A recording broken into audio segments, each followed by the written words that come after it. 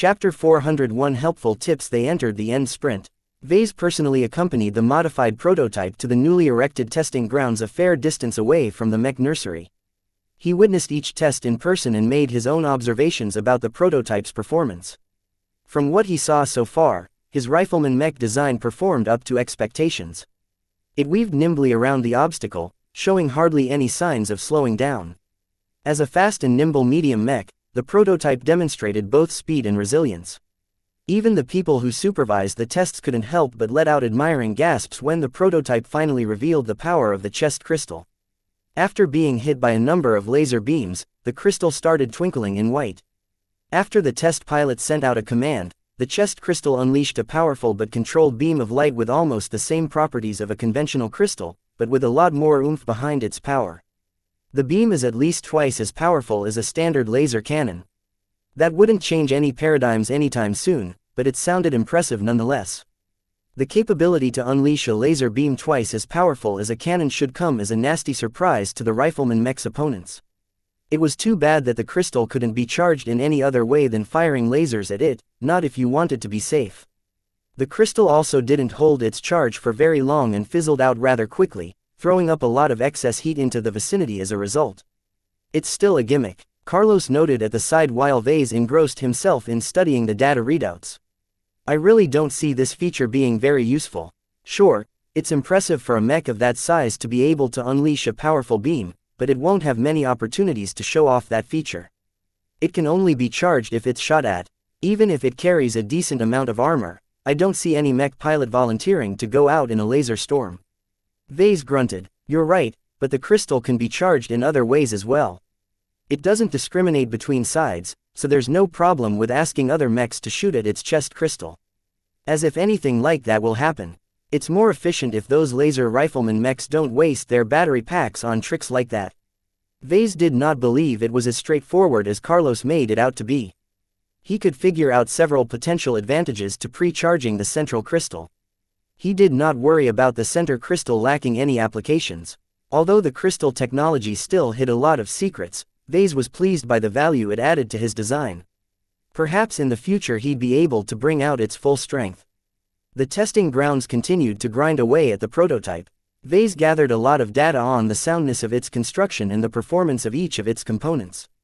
He paid a lot of attention to the targeting system, which turned out to be snappy and responsive, though it wasn't very accurate at longer ranges. The further away his mech was from its target, the more effort it had to expend to break past the enemy mech's ECM. Against skirmishers which specialized in taking out ranged mechs, this effect could become very pronounced. A skilled enough pilot stopped relying on external aids anyway. ISIN processors always glitched out and failed at the worst possible moments. Mech pilots had been taught to rely on their own skills instead of the comforts provided their mechs. A mech pilot was there to pilot his mech, not the other way around. From the 5th day onwards, the testing grounds started to subject the prototype to more demanding tests. This mostly involved subjecting it to extreme conditions. They had to find out if the design delivered all of its promises in terms of survivability. It was at this time when a very important piece of news spread throughout the Republic. The Mech Corps sent out a formal message to millions of mech designers. Within the LMC, only Carlos received a notification from the Mech Corps. It arrived in his comm with a special sound that his comm normally never released. Both Vase and Carlos looked at each other with dismay. I knew this would happen. Carlos sighed and raised his comm to read the message. I've been drafted. Both of them saw it coming, though Vase always hoped that the Mech Corps would somehow overlook his friend.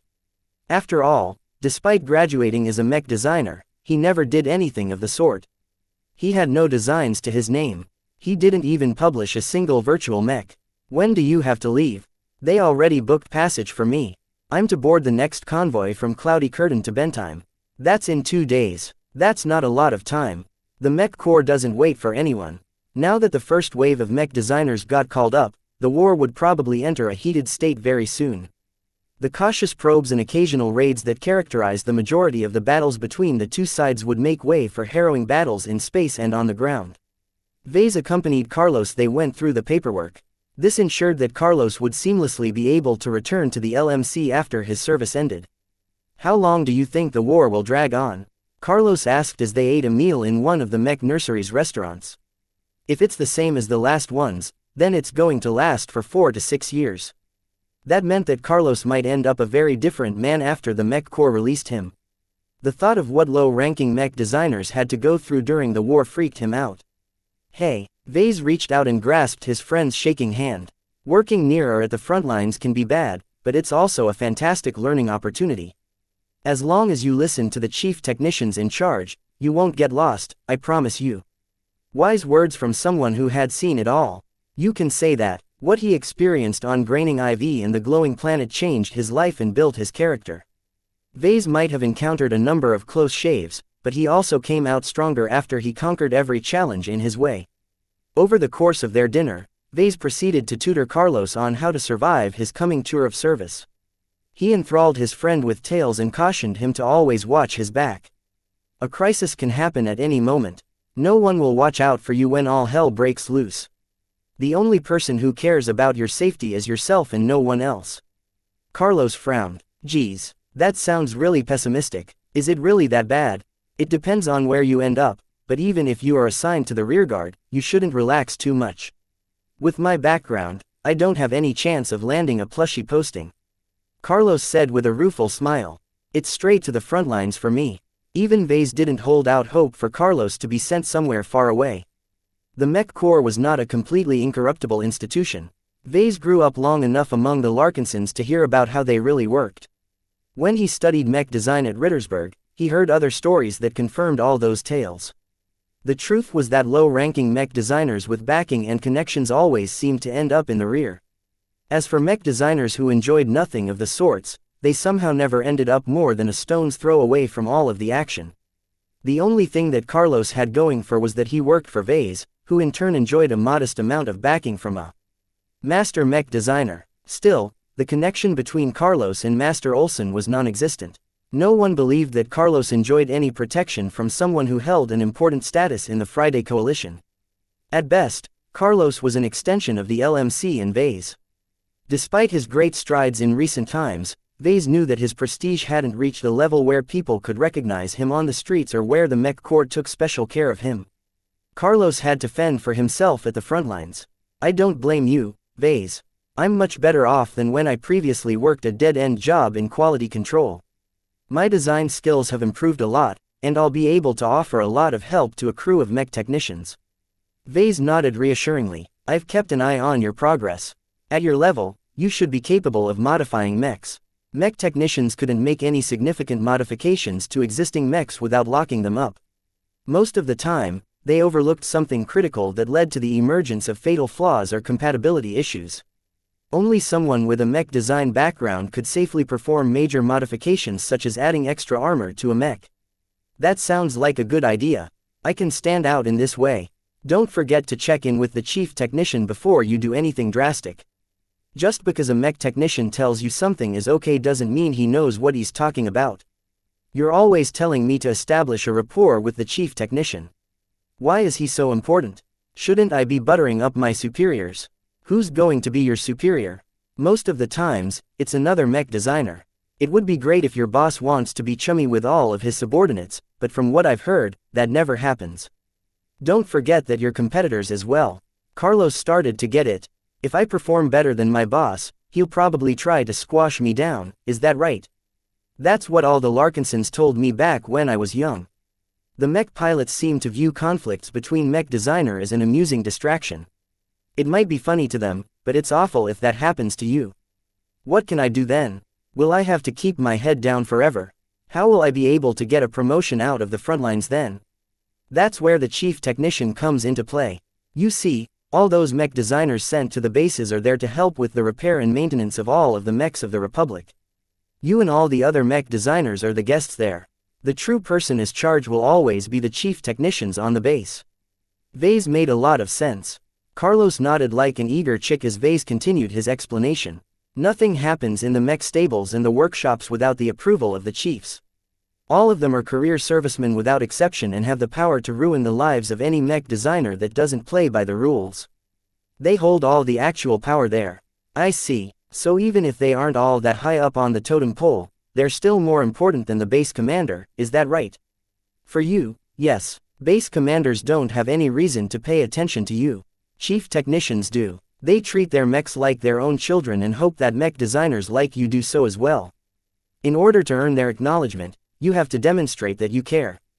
Isn't that a given? I'm a citizen of the Republic, of course I care. Platitudes aren't enough. My uncle and aunts told me that chief technicians often blow up in front of mech designers who still can't get over the fact that the mech designers took them away from their comfy workshops and plopped them in the middle of a war zone. Even if you want to get out, don't do it in a way that disrespects people who fight the good fight. Vase graced Carlos with many other tips like that. Unlike somehow who had no clue what the mech corps wanted with all of these low-ranking mech designers, Vase heard a lot from his uncles and aunts who participated in the last war. Both sides often targeted each other's mech technicians. As the war dragged on, the Republic and the Kingdom might experience a shortage in technical personnel. For that reason, the Republic didn't hesitate to rope in all of the marginal mech designers who barely eked out a career in the private sector. Mech designers like you are spares in their eyes. Chapter 402 Final Sprint. Too many people tried to make a living as a mech designer. Due to a low barrier of entry combined with substantial capital requirements, most people who graduated with a degree in mech design managed to get one foot through the door. That did not mean they immediately became full-fledged mech designers. Getting the other foot through as well took an extraordinary amount of effort. Without talent, wealth or connections, most mech designers turned into overqualified mech technicians or marginal businesspeople who only sold 2 mechs a year or so. Obviously, these low-ranking mech designers really didn't do anything useful, so by and large they wouldn't be missed if they were pulled out of their current jobs. Like any state, the Bright Republic faced an abundance of mech designers and a shortage of technical personnel. Using an abundance of one resource to make up for the scarcity in the other made a lot of sense. The truth was that low-ranking mech designers used up a lot of resources that could have been spent more productively. For example, property prices in Bentheim reached insane levels due to the sheer amount of mech designers setting down their workshops on the same planet. Bluntly said, without culling them every once in a while, the Bright Republic's mech industry would eventually turn into a stagnant and lethargic environment. Due to his upbringing, Vase understood some of the opinions policy makers held towards mech designers. After enlightening Carlos with what he knew, his friend fell silent. "So they're treating us as a nuisance, is that right?" he asked. "It's not so bad. In the previous wars, many mech designers died, but those who thrived during the chaos went on to reinvigorate their careers after the war. Don't see it as a burden, but instead, look at it as a precious opportunity to polish your abilities under the most ruthless training program imaginable." While neither the Bright Republic or the Vija Kingdom ever admitted it, the Bright Vija Wars invigorated the states and ceaselessly improved their military might. The cost was great, but the consumption of less well-performing assets gave ample room for things that worked better. This applied to both mech pilots and mech designers. States that rarely engaged in war always lost their edge over time as their underlying inefficiencies spread through their ranks like an incurable disease. "You sure see the bright side in everything." Carlos chuckled. "If you ask any other mech designer, they want to do everything they can to avoid being sent to the front lines." While Vase believed in what he said, he mostly wanted to console his friend and shift his mindset to a more productive mindstate. That's the difference between you and the rest. Mech designers should never stop improving their skills. Every challenge is a valuable experience that can enrich your skills and your design philosophy. I hope that by the time you return to the LMC, you can assist me in designing its next mechs. Carlos immediately perked up. "Is that a promise?" "Haha, I knew that would catch your attention." Vase smiled and retrieved a small box. Before passing it to him, "It's not a promise, but a possibility. As long as you can show you've progressed, then the LMC will open its doors to your design input." That meant a lot to Carlos. He knew more than anyone else how much Vase obsessed over the quality of his products. Vase always took control over the entire design process because he trusted no one else to do a good job. "What's in this box?" "Open it up." 4 shiny pills rested in the box. They glimmered in yellow and it appeared as if they had been shaped by the sun.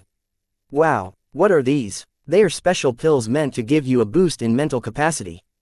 They're extremely rare and very hard to get a hold of. It's already generous for me to supply you with 4 of them. Make sure to read the instructions carefully and ingest them in the right order." What Vase gifted Carlos was in fact a handful of intelligence attribute candies. He spent a significant chunk of his limited reserve of DP to acquire 4 of them at once. The system conveniently tailored them for Carlos too, so there shouldn't be any incompatibilities. While Vase wanted to boost Carlos' intelligence all the way to 2.0, it would have raised too many flags if that happened. Increasing his intelligence by 0.4 should give his friend enough of a boost to unearth his potential during his tour of service without attracting too much attention. After sending Carlos off, Vase took a brief rest before throwing himself back to work. After the Mech core processed the low-ranking mech designers, they would certainly call up the next tier of mech designers. Vase did not have much time left to publish his second original design. The LMC's testing grounds never stopped putting the modified prototype to its paces. Day and night the operators worked in shifts to explore the range of capabilities that the Rifleman Mech offered. Especially in the last days, the Mech continued to get beat up by a combination of physical force and energy attacks. Even then, its frame remarkably held up even as its compressed armor started to peel apart. His second design inherited a portion of the resilience of his first design, which would make it one of the more durable Rifleman mechs at this weight class. Weaknesses still remained. Though the mech could operate for an extensive amount of time with the fuel-based Trailblazer engine, heat management remained an issue during intensive combat. This was a mech that performed best in low-intensity battles that dragged out over time.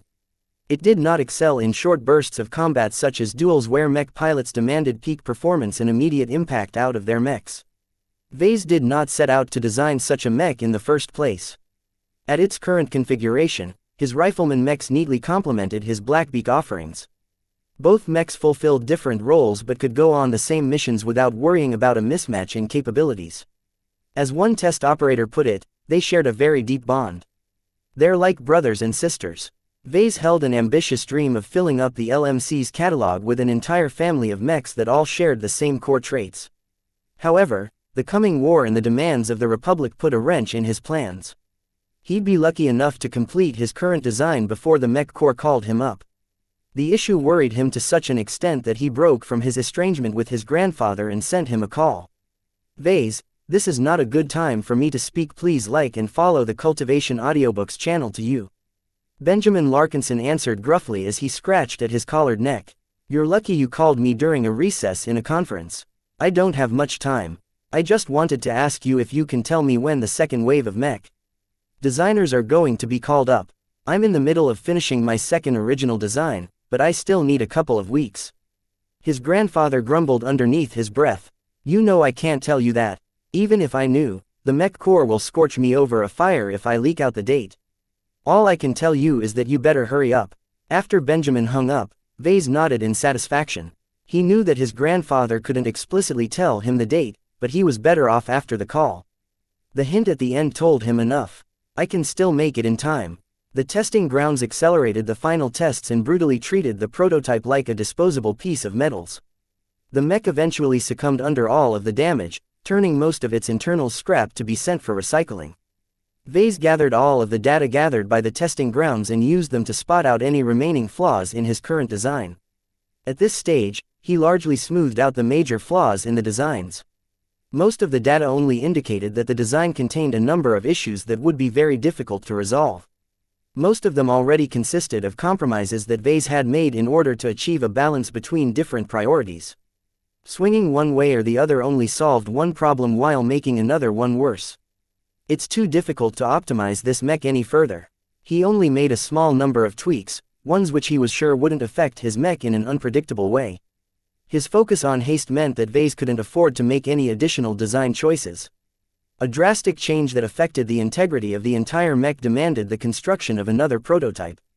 His grandfather told him to hurry up, so where would Vase be able to find the time for another round of tests? Vase felt rather bad about leaving his design in its current state. It wasn't quite the perfectly polished machine he was hoping for. Its limited weight and volume capacities combined with the complexity inherent in Rifleman mechs meant that his design required a lot more time to perfect. I'm running out of time. Once he reached the point where he no longer found a way to improve his design in a short amount of time, he was ready to enter the final stage. It's time to give you a name. Vase spoke out, addressing both his nearly complete design and the spirit of the crystal golem resting in his mind. In the past few months, as he worked to bring his vision into fruition, Vase constantly thought about the appropriate name for his Rifleman mech. His heart told him that his second original design required a lofty name to do it justice. Since he constantly channeled the spirit of the crystal golem when he designed this mech, he came up with a simple but succinct name for his design. It was one which he had been weighing over together with the crystal golem. Eventually, the spirit gave out its stamp of approval. From now on, you will be known as the Crystal Lord.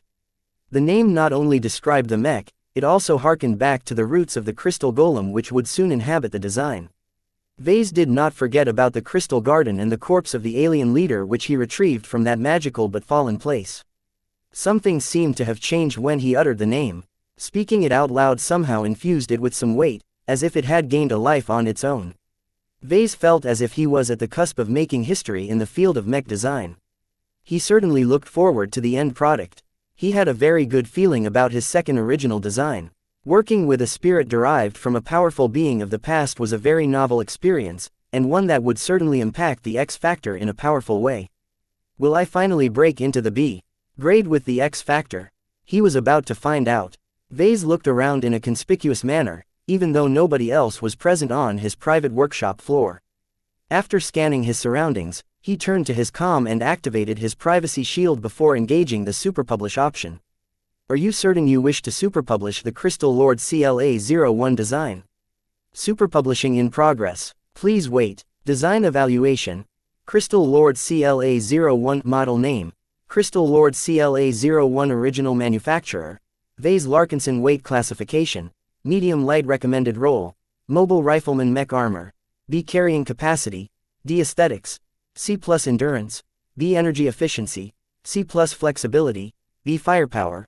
B integrity. B+ mobility. B spotting. C+ X factor. B cost efficiency. D project involvement. 100% original component composition. 18% overall evaluation. The Crystal Lord is a speed-oriented third-class rifleman mech design that, like its Knight mech predecessor, excels in lengthy conflicts.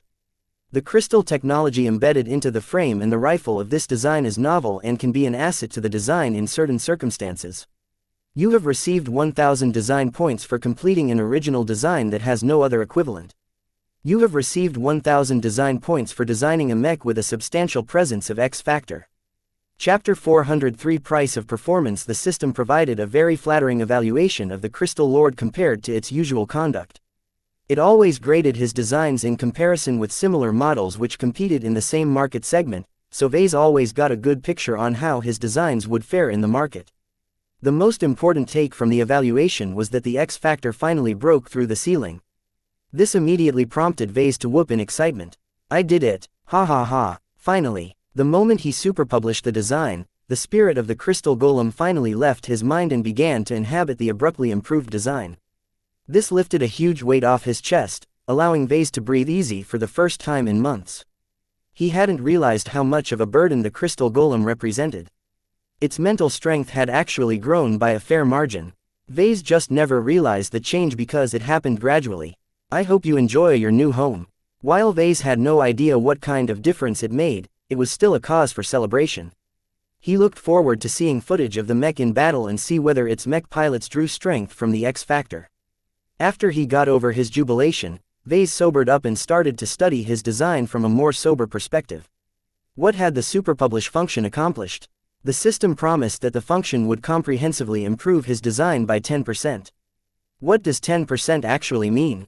It was like claiming to improve a piece of art by 10%. How could you quantify the improvement in an objective manner? Was it a straightforward boost in specs, or would the system work in a more indirect manner? Vase was very curious about its methods, so he quickly dove into the results. He turned his attention back to the evaluation. It's kind of a muddle, now that I see it. That's not very great. While a lot of criteria scored rather high, some of them fell short of his expectations. Even with the power of the superpublish effect, the system could only do so much to boost the inadequacies that he left in his design. His design received a lot of scores in the B range, which meant the Crystal Lord performed better than average in those criteria, but not to the extent of becoming a compelling selling point. His design also came with two very impactful weaknesses that Vase hadn't fully taken into account before he published his design. First, the carrying capacity of his mech was rather dismal for its mission profile. Mechs expected to be deployed for many days or weeks needed to carry its own supplies. As big, independent war machines famous for their ability to operate under difficult conditions without excessive requirements, having a rifleman mech that could hardly carry its own supplies was a big demerit. It's like a ship geared to traverse long distances but only having the fuel capacity to complete half of it. There's a mismatch between possibility and reality. Still, his customers should be able to get around this problem by passing the burden on mechs with greater carrying capacities. While that sounded like an excuse, it happened all the time with regards to light mechs. Larger outfits even relied on dedicated transport shuttles or cargo mechs to carry their supplies during deployments. So while the Crystal Lord's carrying capacity looked disappointing, it wasn't anything fatal. The cost is another matter. Despite using up much less expensive compressed armor plating than the Blackbeak, the cost of the Crystal Lord actually surpassed the Night Mech. The difficulty in reproducing the crystals embedded in the chest jacked up the price by quite a lot. Once he improved the crystal synthesizer, Vase expected to bring down the cost by a decent amount. Still, even if he solved this issue, that didn't mean he wouldn't be able to charge an affordable price for his rifleman mechs. Even with a 100% success rate in producing the crystals, the fact that it gobbled up a lot of pricey exotics added up a hefty amount to the total price tag. It's not cheap to implement these gimmicks. He frowned as he looked at the breakdown of the production cost of a single copy of the Crystal Lord. The gold label mech with a full-sized chest crystal cost 10 million credits more than a mech that left out this boondoggle. The cost became much more generous if Vase shrank its size as he planned to do with the bronze and silver label versions of the same model. The extra costs would only amount to 4 to 5 million credits. The total estimated production cost was hard to determine due to the constant fluctuation in the price of raw materials. For the gold label Crystal Lord, Vase carefully estimated that it cost around 45 to 50 million credits to reproduce a single copy. Vase couldn't help but wince when he finished his calculations. This is already more than the Blackbeak. Many people would scratch their heads if they saw the difference in costs. Rifleman mechs always cost less than night mechs. Only rarely would the reverse be true, especially with models that shared so many commonalities with each other. Well, the Blackbeak is a basic mech that looks beautiful on its own while the Crystal Lord needs a big fat jewel in order to feel appreciated. The Blackbeak product line competed in a fairly niche market segment. The competition wasn't as intense, allowing Vase to focus on its fundamental attributes and rely on them to drive its sales. The Crystal Lord faced a much more brutal environment. It was not enough to compete on an even playing field. It needed a step up in order to stand out from the dominant models in the market. Vase relied on several unique advantages to increase the appeal of his Crystal Lords. The specs, the gimmicks, the X factor and my mastery should all be powerful draws in unison. He didn't let his design's shiny toys distract him from his core goal to deliver a well-performing design. As the system's evaluation attested, the performance of his rifleman mech by and large surpassed its equivalents by a modest margin. As Vase called up the superpublished design and compared it to the pre-published version, he spotted various subtle but ingenious improvements. It's truly worth it to superpublish this design. If he hadn't gone for this extra step, then he wouldn't be able to justify the prices he planned to charge for his mech. His own thoughts combined with the consultations he held with the marketing department allowed him to come up with a tentative pricing scheme that would slightly put the Blackbeak to shame. The bronze label variant should cost 65 million credits while the silver label will still look appealing if I charge 75 million credits for it. As for the gold label Crystal Lord, only a price of 90 million credits will do it justice. The premium he charged for the bronze label version that the LMC would rely on third-party manufacturers to produce looked very reasonable. It cost a bit more than a Blackbeak, but its performance combined with the value that the gimmicks brought to the table should lead to a brisk amount of sales. The LMC mass-produced the silver label version in-house, therefore they cost a fair bit more. In exchange, buyers would receive a Crystal Lord with the same crystals as the bronze label versions, but activated with the help of the Crystal Cube. Anyone else can reproduce these crystals given time and effort. When the LMC would inevitably bestow some licensing contracts to a couple of third-party manufacturers, they would receive detailed design schematics that lined out how to create the crystals. Vase never expected to keep its secrets to himself. Due to the MTA's enforcement of licensing structures, Vase would still be able to benefit in case some other company pirated his innovations, but that still allowed his competitors to flood the market with imitation models. Being an innovator meant you had to spend a lot of money and resources to invent something new. While this allowed you to release a product on the market that enabled you to recoup your costs, it also enabled rivals to copy your finished product and release their own versions without those burdens. This is why the licensing scheme exists. The MTA knew that designs could never stay confidential and that competitors constantly stole from each other. The licensing scheme existed to moderate these tendencies and to encourage innovators to keep on inventing new stuff. To Vase, it didn't always work, but at least it tried. It's better than nothing. The activated crystals, which enjoyed a significant boost in power compared to unactivated crystals, allowed the LMC to protect itself against the inevitable outbreak of imitation models. When those competitors tried to copy what Vase had achieved, they would quickly find out that they lacked an essential ingredient. Without it, their imitations would have no appeal compared to the original models. Still, despite his many justifications for putting those high price tags on his products, it remained to be seen whether the market could stomach them. In a mech market where most premium rifleman mechs sold for around 40 to 45 million credits, asking buyers to cough up at least 50% more money to buy a slightly higher performing model wasn't easy. It's up to the marketing department from now on. Unless they convinced consumers that the Crystal Lord of the merits of its features, the LMC wouldn't be able to charge a fair price. This would definitely be a Herculean challenge for his up-and-coming mech company. We had a lot of help with the introduction of the Blackbeak. This time, we're on our own. The LMC released the Blackbeak with a lot of fanfare because it was his first original design. That was something special and a milestone to any mech designer. In comparison with the abundant amount of publicity attracted to any debut designs, a second original design from the same mech designer hardly roused any interest. Buyers and publications both considered those kinds of product releases routine. It's going to be hard to attract the attention of a lot of publications and build up hype for the Crystal Lord. The problem was exacerbated by the fact that Vase might very well be absent at the upcoming press conference that would introduce the model to the galaxy. Right now, Vase had a lot on his plate, and very little time to clear it up.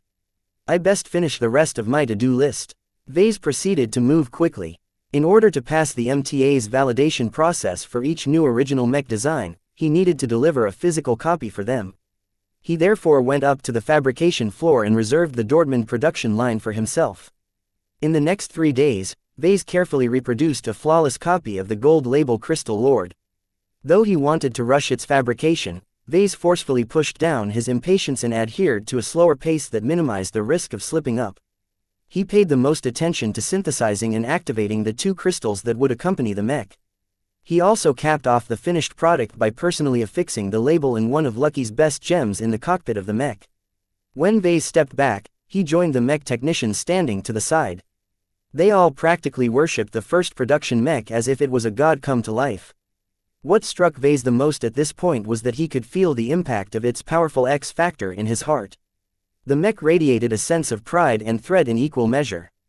Vase could not forget about the alien race's lamentation for being so small.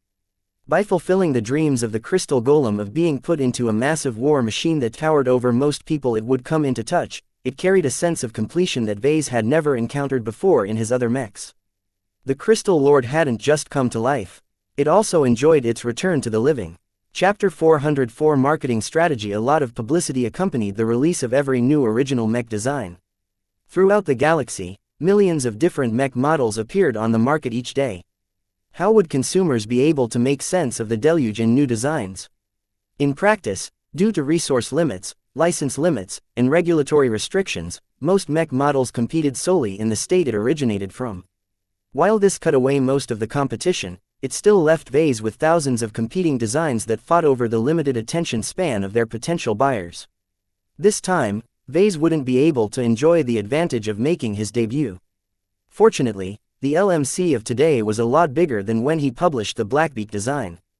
Back then, he still based his company back at his old, cramped workshop. Right now, the LMC not only owned 3 production systems, it also expanded its payroll by several times. Many problems that seemed difficult to Vase to solve by himself could easily be handed off to the right departments in the company.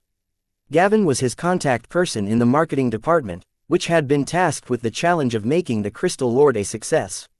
Even before Vase completed his design, the marketing department already laid out the groundwork for the upcoming release. The MTA will be done with the validation of the Crystal Lord in 2 weeks or so. How soon can you arrange a press conference to introduce our latest product line to the Republic? Gavin quickly referenced a data pad.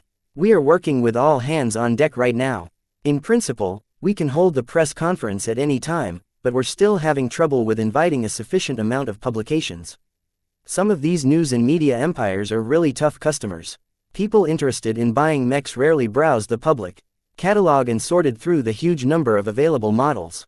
They researched what they wanted on the galactic net and listened to advice from sources of authority. News portals and mech portals formed a particularly powerful influences that could collectively make or break a new mech model. The key to making the market aware of his new product was to push it to the public consciousness through a combination of promotion and news coverage. Now that I've published my design, your progress in this area should go much faster, am I right? That's right. It always helps to have a concrete example to show off. Gavin eagerly nodded. I do have to say it's a really smart idea for you to add such an attention-grabbing gimmick to your latest product. That already makes the Crystal Lord 10 times better in terms of marketability. Added to that, its premium price point and its similarities to the Blackbeak line should also help with giving the Crystal Lord a boost. Gavin looked a bit more hesitant at that. The close relations between the Blackbeak and the Crystal Lord will definitely be an asset, considering that your first design is already so prominent. In the right circumstances, we can definitely enable the Crystal Lord to piggyback off the reputation of the Blackbeak. It's only the price. Yes, the price. Even for your vaunted gold label masterpieces, charging 90 million credits is price gouging even to me. Everyone in the marketing department is skeptical whether you can get the Crystal Lord to take off with such a greedy price point. Vase shook his head. I don't agree. You have to be aware that the Mech Corps will call up the second wave of mech designers very soon. The number of gold label Crystal Lords on the market will definitely be a fraction of the gold label Blackbeaks currently in existence, and those already have a very magnanimous resale value. That resale value trended upwards over time. It's something that happened organically. You can't prematurely declare that your next product will instantly be worth the same. It's a high price, but I think it's more than fair considering what it brings to the table. The Crystal Lord is packed with value. In my opinion, the high price also serves as a symbol of its worth. If I charge any less, then the market won't take my product as seriously. They might not think so highly of the Crystal Lord, but at least they can afford a copy. Gavin retorted, if they want a more affordable copy, they can set their sights to the silver and bronze label Crystal Lords. Sure, their chest crystals will only be half the size, but it still retains much of the capabilities of the gold label version. Even if they're a little cheaper, it still won't be easy to push them into the hands of our customers. Only you would think that there are buyers ready to snap up rifleman mechs valued at 65 and 75 million credits. Leaving the gimmicks aside, charging such a price is still reasonable if you think about how I've integrated a substantial amount of compressed armor into its design. Most other armored rifleman mechs are only partially clad with the same kind of armor. Alright, enough. Gavin sighed and rubbed his eyes. You don't need to convince me of the appeal of your new design. I just wanted to make you aware that most of the market will react the same as me when they first get to know our new product. I'm sure that you already have a plan to address those issues. Vase pointedly stated. He already let the marketing department know of the overall specs of his design as soon as he completed his draft design. If they hadn't figured out how to overcome these issues, then what was Vase paying them for? All I need to know is your overall strategy. Do you have anything solid? Well, the Crystal Lord is actually a great product for the spoiled brats segment. Think about it. The models are all expensive high-spec machines with cook gimmicks that make it a natural hit among the rich kids that wants to pilot something distinct. Vase curled down his mouth. You mean people like Vincent Ricklin? Exactly so. Laser rifleman mechs are universally popular in the mech market. A lot of potentates default to piloting these kinds of mechs because that's all they've trained for. We found out there's a decently strong demand for premium rifleman mech models that's expensive, easy to show off and easy to pilot. That caused Vase to nod and frown at the same time. The Crystal Lord definitely fits the first two criteria. As for being easy to pilot, well, according to the test pilots that put the prototype to the test, my design is definitely one of the more difficult rifleman mechs to pilot. I've always designed the Crystal Lord to meet the needs of professionals, not the so-called spoiled brats who shy away at the first sight of blood. He made many design choices that increased the performance of his mech at the cost of adding to the burden of the person in the cockpit. Mechs designed to be easy to pilot often took a lot of decisions out of the hands of their mech pilots, thereby simplifying the control interface to a manageable level. This might be acceptable to the casual potentate that never piloted a mech out of simulations, but a skilled mech pilot that relied on his machine to stay alive demanded more control. Through his recent mastery experience with Alvin, Vase learned how important it was for him to be able to fine-tune every possible action made by his mech. Alvin might be a religious nut, but his skill in piloting mechs was very real. The explanation came as unwelcome news to Gavin. As a Norman, someone who never really bought into the mystique of mechs, he wasn't aware of subtle but impactful details like this. Oh, that is going to be a problem then. While I'm sure there are a couple of rich kids out there who know what they're doing, I guess we can't go through with our original plans. They continued their discussion for a bit. Vase emphasized that the Crystal Lord fared best when piloted by someone skilled. Just like with the Blackbeak, the Crystal Lord was not a toy to be shown off to friends. Vase designed it to endure the rigors of war, and he was determined to see it thrive in the coming battles. Well, there's one more group who this mech should appeal to. Gavin suddenly remembered something. All of those gangs and mercenary corps that returned from the glowing planet and received their rewards are still flush with money. Although many of them have already placed new orders, it's impossible for them to run out of money soon. I bet there are a couple of mercenary commanders and gang leaders who are willing to spend a little extra to obtain a prestigious mech. That sounded like a much better target audience. Vase quickly nodded. That's the right approach. You can even approach the whalers and sound them out if they are interested as well. After Vase became reassured that the marketing department was on the right track, he left them to complete their preparations while Vase returned underground. He couldn't afford to slack off in what might be his last month with the LMC. First, he began designing the bronze and silver label variants of the Crystal Lords. With the Blackbeak line, the different labels mainly resulted in cosmetic differences. Principally, their performance should be equal, though in practice differences in familiarity, skill and equipment resulted in substantial differences in performance. Vase couldn't do the same for the Crystal Lord, mainly due to the difficulty of synthesizing and activating the huge chest crystal. Fortunately, Vase already took into account that he might have to downscale the chest crystal, so he easily modified the original design to accommodate much smaller crystals without overhauling the entire schematic. It only took a couple more days for him to verify the soundness of his changes in the simulations. I don't have the time to fabricate a physical copy and test the bronze and silver label variants for real. He decided to dump the problem on the lap of the production department and let them fabricate the variants and bring them to the testing grounds on their own. If nothing surprising happened, both of his variants should be able to pass muster. In that case, the LMC could submit the designs to the MTA for certification before putting them into production. Due to his impending absence, Vase helplessly delegated a lot of the responsibility of bringing all three labels to the market to his subordinates. Inevitably, the board of directors would have a say in the decision-making as well, though Vase planned to ram through a couple of new regulations that curbed their power even further. Lawyers in the service of the Larkinson estate drew up much of the LMC's articles of incorporation. In hindsight, Vase made a mistake by relying on these people to draw up the governance structure for his company. The lawyers made sure that minority shareholders such as the Larkinsons retained a measure of power without being too obvious. As much as their family, I can't let them run the LMC in a way that runs counter to its mission. Vase did not rely on the administrative or legal department to come up with the amendments. Pretty much everyone who worked there reported to Jake, who in turn was a Larkinson loyalist through and through. Putting them in charge of this matter would be like putting the fox in charge of the henhouse. Instead, he consulted an external corporate lawyer based out of Bentheim behind the backs of his entire company. With the help of the corporate lawyer's advice, they managed to formulate some changes that patched the most egregious loopholes in the corporate charter. In this way, even if Vase wouldn't be able to attend the board meetings, the rest of the board still wouldn't be able to decide on things willy-nilly. Chapter 405 Agent. In order to make sure the LMC wouldn't be racked by rudderless leadership, Vase made it so that he could appoint an agent to make decisions on his stead on the board. The only problem was he needed to appoint someone he could trust with an incredible amount of power. After all, the LMC was a growing multi-billion credit mech manufacturer with bright prospects. It only took one power-hungry madman to topple everything that he built in the past 2 years. As Vase tried to rack his brains for possible candidates, he started to get a headache. Carlos would have been a perfect agent for me. He knew his friend inside and out and knew that he didn't enjoy the backing of anyone else. As someone who benefited hugely under Vase, Carlos could certainly be trusted to value his interests over those of the other Larkinsons.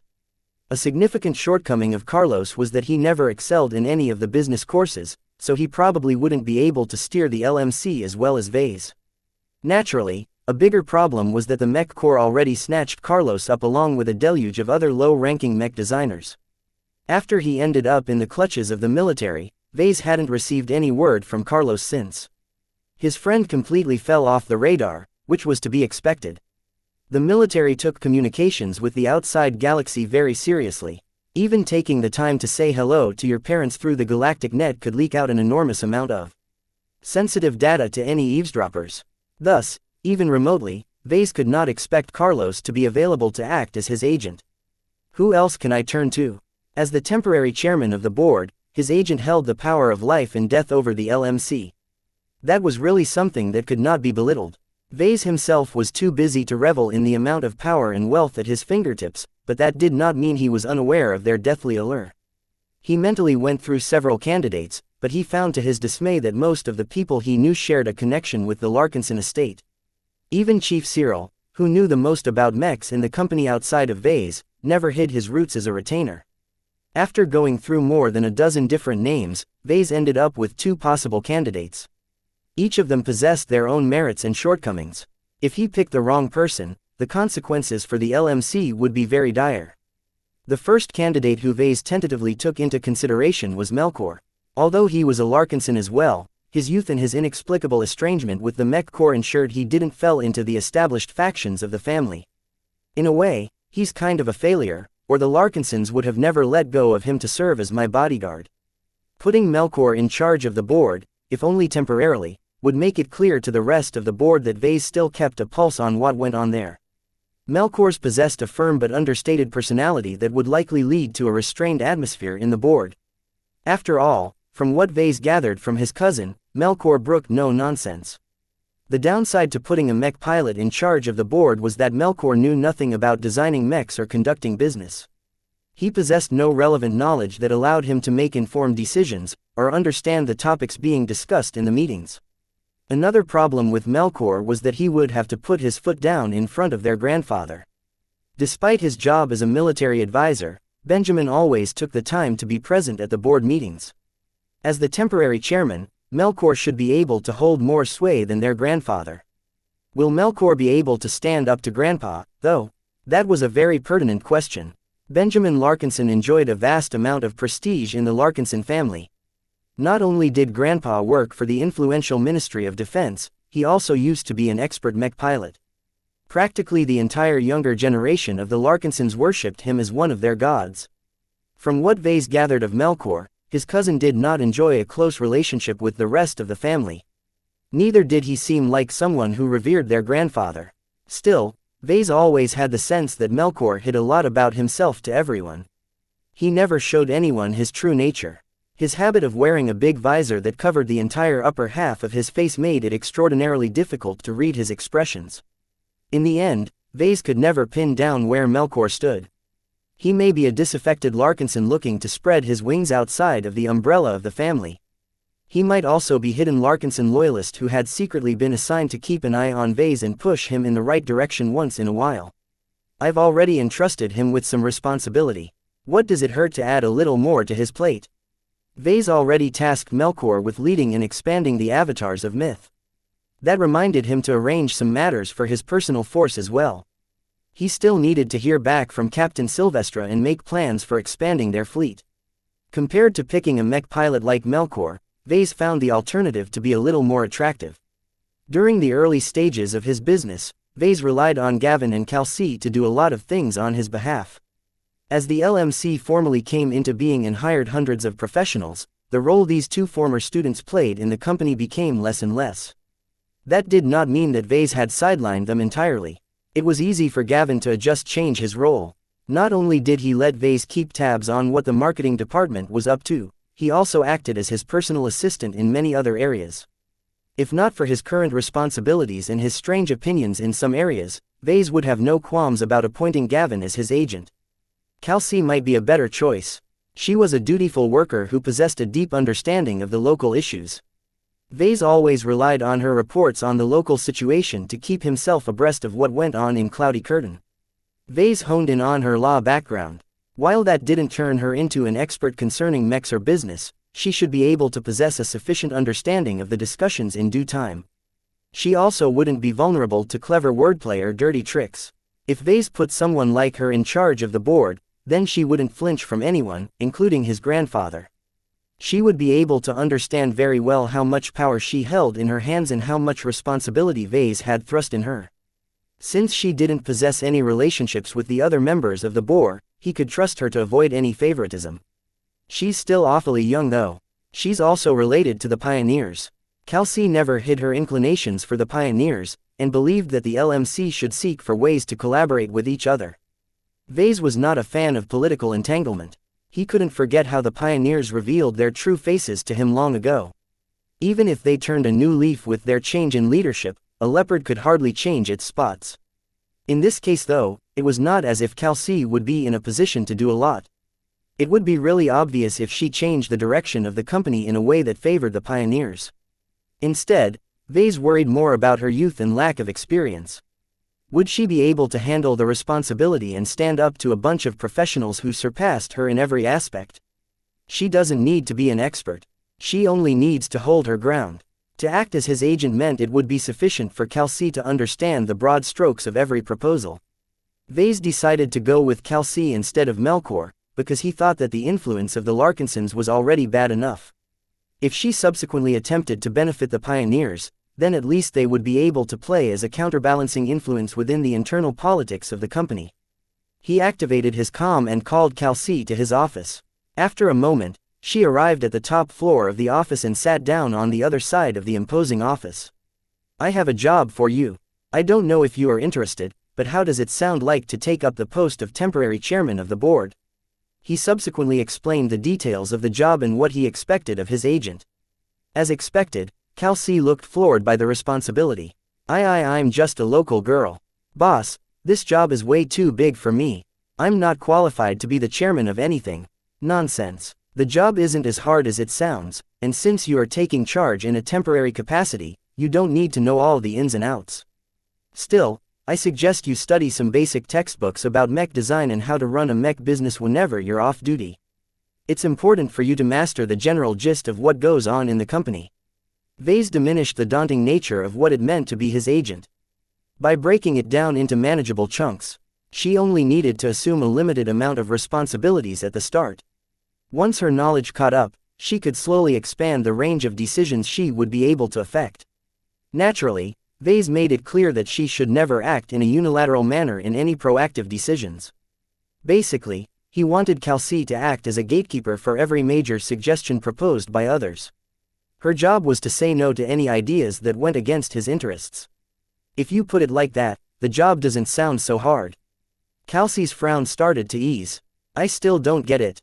Why me? Why not Gavin, or someone else you trust? Am I special in your eyes?" She looked at him with a mix of bewildered accusation. Vase did not enjoy being stared at in that way, and quickly held up his hands. "It's not that I trust you over anybody else, but out of every other candidate, you are the only one I know who doesn't work directly for anyone else. Your ties with the pioneers is of little concern to me. You would be the only person on the board who comes from Cloudy Curtain. Maybe all that's needed to keep the LMC in the right direction is a local touch." In the end, Vase had to put his faith into Kelsey and hope she did not disappoint. To her credit, Kelsey did not appear to be duplicitous in her loyalties, and Vase had a good feeling about her. After a little bit more persuasion, Vase managed to get her to agree to become his agent. As Vase introduced her to her upcoming duties, Kelsey quickly frowned when she got her hands on the amendments that Vase was about to propose at the next board meeting. "I can see why you want to close all of these loopholes, but the other directors are going to be pissed." He shrugged. "I don't need to care about their opinions. Disaffected board members can do a lot of damage, you know. The worst thing that can happen is if they enter into an accord with your enemies or competitors. I already thought about that. In exchange for allowing these changes to come to pass, I'll agree to let the LMC issue a modest amount of dividends.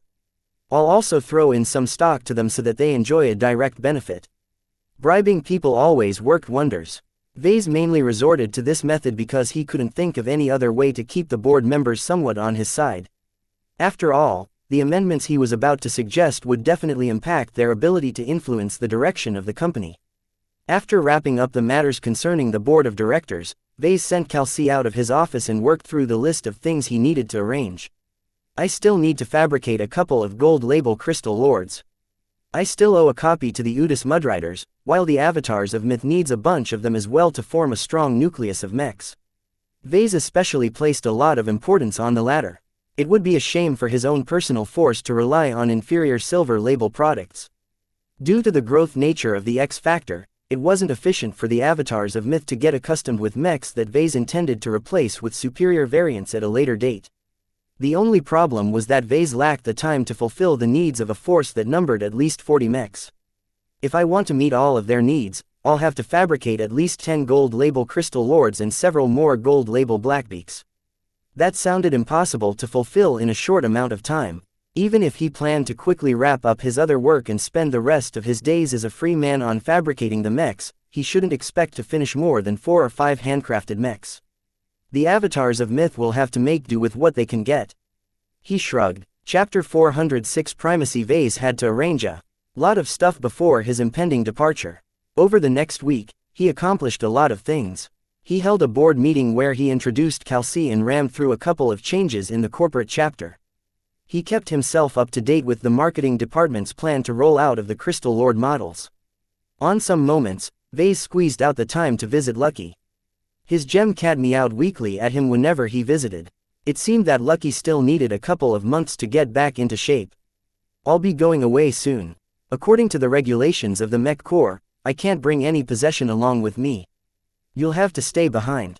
Meow. Just keep an eye on the Mech nursery, alright? Hang around xianxia and Melkor if you can, and scare away anyone who issues threats to them. They're my 2 most influential agents and I can't have them succumb to any outside coercion while I'm away.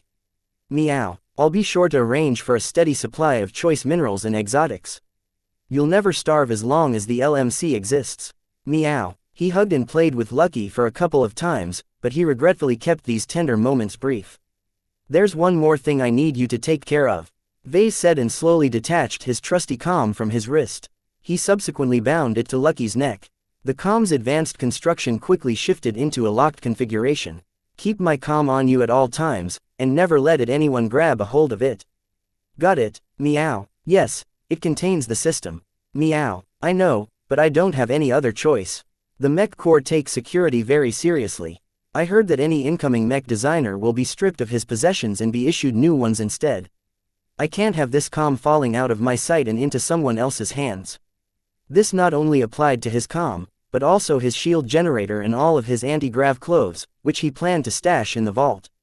Spending a long time without the system daunted him a little. Vase admitted to himself that he became dependent on having the possibility to spend DP at any time to get out of a fix. Being forced to forego his safety rope unsettled him more than he thought. I couldn't have made it this far without the system. On the flip side, this would be a rare moment in time where he could prove that he could make do without the system's many conveniences. True mech designers built up their careers by themselves. Though many of the successful ones benefited from a lot of outside help, Vase figured that no one enjoyed a leg up as much as him over the same period of time. From a talentless hack to a rising young star, Vase owed the system more than he could ever repay. The thought constantly lingered in the back of his mind. One day, a reckoning might come where he may have to pay an awful price. For now, it was not as if Vase lost a lot of capabilities. It would be impossible for him to earn a lot of DP while he worked for the Mech Corps. Added to that, the Crystal Lord is a superpublished design. In exchange for elevating its quality, I lost the opportunity to earn any DP from its sales. That would affect him a lot, he knew. The handsome trickle of DP he earned from the Blackbeak alone was very substantial. Once the LMC allocated some of its production capacity to the Crystal Lord, his DP income would be cut in half at the very least. Therefore, losing access to the system for a time wouldn't affect him too much. This made it a little easier for Vase to stomach going without this aid. For now, he made do with a generic comm that contained nothing important. As he went through his to-do list, he also spoke with Captain Sylvestra. She thought highly of the Trieste TRL-C-343 light carriers. However, his suggestion to put her in charge of the starship contingent of the Avatars of Myth met a surprising objection from the female captain. "Thank you for thinking so highly of me, sir, but I'm not qualified to hold a multi-ship command," she replied over the comm. In both the mercantile and mercenary navies, it's something of a taboo to thrust a junior captain like me in a position of leadership over multiple fully fledged ships.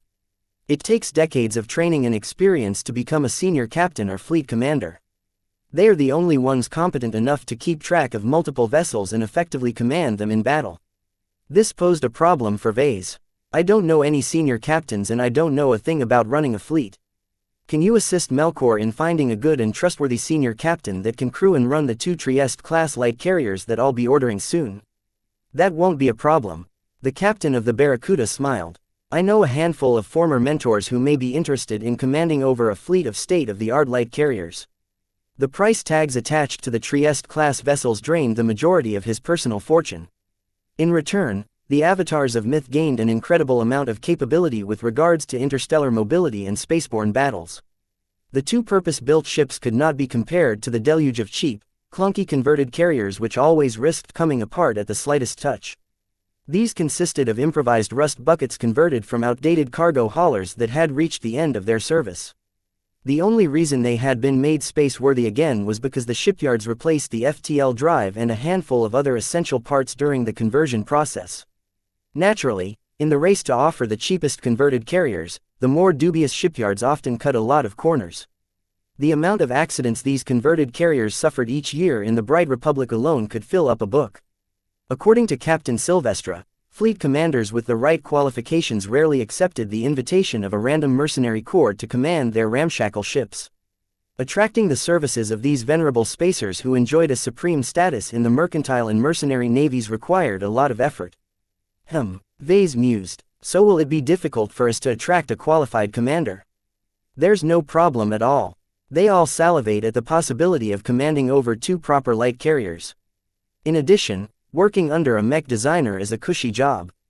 Unlike working for a mercenary corps, you always seem to have a lot of money to spend, and you don't go out to dangerous regions nearly as often." Many mech pilots thought the same. Vase understood her point after he made that connection. "While I'm gone, I'll be sure to set aside a lot of funds in order to crew and maintain the ships. Just to be sure, every major spending decision needs to be cleared by Melkor. He'll be having the ultimate say over everything that happens in the Avatars of Myth." "Will that be okay?" She nodded. "Sir, this is nothing unusual. The outfit commander's words are law. It's up to us ship drivers to bring his mechs to the right planet at the right time. It used to be the other way around. Admirals, fleet commanders and ship captains with the power to scorch entire planets used to reign supreme. The so-called ground pounders that formed the landbound contingent of the armed forces often endured mockery and abuse by the elites that ran the warships. Nowadays, the age of mechs placed mech pilots in a position of primacy. Outfits always pushed their mech commanders in a position of leadership. It was unheard of to let a ship captain be a figurehead, even if that person commanded over a starship that was 10 times as expensive as all the mechs in the outfit put together. After his talk with the captain, Vase looked at his schedule and saw that he addressed every pressing issue. The only item on the agenda of importance was the upcoming press conference. For now, I should fabricate as much gold label crystal lords as possible. In order to spice up the press conference, Vase planned to bring along a handful of gold label crystal lords and auction them after the grand reveal. Just the hint of it would attract a horde of collectors, thereby boosting his new product line's exposure. His hard work in elevating the status of his gold label offerings allowed him to cash in on it at this crucial moment. A fair number of mech insiders knew that any product that carried this label would have an extraordinary amount of value. The X factor alone helped a lot in reinforcing their emotional impression of his mechs. "I can always count on collectors being suckers." Vase smirked before he furrowed his brows. "Yet I can't base my business model around serving their demands.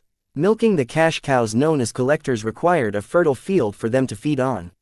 Without building up the status of his regular production models, he had no leg to stand on if he wanted to charge a huge premium for his top-tier mechs. Therefore, Vase and the marketing department did not count on collectors alone to hype the Crystal Lord. They needed to reach their intended market segment, which would be responsible for the bulk of their sales. We've got to find a way to make our value proposition relevant to the private sector. This was not a matter of delivering a certain amount of performance or including an innovative new gimmick. At the heart of it, mech designers like Vase produced machines of war that aimed to meet the needs of those who relied on them to do their jobs. What kind of mech pilots did his mech appeal to the most? The elites, the commanders, the talents. The Crystal Lord wasn't called a lord for nothing. Both its price and performance elevated the model past most of its peers. Potential customers ranged from outfits that nurtured promising talents, or mech commanders that wanted to make a bigger impact on the battlefield. The LMC's marketing department worked with this premise and started priming the local media environment with teaser ads of the new model. With the help of Marcella, who knew the market inside and out, they found the best ways to spark some interest in the upcoming press conference. All of this cost a lot of money, of course. The LMC already lost some cash by issuing dividends, and now it spent even more to fund an advertising campaign for a product that hadn't even been sold yet. The increased spending delayed the acquisition of more production lines, but Vase believed his company would be better off in the long run by investing so early in marketing the Crystal Lord. In the meantime, Vase slaved away his time by churning out mechs after mechs from the Dortmund production line. A constant rotation of mech technicians stood at a distance and observed his every move. They needed to learn how to fabricate a copy of the Crystal Lord on their own after Vase was gone. Though the Crystal Lord used up less materials than the Blackbeak, its fabrication process was a lot more complex. From the HRF armor to highly intricate mechanisms, this mech required a lot of finesse. At best, he could complete one Crystal Lord in a little more than 2 days. Perhaps over time, he and his mech technicians would become more familiar with the process, but the time savings wouldn't be too much. This is a mech that's difficult to mass produce. Vase did not consciously design the Crystal Lord to be so troublesome to fabricate. The cramped volume and lack of space reminded him of his troubles with the Caesar Augustus and the Mark II. His vast experience with those two outdated designs taught him how to handle situations like this, but that did not mean his employees could go over these bumps as well. Being difficult to produce isn't necessarily a bad thing. At least it will cut down on the imitations. Chapter 407 Farewells. Over the course of several weeks, Vase fabricated 8 gold label Crystal Lords. Together with the first production model, the LMC would be able to show off 9 of them at once at the looming press conference. A while ago, Vase tentatively settled on holding the press conference in a couple of days. Though the announcement didn't leave much time for everyone else to arrange their schedules, he believed that a lot of people still planned to attend. Interest in our new model has peaked. Gavin spoke as he reported the matter to Vase in his private office. The teasers have done their job, but without showing anything more solid than a silhouette, it's extremely hard to generate new fans. We'll make do with what we have. How many confirmed guests are we talking about? We've roped in over 24 local publications. None of them are major players, and only a couple of them have statewide reach. Vase frowned. Nothing bigger has shown any interest. No, we tried our best and even offered a substantial amount of bribes, but those huge publications that are followed by people throughout the Komodo star sector hardly pay attention to apprentice mech designers. You have to be an extremely talented journeyman mech designer in order to rouse their interests. Though he found it disappointing, Vase did not expect anything else. It had already been an extremely rare occasion for a publication such as the Rimward Star Herald to do a feature on him. Even that got quickly ignored and buried underneath all of the major news that popped out shortly afterwards. Have you gathered any more intelligence about the second wave? According to the latest rumors circulating in the mech industry, the Mech Corps has almost finished settling the first wave of mech designers. They'll likely call up the second wave early next week. Vase tapped his fingers. I've done what I can in Cloudy Curtain. The Barracuda arrives in orbit tomorrow morning. We'll depart for Bentheim to prepare for the press conference. Make sure you finish everything that needs to be done on this end before you go.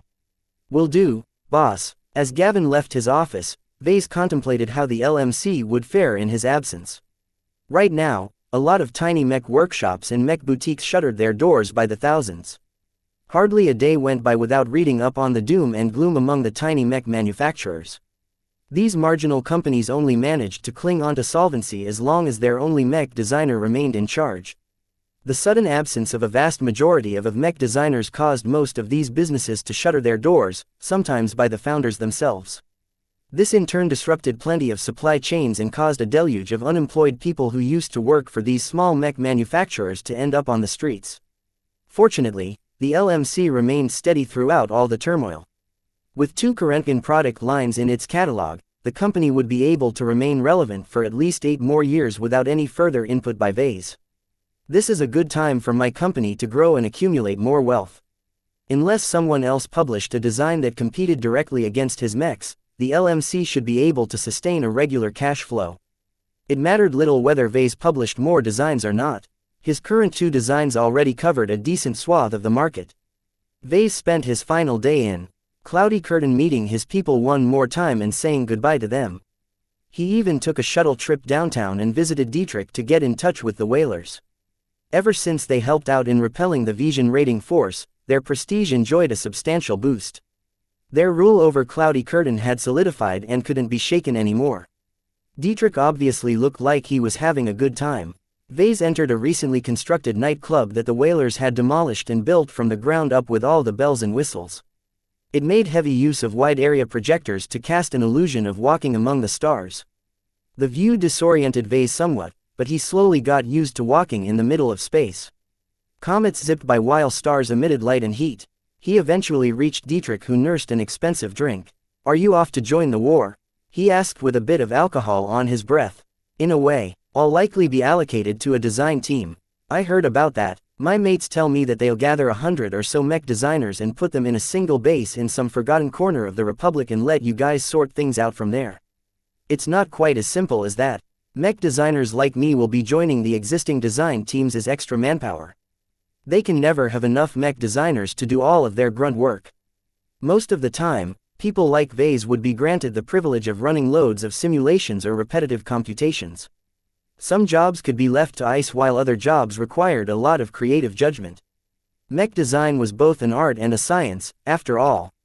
Vase hoped that publishing the Crystal Lord design would enhance his status just enough to avoid the lowest level of grunt work.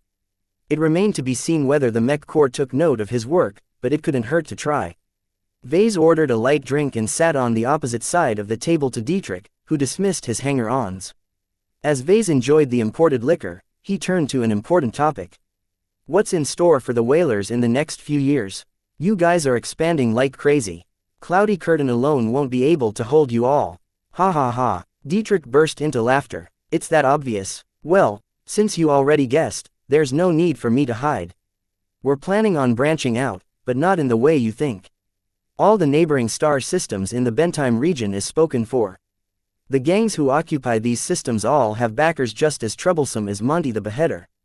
We can't just fob them off without provoking a lot of formidable existences." "So you're looking for places further ahead?" "Exactly. Right now, we're eyeing a quiet star system that's closer to Rittersburg than Bentheim, but not too close to make things difficult. You know what everyone is saying about this war. There's always a chance the Visions might accomplish the impossible and conquer the Bentheim system. Having a few fallback options ready would be really handy. The chance that the Mech Legion actually manages to break through is small. They first have to crack Fort Havensworth before they can even think about moving further inward. That's never happened before." Both of them nodded. Neither appeared to seriously entertain the thought of a Vision upset. Walter's whalers only made some preparations in order to calm the nerves of its own people. "So what are you here for, really? I doubt you visited to sample our drinks." Vase nodded and put down his half-empty glass. "In truth, I wanted to ask some favors from the whalers. Basically, I want you guys to watch over the LMC and take care of them if it's convenient for you guys. I hope you can help my company out again if the Visions for some reason try to raid the Mech Nursery again. That's difficult for me to promise, you know. We're in the middle of our transformation.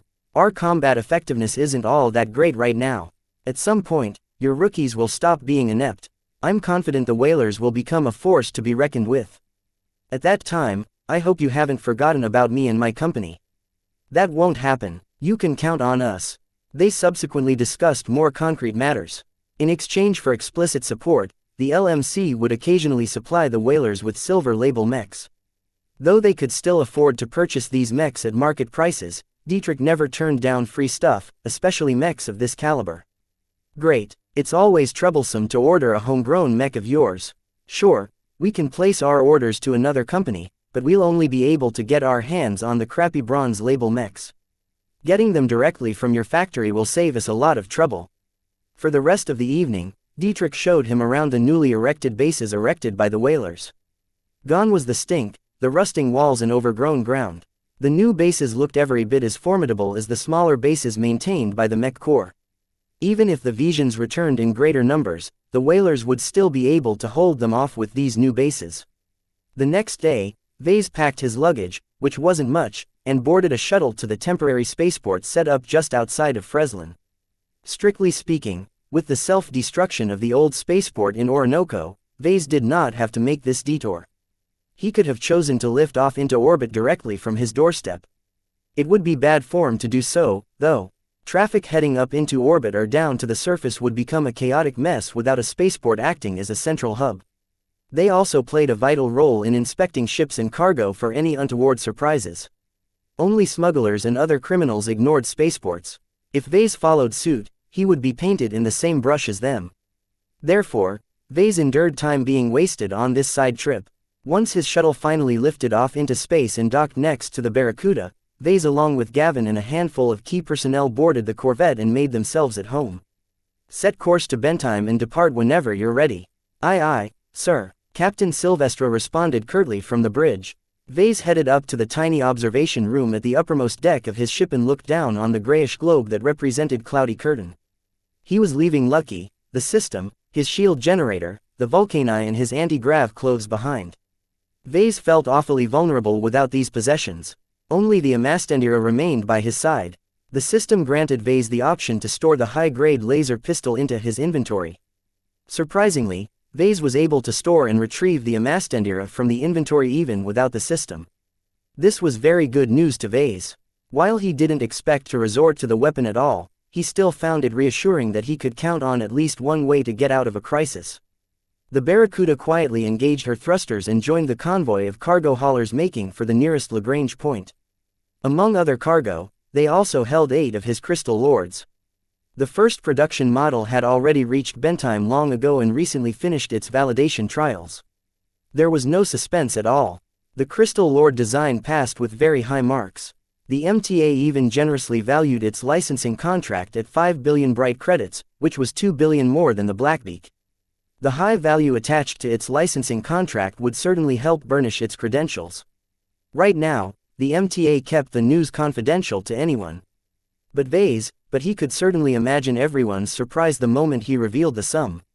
I'm not just an average apprentice mech designer anymore. He smirked as he turned away from the view of the shrinking planet. He already set his sights beyond the Crystal Lord. At this time, Vase thought about the years ahead of him. Mech designers never stopped learning. Getting drafted into a design team shouldn't be an excuse for him to stop his progression. Even without the system, I can still find a way to become a journeyman mech designer. With his abundant amount of skills, Vase more than satisfied the knowledge requirement to advance to journeyman. The other 2 requirements set him back. He lacked experience in designing original mechs and he was still in the process of developing his design philosophy.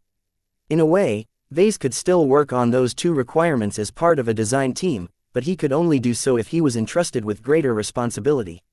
Mindless work won't cut it for me. I've got to be in a position where I can truly contribute to the designs in development. Vase already imagined the challenges he would face. With senior mech designers calling the shots, a junior like him possessed no status at all. Right from the start, he faced an uphill battle trying to earn everyone's acknowledgement. I'll see how I can proceed once I get there. I can't completely rely on secondhand stories to form my plan. I have to see how a design team is run with my own 2 eyes. Chapter 408 Diminishing Confidence. Once they arrived at Bentheim, Vase and the people he brought along went to work. They booked one of the better convention halls in the center of Durham to hold their second product this time. It took a lot of effort to secure a booking on short notice. Coincidentally, a mech manufacturer that previously booked in the same period had shuttered its doors due to recent events. The ongoing war is making a lot of people concerned. Marcella explained as she met with Vase at the entrance of the enormous hall. Business is going well for now, but a lot of influential people have started moving away from Bentheim. That meant less customers and less demand. Vase hummed at the news. Will it affect our opening? You'll be seeing a lot less movers and shakers in the crowd. Instead, they're sending out their representatives. Therefore, take note in your presentation to who you are talking to. To reach the people holding all the money, you have to appeal to them through their reps. The recent raids by the 3rd Amadras Legion terrified the entire Bentheim region. Magnates and wealthy families that contemplated moving out all pulled the trigger and left the volatile planet behind. This reordered the local power structure and disordered the local economy even further. Still, despite all the doom and gloom pervading throughout the streets, life went on, and so did the mech industry. Press conferences continued to be held all the time for the mech designers that remained to introduce their new designs. Not every mech designer got called up to serve. The Bright Republic knew that they would cripple their entire domestic mech industry if they did so. In general, they left aside those who contributed enormously on their own and those who already served in the previous wars. Thus, even if most of the younger generation of mech designers disappeared from the market, the mech industry as a whole would still be able to stay aloft. As they toured the empty hall, Marcella began to explain the recent situation. This is a time of war. Though most of the news is kept from the public, the Republic is extremely concerned about Lady Amalia's Legion. She hasn't shown up since the raids, and that's a huge concern. The threat she poses is a lot more damaging to our confidence than actually showing up to attack a star system. In other words, she's hanging the 3rd Amadras Legion over our heads like a sword of Damocles. Exactly so. Some mech manufacturers are thinking of winding down, while others are starting to stockpile rare resources. Prices have gone up by 10% since the raids. This was only the start.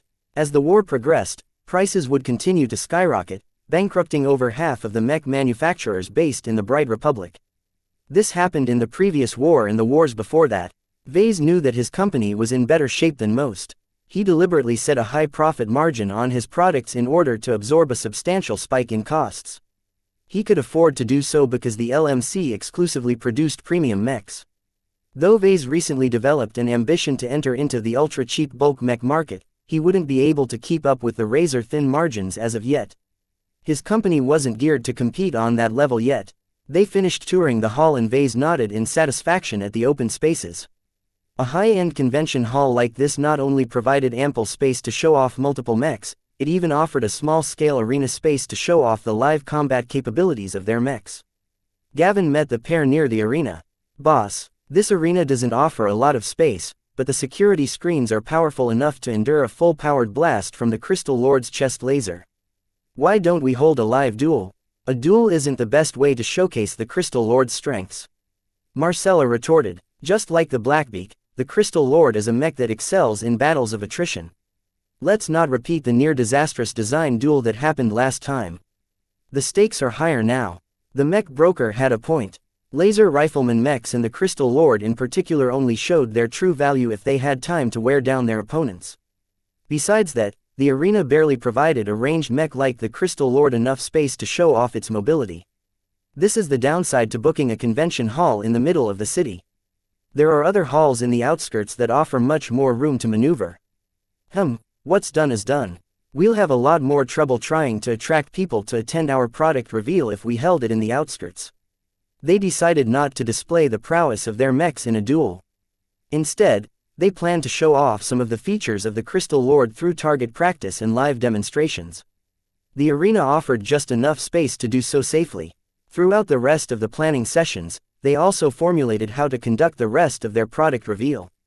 They needed to awe the crowd in more ways than one in order to justify the sticker price of their mechs.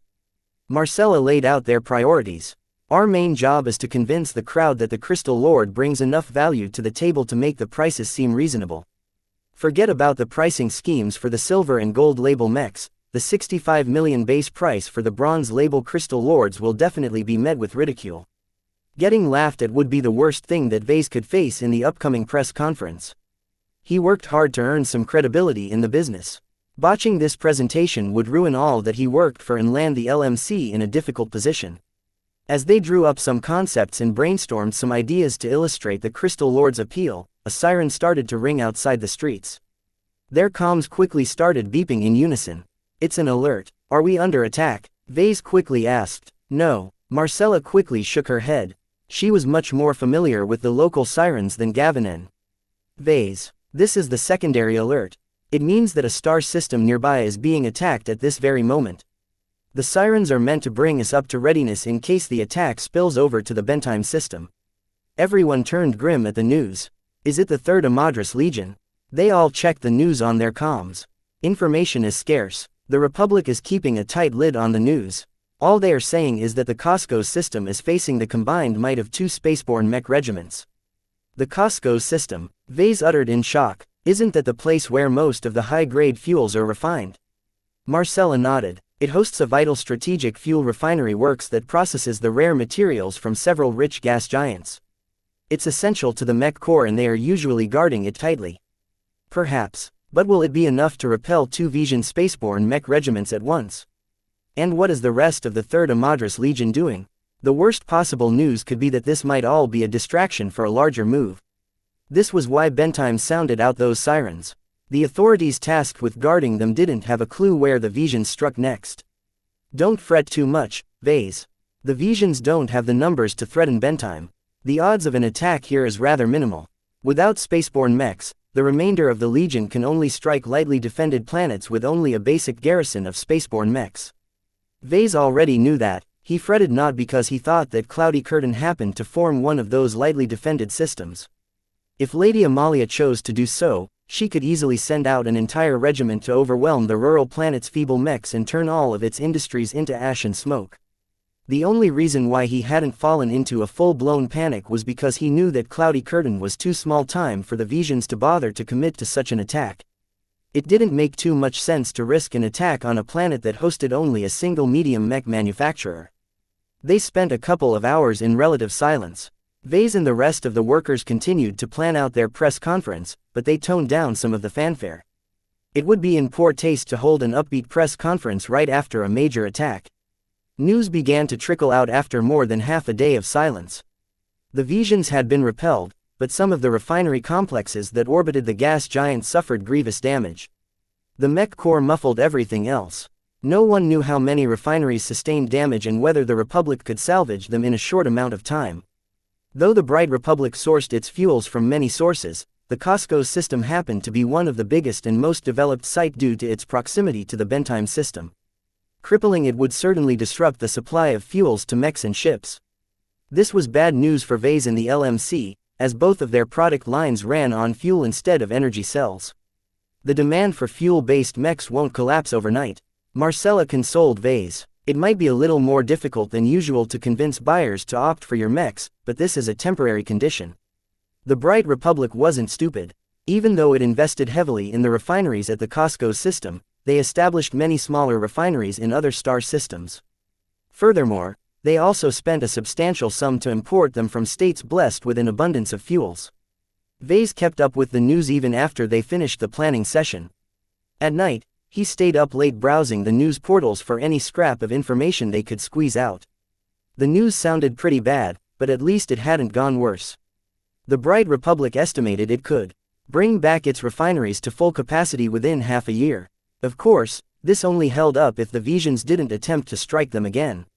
In order to guard against another attack, the Mech Corps quietly considered whether they should allocate some of their forces to the Costco system. Through news like this, Vase understood what the Third Amadras Legion was really after. They weren't serious in destroying the fuel refineries at Costco's. They want to exploit the current shortcomings in the defensive strategy opted by the Mech Corps. This wasn't anything complicated. The Mech Corps could never spare the mechs and manpower to defend every desolate star system that fell within the Republic's borders.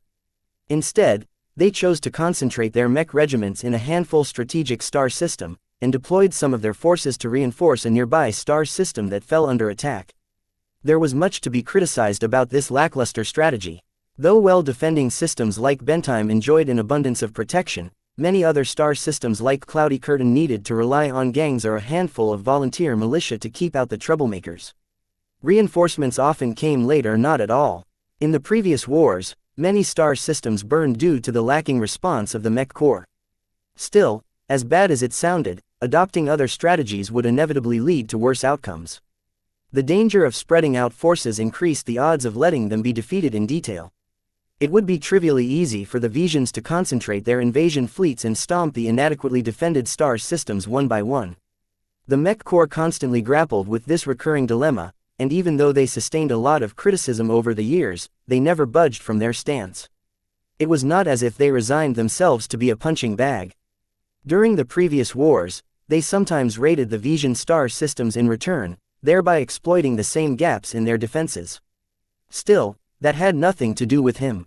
All Vase should be concerned about at this moment was to find a way to push his product onto the market. In 2 days, the market will get to know of my new product. Chapter 409 Military Industrial Complex. On the day the LMC unveiled the Crystal Lord design, the tense situation in the Costco's system cast a shadow over Bentheim. Underneath the gray, overcast streets of Durham, fewer people walked by as everyone worried about their jobs, their safety, and whether the Republic could repel the Visions yet again. Vase looked down on the streets from Marcella's office. The public is getting more uncertain these days. He spoke. The Bright Republic fought against the Visia Kingdom for how many times? And never have we succumbed to their onslaught. There's always a fluke. The Visians might have called up an ally, or the Mech Corps may have screwed up at some point. You know, the Visian nobles keep trying to invade the Republic because they hope they'll eventually get it right and blow past our defenses. That was the awful thing about living in a state entangled in a generational war. The only reason why the Visians haven't permanently instituted a state of war against the Brighters was because they didn't have the resources to sustain their aggression. Did you fight in the previous war? Vase suddenly asked. You obviously haven't started out as a mech broker. The woman shrugged. She softly caressed her artificial limb. I took part in the previous war. It's not a pleasant experience and I don't really want to talk about it. I was too young back then. Young and stupid. I still needed 5 more years to graduate from the Mech Academy, but the Republic instituted accelerated training programs that attempted to cram everything. We needed to learn into a span of only 2 years. Vase understood. When the war dragged on and pilots began to grow scarce, the Republic tended to scrape up the young and the old. These days, it took 8 years to turn a fresh potentate into a barebones mech pilot, but they could barely pilot an industrial mech in the basic academies. In order to gain more advanced fighting skills, the mech cadets also needed to spend some years at an advanced academy. The most well-rounded programs often ran for 6 years. Therefore, the best and most qualified graduates spent at least 14 precious years in the academies. They not only learned how to pilot a mech, but also how to work as a team and how to kill an enemy mech. At the advanced academies, they stopped learning the basics of each mech archetype but chose to specialize in a single role to their utmost. Practically every state in the human-dominated parts of the galaxy adopted this mech training model. It originated from the Galactic Center where first-class mechs would also be extremely complex to pilot, but it spread out to the rest of the galaxy as academies in poorer star sectors lacked the resources to provide effective teaching. Marcella continued her story. In truth, I only experienced the end of the last war. They put a handful of prematurely graduated mech pilots like me into battle-scarred units where the only mech pilots who survived are those who are the toughest and most resilient men and women I have ever met. Did you enjoy your time with them? I sure did. Most of my friendships today can be traced back to my service time. Those who survived formed a bond. We fought and watched each other's back even as missiles rained down on us and took out a hapless colleague. They taught us not to blink and keep on marching forward. Your luck must have ran out at some point. Yup, it happens to the best of us. The war began to wind down at that stage. The planet we fought over was bombed to hell and back. There was hardly any area in sight where the soil hasn't been disturbed by passing mechs or spent ordnance. Just when I thought I could make it through the end, the Visians pulled off their final offenses. I barely got into the cockpit of my mech before a surprise attack punched right through the chest of my machine. That was the closest to death I've ever been. Vase could imagine the horror of getting your cockpit breached by a mech-scaled weapon. You survived, obviously. I was one of the lucky ones. Supplies ran short and the doctors became overwhelmed by the sheer amount of wounded that poured into their treatment facilities. Did you know that mechs are horribly lethal? Anyone facing a mech directly in battle will rarely get away unscathed unless they have their own mechs. It takes many tons of armor to endure a casual attack by a mech. Both of them fell silent after that. As a young man who never experienced the previous war, he only heard about its horrors from the second-hand stories his aunts and uncles were fond of repeating. Naturally, most young kids at that age hardly understood the cynicism acting as an undercurrent to their tales. Kids like Vase only focused on the glory and heroics of piloting mechs. Now that he grew older, Vase felt a little more ambivalent about war. He disliked it, but as someone who designed and sold mechs for a living, his entire business model revolved around conflict. Without war, who needed mechs? Sounds like it hasn't been a pleasant experience for you. Why did you enter the mech broker business then? Well, my ability to pilot a mech has fritzed up due to the wounds I suffered back then. Due to the backlog of wounded, by the time a medical bot arrived at my side, I lost the opportunity to regrow my arm. I didn't understand the science stuff the stupid bot spoke out, but I knew by then that more than 10 years of my life is wasted. Think about it, what was I supposed to do with all my years of learning how to pilot mechs? So you continued to get involved with mechs, just in a different way. Marcella nodded. After the war, everyone tried their best to forget what happened. The new generation of mechs swept through the galaxy and people needed to make sense of the new designs that rolled out of the mech factories. That's where people like me come in. Just because I can't pilot them anymore doesn't mean my mind has turned stupid. I studied under a mentor at first. I learned all of my business acumen from him.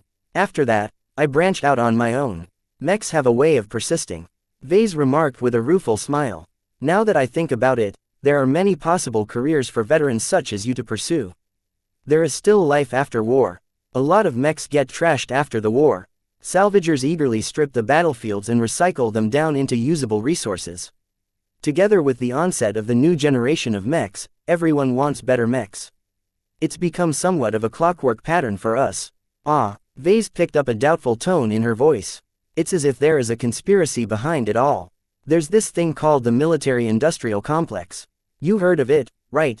Sure I did, but people always tell me there's no truth behind it. The military-industrial complex is a silly conspiracy theory. Are you sure about that? Marcella pointedly asked. You might be thinking that you've joined the big boys now that your mechs sell by the hundreds every month, but you're still a small-time player to the true rulers of the Republic. Even if they exist, it's not as if they can do anything about the Visions. At the heart of it, it's the Visions who are constantly prodding for war. Marcella pointed her finger at him. That's because their version of the military-industrial complex is a lot more simpler than ours. They don't even bother to hide in the shadows. What do you think those greedy nobles are really after? Do they want to help the royal family conquer the Bentime system? Even if they lost millions of men and many thousands of mechs, they still accomplished their goals. The Visions aren't out to conquer our territory in the first place. That came as something of a surprise to Vase. For what reason drove the Visions into such a persistent pattern of war against the Republic? What's their true goals then? They want to cling onto their power. Just think about it, without war, how much of our populations would explode over time? Every planet would become an unlivable mess after 100 years or so of uninterrupted growth. Even with the boundless amount of planets in the galaxy, it's too expensive to settle them all. What Marcella said sounded vaguely familiar to Vase. Isn't this one of the justifications people bandy about when they question the MTA and CFA's role as protectors of the human race? As the two most powerful transgalactic organizations, they potentially held the power to end all internal conflicts throughout human-occupied territories. However, just because they held the power to stop all wars didn't mean it was a good idea to do so. From what Vase heard about the two powerful organizations, they lacked the confidence to impose a unified human order over so many star sectors. Is the MTA and CFA in on it? Vase asked. Sure, why not? They know as well as we do that too many humans are born each year. By the time I end this sentence, another billion or trillion or so babies are born right at this moment. The other alien races liken us as locusts who only know how to reproduce, and I can say they hit the nail on the head. With the growth rates maintained by every state, it's inevitable for planets to become cramped. Therefore, states needed to engage in war in order to cull their population. It sounded excessively brutal and needlessly convoluted to Vase. Why not lower the birth rate? Marcella laughed. That's easy to do, but would any state want to? It's fiendishly difficult to crank up the growth rate after generations of cultural brainwashing. And besides, it doesn't help if only a single state institute these kinds of restrictions. Their neighbors will quickly swell in population and manpower and treat them like a poor and easily exploitable territory. How does this relate to the so-called military-industrial complex? Well, the most powerful authorities of our race have collectively decided that mechs are good and need to be spread as far as possible. Wars between states form the most convenient way to sell a lot of mechs, and curb the excessive growth in people as well. This exists in every layer of human society, from the galactic level to the level of an individual state. No matter how big of a scale the complex turns out to be, they all want to profit out of death and misery. It sounded like villainous aspiration, but Vase felt like they made the right decision. The top influences that held sway over human society reigned the fate of their entire race. They could not be soft-hearted nor show any weaknesses to the aliens that lingered at their borders. The military-industrial complex actually sounded like a bunch of people that Vase could get along with. Where could he sign up? Marcella read the look in his eyes and signed in disappointment. You're a mech designer, so of course you take their side. All I can say is that you'll definitely change your tune by the end of this war. It's going to be a very long slog and there will be plenty of times when you get to witness the devastating consequences of war. I'm not a sheltered person, you know. I've witnessed firsthand how far a battle can go. I'm also a Larkinson. I've heard many tales about the previous wars. Vase and Marcella didn't quite see eye to eye on this issue. Mechs gained prominence over 400 years ago and would continue to be relevant for centuries to come. Designing mechs and selling them was a noble profession in these times. When you step up to the podium this afternoon and show off your new creation, think about what you are introducing to the market. Will your mech be used to destroy, or to defend? You are responsible for how your war machines will be put to use.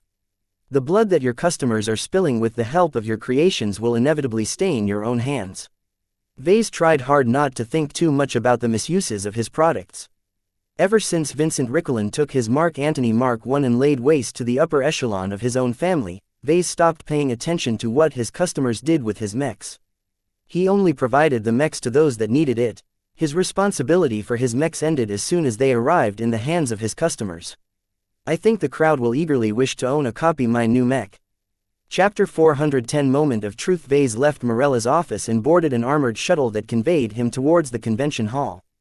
Along the way, he tried but couldn't quite get Marcella's words to disappear from his mind. On a whim, he activated his comm and performed a few casual searches on the galactic net. The cursory search revealed a statistic that Vase had always overlooked. Casualties as a result of collateral damage. He knew what collateral damage meant. Backlash against it arguably ended the Age of Conquest, which some people referred to as the Age of Warships. With the onset of the Age of Mechs, mass extinction and widespread slaughter ceased to happen, but that didn't mean it stopped happening entirely. Missile barrages notoriously inflicted wide swaths of devastation. With the effectiveness of ECM these days, over 80 or 90% of missiles never hit their targets. Instead, they veered away and flew a bit further before exploding upon the first obstacle they came across. Many cities hollowed out and collapsed this way.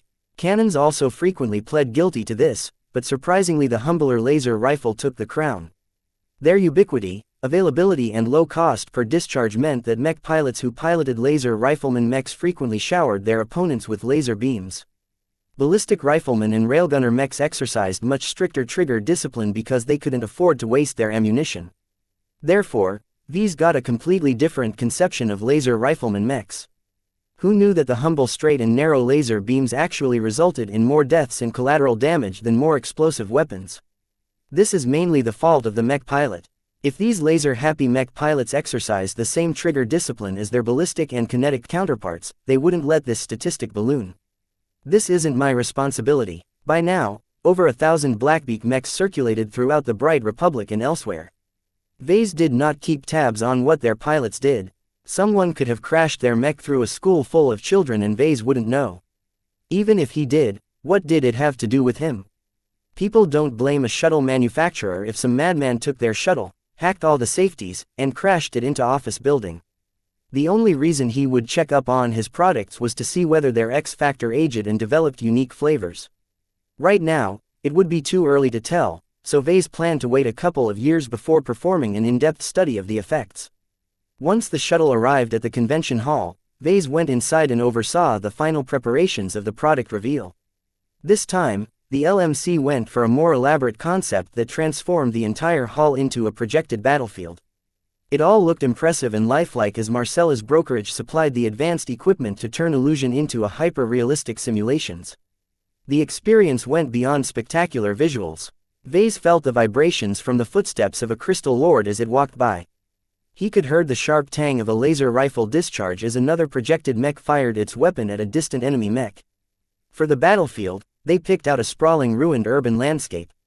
Rubble and debris littered much of the abandoned city, as months of fighting turned every street into an unlivable mess. This is what happens after every battle. Seeing the awful state of the buildings and the remains of abandoned vehicles strewn about put everyone present in a somber mood. In light of the recent attack on the Costco system, Vase opted to color his presentation in a serious tone. He nixed the original plan, which involved excessive cheer and exuberance. Not everyone supported this last-minute style change, but Vase knew that they needed to be tactful in order to avoid public condemnation. Are all the props and projectors in place? We installed and tested every prop yesterday. Everything works as planned, boss. Gavin answered as he studied a data pad that contained all of their planning. All 9 mechs are shipped in place as well, with the first production model standing in the place of honor. How about the permits? Did we receive permission from the convention hall and the authorities to activate all 9 mechs? We only managed to do so after Marcella's brokerage greased the wheels. It's harder than usual for the LMC to do business in Bentheim because we aren't based here. We only have a branch office that's in charge of marketing and after-sales support, and it's too small for us to cultivate important relationships with the people in power. If not for Marcella's deep connections, we wouldn't have been able to get away with this plan. Vase nodded as if he expected the outcome. As the LMC grew up from a one-man operation into a medium mech manufacturer, he gradually realized that many rules could be overcome with a sufficient amount of power and influence. Nothing was impossible, and only very few rules turned out to be absolute. While the prohibition on activating mechs was a very sensible one to limit the chances of disaster in the middle of a densely populated city, too many people flouted these rules and got away with it. It's like an unofficial tax. A few hours went by as Vase prepared and rehearsed his presentation. He couldn't delegate the responsibility of introducing the Crystal Lord design to anyone else. Mech designers needed to show their pride at their own products.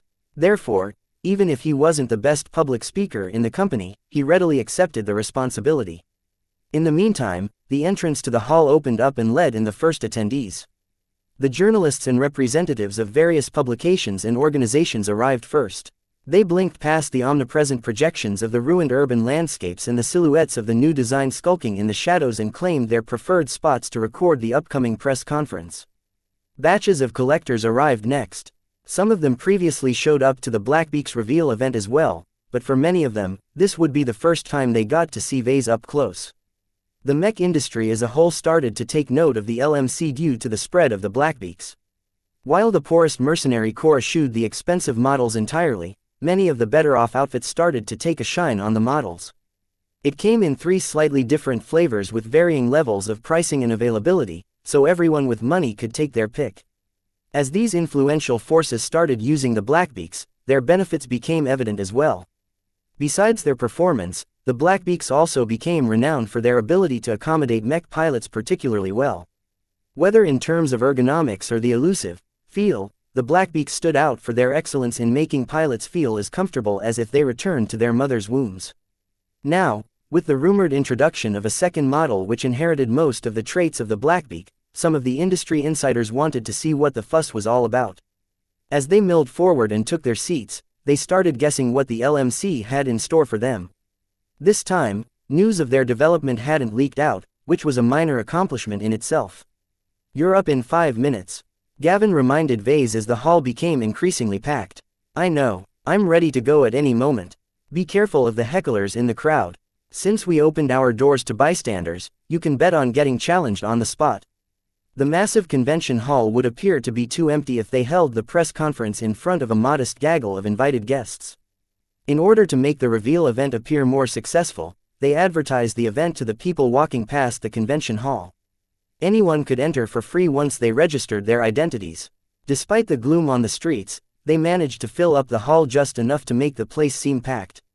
Naturally, it also led to a bit of chaos as bored teenagers and crying babies added to the noise. They quieted down once a massive projection appeared that introduced the LMC and its recent history. The introduction was meant to build up some hype before the actual event. Moments later, someone sent a signal to Vase. "That's my cue." As Vase appeared on the podium, a modest round of applause rang out. He confidently strolled to the front and beheld his audience. Welcome to the Living Mech Corporation's second product reveal. As the founder and chief designer of the LMC, it is my mission to offer people like you the option to purchase a mech that's different. He extended his hands, which caused a life-like silhouette of the Crystal Lord to loom behind him. The mech was no projection this time, but an actual physical copy piloted by a real mech pilot. Clever use of lighting caused the mech to be obscured to the point where the audience couldn't spot its laser rifle.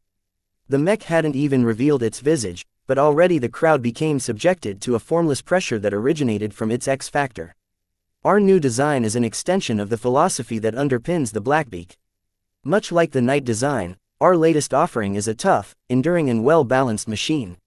After months of development, we have managed to succeed in designing a mech that translates all of these strengths into a different archetype. Is it another Knight mech? Someone from the press suddenly asked out loud. Vase smiled at the reporter. It is not. While the LMC is known for its history of publishing Knight designs, we are not exclusively focusing on a single type of mech. Instead, our latest design adopts a very different role on the battlefield. I am sure that you will be astounded by the features we've packed into our latest design. Vase meandered a little with his speech as he talked around his new design without revealing it. Anticipation built up in the crowd as they got entranced by his words. It didn't help that their surroundings grew increasingly busy as the simulations took to life by depicting a lifelike battle. We at the LMC are committed to offer our customers an alternative to the dominant models of the market. We pride ourselves to delivering quality and uniqueness. Rather than tread the path of my colleagues, our next design is sufficiently distinct that we can say with some confidence that nothing like it has ever been released in the Komodo Star sector. Everyone's anticipation had reached the peak. Vase quickly watched for cues from Gavin, who stood unobtrusively at the side. His assistant passed on a signal that indicated that he already spent more than enough time on sidestepping around the main event. Vase bowed and moved on with the revelation of his new design. Introducing our first range of rifleman mechs, the Crystal Lord. Lights banished the darkness obscuring the frame. For the first time in history, the Crystal Lord entered into the view of the public. Gasps sounded out as everyone beheld the unusual-looking design. It's a rifleman mech, medium weight class, armed with a laser rifle, carrying an external backpack module. What a small and compact laser rifle. It's as small as the rifles wielded by light mechs. Look at those sleek curves. This is a mech that's optimized for speed. How fast can it run? It's not only fast, but tough as well. Look at the texture of that mottled brown exterior. That's the same compressed armor utilized in the Blackbeak design. What? The LMC put Knight armor onto a rifleman mech design. How crazy is that? I don't know what this mech does, but I absolutely want a copy no matter the cost. Me too. The guessing game started immediately upon the reveal. Everyone's first impressions was tinged with shock. They felt shocked not only because of its unusual traits, but also because the X factor continued to influence their impression of the mech. It was as if they admired the statue of a god. The Crystal Lord somehow inspired a lot more awe and worship than other mechs. Vase discreetly smiled as he watched the effect play out in front of his eyes. Chapter 411 Shocking Design. Wait a second. What's that huge transparent material embedded into the chest? That looks like a glass-like composite. Is that a cockpit window or something? Don't be ridiculous. This mech is obviously built to fight. Incorporating windows in those kinds of mechs is one of the stupidest things you can do.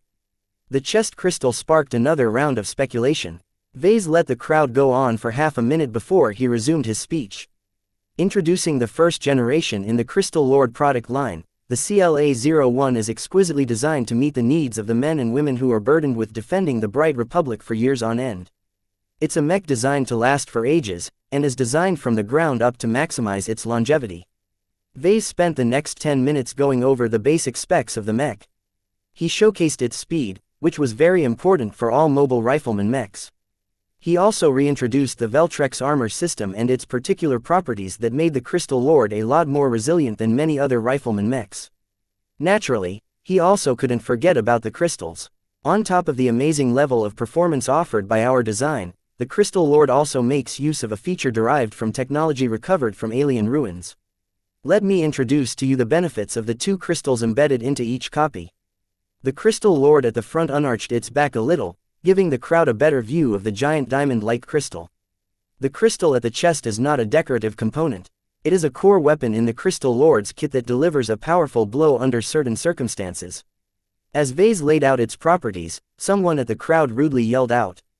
What nonsense is this? Absorbing energy attacks, shooting them back out. This is just another useless gimmick that's only good for marketing. Vase did not take offense at the latest hackler. Instead, his smile turned into a grin. Seeing as how many of you are skeptical, why not witness it in action? We have prepared a secure stage where you can see this feature in action with your own two eyes. The Crystal Lord walked towards the arena stage that's been cordoned off since the start of the reveal. The audience eagerly approached the sides of the arena and milled close. Opposite to the original Crystal Lord stood another copy. Once both mechs took their places, one of them started winding up its laser rifle and began to fire a high-powered laser beam that burned for seconds at a time. The more knowledgeable people among the crowd looked impressed. Look at the power behind that beam. That's not what you see every day from a rifle that size. Is this laser rifle really a light model? Many medium-sized laser rifles don't pack that much of a punch. Hey, instead of watching that rifle in action, why not look at the mech that's being hit? Its armor is still unscathed. At this distance and with both mechs standing still with their ECMs turned off, it was impossible for the shooter to miss. Every laser beam landed squarely against the crystal, which sustained minimal damage but instead devoured every bit of energy sent in its way. The level of absorption demonstrated by the Crystal Lord only applied to the gold label versions of the mech. The chest crystals needed to be really large and activated by the crystal cube before it could withstand the full might of a full-powered laser rifle. Furthermore, only hits directly to the chest and onto the crystal would have their damage negated. Any laser beams that glanced to the lower chest or the neck and shoulders would only have a fraction of its energy negated. No matter the truth, Vase would be a fool to inform the crowd of those shortcomings. He wanted to introduce his new design in the best possible light, so he regarded this product reveal as selling a fantasy. As you can see, the chest crystal is capable of tolerating high amounts of energy damage and can absorb them inside as well. If you look at the readouts to the side, you can clearly see that we haven't curbed the power output of the laser rifle in any way. What you are seeing right now is what the new custom laser rifle for the Crystal Lord can output in a sustainable manner. Where can we buy this rifle? It's lighter and more powerful than anything I've seen. Vase laughed a little. We have no plans to produce and sell a standalone laser rifle except to replace a broken sample. This weapon works best with the Crystal Lord, which is highly tailored to this specific rifle model. How come this rifle is so powerful? That's because we incorporated a smaller version of the Crystal Lord's chest crystal into the mechanism of the rifle. Its many wondrous properties allow us to substitute much of the conventional components that add a lot of bulk to the rifle. It's smaller and lighter, but still delivers the same amount of damage of a full-sized rifle. As Vase elaborated on the crystals, the chest crystal quickly reached its saturation point. It could no longer continue to absorb more energy. Don't think this crystal is limited to absorbing energy. What comes in must also come out. To illustrate his point, the saturated crystal instantly discharged a thick white beam against a target prepared to the side. The white beam burned through multiple layers of armor plating, demonstrating the awesome power behind the cannon-like beam in a direct fashion. That power, look at the energy readings. It's more powerful than a laser cannon. More powerful, but is it useful enough? Don't forget that the crystal absorbed a lot of laser beams. How many mechs will stand still on the battlefield and how many enemies will conveniently aim at their chests? I stand by my words. This is nothing more than a marketing gimmick. Some people still remained sober, to which Vase could do naught against. It wasn't as if they distorted the truth. The utility of the crystal was much less than what the mechs depicted. Still, the overall reaction of the crowd looked encouraging. Vase still managed to sell the idea that the crystals held a lot of utility. Vase walked back to the podium. The two mechs in the arena followed suit, as did 7 other identical mechs. A strange effect emerged as 9 gold label Crystal Lords stood side by side as if they made up a single cohesive squad of mechs. Vase used this trick before and back then he already managed to shock the crowd into silence. This time, the X factor in his design had reached another level. Although Vase wasn't sure of the difference, he knew that it would definitely deliver a bigger impact on the crowd. Multiple auras blended together and amplified each other. Some of the people rubbed their eyes, while others forgot to blink as they stared at the 9 exquisite mechs. It was as if the Crystal Lords came to life. They collectively radiated a sense of pride and threat. Their dark coloring and strange head shapes added to the sense of mystery behind these mechs. The Crystal Lord is more than a product. It is a mech, not just any mech, but one that will grow on you. This is a mech that can be a lifelong companion to any mech pilot looking to invest in their future. The projections around them started to depict the Crystal Lord in battle. The simulations crafted a vision where the Crystal Lord endured constant battles, only to be patched up and sent back into battle again. The sequence highlighted its robust construction and its resilience against wear and tear in the test of time. The battles also showcased the fights that best suited the Crystal Lord. It excelled in longer engagements and was suitable to be used in extended deployments. We hereby announce the Crystal Lord is available to order from this moment onwards. At the end of this press conference, 5 of our exclusive gold label Crystal Lords will be auctioned out. The silver label versions of this mech will immediately begin production, but take note that supply is very limited for the time being. Bronze label Crystal Lords will soon enter the market after we have completed negotiations with the appropriate third-party manufacturers. Sensing the end of the presentation, the crowd and in particular the press started bombarding Vase with questions. While Vase could have opted to leave the stage, he chose to remain and answer the questions. Despite the risk of facing difficult questions, answering them increased the Crystal Lord's exposure. Your new design sounds very impressive and all, but I can't help wondering, how much does it cost? Immediately, the reporter asked the one question that everyone wanted to find out. The crowd of bystanders might know nothing about mechs, but the people sitting closer to the front knew much more about mechs. What Vase had introduced so far about the Crystal Lord was overwhelmingly positive and definitely outperformed the mainstream rifleman mech models that dominated the market. The Crystal Lord is a premium mech design positioned at the upper end of the local market. The base price for the limited quantity gold label prestige models is 90 million credits. That caused pretty much everyone to gasp. I can buy 2 good quality rifleman mechs with that much money. Forget about those overpriced mainstream junk, I'd rather buy 4 or 5 budget models instead. Vase continued on as if he didn't hear the outrage. The silver label Crystal Lords will soon be made available for 75 million credits, whereas the bronze label Crystal Lords will be sold for 65 million credits. The fact that even the cheapest version came at a more expensive price than the Blackbeak caused everyone to become perplexed. Certainly, the mech was powerful, but did Vase have to be so greedy? If not for the 9 mechs standing in a row behind him, the crowd would have been more vocal in their outrage. Absurd. This toy is too expensive. I'm out of here. I don't know. It's expensive and all, but we can afford to buy one. It's a pretty good mech if you only want quality. Another reporter put forth the question. Mr. Larkinson, your Crystal Lord looks very impressive. What we want to know is, did you design this mech by yourself? I worked on this design from the beginning of the design process. Only at the very end did I consult an anonymous mech designer. That entity who shall remain nameless generously tweaked my design and optimized it further. So it's not your own work. I have meticulously logged the design process to the MTA to back my words. Much of the Crystal Lord's DNA is still my own work. The anonymous contributor only smoothed out some inefficiencies. Some people looked skeptical, while others showed a more understanding expression. Those familiar with his history automatically assumed that Master Olsen had lent a hand. Most people didn't care. They only wanted to see or get a hold of a good mech. The fact that Vase accepted help only added to the soundness of the Crystal Lord design. The quality of the Crystal Lord is acknowledged by the MTA as well. Those who wish to acquire an open licensing contract of the Crystal Lord design will have to pay an upfront sum of 5 billion credits. As soon as he revealed the figure, the crowd turned numb yet again. 5 billion credits was an extremely impressive number for an apprentice mech designer. Most designs only held a value of 500 million to 2 billion credits. The skeptics grew less skeptical as they quietly referenced their comms. The moment Vase mentioned the figure, he knew that some of the attendees wanted to confirm his words. Therefore, he arranged for the secrecy around his design to be dropped at that moment. Everyone could browse the MTA's public database and call up the entry for the CLA-01. Vase hadn't lied. The info page prominently displayed the license valuation at 5 billion bright credits. A design worth 5 billion credits.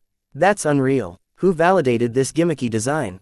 The MTA should investigate whether the people who tested this mech have slept on the job. There's no way it's worth 5 billion credits. Maybe this mech has something going for it. I don't know, but the MTA has never been wrong. The credibility of the MTA formed a powerful cushion which stopped the skeptics from spreading any falsehoods. Vase had tactfully left the MTA's valuation at the end of this product reveal because he needed to counterbalance the negative sentiment that emerged when he detailed the sticker prices of his mechs. Right now, the 5 billion license valuation overshadowed the earlier event entirely. Every mech insider spoke with glowing words as they discussed the awesome sum among themselves. In this light, charging well over 60 million credits for a single Crystal Lord didn't sound so crazy anymore. Chapter 412 Heckler Vase managed to raise the expectations of his potential customers. This was good for him, but not so good for others. This would be the perfect time for someone to spoil the party. I have a question. A 30-something-year-old woman with curling blonde hair and a stylish beret stood up and asked. The way she spoke with force and gravitas somehow pulled everyone's attention to her. Vase instantly recognized the training put the manner she modulated her voice. She meticulously trained to achieve this effect. Go ahead, Vase replied simply, trying to appear as unruffled as possible even as he recognized he faced a tough customer. I do not doubt the craftsmanship of these admittedly impressive copies, but they are from your top-of-the-line label, are they not? How many of them will be made available, and what are the differences between these mechs and your readily available offerings?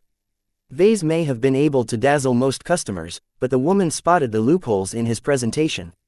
Against this line of questioning, he had no choice but to tell the truth. The Living Mech Corporation's gold label mechs all come with a guarantee that they have been handcrafted by myself. Therefore, they are only available in limited quantities. Of the 9 mechs you see before you, 5 is made available for auction while the other 4 is reserved for internal use. For the time being, the LMC will not be releasing any gold label mechs, for obvious reasons. The mech insiders nodded in understanding. Many mech designers already disappeared from Bentime, making it a much less livelier place.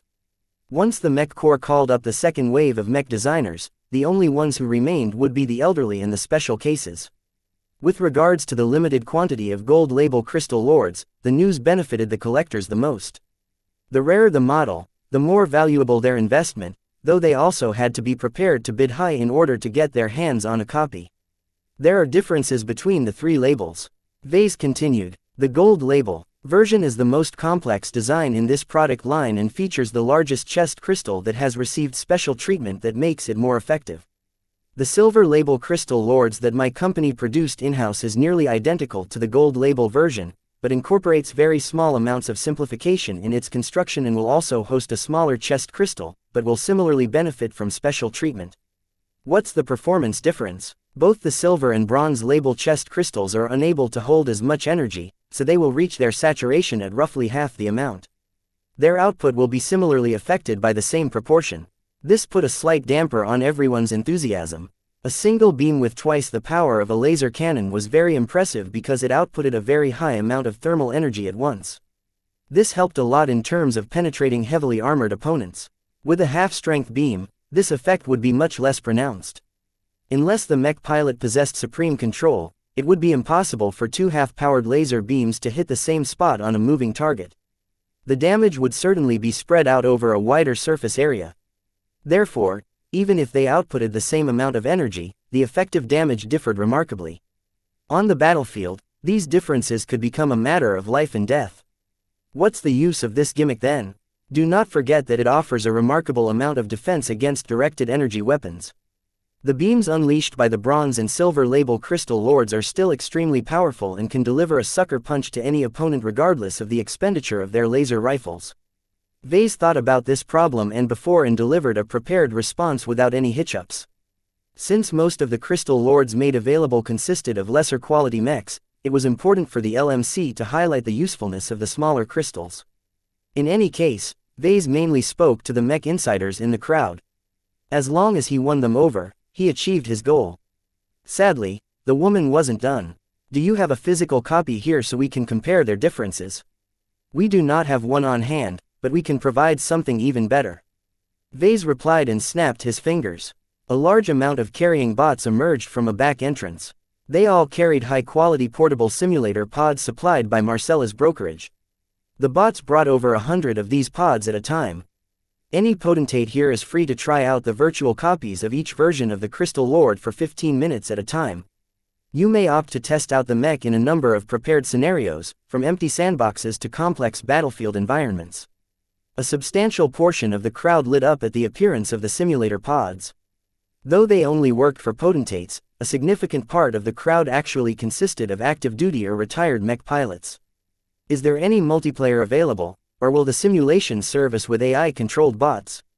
The woman asked. This was important, because the LMC meticulously placed the set pieces in the simulations to bring out the Crystal Lord's potential. Allowing the attendees to bring the Crystal Lord design in an online competitive environment might lead to awkward situations where the design failed to demonstrate any value. As a design that thrived in longer engagements, the Crystal Lord did not favor the high-intensity combat inherent in mech duels. From tomorrow onwards, the LMC will release all 3 labels of the Crystal Lord onto Iron Spirit and other virtual games. Those present here will be allowed to experience our new products in a variety of situations. Vase admittedly dodged the issue, but did it in the best way possible. People would still be able to test out the Crystal Lord in more dynamic combat situations, they just needed to wait another day. In fact, Gavin proposed to delay the release of the virtual mechs by a single day for several reasons. First, it stopped the naysayers from pointing out that the LMC lacked confidence in their own designs. If the female heckler continued to ask, Vase could easily put out an excuse that they delayed the release due to technical or legal reasons. Secondly, a delay of a single day might not sound like a big deal, but it would be way too late for the reporters who raced to publish their pieces on the press conference by the end of the day. The news portals all prided themselves on delivering up-to-date news. It made no sense for them to wait another day just to test out the Crystal Lord a little more. After all, Vase already brought out a sufficient number of readily available simulator pods. Who cared if he manipulated the scenarios? The reporters that attended the press conference came here to cover a product reveal. Reviewing the mechs could be done by specialists at a later date. The woman very obviously looked unresigned. Vase made ample preparations this time. The previous instance where Vase allowed himself to get caught up in the moment when Michael Dumont challenged him to a design duel wouldn't happen again. Vase couldn't read any hesitation in her eyes, but he figured that she might be adjusting her plans right now. Fair enough, she said, yet you still have all of these working, physical copies on display. Why not showcase their capabilities in a live duel? That caused the crowd to swing back in her favor. Her argument sounded very compelling. No matter the benefits of experiencing a simulation, they all lack the raw, visceral impact of real mechs fighting against each other in front of their eyes. The Crystal Lord is not a dueling mech. It's a high-mobility premium rifleman mech that maintains its strength for hours at a time, whereas many other mechs might reach their limits at that time. Unless we reserve the largest arena on Bentime and let the duel format stretch for hours, you won't be able to appreciate the Crystal Lord's true value. A lot of people looked disappointed. Suitable or not, everyone loved to watch a mech duel. They found it rather disappointing that Vase did not plan on showcasing the power of his mech in any duel. His answer also precluded any challenges. Cowardly as he might seem, Vase left little means in which others could challenge him to a design duel. Vase figured that the woman who asked the questions might be a mech designer. Otherwise, she wouldn't have been able to hone in on the holes in his presentation. He smirked minutely at her, as if he was confident he could defeat all of her tricks. Right now, the only thing that could lead to a lot of trouble is if someone insisted on a duel. In fact, it looked like the woman still possessed a means to pressure Vase. I have a friend who is a mech designer. He happens to have designed a similar mech in terms of performance. Why not accept a challenge from my friend? Ha ha ha. Vase laughed. Does his mech sell for upwards of 90 million credits? Has he incorporated an energy-absorbing light crystal in its chest? Is his laser rifle as light as mine? I doubt it unless your friend is a journeyman mech designer. Not a lot of mech models sold for 90 million credits in the first place in the Bright Republic. They mostly consisted of customized designs that incorporated a rudimentary level of resonance. His retort left the woman with little openings to pursue her challenge. Whether her friend was at the same level as Vase or not, the chances of coming up with a mech that was similar to the Crystal Lord was minute. Although the crowd would still enjoy a duel between mechs of different configurations, it didn't serve that much of a point in the context of a design duel. An ordinary mech duel tested the skill of the mech pilots and the qualities of their machines. It was primarily a contest between the pilots. The designers played second fiddle in that regard. A design duel on the other hand tested the skill of the mech designers in designing the best mechs possible. If the mechs shared little in common, Then the influence of other factors such as the matchups between different types of mechs and the skill of the mech pilots became more relevant. Such duels still went on, but the person being challenged would generally be regarded as a genius or a fool. The woman appeared to open her mouth once again, but Vase forcefully forestalled her words by holding up his palm. There are other guests who want to ask a question. Let them have their turn. Raising his palm in this way was actually a signal for someone in the backstage to muffle the woman's words. As she attempted to utilize her compelling voice yet again, no sound escaped her throat. Hidden machines embedded into the convention hall dampened the sound of her voice just as they left her mouth, preventing anyone else from hearing her voice. This was one of the benefits of renting an upscale convention hall. The cheaper ones lacked this convenient feature, forcing organizers to resort to more disruptive means if they wanted to silence a troublemaker. Still, many mech insiders recognized what went on. His solution had been fairly discreet, but the smart ones in the crowd couldn't help but lower their impression of Vase and the LMC. As acidic as the woman might have been, she asked a lot of questions that they should have brought up in the first place. Vase didn't care. As Vase continued to answer questions from others, the earlier harsh questioning became less acute in everyone's minds. That was not to say that the reporters didn't challenge him on certain points, but they obviously didn't care whether the Crystal Lord succeeded in becoming a hit. All they wanted was more material to add to their articles, and Vase largely obliged. Chapter 413. Like a drug. Once the first attendees exited from the simulator pods, they shared their remarkable experiences to the people waiting in line. Remarkable. It's so lifelike. This is the best mech I've ever piloted. I can't believe how much at home I feel when I pilot the Crystal Lord. I tried all 3 versions and the gold label mech is by far the most sublime. The cheaper bronze label model is no slouch either. Let me tell you, my mercenary corps already owns a silver label Blackbeak. Piloting a bronze label Crystal Lord is almost the exact same experience. Their subjective experiences and lack of technicalities that they could point out as issues led to a growth in positivity. Everyone focused on the good points of his design, and those who tried the models out in the simulations came away with strong desire to pilot the mech again. 15 minutes is too short. I can't wait until tomorrow to pilot this virtual mech again. I need the real deal. When will the auction start? Let me get my hands on a copy as fast as possible. Vase deliberately arranged the simulator pods to be placed in the vicinity of the 9 gold label Crystal Lords. He also allowed the guests to approach the mechs and touch their cool metallic surface. This way, the vast majority of the attendants became exposed to the mutually amplified auras radiated by the mechs. It was difficult to describe their effects on the people who neared the mechs. Everyone gazed at the machines with reverence. Some even lowered their heads in respect. As they discussed the Crystal Lord design among themselves, their thoughts and words would unconsciously be colored by their altered moods. Nobody showed any awareness of this effect. As far as Vase was concerned, he achieved the same effect as outright drugging them into liking the Crystal Lord design. The thought of it caused him to smirk, and as he continued to make himself available for questioning, he radiated supreme confidence in his work. Under the intangible but near-oppressive might of the Crystal Lords, no one dared to affront their dignity by mentioning any shortcomings. Most of the crowd subjected those that raised any critical points with dirty looks. Under this strong social pressure, troublemakers found little means to raise another ruckus. Of course, Vase and the LMC did not leave everything over to fate. After answering another question, Vase briefly excused himself and walked to the side. Gavin greeted him with a nod as he kept his eyes on his data pad. How many troublemakers have been carted away by security? 25 and counting. Gavin answered. Since they only tried to heckle you, Saniel Ablin isn't able to hold them back and question them.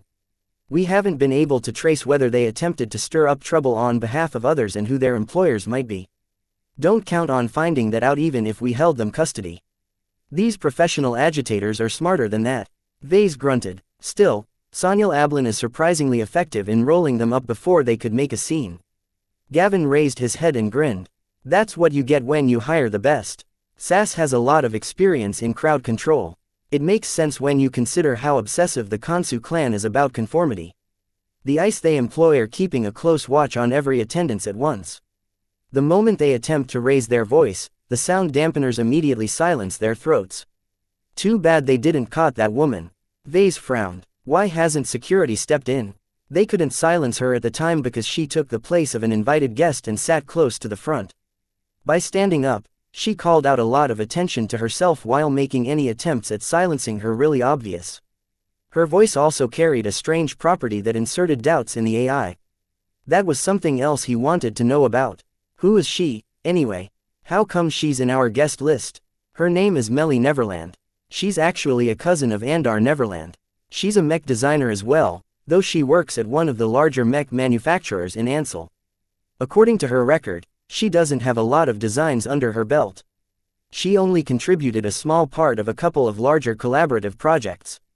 He somewhat understood her background now. She's a graduate of the Ansel University of Mech Design, isn't she? Gavin looked down at the data pad. You're right, an outsider like Gavin might not be fully aware of the influence of the AUMD. Vase guessed that Melly had been tasked by someone from the AUMD to drag down the perceived value of the Crystal Lord as much as possible. Could it be Mr. Neverland who is behind Melly's attempt? Gavin spoke out. Vase shook his head. It doesn't make any sense for him to do so. He's earned a sizable fortune with mass-producing the bronze label Blackbeaks for the domestic market. Sure, his elemental mech engineering isn't suited to produce the Crystal Lord, but that is no reason to risk his current licensing contract with us. The mastermind is likely someone else connected to the AUMD. As for why someone from the AUMD wanted to spoil his party, Vase could think up a lot of reasons. It might be due to animosity against those who with foreign ties, or an attempt to diminish his value in front of the mech corps so that he wouldn't take away a plump assignments from their graduates. I don't get it, boss. Why does the AUMD feel the need to put you down? They feel threatened by someone like me. I studied at Rittersburg, a place filled with spoiled brats descended from decadent billionaires and poisonous politicians. A small number of mech designers who graduated from my school act all high and mighty once they enter the industry. They compensate their lack of talent and ability by bullying everyone aside with their connections or their wealth. I thought the mech industry is an extremely competitive field. Gavin replied with puzzlement. Shouldn't those rich kids make fools of themselves once they publish a couple of designs? Ordinarily, their lack of talent is exposed in very short order. You're right in that the market won't be fooled by a bad design. However, those with means have other tricks available to them. The easiest way is to hire or coerce a more capable mech designer into designing mechs in their stead. I see. Gavin nodded. So these good-for-nothings stay in business far longer than they ought to. Still, isn't it easy to expose them in that case? Ha ha ha. Vase laughed in a low tone. Who would dare go against their influence by challenging their competence? Anyone who sticks out their head won't gain a lot of rewards, but instead piss off a powerful influence. Still, you don't seem like one of those spoiled brats you're talking about. Unlike them, you've demonstrated your actual skill several times in public. That's even worse. Since the graduates of the AUMD can't take out their frustration on those spoiled brats, they train their firepower on schmucks like me. Even though I enjoy some backing as well, they can't help me out in this area. Why not? You're a Larkinson and an apprentice of a master mech designer. That should scare loads of people off. Those influences can deter a casual bystander, but they don't look so scary to those in the know. We Larkinsons are fairly famous in the mech pilot circles, but we don't have any influence in the industry other than myself. As for my master, she's many light years away from the Bright Republic. I'm just a nominal disciple, so how much does she really care about me? The few times she met her, Vase in fact felt as if Master Olsen genuinely cared about him, if only a little bit. Perhaps she might have ulterior motives and perhaps she saw a use for him in the future, but Vase never got the impression that she regarded him as dirt. Still, as busy as she was, Vase never fooled himself into thinking that he registered high in her list of priorities. A master mech designer wielded enough influence to affect the entire Friday coalition. She probably spent most of her time on developing her own enterprises. Besides catching people who wanted to make a fuss, Sanyal Ablin also caught a couple of armed people outside the steps. Gavin spoke in a serious tone. How many? Only 3, but all of them had been kitted out with stealth gear. Regular security companies would have been fooled by these measures. These guys aren't much of a threat even if they managed to sneak inside. Vase waved away the threat. Whoever sent them is too small time for us to track them down. Tell Sanyal Ablin to deliver them to the local authorities and let them handle the thugs as they see fit. The high-class convention hall hid an abundance of defenses. Before anyone could pull out a gun and shoot into the crowd, a large number of solid plates would emerge from the ground to block his line of fire. Anyone with a bit of know-how should know about this and more. That a bunch of stealthed assassins or saboteurs attempted to cause a major incident anyway showed their lack of importance. Have any more people entered the hall since the end of my presentation? A fair amount of people are constantly coming through. In fact, it's starting to become a problem. Too many people are entering, and not enough are going out. By now, Sanyal Ablin is forcing the people outside to queue up and wait their turn. This is a good sign. Vase smiled. The men and women clamoring to come inside must have heard about the event from a broadcast or through word of mouth. What they heard about the Crystal Lord must have been extremely positive as well. Otherwise, they won't be coming in such great numbers. A lot of mech designers are attempting to enter as well. Per your orders, the guards refused them entry. Good. Vase nodded. Melly Neverland and a handful of other mech designers only got to attend this product reveal because of their relations to him or the LMC. Vase did not look forward to getting challenged to a design duel, so he straightforwardly forbid entry to other mech designers. Perhaps he might be pissing off a lot of fellow colleagues, but he wouldn't be the first mech designer to do so. He found it more important to retain complete control than to please potential troublemakers. Once he took a look at the contents of the data pad, Vase nodded to Gavin and patted his shoulder. Keep up the good work. Try and find a way to get people to leave. I want as many people to witness my mechs as possible today. That's going to be really hard. Look at their faces. Do any of the attendees look like they want to go? Figure something out with Sanyal Ablin. They should be good in this as well. Around 10 minutes later, Vase saw a result. He didn't know how, but Sanyal Ablin managed to set up a rotation. Aside from the invited guests, everyone else could only linger in the hall for a limited amount of time. Time went by and Bentime's sun fell over the horizon. By the end of the local day, tens of thousands of citizens and tourists visited the hall and got a close glimpse of the 9 impressive mechs. The auction held at the evening went great as well. The collectors and representatives all stood underneath the combined auras for hours at a time. Such a strong and pervasive exposure to the effects from the X factor of the mechs inured them to its influence. However, even if they got used to the charm of the mechs, they still couldn't think about parting from their presence. The representatives of different collectors who hadn't decided to attend all did their best in convincing their bosses to bid on the gold label mechs. Some even managed to pull their collectors from whatever they were doing in order to attend the auction in person. This led to a raft of eye-watering bidding. The most expensive mech auctioned for 134 million credits while the cheapest one went for a respectable 122 million credits. While the winning bids hadn't reached the level he had hoped, Vase could still call this day a success. Still, even if I manage to woo the crowd, I don't know if the rest of the market will be so easily convinced. Without seeing the mechs in person, others wouldn't be drugged by their auras. Will the Crystal Lord models still appeal to them? Vase could only wait until tomorrow to find out. Chapter 414 Skepticism. After a successful day of presenting the Crystal Lord, Vase patiently slept and waited until the next day to find out the public's response. As he ate breakfast in his hotel room, Gavin came up to him and provided him with a brief report. Almost every publication who attended the press conference wrote glowing praise about the Crystal Lord. We succeeded in wowing them and transfer their enthusiasm in their reporting.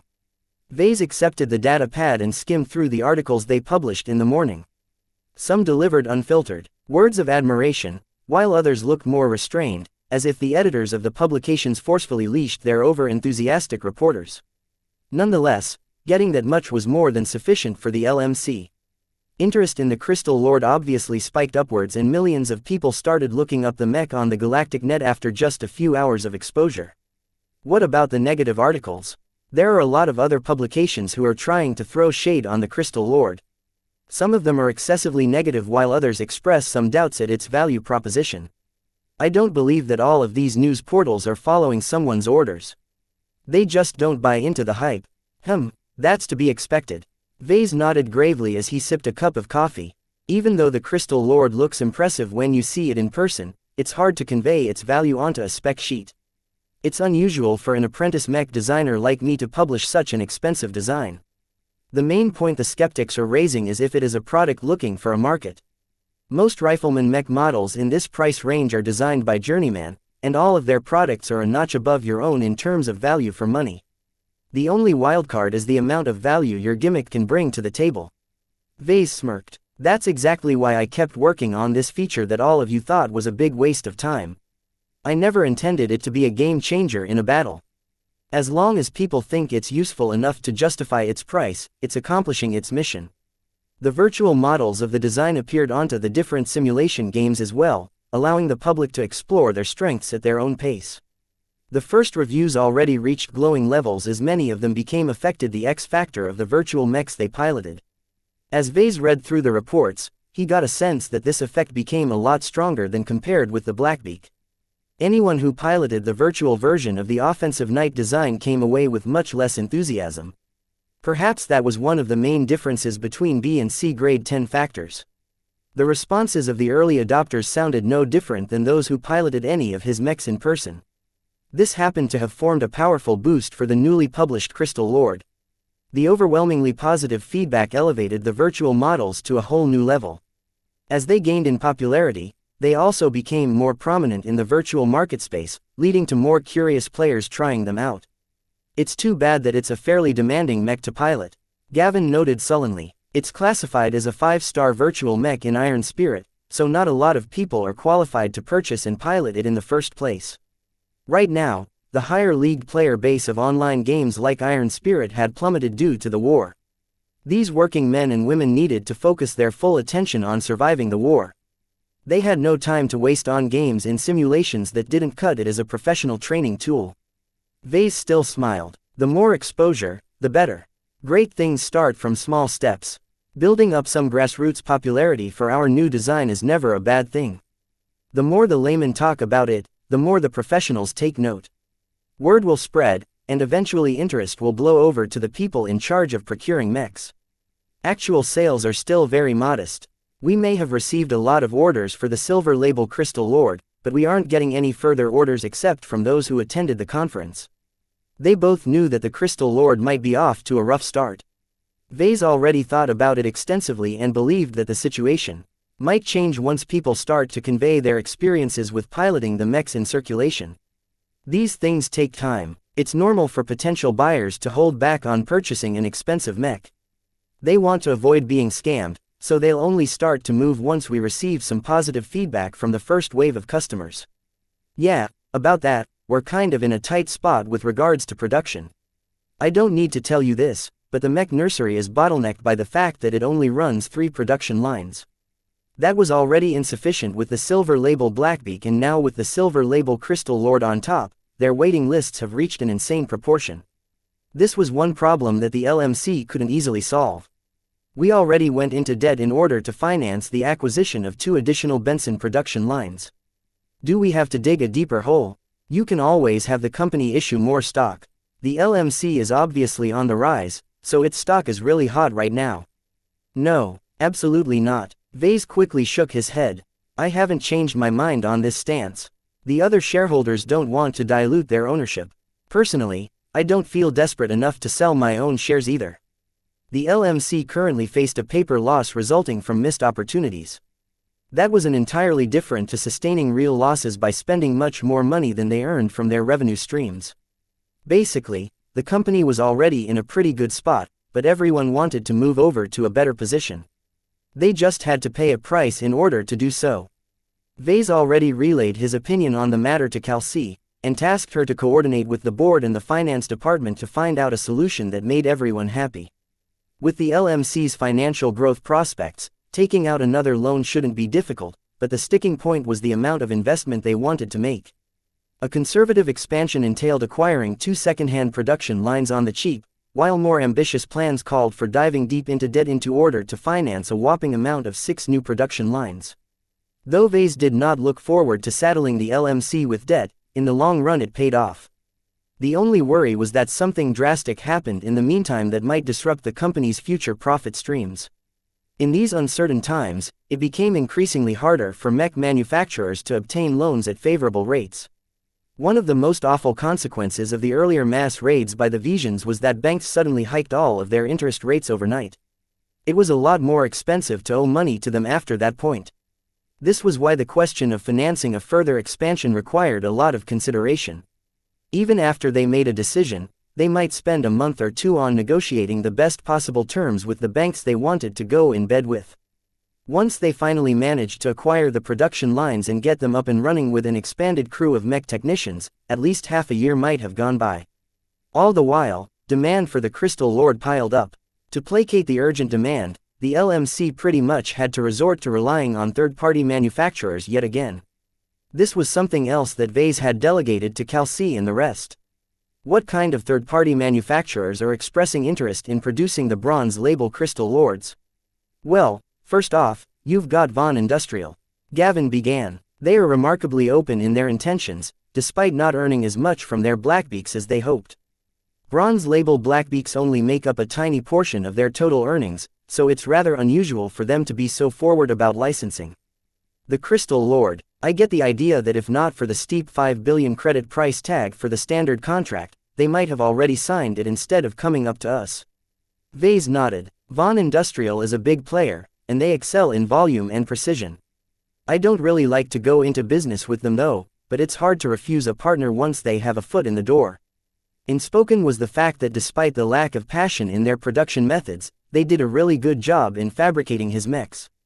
They matched the design schematics to an almost obsessive level of precision, and no one ever reported any major defects from the mechs that rolled off their sophisticated production lines. I don't know why you're so hung up about Von.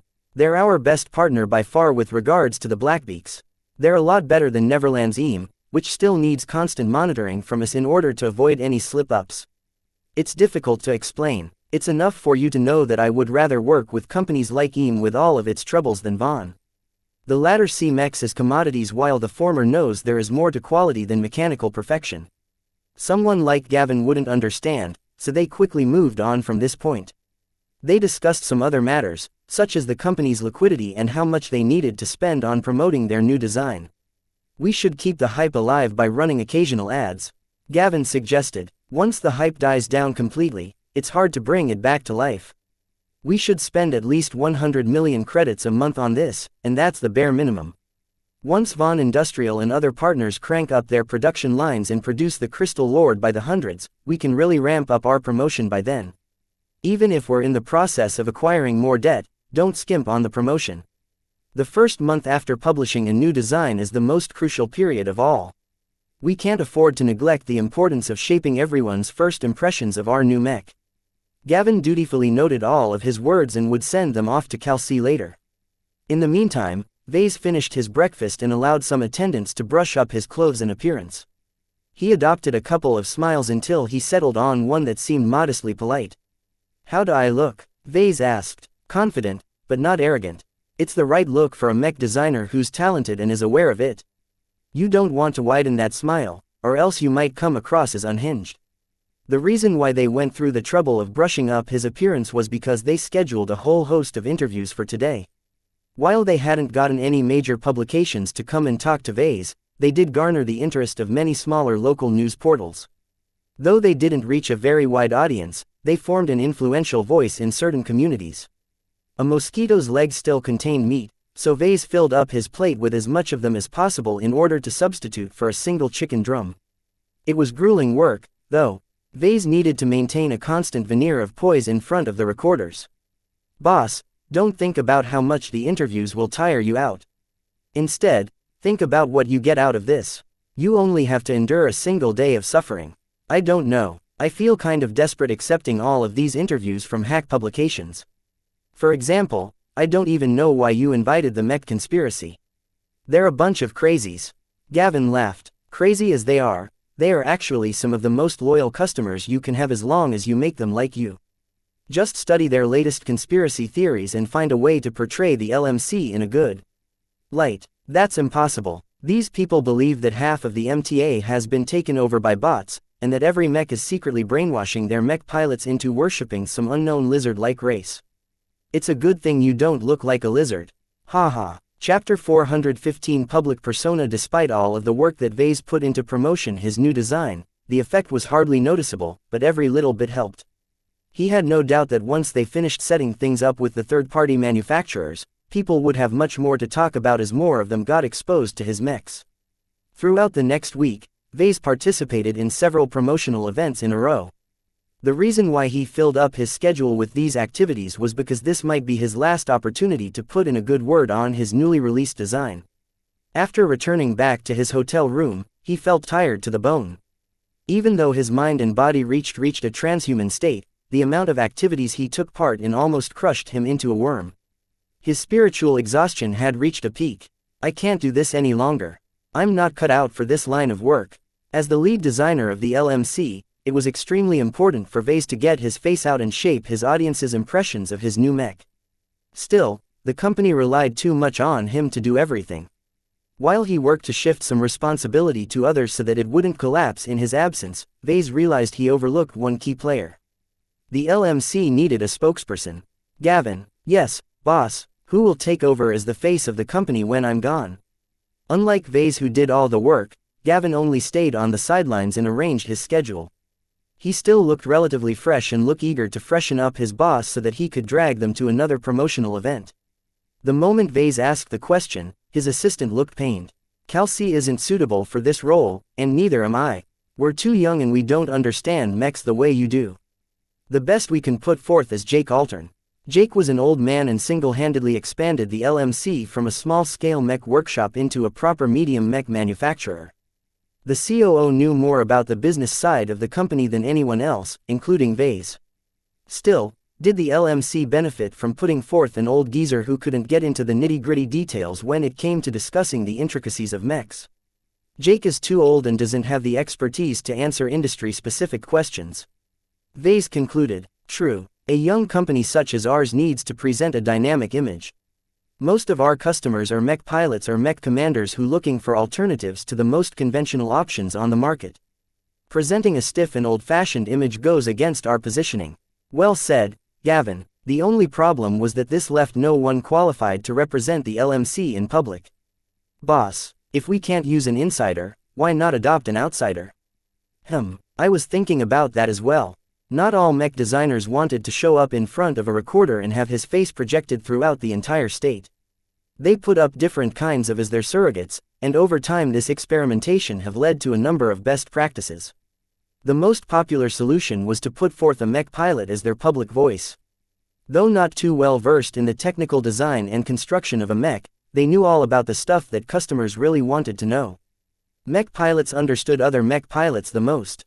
This common level of understanding helped a lot in roping people into becoming their customers. The only problem was picking the right person. Vase did not want to put up Melkor or anyone else from the avatars of myth.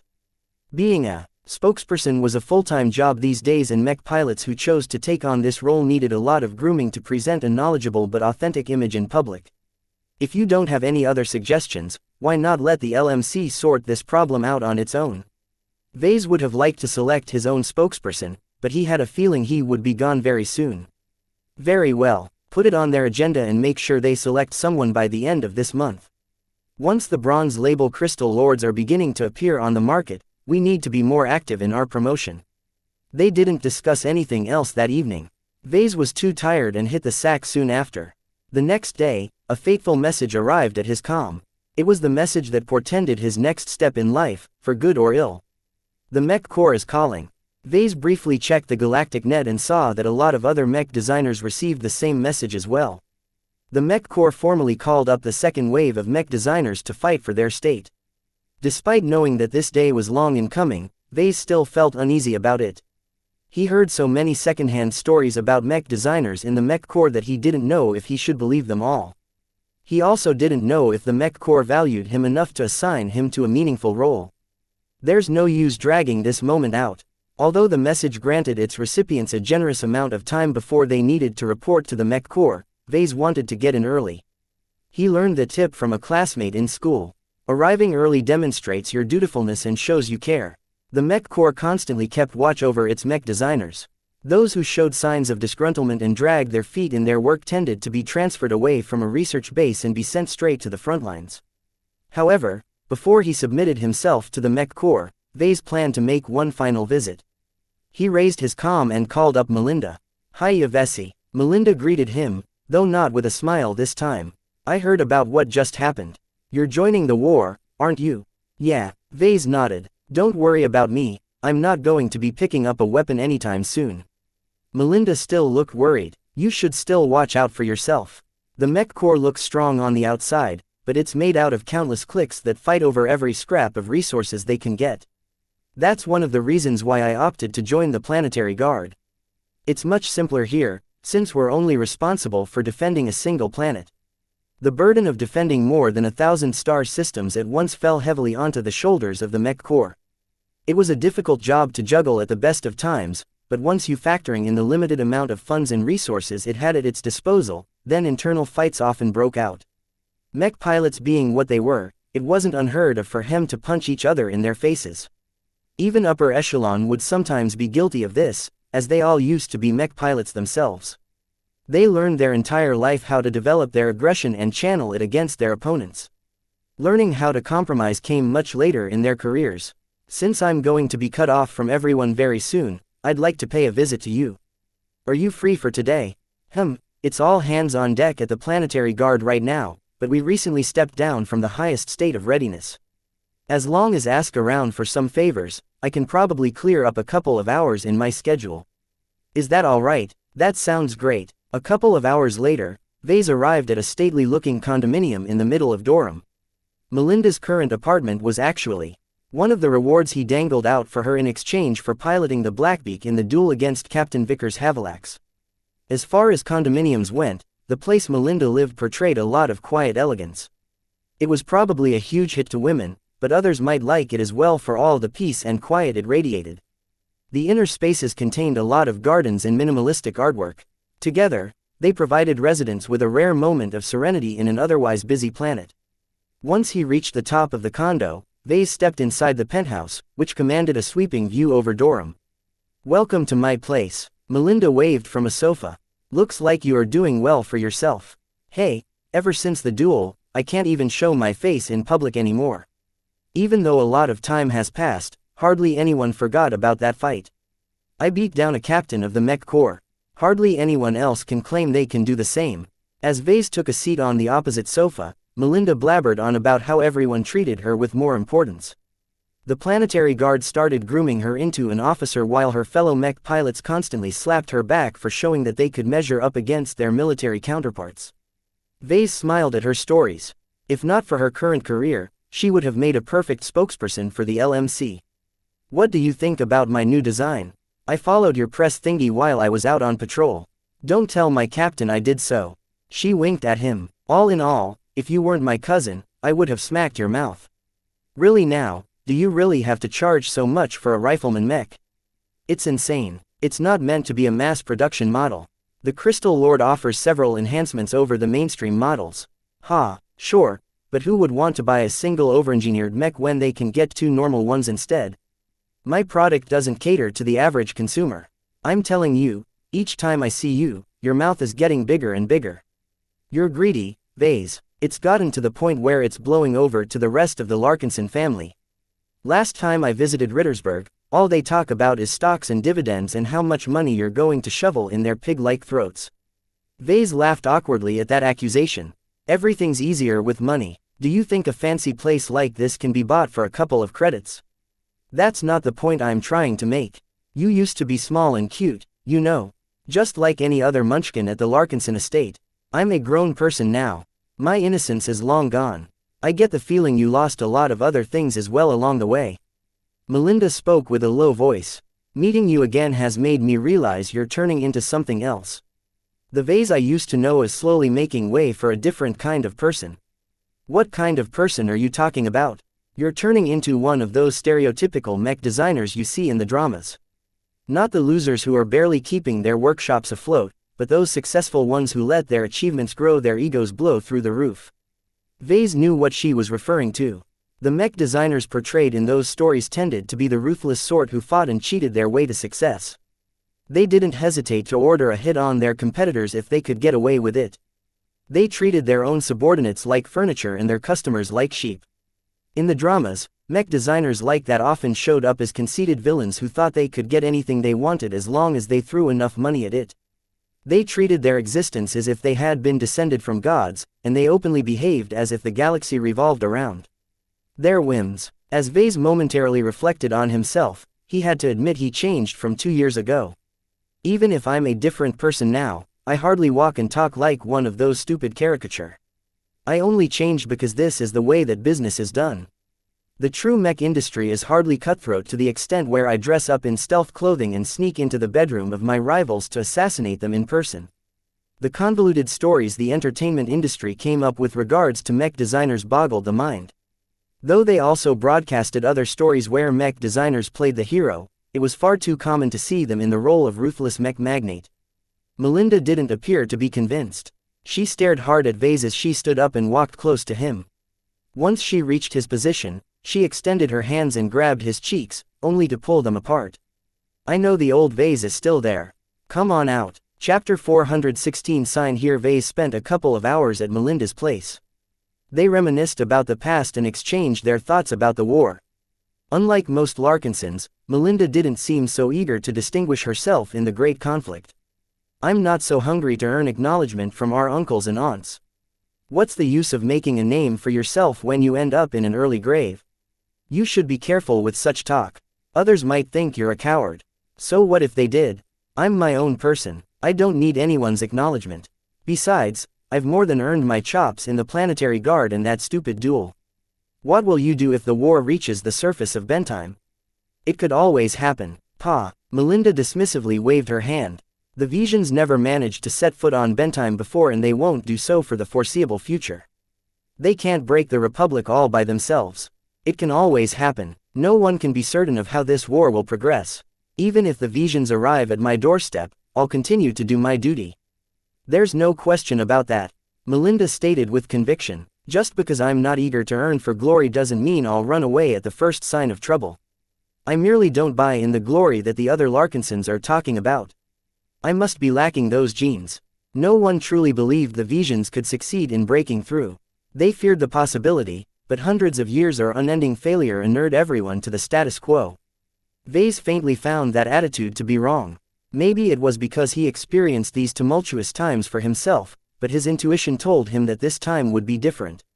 The problem was convincing others of the gravity of this current conflict. By the way, have you gotten in touch with Rayla? Mentioning the current black sheep of the Larkinson family sank Melinda's mood to the bottom of a pit. She isn't accepting my calls.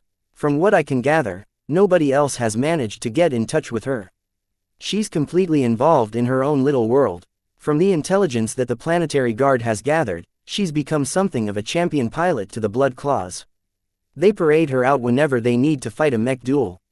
That sounds dangerous. I won't argue that. Rayla's got as much balls as any Larkinson serving in the front lines. Mech duels that take place in official arenas are already dangerous enough, but the underground arenas are 10 times worse. It takes a real survivor to make it out alive from there. Both of them looked a little worried, but Rayla made her bed. If she thought she could handle it, then Vase couldn't do anything about her reckless choice. How influential are the Blood Claws? Are they a big deal? Melinda snorted. Ha, big deal. They're massive. They just hide it well. They control roughly a third of Bentime's seedy underbelly. Nothing happens on their territory without them knowing about it.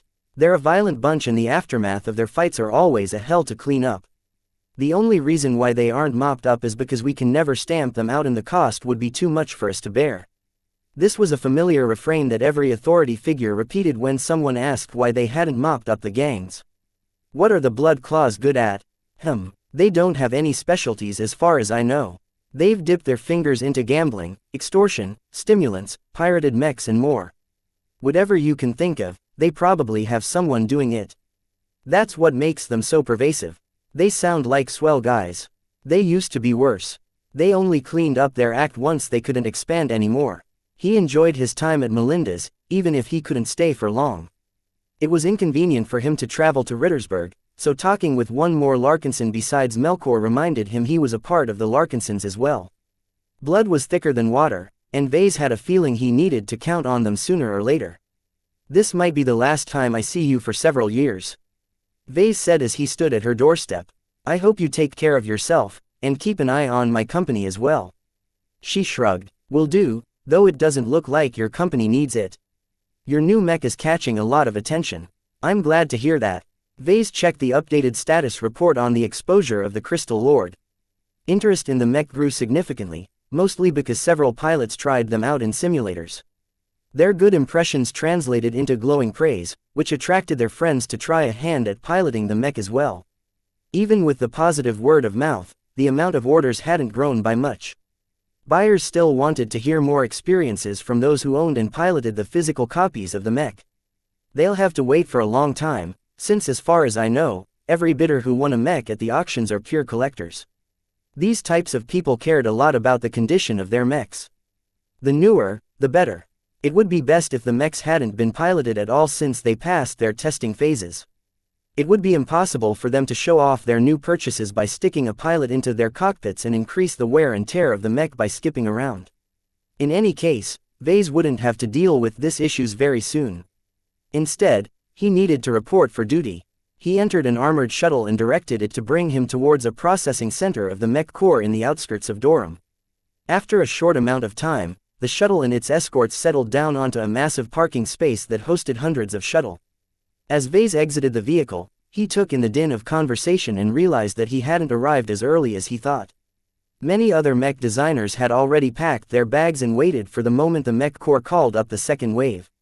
His comm beeped as it received an automated message from the processing center. They sent him a map of the processing center and his schedule for the next couple of days.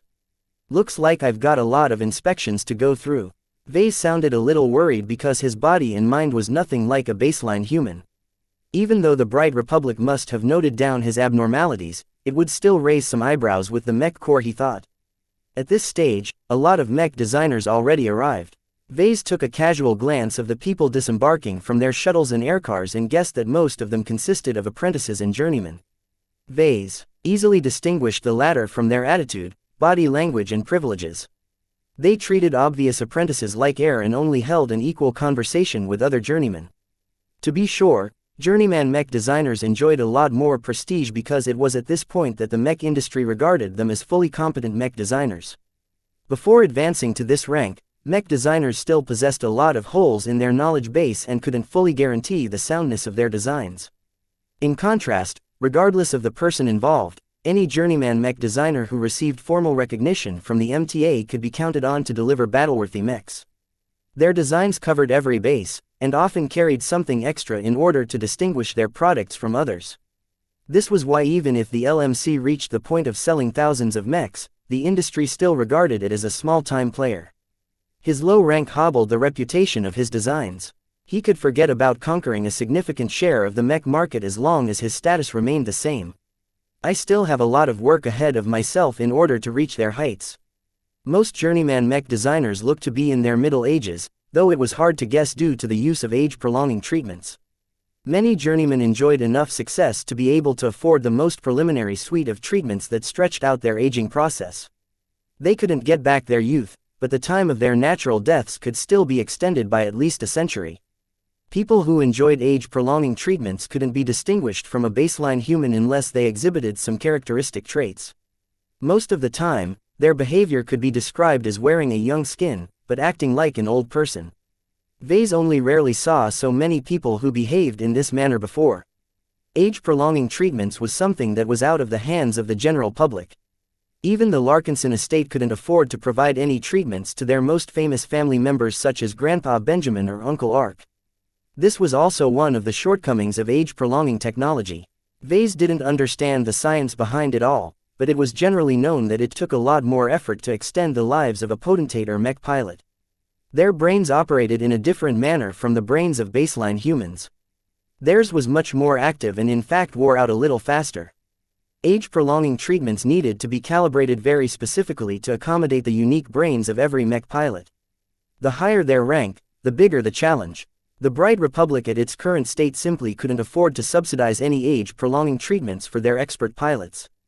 This actually led to a lot of them to pack up their bags and emigrate to the Friday Coalition or some other powerful state in a different star sector. The amount of expert pilots who stuck with the Bright Republic was very little. Naturally, these expert pilots wouldn't necessarily have a good time in their new homes, and it wasn't as if the Mech Corps possessed no means of retaining some of them. Usually, they signed contracts with talented pilots that stated that if they happened to advance to expert pilot while in active duty, that they still needed to serve the end of their terms before they could go. This illustrated the disparity in treatment between different ranks. Even if the Bright Republic didn't possess enough means to please all of their talents, they sure tried their best to accommodate them. Vase witnessed the differences firsthand.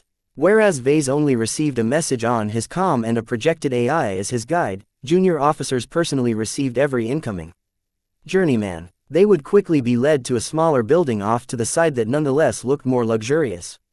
Someday, I'll retreat the same kind of treatment. Vase shrugged and continued to follow the blinking projected ball that led him across the parking area and towards a large hangar-like structure. Inside the cavernous walls, large amounts of mech designers lined up to report for duty and to go through their first inspections. Despite the enormous lines, Vase moved forward rather quickly. The Mech Corps didn't choose to conduct their business inside this giant hangar for nothing. Once Vase arrived at the front, a bland-looking serviceman checked his identity and signed off on a whole stack of virtual documents. Sign here to acknowledge that you understand the rules and regulations of the Mech Corps, and that you cannot use ignorance of these regulations as an excuse. Sign here to confirm you agree with the secrecy clauses. The Mech Corps takes confidentiality and information security with the highest level of importance. Report immediately if you carry any electronic or biological implants, no matter how small or unrelated they might be to spying activities. Vase dutifully noted some of the abnormalities in his body, most notably the Jutland organ. Even if the Mech Corps likely knew all of this before, he couldn't afford to slip up right at the start. Note down the possible conflicts of interest that might occur during your service time. Be as detailed as possible, and include both foreign and domestic influences. Sign here to consent to invasive health checks. The Mech Corps reserves the right to unilaterally operate and modify your body and its physiological functions without needing to adhere to any medical justifications. Sign here to state that during your service, you will put the interests of the Bright Republic over the interests of any other state or comparable entity. In case of a conflict of interests, you should immediately report it to your superiors. Chapter 417 Theory. By the time Vase biometrically signed the 20-odd documents, his fingers almost cramped up. Some organizations were content with scanning the DNA or the pupils of a person, but the Mech Corps adhered to a much more rigorous standard. The sheer amount of actions Vase needed to do to sign each document was a struggle in itself. The Mech Corps was determined to prevent any mech designers from committing fraud or misrepresenting the truth. Vase understood why, of course. Mech designers primarily designed mechs, but were capable engineers as well. They used to pull off all kinds of tricks, from hacking the devices that held the virtual documents and changing their clauses, to putting forth a remote-controlled android to serve in their stead. The most extreme example actually consisted of a spoiled brat who ordered the kidnapping of another mech designer. Gruesome surgery turned the victim's body into a clone of the spoiled brat, while extremely brutal brainwashing slowly turned his personality into a passable imitation of the mastermind. The entire scheme actually stood a good chance of working because the Mech Corps didn't perform invasive inspections back then. The doppelganger dutifully pretended to be someone else, and while some may have held some suspicions, no one realized the truth. The only reason why it fell through was because the spoiled brat showed himself in public when one of his parties went out of control. People quickly started to scratch their heads why this good-for-nothing mech designer could be in two places at once. Wasn't he working on debugging mechs in some isolated research base? Go on ahead and wait for inspection. Vase moved on and followed the guide to a closed-off modular clinic. Throughout the rest of the day, he went through an extensive amount of tests. Due to his abnormal body, he enjoyed increased scrutiny and had to endure a lot more tests despite the existence of records that told the exact same story. "We just want to be sure we got the right person," a doctor muttered when Vase asked why. The Mech Corps wasn't interested in the potentially miraculous effects of his Jutland organ. Instead, they held a lot of concern about its unknown functioning and the intentions of its creator. Who knew what kind of biological programming it contained? Vase came across the first obstacle then and there. "You'll have to stay back, Mr. Larkinson," the doctor said as he furrowed at the inconclusive results in the reports. "We can let you go through the next steps of your initiation until we have received some assurances that you aren't carrying anything that might prove to be a detriment." Vase expected that something like this might happen. "I can refer you to Master Olson's representative. He can vouch for me. That will help a lot." In cases like this where the Mech Corps lacked the means to resolve the issue, they would normally hold back the mech designer in question and dither on their assignments. Vase wanted to avoid such an awful fate, so he already prepared something beforehand. He raised his comm and sent out the contact details for Horatio. This is the contact for Master Olson Stewart. He takes care of all her administrative issues and knows about my situation. The doctor retreated and corresponded with Horatio. Vase couldn't eavesdrop on their conversation, but he had no doubt that the most contentious issues would be waved away. After all, Vase was not the only mech designer here with connections to a foreign state. The Friday Coalition was a behemoth compared to the Republic, so the latter had no choice but to swallow every pill served in its mouth. Some time later, the doctor returned and wordlessly nodded his head at Vase to move onwards. Thanks. Although the experience was a little awkward, and the Mech Corps would never fully trust him, Vase knew that he had cleared the most essential hurdle. He went through a final inspection where some bots stripped all of his clothes and belongings and issued him a bland, gray replacement outfit along with the most primitive comm he had ever seen. This thing doesn't even have a single app installed besides a clock. After that, Vase reached a dormitory area where a handful of mech designers bunked inside small modular rooms erected for the purpose. He entered a room only to meet 3 unfamiliar faces. Look at what we have here. The latecomer has arrived. Took you long enough. You missed dinner, but we saved some for you. Vase smiled and went inside and took a seat at the square table in the middle. Thank you, I'm starving. Dinner in this case consisted of nothing more than a bland, stale nutrient pack along with lots of water to hydrate his stomach. Is this it? Vase frowned. It looks rather bare. Even prisoners got to enjoy reconstituted food that used nutrient packs as raw materials. Serving the dry bars of unidentifiable biological matter without any processing was jokingly considered as a borderline war crime. He introduced himself as Morgan Hollenfield. One of the 3 mech designers sighed. He was a middle-aged man with dark brown hair and looked a lot older than the other 2. The Mech Corps wants to show who's boss around here. We only get to enjoy the nutrient packs as breakfast, lunch and dinner until we go through what they call their lightest version of boot camp. Everyone frowned at that. As a rule, mech designers were nerds and geeks. What did physical fitness have to do with how well they designed their mechs? It's another way to put us down. A younger man burst out. Those jumped-up mech pilots always think they are in charge, and want to drive in the point that we are their slaves. Morgan quickly pressed the young man's shoulder. Calm down, Jim. The Mech Corps is always listening in. You can land yourself in a lot of trouble if you talk like that. As if I care. I had a good career lined up and several designs in the works. I wasn't supposed to be called up. Morgan awkwardly laughed at Vase and the other mech designer. Don't mind Jim too much. He's a scion of the Ronin family. That caused Vase to widen his eyes a bit. The Ronin family owned a lot of asteroid mining operations. They weren't a big player in the resource market, but carved out a niche spot for themselves. Jim probably enjoyed a lot of benefits if he was related to that Ronin family. His company would be able to incur much less costs to produce a mech if it took advantage of raw materials being sold to it at cost price. However, to Vase, Jim didn't look as if he enjoyed that much success. He looked a bit pathetic compared to the final mech designer. The young man noticed the inquisitive stare and held out his hand to Vase. Bartholomew Yee, apprentice mech designer. Just call me Bart for short. The man's appearance only showed a hint of Asian characteristics, so that side of his bloodline must have thinned out a bit through the generations. Vase Larkinson, also an apprentice mech designer. All 4 were obviously apprentices with their own pride and accomplishments, so nobody treat each other as anything but equals. Vase may have designed some great mechs and enjoyed the backing of an influential master from the coalition, but the others didn't lose out too much in their own careers. As Vase gradually consumed the nutrient packs, he got to know his 3 new roommates. I've designed 15 original designs in my career. Morgan proudly boasted. Though they haven't won any awards, all of them turned out a handsome profit. What type of mechs did you design? Vase asked as he tried to swallow another bite of dry nutrients. Oh, they run the gamut from light mechs to medium mechs, skirmishers to knights, landbound mechs to aerial mechs. The only kind of mechs I can't design are spaceborne, aquatic and heavy mechs.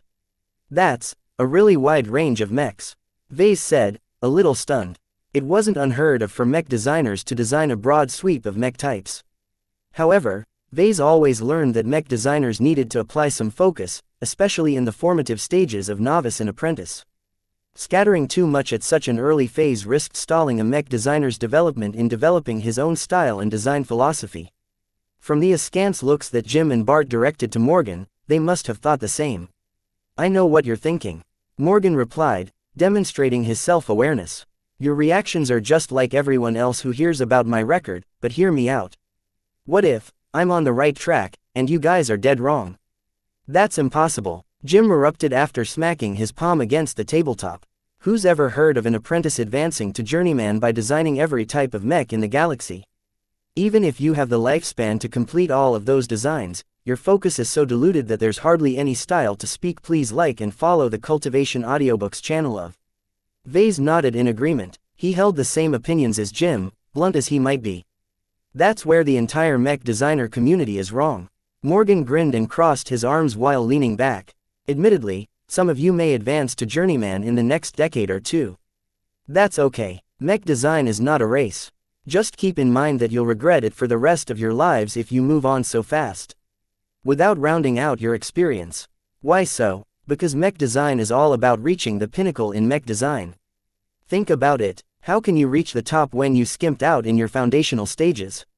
The moment you advance to journeyman after designing only 5 to 10 or so mechs, you are progressing on top of an unstable foundation.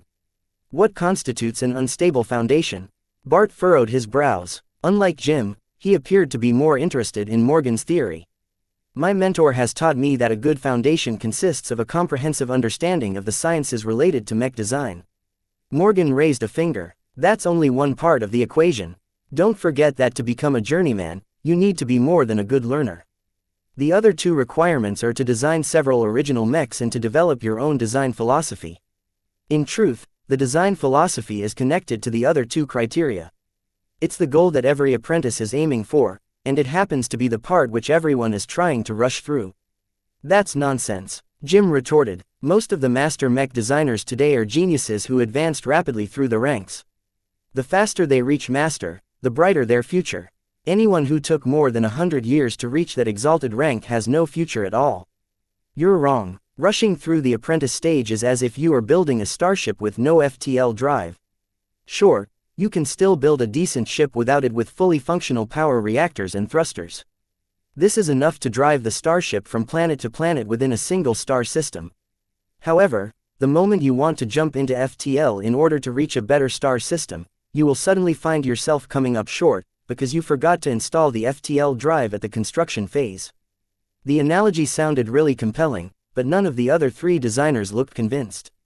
Mech design isn't anything like building a starship, Vase calmly replied. As Jim has said, many master mech designers seem fine even if they only spent a couple of years as apprentices. Enough hard proof existed on the galactic net to prove his assertions. Oh sure, those masters all seem impressive trying to outtrace each other. Morgan waved their accomplishments away as if they were nothing. To me, they're like toddlers running around in the sandbox. Is master mech designer the end point of our careers? No. Above masters, there are star designers. Star designers. These were the true pinnacles of mech design in the galaxy.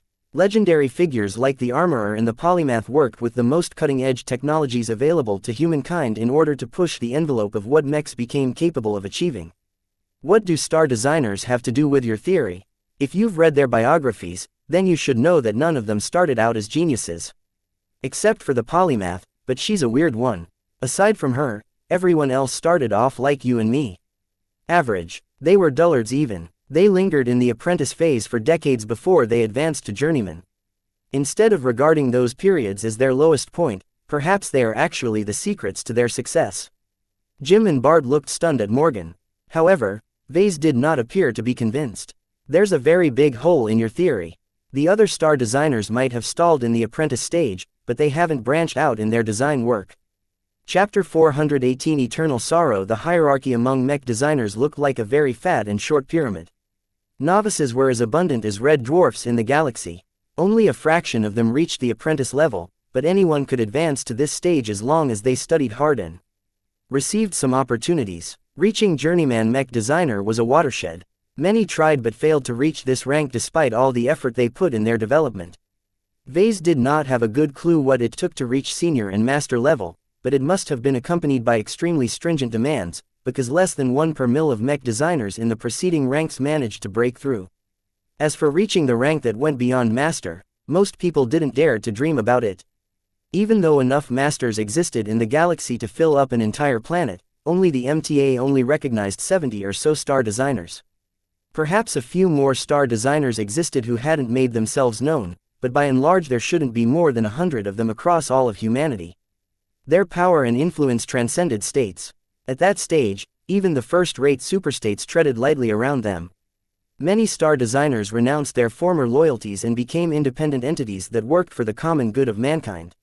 It could be said that star designers transcended their former bonds and shackles and have reached a level of existence on par with god pilots. Both types of humans formed the absolute best of what humanity had to offer and were worshipped by trillions of humans. Low-ranked mech designers like Vase, Bart and Jim constantly thought about how to reach journeyman level. It was way too soon to even think about advancing to star designer, but Morgan amazingly already thought about a strategy to reach this supreme existence.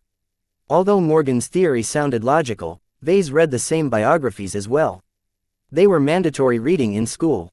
Every mech designer should have read at least a dozen different biographies. Star designers emerged through chance, opportunity and coincidence. Vase explained the common understanding on star designers. Many geniuses who have quickly reached the master stage have never been able to touch upon the threshold to the next rank. Although we don't know why that is so, no one has ever told us it's due to a supposedly bad foundation. Besides, if the only way to get a good foundation is to linger in the apprentice stage for hundreds of years, then the galaxy would be flooded with masters right now. Morgan instantly shook his head. Vase, my friend, I thought you looked smart, but you fell into this trap as well. Just think for 1 second about the biographies you've read. Is all of it true? That caused everyone at the table to blink. Certainly they told the truth, right? Why would they lie? Why won't they lie? Those biographies read like fairy tales or adventure novels. Do you really think those star designers went through all that nonsense and transformed into strange existences that has turned them into something special? It's all drivel fed to the masses in order to keep the upper echelon in power. Morgan continued to rant about his assertions for a couple minutes. Vase, Jim and Bart all looked at each other with perplexed smiles. Vase couldn't take it any longer. It's all well and good to state that the biographies are fictional, but what are their true stories? Just because the early days of those star designers don't conform to what is being told in the books, that doesn't mean they adhered to your theories either. You have no proof. That's because they're keeping it all a secret. It's a conspiracy against nobodies like us. The man could claim all he wanted, but nobody else bought his shtick. After finishing his bland dinner, the rest of them tried to move on from this topic. Vase got to know about his other two bunkmates. I've never gone to any universities or institutions. Bartholomew Yee began. My father is a mech designer as well and he believes he can teach me a lot better than any school in the Republic. So you learned everything you knew from your dad? Correct. I even joined his design team and assisted in developing a couple of his models. They all worked out well. The experience gave me enough confidence to design my mechs. Did you start your own company or are you working for dad? The latter. There's no point in starting up a separate company if I'll eventually inherit my dad's existing company. Bart's story sounded fairly typical. A small but substantial portion of mech designers learned the craft from their parents. Such a teaching method was even more intimate than apprenticing to a master, because one's father or mother always taught their descendants with utmost care and attention. That said, the mech industry as a whole looked down on homeschooling. Mech designers who learned from their parents and no one else often ended up as pale imitations of their parents. They knew the theories and could replicate a past work, but when it came to applying their knowledge to develop new designs, that was where most of them fell short. Vase didn't say anything about that to Bart. He didn't want to piss the homeschooled mech designer off. How many mechs have you designed? Not much, only 4. Like my father, I specialize in spaceborne mechs. That's more than me. I only have 2 original designs under my belt, and my second design only came out recently. What about you, Jim? I only designed 1 original mech, a nice little light mech. I'm still taking it slow. It turned out Jim's design hadn't caught on in the market. The disappointing sales figures burdened his company with losses, which forced him to crawl back to the Ronan family for some money to tide his company over. Naturally, Jim didn't sound so pathetic when he meandered through his story, but Vase was sharp enough to pick out the truth. What were you working on as your second design? It doesn't matter anymore. Jim sighed. This war has made everything moot. My company will certainly be shuttered without my presence. I'll have to figure something out once the Mech Corps releases me. Out of everyone in this room, Jim appeared to be the least successful mech designer. Vase got the sense that he had barely made any progress since reaching apprentice. Even Morgan possessed a better track record, though that could also be accounted to his age. The older man truly designed a substantial amount of mechs, each one better than the last one, though none of them ever sold more than a couple of thousand copies each. As they got to know each other, they realized that besides their rank, they had very little in common. Morgan possessed the most experience by far, but his insane theories caused him to stall in his progression. Jim achieved the least success, but he could draw on a lot of help from the Ronin family, either through paying less for raw materials or through direct cash infusions. Bart grew up in a comfortable environment, having everything handed to him with a silver spoon. As for Vase, though he only published 2 designs, he built up everything on his own, though he conveniently left out the role the system played in his rapid ascension. This caused the group's dynamics to shift. Jim's perpetual resentfulness made him a hard person to befriend, while Bart's easygoing ways reflected his lack of struggle. Morgan shifted to become their unofficial leader in a way. No matter what they thought about his beliefs, it couldn't be denied that he really designed over a dozen different original designs. Such an accomplishment deserved recognition.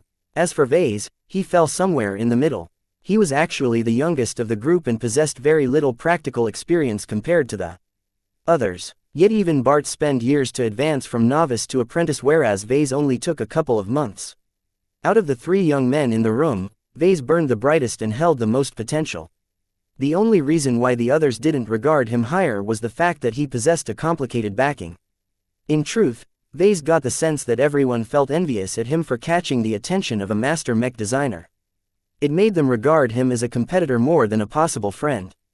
The distance suited him fine. Vase held many secrets, and he wasn't eager to let anyone get too close. Not when he couldn't protect himself in the event he slipped up. "What's it like to apprentice under a master?" Morgan asked with some curiosity in his face. "My mentor is only a local senior mech designer, so I've never seen a master in the flesh."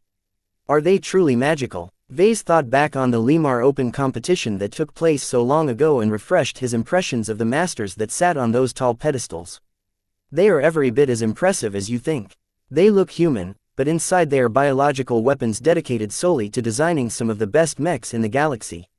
You simply can't relax around any of them at close proximity." When Vase personally met with Master Olsen, he felt as if he entered a zone in which his judgment became a little fuddled. Back then, he hadn't noticed any discrepancies, but looking back on it made him suspect that being in the presence of a master affected him in many subtle ways. He couldn't really tell what kind of influence Master Olsen exerted around her, so Vase somewhat doubted whether it was simply a combination of apprehension and admiration at seeing a master up close. Morgan sighed. "I wouldn't have the guts to try my luck in Limar. The Friday Coalition looks down on mech designers that arrived from the boonies. It's truly unfair for us. That's the way the galaxy works." Jim added with a bit of sadness in his voice. "People who are born in the galactic center have it best. Anyone else are country bumpkins in their eyes. Even the rulers of the Friday Coalition are nothing more than a bunch of ants in front of a lowly security officer from the galactic center." This was the eternal sorrow for those born in the galactic rim. The circumstances of their birth sealed their fate before they could even learn their first words. The galactic center was unimaginably dense and wealthy, but it couldn't afford to subsidize the development of the outer galaxy. Vase found this turn of conversation to be too depressing. "Our starting points are different from the mech designer who enjoy an abundance of privileges that they take for granted. However, the galactic rim isn't too far behind in pumping out masters. It takes more than wealth to improve." That gave them a ray of hope again, though Morgan looked about to repeat his theories on maximizing the chances of reaching Star Designer. Everyone else quickly raised another to forestall his story, thereby avoiding another crisis. After a couple of hours of relaxing and occasional chit-chat, they retired for the night. As Vase tried to lie comfortably on his stiff, cold bed, Vase thought back on Morgan's explanation. Despite clashing with most of the contents of the biographies of Star Designer, his theory looked like it made a lot of sense. "Am I walking down the wrong road right now?" The mech industry placed a lot of attention on talent and potential. Those who advanced faster than others would be considered talents, while those who muddled through and reached journeyman level in their 50s were regarded as people who would soon reach a dead end. The reason why the mech industry placed so much importance on speed was because it indicated that this person had a lot more in store. It was extremely expensive for influences to nurture a master, and it might not even work. Should I change my plans? Previously, Vase thought about doing the bare minimum in his apprentice stage. Once he designed 3 more mechs, he'd be able to tick another box. No matter how many times Vase tried to dismiss Morgan's ranting, his mind constantly drifted back at some of his assertions. The older mech designer's belief that you need to design more mechs than 5 to develop a proper foundation sounded very attractive to Vase. Well, it wasn't as if he'd be able to design a mech while he served in the mech corps. I'll think about it later. Chapter 419. Different the next days, the mech corps began to perform a lot of tests. They wanted to know everything about the capabilities of their mech designers. Physical tests only formed the start of it. Due to his endowments, Vase breezed through examinations that sought to test his strength or endurance. However, once he moved on to examinations that tested his coordination and how well he played certain sports, he fell flat on his face due to a lack of practice. His strange performance instantly distinguished him among the crowd of hundreds of mech designers in training unit. Even his bunkmates had to reassess his existence. "Why are you such a freak, Vase?" Bart asked with goggling eyes. "Bad luck from a mission gone wrong at the frontier." "Wow, if can call that back luck, then you are more than welcome to pass it over to us." "Haha, I wish. It's mostly my own fault for accepting the mission in the first place." Besides finding out their physical limits, the processing center also stressed out their cognitive limits. The entire training unit went from examination to examination where they needed to perform specific actions such as memorizing as much pages of a random book in a short amount of time. While performing a single test wasn't that big of a deal, the mech corps seemed keen on carting them off from test to test without any time to rest. This quickly led to a lot of protests from many mech designers. "Our treatment here is outright disrespectful. Are we training to become commandos or something? I'm almost falling apart at the seams." They mostly complained at empty air, as the mech corps never sent out any human face to conduct the tests. Instead, they relied on bots and projections to corral the mech designers as if they were guinea pigs. The strange methods all added to the illusion that they somehow ended up in a prison instead of a training center. A lot of mech designers carelessly uttered their frustration at the inane treatment they received. Many of the apprentice mech designers who got called up in the second wave all enjoyed a certain amount of success in their careers. They expected to be treated with a measure of respect. Instead, the processing center went out of its way to make their lives more difficult. A lot of mech designers attributed this behavior to the mech pilot-centric focus of the mech corps in the wider society. Only a handful of people such as Vase knew the truth. As a Larkinson, Vase already possessed a lot of awareness on how the mech corps worked. The grumbling of the mech designers couldn't compare to the harsh training every mech pilot endured before they were allowed to enter the cockpit. To Vase, they acted like a bunch of babies. Out of his bunkmates, only Morgan appeared to be aware as well. "They want to break us down and shave off some of our egos.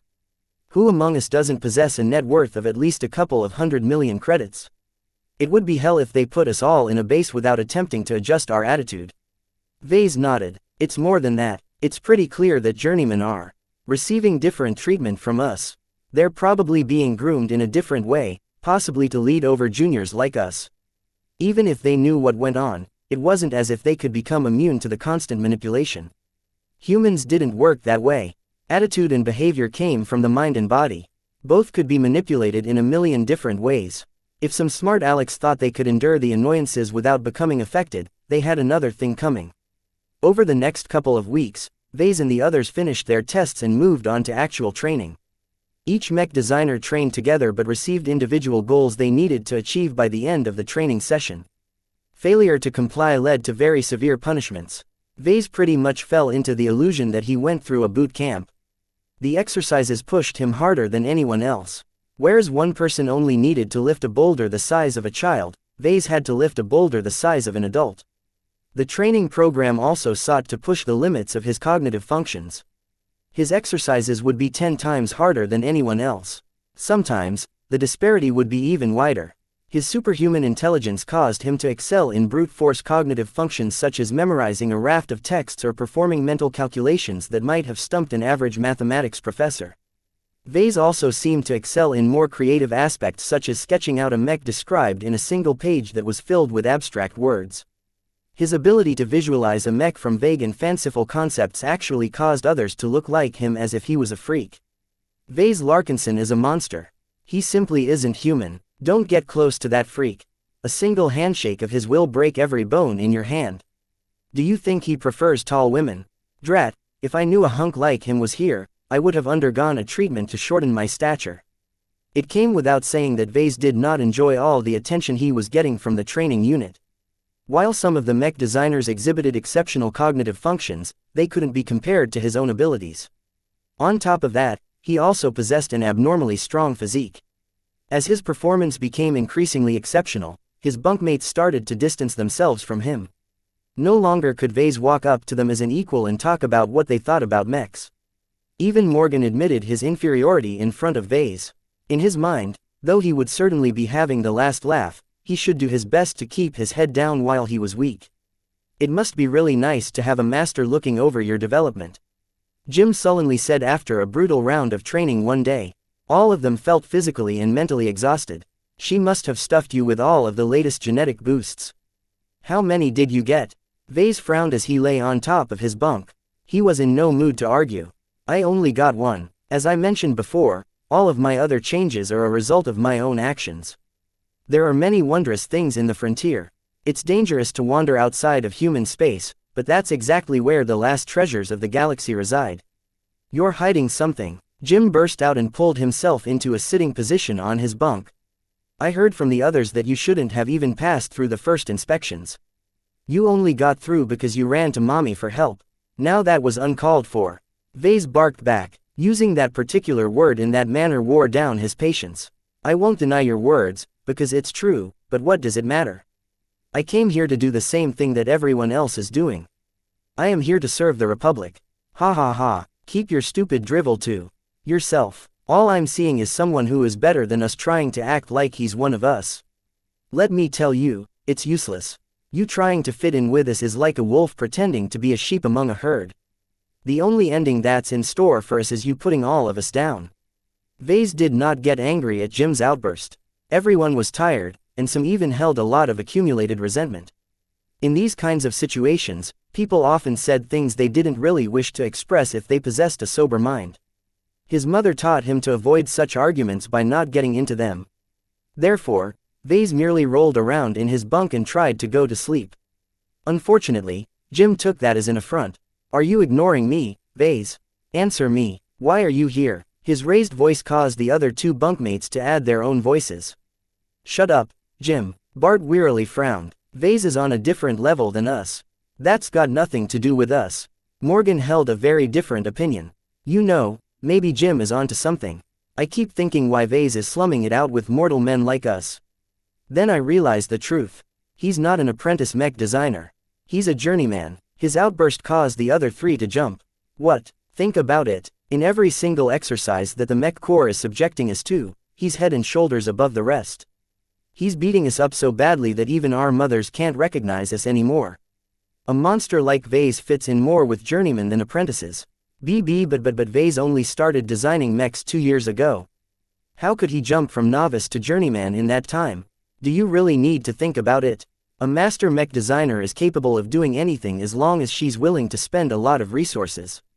My take is that Vase has a special relationship with Master Olson, if you know what I mean. That's slanderous, Vase retorted back to Morgan.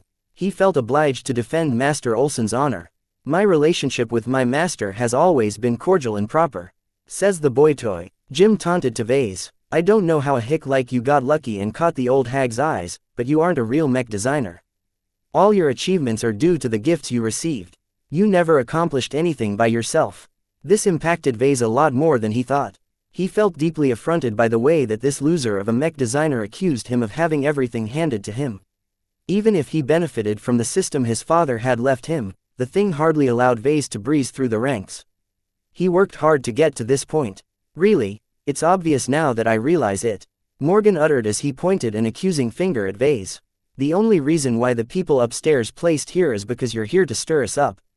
Smearing all of our faces with your inhuman level of performance is another form of torture to us. Jim cursed and jumped to his feet. Bastard, go back to your masters and tell them to sod off.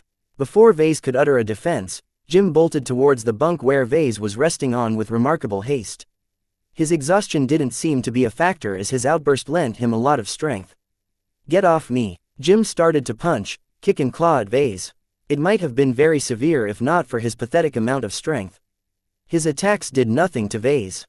His body was like a sponge that absorbed Jim's mindless attacks as if it soaked up water. Though Vase really wanted to punch Jim in the face, he withheld his body and remained on the defensive. He already knew what would happen next. A loud tone sounded out in the room. Moments later, a massive electric shock ran through all 4 occupants. Even Vase became paralyzed, in part because the shock mainly targeted at his nerves, which still remained fairly vulnerable. The shock succeeded in stopping Jim from lashing out. His body shook and shivered as his body completely went out of control. Half a minute later, the door opened and a couple of black-coated armored bots hovered in. They clawed at Jim, who was sprawled on the floor, and hauled him out like a sack of meat. The door closed and locked after the departure, leaving the remaining 3 occupants to deal with the after effects of the shock attack. Vase was really beginning to hate this experience. He had a feeling Jim wouldn't be the last designer to be carted off. Chapter 420 Training Regime. After that day, reality started to sink in the mech designers. Even the most ignorant among them learned that the mech corps did not care about their status and their achievements. No matter how many mechs they designed or how many pilots used their products, everyone started from scratch. The ongoing pressure from the exercises and the inhuman way the processing center treated the mech designer really took a toll on everyone. No one had the time to smile and chat with each other. They needed to conserve every available moment to rest and regain their strength. This suited Vase fine. By now, his alienation among the other mech designers reached the furthest point it could go. The only reason why his status as a pariah didn't bother him was because the mech designers didn't treat their closest friends that differently. The constant frustration and exhaustion sent everyone into a pit of self-wallowing isolation. Everyone was too numb to do anything more. It was at this point that the training regime started to move beyond senseless exercises. They entered classrooms which served them with images of the bright republic. A pair of bedraggled mech pilots leaning against a wrecked mech. A city bombed to oblivion, only to be rebuilt anew. An enormous fleet carrier surrounded by a flotilla of combat carriers orbiting around a glittering planet. Throughout the inspirational visuals, it repeated a constant refrain. "We are the bastion of reason. We are the torch that lights up the end of the galaxy. We are all that stand in the way between freedom and tyranny." In their tired states, most mech designers soaked up the message without resistance. Vase, on the other hand, possessed a much more potent recovery speed, so he remained very aware throughout these indoctrination sessions. Frankly, he didn't know what to think either. Most of the footage sounded inspirational, but to Vase they largely fell flat. He already possessed a lot of attachment to the Republic and hardly needed any reinforcement in that area. Along with indoctrination, the mech designers also started to learn other necessities. They memorized the hierarchy of the mech corps, how they should behave among themselves and to the servicemen of the mech corps, and what they needed to do if they ever fell into a precarious situation. It became clear to Vase that the mech corps explicitly didn't train them to be servicemen.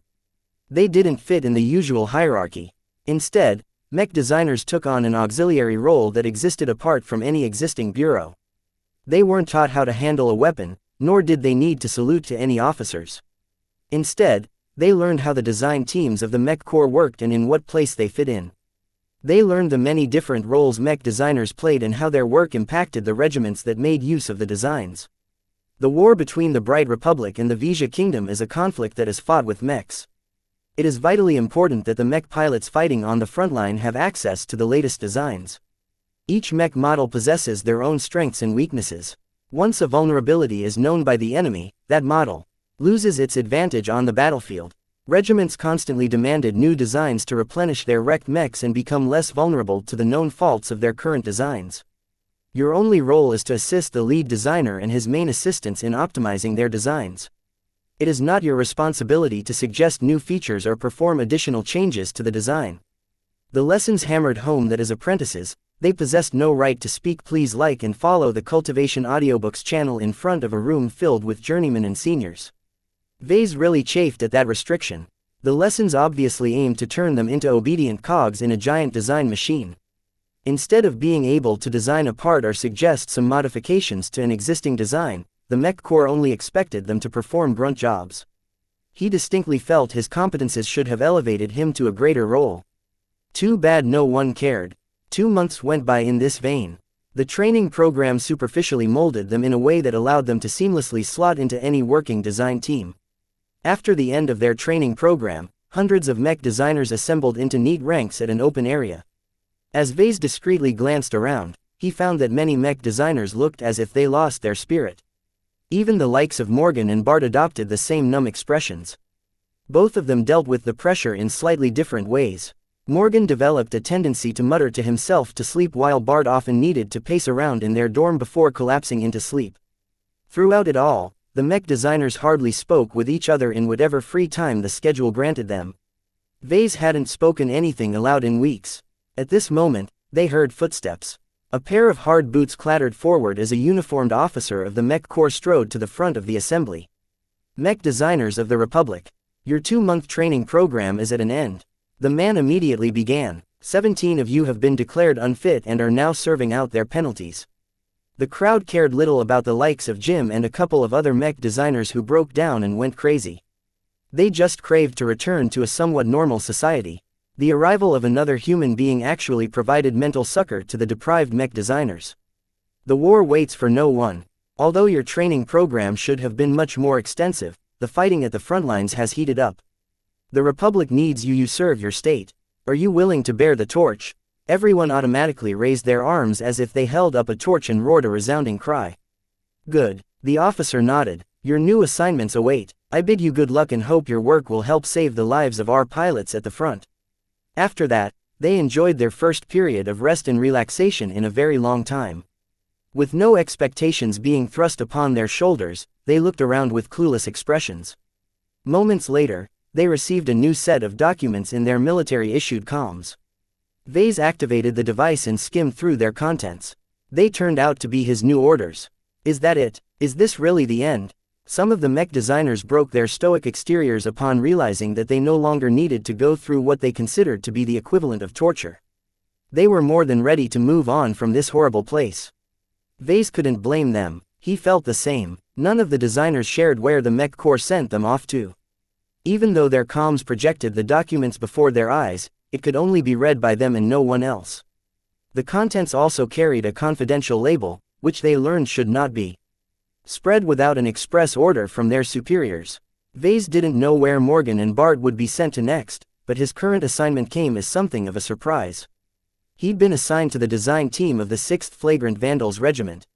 This wasn't an unknown regiment. In fact, it enjoyed a lot of fame or notoriety depending on who you asked. It was the last regiment of the 3rd Terry Division, which mainly garrisoned a lightly populated region in the extreme, bottom, end of the border between the two states. Vase blinked in surprise at the assignment because the 6th Flagrant Vandals Regiment was a tried-and-true spaceborne regiment. To someone who dealt exclusively with landbound mechs, he was like a fish out of water if his assignment forced him to work with spaceborne mechs. What is the Mech Corps thinking? He quickly thought about the Flagrant Vandals. Though the public didn't hear too much about this regiment, Vase heard more than enough stories from the Larkinsons who served in the previous wars. The Vandals didn't call themselves this way for nothing. They served as a dumping heap for problematic mech pilots. Any Larkinson who had the pleasure of fighting alongside the Vandals all mentioned how much they hated the ill-disciplined brutes. They're a bunch of thugs. I'm ashamed they are a part of the Mech Corps. They should have been cashiered en masse. Don't think for a minute that you're safe with a Vandal. They'll cheat, scam or coerce all your wages from your bank account. Watch yourself well, and don't ever end up alone in a room with a Vandal. Scoundrels, they are all scoundrels. Ever since Colonel Lowenfield took over the reins, it's gone downhill over there. Vase never heard anything good about the Flagrant Vandals. To him, who hoped to be assigned to a more renowned frontline regiment such as the Infernal Hellhounds or the Fire Fists, the news came as a huge disappointment to him. His performance should have entitled him to better treatment. Is it because of my complicated situation? Perhaps the Mech Corps didn't trust or expected much from him. To a basket case like Vase, it was much more convenient to dump him to a design team attached to one of the most expendable regiments in the Mech Corps. As Vase went through the motions and let a bunch of bots guide him and the others towards a swarm of waiting shuttles, he started to recall more stories about the Vandals. Though they apparently carried a bad reputation, they also possessed a lot of ferocity. Nobody accused them of cowardice. This was because the Vandals was one of the few regiments that took up the responsibility of raiding Vision space. Whereas almost every mech of the Mech Corps operated within Republic space, the Vandals eagerly snuck past the stretched southern border between the two states and reveled in causing havoc in star systems the Visions thought would never suffer an incursion. The more Vase thought about it, the more he realized that it might not be a misdemeanor for him to join their design team. It's not like he'll be stationed aboard their combat carriers as they pass through the border. Vase felt better about that. The only thing he needed to figure out was how he could adjust his skill set to accommodate the peculiarities of spaceborne mechs. It wasn't that simple for him to design a spaceborne mech without any prior experience. As the shuttle lifted off from Bentheim, Vase looked around the cabin and figured that they wouldn't be sent to the Vandals. They probably had their own assignments. Of all the faces seated in the chairs, Vase only recognized Morgan. The man happened to turn around and their eyes suddenly met. Nervous? Morgan asked out of the blue. No, I'm excited. A few seconds passed before Morgan spoke again. Look Vase, I did some thinking in the last month, and I realized I went too far that day when Jim let his frustrations take him over. Thinking back on that time, it's pretty stupid of me to accuse you of being someone's tool. Can you forgive me? Vase did not know what to say to the other mech designer. While he felt indignant about it at the time, he long pushed the matter to the back of his mind. I won't forgive you, but I'm willing to let matters go.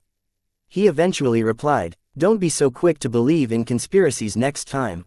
Thanks. Morgan nodded and turned back around. Naturally, Vase didn't believe that Morgan would change his ways.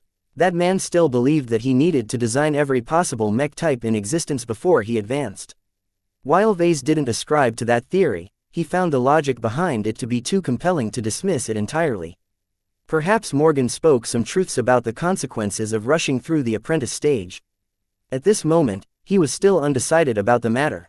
He didn't know if he should delay his advancement and absorb more experiences or continue his fast-paced growth and break through to journeyman as fast as possible. It was a good thing that Vase had plenty of time to choose. I'll get back to this when I reach the point where I can advance. Vase leaned back in his chair as the shuttle broke through orbit and zipped towards a floating military station. A whole mass of military transport ships moored alongside the station. One of them would probably bring Vase to the Terry system or somewhere close. Chapter 421 Like pirates. After a number of transfers, Vase entered an old model transport ship. While a large number of bots filled up the ship's cargo hold with containers of supplies, Vase and two other mech designers entered a nearly empty passenger compartment. The compartment offered enough space for 30 passengers, though space was at a premium and the amenities left much to be desired. The yellowing white paneled corridors and the faded and worn furniture made it clear that the vessel wasn't well maintained. This is where you mech designers will stay for the time being. A crewman assigned to guide them said as he chewed some sort of stimulant that would have seen him cashiered aboard a properly run ship. Once you enter, the main hatch here will lock so you won't wander off and disturb the rest of the crew. We have to stay here for the entire duration of the trip. The only female mech designer among them spoke out. There's barely anything inside. You can always stay within your bunks and go back to sleep. There's a cabinet of nutrient packs along with a food recombinator, so you won't starve. If you want some distraction, we left you some data chips that contain some of the games we play in our off time. Ordinarily, Vase could at least browse the galactic net if he wanted a distraction. However, ever since he received his military-issued comm, he started to get around the fact that the Mech Corps would never let someone like him with a sliver of access to the rest of the galaxy. The local networks plainly refused to let his comm access the galactic net. The spacer quickly went through some obligatory safety instructions before letting the mech designers stew inside their empty but cramped abodes. A couple of seconds passed by as the three looked at each other awkwardly. Let's claim our bunks before the others arrive. Good idea. The young woman nodded. They each split up and entered some of the available cabins to claim their preferred sleeping spots.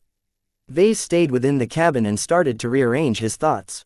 Ever since he learned he would be joining the design team of the 6th Flagrant Vandals, he dredged up every piece of knowledge that pertained to spaceborne mechs. While spaceborne mechs didn't look very different from aerial mechs, they actually operated under very different circumstances. An aerial mech could operate in space in a pinch, but would only be able to express 80% or so of their strength. Spaceborne mechs on the other fared much worse in atmospheric conditions. Some didn't even carry a strong enough flight system to let their mechs remain aloft under standard gravity conditions. Compared to landbound mechs, spaceborne mechs predominantly carried a notch less mass around.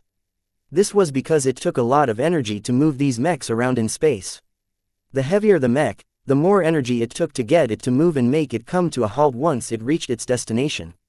Therefore, spaceborne mechs consisted of a much higher proportion of light mechs, though plenty of medium mechs existed as well. Besides the Space Knight mechs, every other medium spaceborne mech tended to mass at the lighter end of the medium weight class. The decreased mass allowed these mechs to accelerate and decelerate rather quickly with more efficient but less powerful flight systems. It wasn't unheard of for spaceborne mechs to be able to last an entire standard day in space. They're smaller and lighter, but they're also more fragile. The emphasis on speed and agility and the vast room for maneuvering in space shifted the design of spaceborne mechs away from a reliance on armor. While the existence of Space Knights and the like still proved that armor played a role, in space, speed, or rather acceleration was king. The higher a mech's ability to accelerate, the better it would be able to dodge incoming attacks.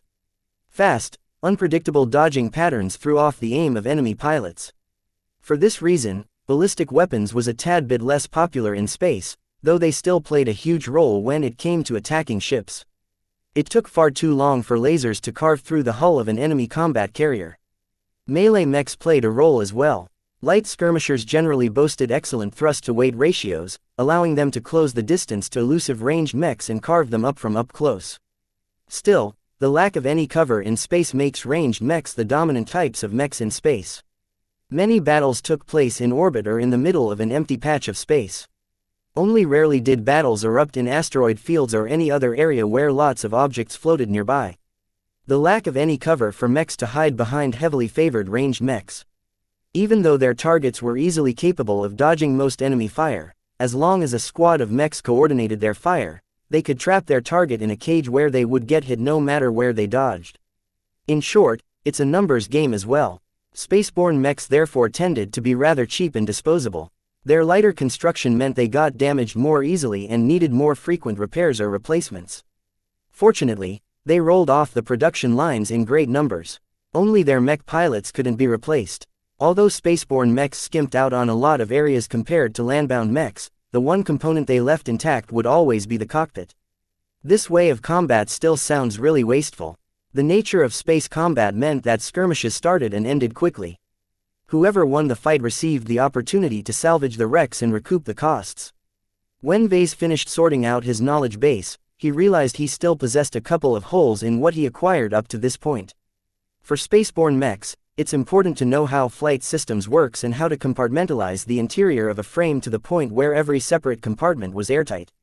The most complicated variable related to space combat was definitely heat management. Without ground and air to transfer much of the heat generated by mechs, mechs mostly radiated out their heat like the ancient practice of toasting a bun. This was far too slow compared to the amount of heat a mech built up during battle, so mech designers did everything possible to extend the time a spaceborne mech could fight without becoming too hot. The Bright Republic didn't have access to a lot of means to improve the heat management of their mechs. Therefore, the Republic's spaceborne mechs tended to be built according to endurance and efficiency rather than peak performance. That was one area where Vase happened to know a lot. Vase reluctantly concluded that he should be able to understand most spaceborne mech designs.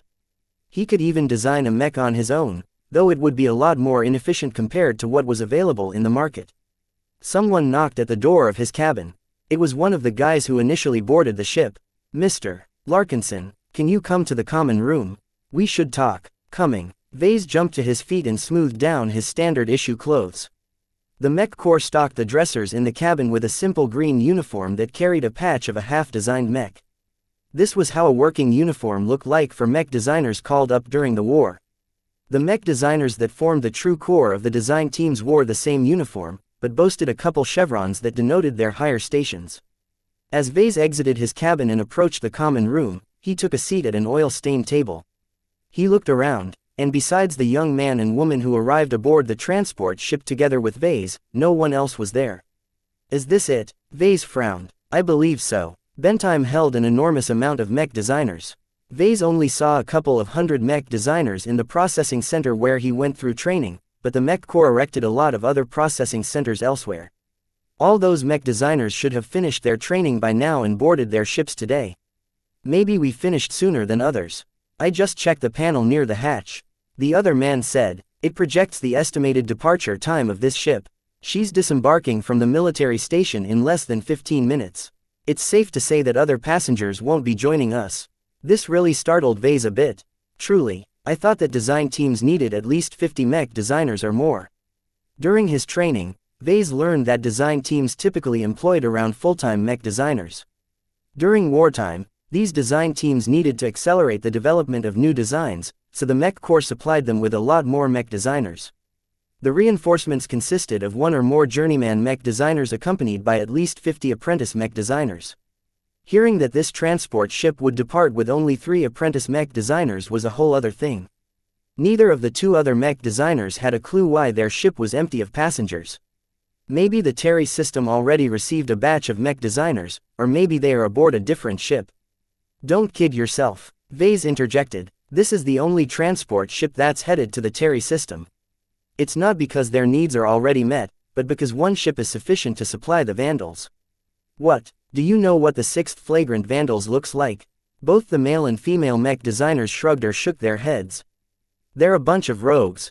Vase began, and proceeded to bring his fellow mech designers up to speed with their reputation. They sound like pirates. Vase found that description to be particularly apt. It actually led him to believe that the Flagrant Vandals used to be a pirate gang that went legitimate. The table fell into silence once again. Both the other 2 mech designers shuffled around their chairs with discomfort. They took part in the same training regime as Vase, so they still looked at him with apprehension. I'm not going to bite you all. He sighed. I'm a Larkinson. You ever heard of them? I'm no different. I just chose to be a mech designer instead of a mech pilot. That helped calm them down a little. The Larkinsons were known entities to the 2 designers, so associating them with Vase turned him into a somewhat more relatable person. Let's start with the introductions. You already know who I am, so let's move on to you two. Who are you? The woman started first. My name is Leda Enenvist. I'm an apprentice mech designer. Where are you from? Haston. That caused Vase to take another look at Leda. The woman looked young and rather timid, completely unlike the stereotypical assertive hags that often came from this low-class city on Bentheim. That's interesting. Vase quickly turned to the other guy in the room. And you, Pierce Uvalis. The man spoke in a low tone, as if he was affected by the presence of Vase as well. I came from the Friday Coalition. If Leda's peculiar background raised some eyebrows, then Pierce's origins absolutely floored Vase. Which partner do you hail from? The Gage dynasty. Both Leda and Vase stared at Pierce as if he was an alien. How in the hell did a mech designer who hailed from the most powerful partner of the coalition ended up in the clutches of the Mech Corps? Tell us more. Pierce provided some context. My father is a mech designer from the Republic who emigrated to the Gage dynasty and married a local there. Though Pierce was a little reticent, Vase applied a little pressure in order to get him to open up. It turned out that Pierce was the oldest among 3 children. He was also the least talented of the 3.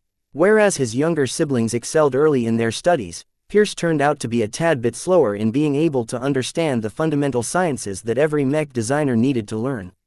His father, angry and disappointed at Pierce's performance, pretty much banished the lad to the Republic. Vase didn't know what to say about that. It must have been a crushing letdown to be sent away by your own father. Moving from the most prosperous part of the Friday Coalition to the backwards Bright Republic would have pushed most mech designers into ending their own lives. Hearing their stories and matching them with his own made him realize that they were outcasts. Chapter 422 Stories. The transport ship sluggishly separated from the military station and fell into formation alongside a convoy of vessels heading in the same direction. Most of the other transports would drop out along the way as they reached their destination star system. Only one ship was scheduled to reach the Terry system, an important but fairly isolated defensive border system. In the standard territorial depiction of the Komodo star sector, the Bright Republic and the Vija Kingdom were situated at the northwest portion of the map. Any ship that traveled further northwards reached the borders to the vast frontier. The Tari system was located at the southern portion of the border between the 2 warring states. It anchored a vast stretch of low-value star systems with scarce resources and even scarcer population. The Tari region therefore held limited value even for the Vija Kingdom, because they would need to allocate far more mechs to garrison the region than what was economical. This didn't mean that the Visions ignored the border region entirely. Sometimes, desperate nobles shied away from the heavy fighting at the center of the border. On paper, the Terry region only held a couple of mech divisions, so it should have been an easy target. The truth turned out to be different. Located far away from Bentheim or Rittersburg, the Terry division sat at the far end of the supply lines. Nevertheless, they learned how to make the most out of limited resources. The sheer amount of distance from the political and economic centers of the Republic granted the Terry divisions a lot more leeway on how to operate their mechs, and they did well in adapting to the circumstances. From what I heard about the Terry divisions, they formed their own faction within the Mech Corps. Vase explained in front of Leda and Pierce. The strength he displayed during the training sessions elevated him to the forefront of their little group. They're often the last divisions in line to receive new upgrades or additional resources. I think this is the case for us as well. There's no getting around the fact that we are the least desirable mech designers of our batch. Somewhat surprisingly to Vase, the other two designers accepted his assertion without any challenge. Both Pierce and Leda encountered many disappointments in their lives. Let's make the best of things. At least we aren't being accompanied by some journeyman mech designer that wants to boss us around. We can relax throughout the journey. Vase studied the appearances of his newly assigned colleagues. Pierce looked similar to what Vase looked like before his various enhancements. Though he appeared rather skinny, his eyes reflected a very keen and measured mind. He possessed a black mop of hair not too different from Vase, though he let the grooming bots style his hair in a very neat and slick fashion. As for Leda, Vase felt as if he faced a timid cat. The young woman's body language displayed her lack of confidence that shouldn't be present in apprentice mech designers. She possessed dull light brown hair which was styled in a plain and boring bun. Her standard green uniform added a bit more sharpness to her body, and if not for her slouch, she would have looked moderately attractive. Vase met a handful of female mech designers in his life. Those who achieved some success always held their heads up high and asserted themselves in some way. For example, despite being just a novice back then during the Limar Open competition, Miss Barakovsky acted like she was a queen among peasants. Patricia on the other hand acted in a more enigmatic fashion. Both at Rittersburg and at Limar, she acted as if she was no one special, but her stellar performance made it impossible for anyone to dismiss her presence. Therefore, Vase really didn't understand why Leda put herself down like that. Through some prodding, they got to know each other a little better. Vase expected that they would be working together from now on, so it was important for him to establish a good rapport with designers of the same level. Vase shared some of history to the two designers.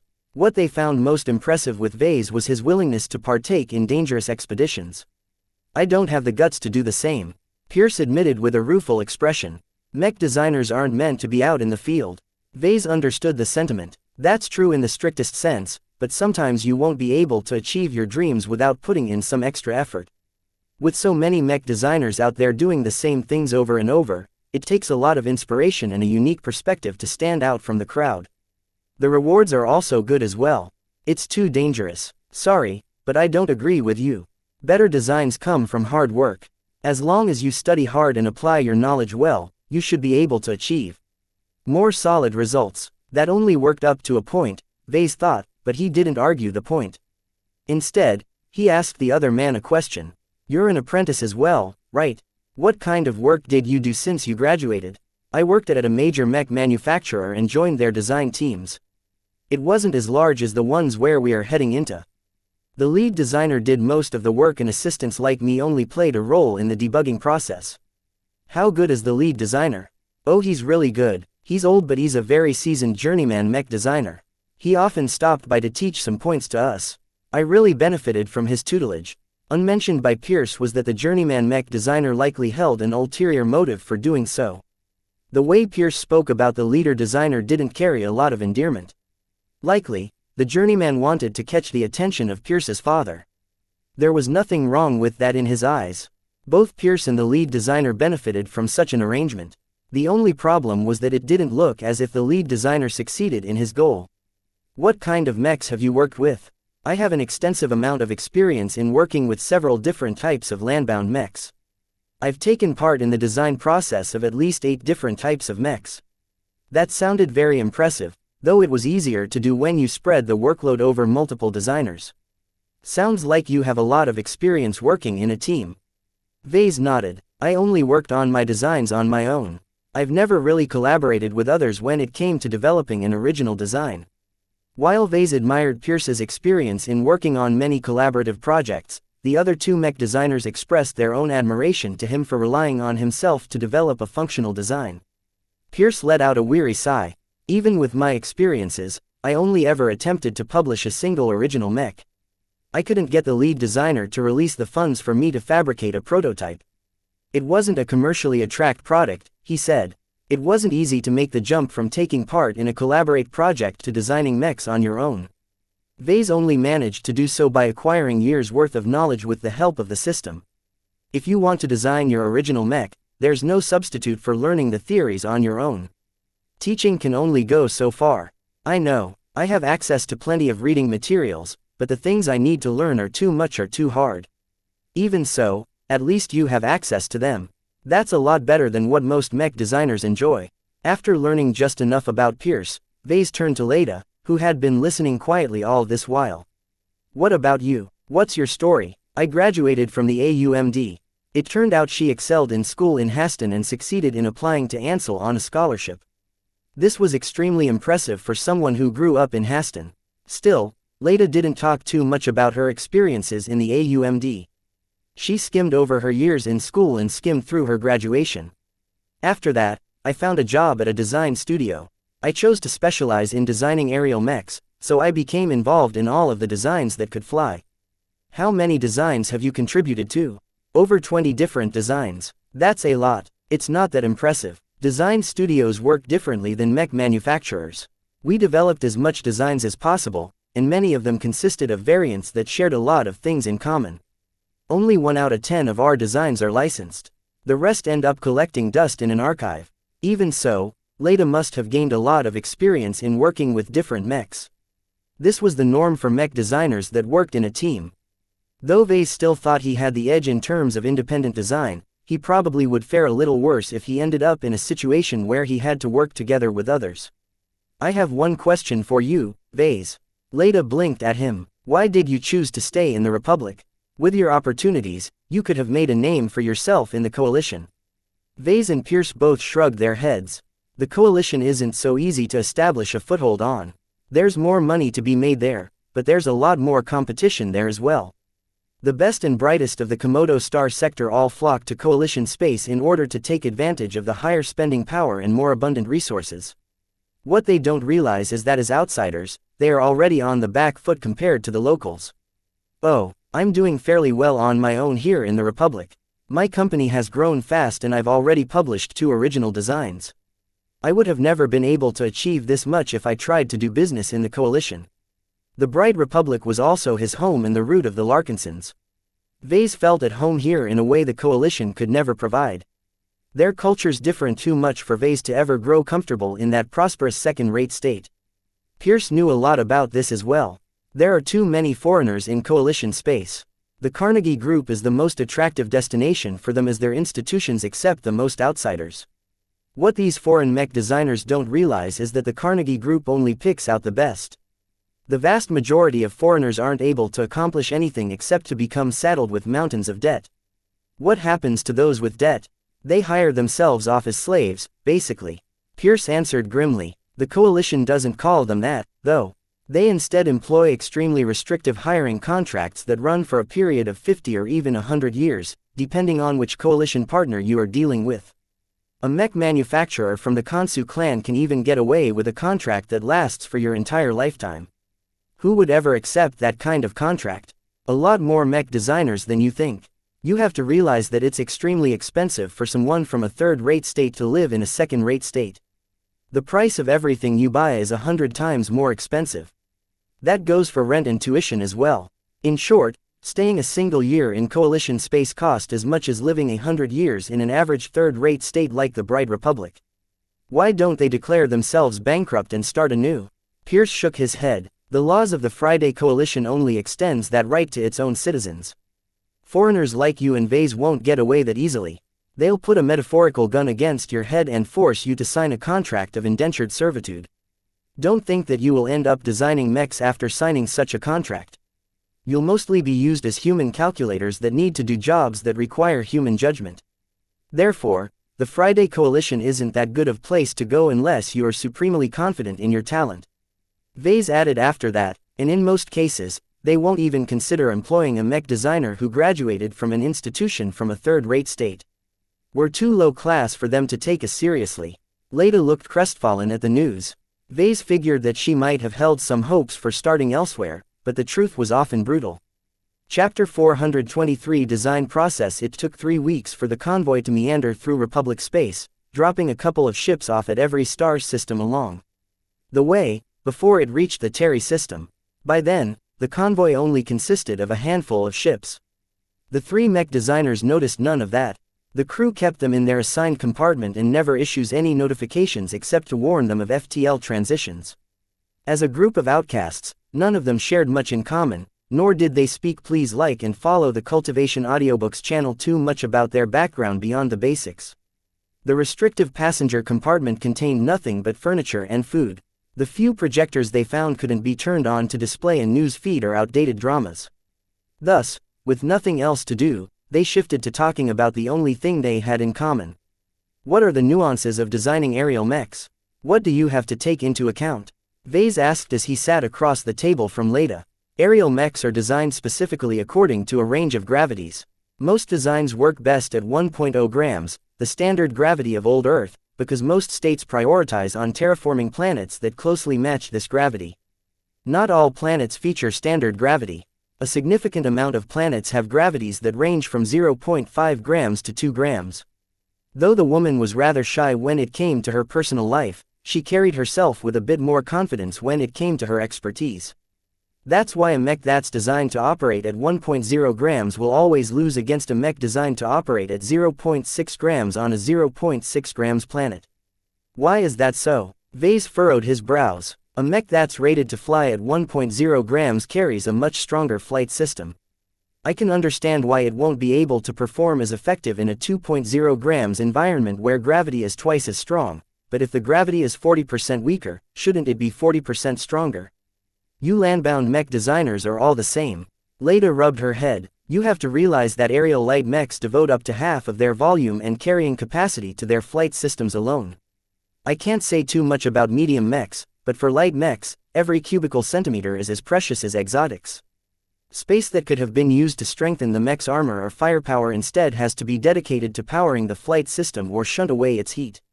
Ah, so it's a matter of priorities.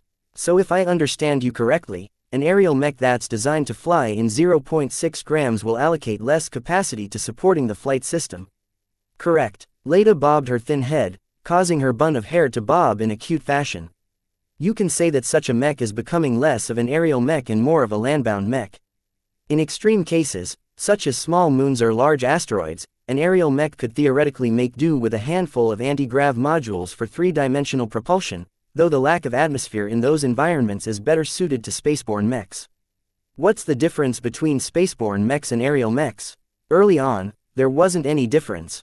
Mechs with flight systems did double duty because it was more affordable to design and produce a single model that could do both than dedicate 2 separate models entirely. It's only later that the 2 classifications came into being. Because of specialization, yes, a mech designed to operate in space doesn't need to accommodate for gravity. Instead, they have to be designed to withstand a lot of G-forces and rapid changes in course. As for aerial mechs, they need to be able to retain their balance in the air at all times. Their flight systems are also tweaked to be highly efficient in counteracting the force of gravity that is being exerted from below.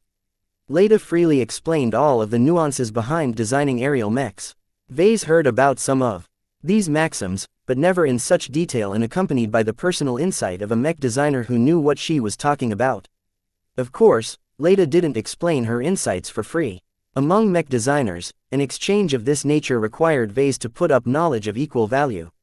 As Leda finished providing Vase with a general overview of aerial mechs, she began to ask her own questions. What do you need to pay attention to when you design an original mech on your own? A lot of things. There's too much to mention. Leaving aside the material requirements such as possessing the right licenses and having access to the production equipment, designing a mech is mainly a test of your vision. Vision. Leda frowned as she pursed her lips. What is vision? That caused Vase to stare at Leda as if she forgot to wear a helmet on a spacewalk. You studied at the Ansel University of Mech Design, right? Don't they teach you the importance of vision in their classes? Leda still looked clueless. They primarily focused on teaching the sciences to us. The school calls it setting a firm foundation. Without knowing the math and science behind designing mechs, there's no chance of becoming a qualified mech designer. Through their talks, Vase found out that Leda was indeed fairly competent in that area. Her intelligence couldn't be underestimated, and it was impressive how well she grasped the mechanics of designing an aerial mech. However, Vase found it really strange that her school neglected to teach the artistic side to mech design. Designing mechs is both an art and a science. Building up a foundation sounds good and all, but that doesn't prepare you to design a mech on your own. Did they even teach you the steps you needed to follow to develop an original design? No. Many graduates of the AUMD are expected to learn these lessons after graduation. A lot of promising alumni take in the most promising graduates and teach them the ropes. Despite her talent in learning, Leda fell outside their scope. Her hometown of Haston did not fit in the elite society of Ansel. She was lucky that other employees still valued her AUMD degree.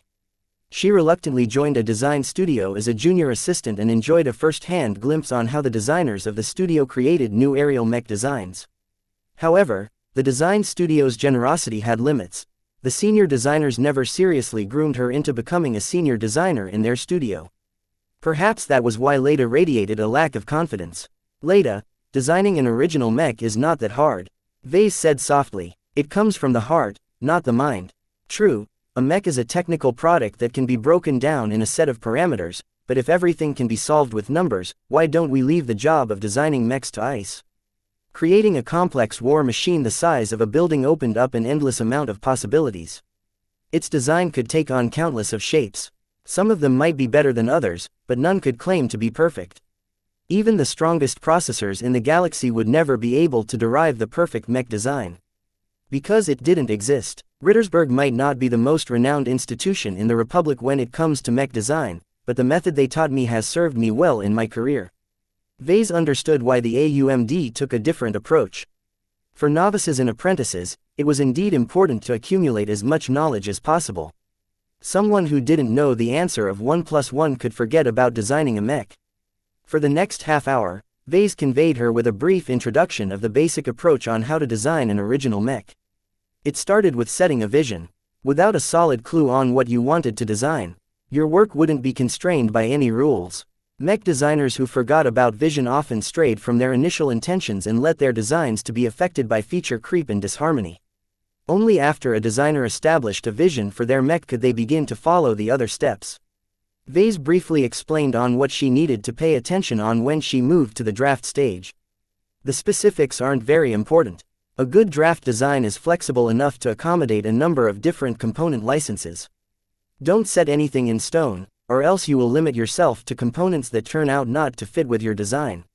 After that came feedback, the initial design phase, the initial simulation phase, the prototype testing phase, and depending on the amount of time, manpower and resources available, the design process might loop back into a second round of designing and testing. That sounds exactly like how we work at the design studio. Leda nodded once she realized she came back to familiar territory. Designing mechs is a very iterative process. Involving more designers allows for more directions to follow. Sometimes, the lead designer of a project changes after each new iteration. The studio takes the original design and publishes it while the design team that's in charge of the project is already developing a new variant. Vase nodded in understanding. Adopting such a development cycle enabled the design studio to come up with a large amount of variants, each of them carrying unique traits due to the change in lead designers. When you work on your own, you don't have the luxury to iterate all that much. Up to now, I only went back to the design board after 1 or 2 rounds of testing. Due to practical constraints, I couldn't spend more than a couple of months on each of my original designs. That's still an impressive achievement. Leda softly praised as her eyes grew a little more worshipful at him. I could never finish an original design within a year. A year is too long. If it takes you that long to get a design together, then you aren't ready to embark on this venture. How can I speed up my work, then? Think long and hard about your plan.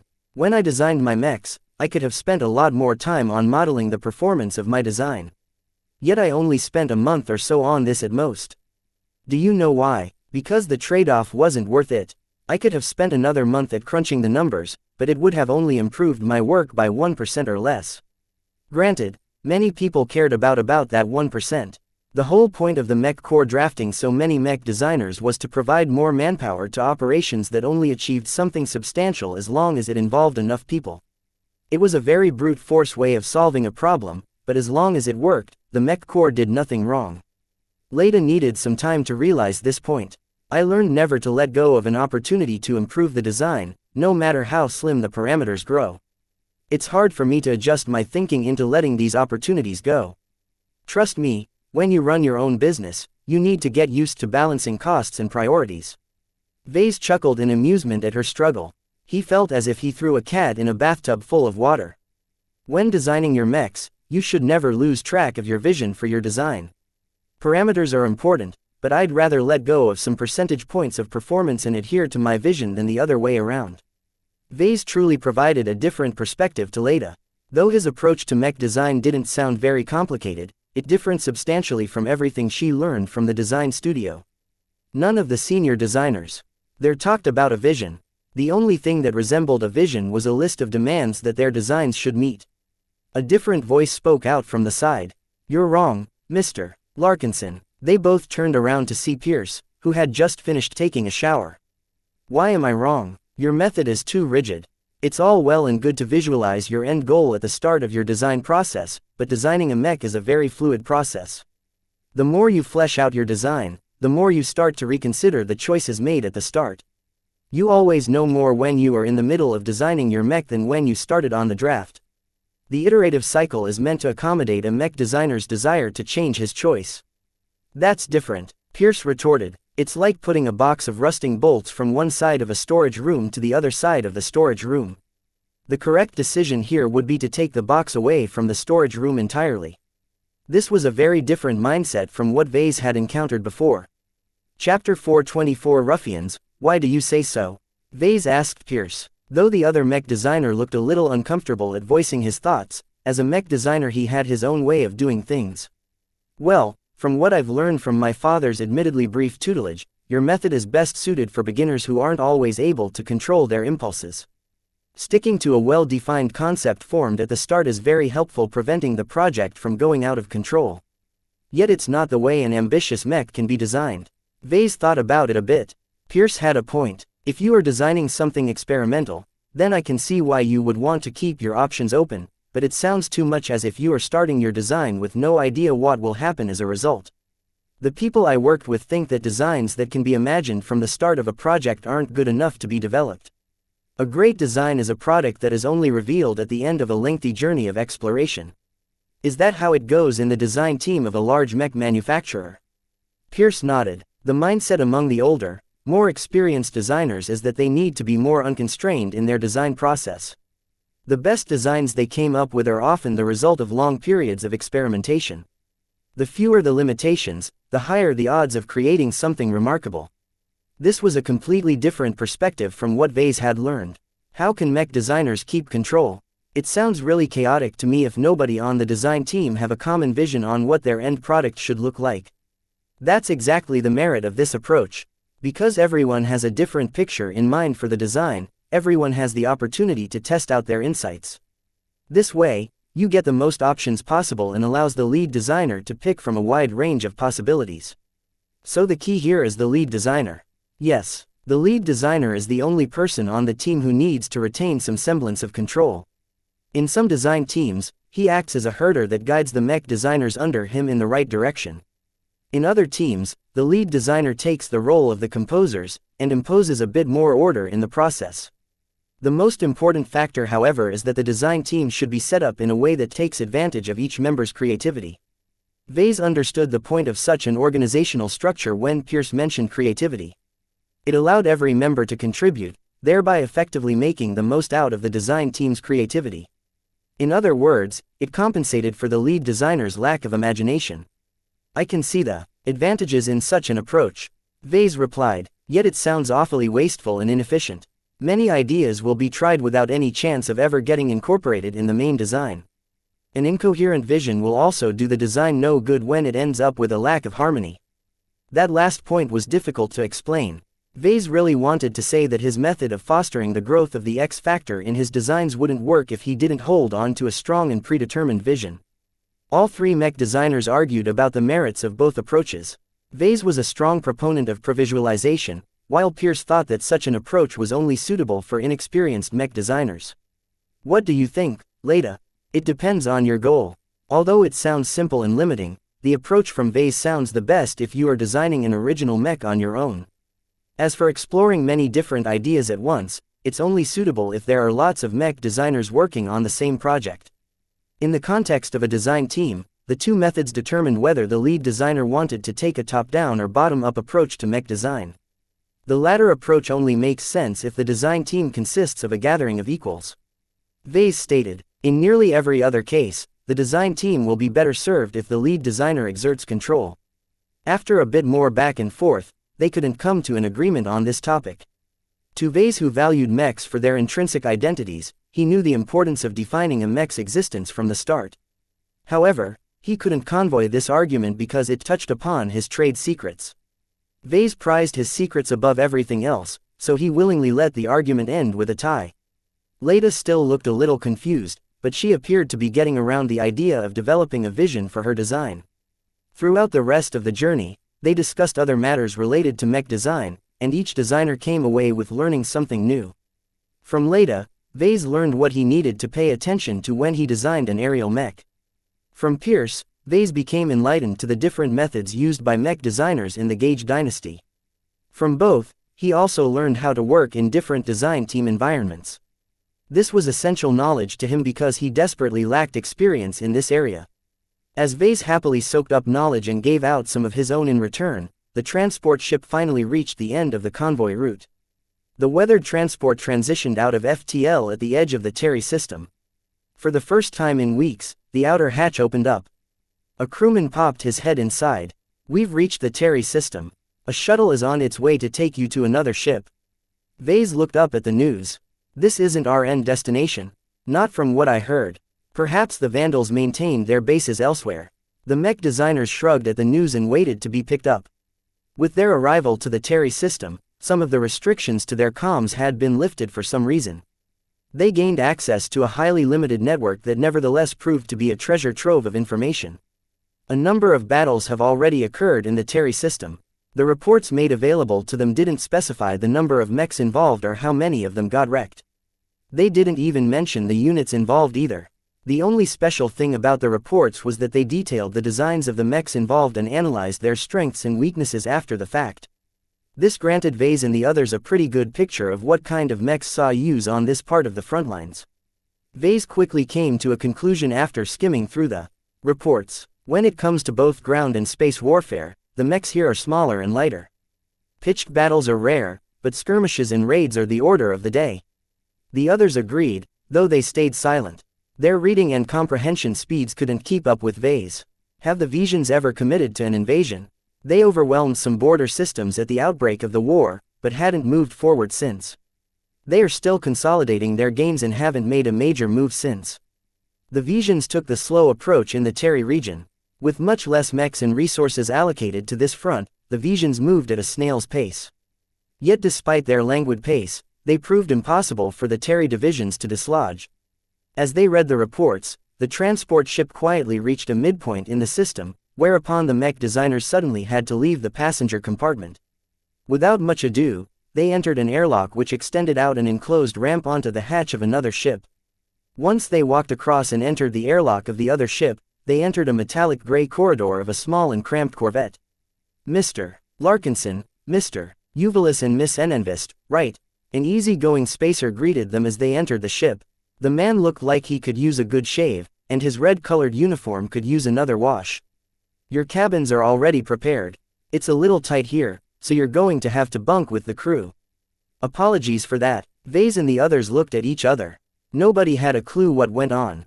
Lead the way. The spacer guided them to their cabins as he casually chewed a stimulant, something which the Mech Corps strictly forbid. You guys came at a swell time. Professor Velton has been ringing the Mech Corps for extra manpower for years now.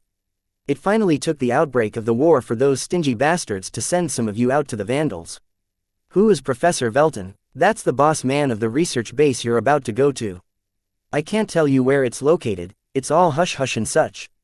All I can say is that the Visions will never be able to pin it down. They reached the cabins where their bots dropped off some of their luggage. Vase continued to ask some questions from the crewmen. Is this ship part of the Vandals' fleet? She sure is. She's called the Bloodless Dagger, born and bred as a Vision but taken as a prize by us a couple of years ago. We sure taught those bastards a bloody lesson back then. The three mech designers looked shocked at the spacer. The war didn't even start until more than half a year ago. Ha, it's not like we need a declaration of war to stir up some trouble. We Vandals are all about taking opportunities. The Visions have always been our enemy. Peace with the Visions is a big fat lie. We've raided their systems and trade routes plenty of times and they have done the same to us. The only difference now is that we don't have to go through the trouble of camouflaging ourselves as pirates. The more the spacer blabbed on about the previous actions of the Vandals, the more they sounded like pirates. Why all the raids? Vase couldn't help but ask. Because we're the sixth. Those fancy ponces over at Rittersburg and Bentheim never send out adequate supplies to us. Our division is at the end of a long supply chain, and the 1st, 2nd, 3rd, 4th and 5th regiments get their turn first before leaving the leftovers to us. Ha, by the time we receive our supplies, everything has been siphoned away. This happened a lot in the Mech Corps, but Vase never realized that the 6th Flagrant Vandals had it so bad. So the Vandals have resorted to stealing from the Visions to gather their supplies. Yup, how do you get away with it? The spacer grinned. It's all thanks to Colonel Lowenfield. Ever since she took charge of the Vandals, we're no longer begging the others for fuel, parts and other supplies. This colonel must be a remarkable leader if she was able to control this bunch of ruffians. The Bloodless Dagger didn't stick around the Terry system for long. She headed towards a nearby gas giant's Lagrange point and smoothly transitioned into FTL. As the three mech designers spent their time aboard the Corvette, they quickly learned that the crew didn't make any attempts at keeping them under control.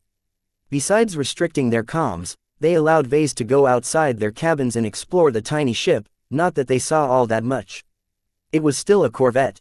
Though the crew acted a little casual around the mech designers, they still showed some discipline in their normal operations. They at least still showed signs of being a part of the Mech Corps in the things that mattered. The Bloodless Dagger was well maintained for a captured ship and none of the spacers appeared incompetent. It showed that the Corvette had definitely taken a lot of risks. You know, maybe it's not so bad to be assigned to the Vandals. Chapter 425 Helka. The Corvette entered a lifeless star system with no known settlements. Vase and the mech designers weren't allowed to know where it was located, which underscored the importance of this seemingly empty system. After another day of coasting towards the inner system, they stopped by a vast asteroid belt that ringed around the dull yellow sun. From there, Vase expected to enter some sort of secret asteroid base, but instead the Corvette came face to face with one of the largest industrial ships he had ever seen. Is that a factory ship? That, and more. You're looking at the one and only Wolf Mother. The so-called Wolf Mother was imposingly large. Larger than a fleet carrier, even, though both her hull and armor couldn't compare to a ship dedicated for battle. As a factory ship, the Wolf Mother was basically a manufacturing complex compressed in a single hull with some thrusters and an FTL engine slapped to her. The Wolf Mother's design looked rather crude, displaying many gaps in the hull that led to empty cavities that hadn't been filled since her commissioning. So this is where the Vandals design and produce their mechs? Vase asked in a weird voice. That's right, that's not possible. A ship of this size can't service an entire regiment's worth of mechs. A normal regiment fielded around 2,000 mechs at a time, but that didn't take into account the spare parts and spare mechs that would be necessary to keep the unit at full strength. Despite its massive size, only a tiny portion of the factory ship could be dedicated to the production lines. Each production line expended an enormous amount of power and resources, so Vase estimated that the Wolf Den only held 2 production lines at most, and that would be straining the ship.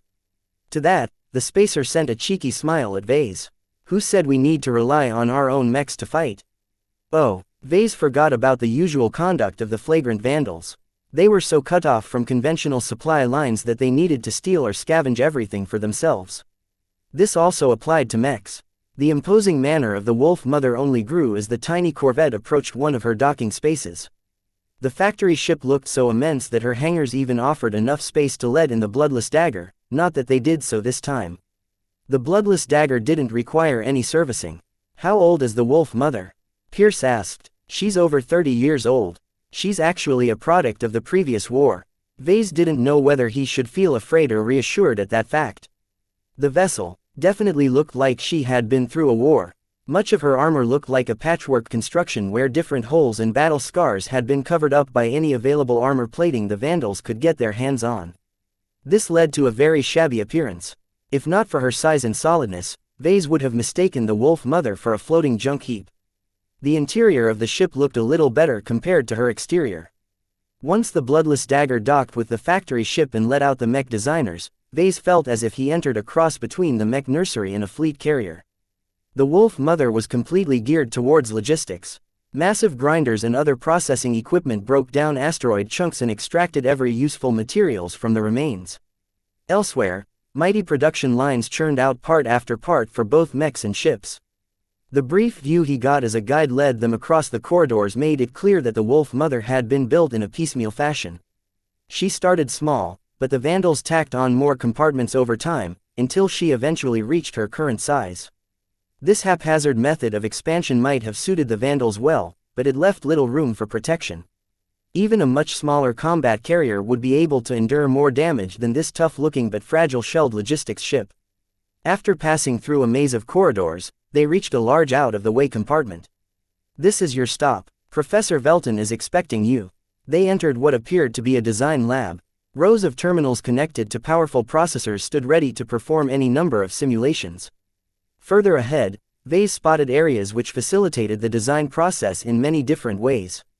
For example, one open space contained a table that supported minifab. This tiny 3D printer only worked with a handful of materials, but through the application of different treatments, it was perfect for fabricating tiny models that could help with the visualization of the design. The newcomers entered an office to the side. Professor Velton looked up from the data pad he studied and smiled. "Come on." The professor was a short and aging woman. She obviously enjoyed a coup of age-prolonging treatments, but they didn't seem to be of very great quality. Nevertheless, her status alone forced the three arrivals to show a measure of respect before taking their seats, because the professor turned out to be a senior mech designer. "Ah, it delights me to see new chickens have come." The professor smiled in a slightly creepy manner.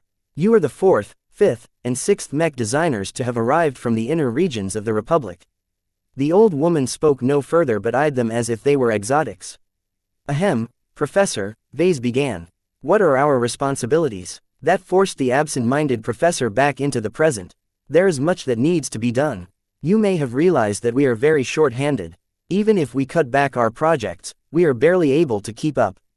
There are a total of 3 journeyman mech designers under my wing, and each of them led a small design team of around 3 apprentices." That didn't sound like an impressive team at all. Due to the difficulties in securing a sufficient amount of time, money, resources and manpower, I have restricted the development of new and improved designs to 3 different mech lines. A typical design team with over 100 mech designers working together could easily support the development of a dozen designs at the same time. Professor Velton's team barely managed to scrape by with only 3 designs. Like a lonesome granny who only saw her grandparents once a year, Professor Velton treated Vase, Pierce and Leda like they were precious treasures. 3 apprentices have already arrived from the Rittersburg region. Along with your arrival, that makes 6 fresh faces. Sadly, that's the extent of their generosity. They haven't even sent us some much-needed journeymen. After ranting a bit about the lack of concern from headquarters, Professor Velton returned to the topic at hand. "It's best if the 3 of you split up and each take part of one of the 3 projects in development. It is not as if the addition of 3 extra apprentices to a single project will make any difference compared to sending only 1. It takes at least 10 more mech designers for the synergy to become apparent." The professor didn't let them choose their assignment.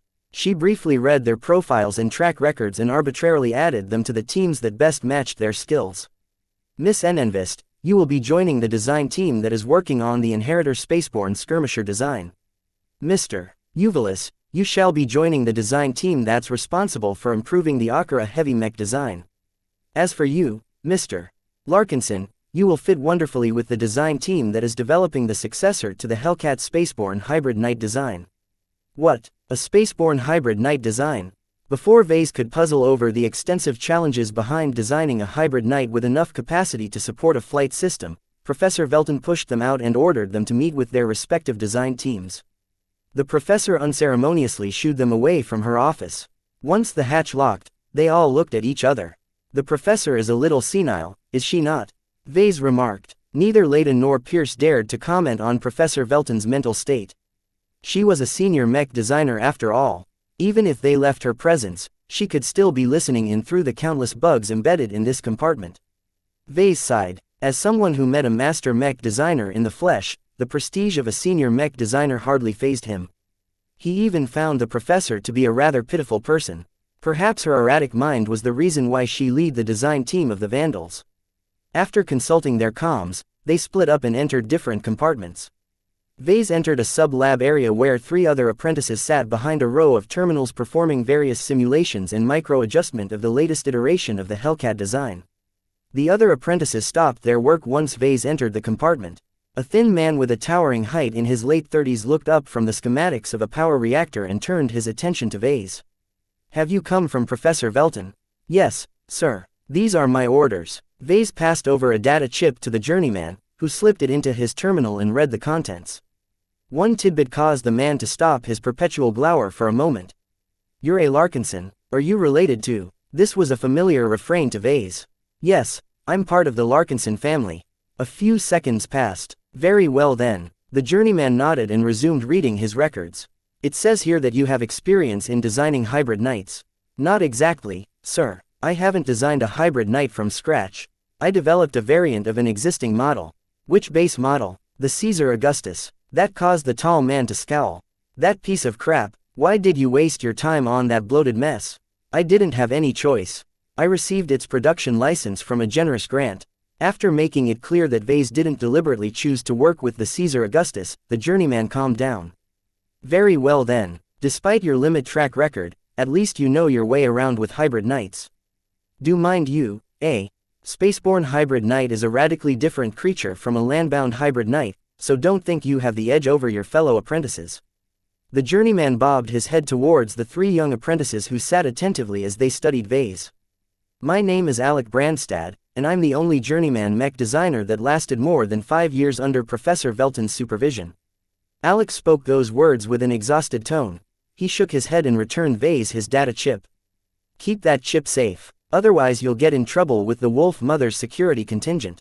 Understood, sir. Let me apprise you of the role of the Hellcat within the Vandals. The 6th Flagrant Vandals used to be supported by a team of over 50 mech designers. That was only half as much as any other regiment, but it was more than sufficient to the undersupplied Vandals.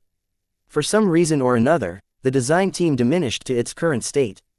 Professor Velton needed to make a brutal choice and cut back the active number of designs in development. She chose to retain the most essential designs that formed the core of the Vandals. The professor's choice of retaining the Hellcat in active development turned out to be very controversial. Hybrid knights are difficult to design at the best of times. Spaceborne hybrid knights are almost impossible to design even if you put over 100 mech designers to the task. Nevertheless, both Professor Velton and Colonel Lowenfield put down their feet. The Hellcat is an essential mech that enjoys a place of honor among the Vandals. Much like the Caesar Augustus, the Hellcat was a versatile mech meant to be piloted by leaders. The Vandals fielded less than 25 Hellcats at a time, mainly because they couldn't scrounge up enough mech pilots that could make good use of a hybrid knight.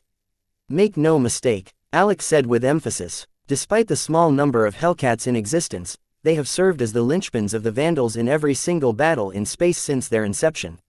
The Hellcat is more than a single design. It is a symbol. Chapter 426 Boondoggle. Developing and improving the Hellcat design required an enormous amount of effort.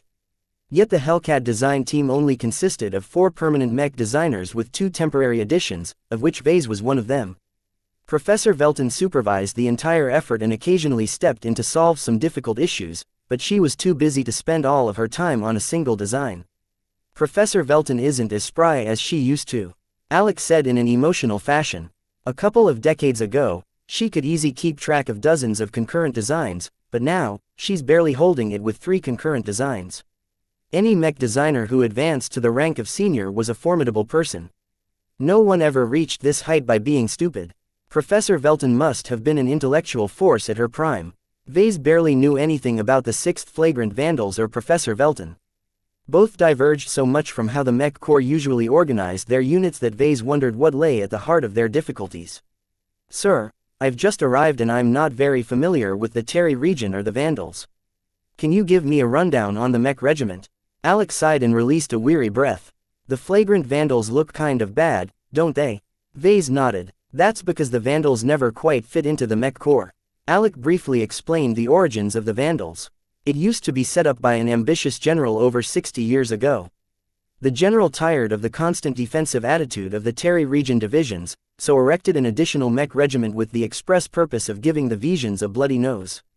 The only problem with the Vandals is that the Terry region is poorly endowed. It can barely field whatever forces they already possessed. Burdening the regional headquarters with a full regiment of mechs and everything that came with it pretty much broke the budget. Other problems also became apparent. Entering Vision space was a perilous ordeal, and while the Vandals achieved some early successes, they occasionally ran into a prepared opponent that decimated their raiding forces. The regiment used up a lot more mechs, mech pilots, ships and supplies than originally projected. "So what changed from the start?" Vase asked. Alex shrugged his head. "Headquarters came up with a new order for the Vandals that's never been recalled. The 6th flagrant Vandals needs to be completely self-sufficient. They have to fabricate or procure their own mechs and ships, and they need to recruit and train their own mech pilots. This completely cut off all of the support that was necessary to sustain a mech regiment. Maintaining the mechs alone drained a lot of money, but supporting all of the ships was even worse.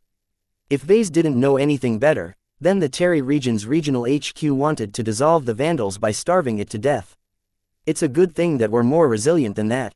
The journeyman mech designer grinned. "We slimmed down our ships and mechs. All of our mech pilots have taken pay cuts and steal everything we need from the Visions when we're short on something. Still, financing an entire mech regiment through raiding planets and trade ships could only stretch so far. Most mech regiments would have collapsed eventually from the burden. Our budget declined year after year.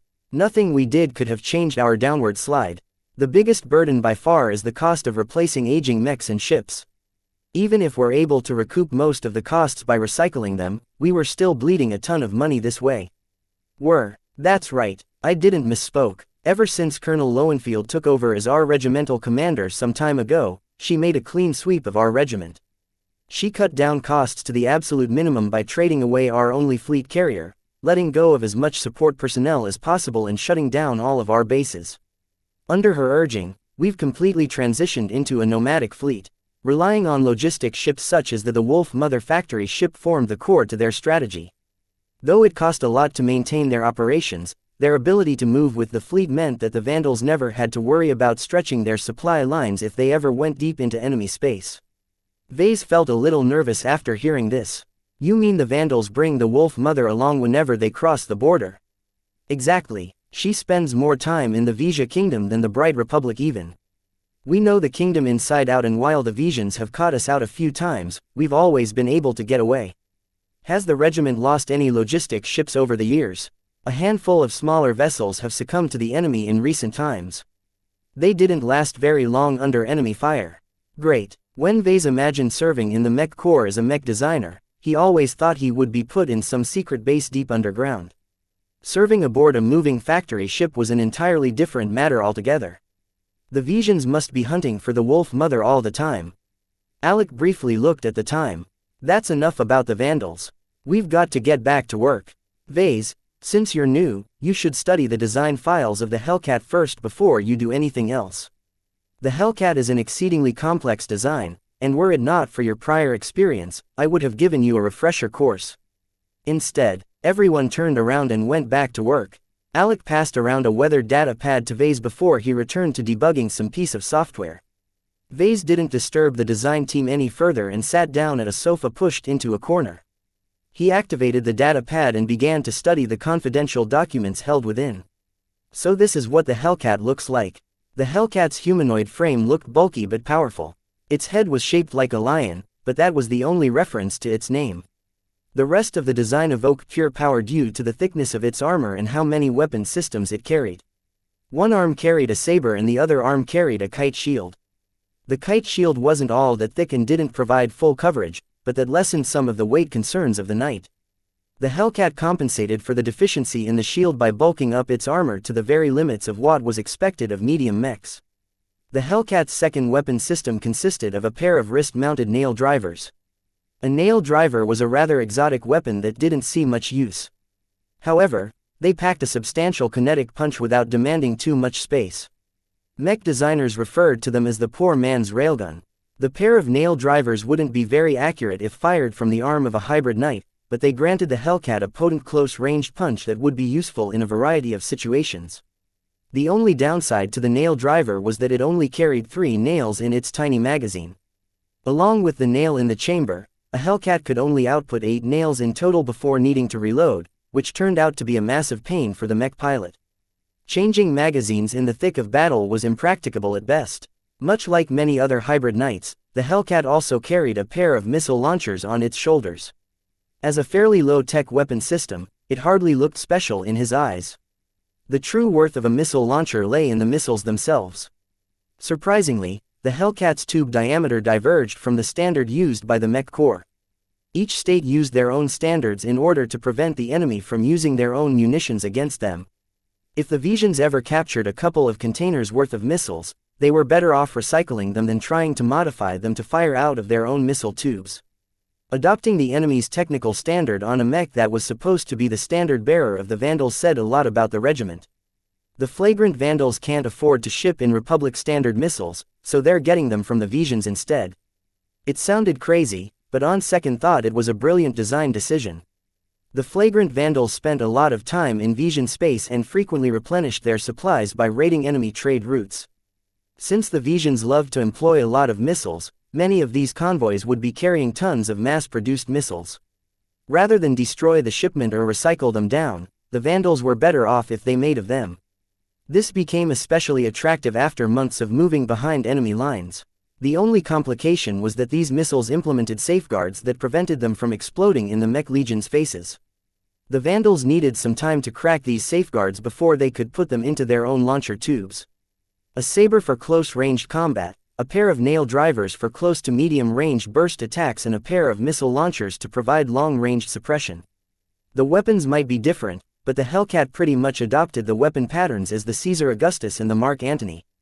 Many other hybrid knight designs copied the same pattern to the point where it became a standard in the industry.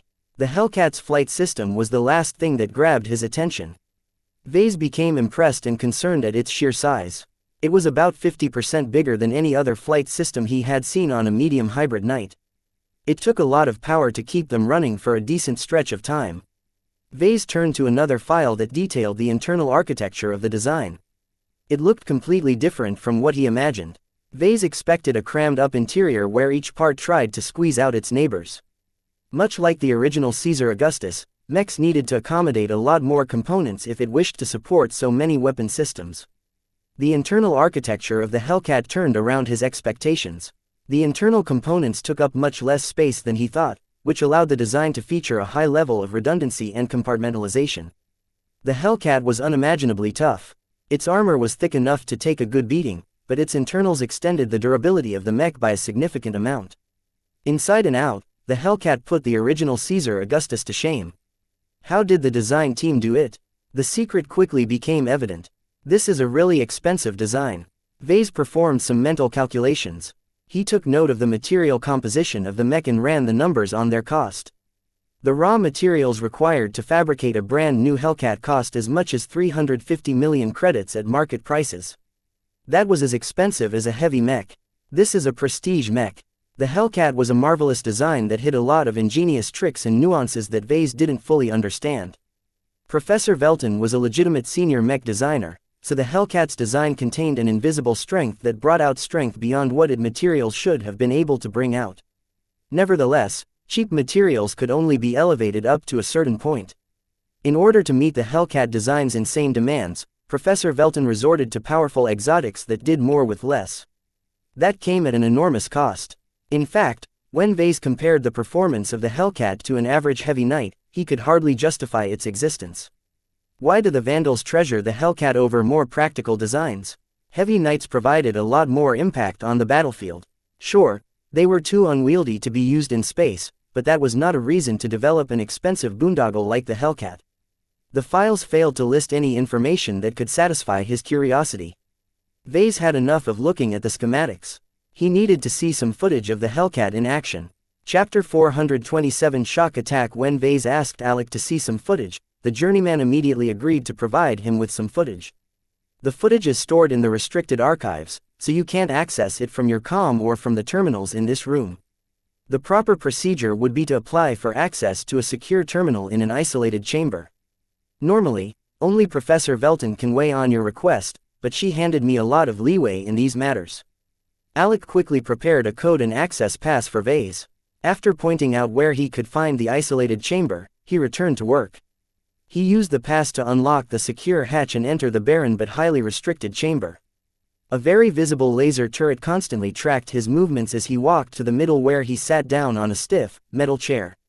After supplying the code into the terminal, the projector began to expand and run some footage of a battle that happened around 4 years ago. At that time, the Bright Republic was at peace and Vase was still studying at Ritterberg. No one had a clue that a handful of combat carriers of the flagrant Vandals penetrated the border and crossed several noble domains until it reached the interior of Vision space. Their target, a massive refinery complex in an otherwise quiet star system midway between the mines and nearby industrial planets.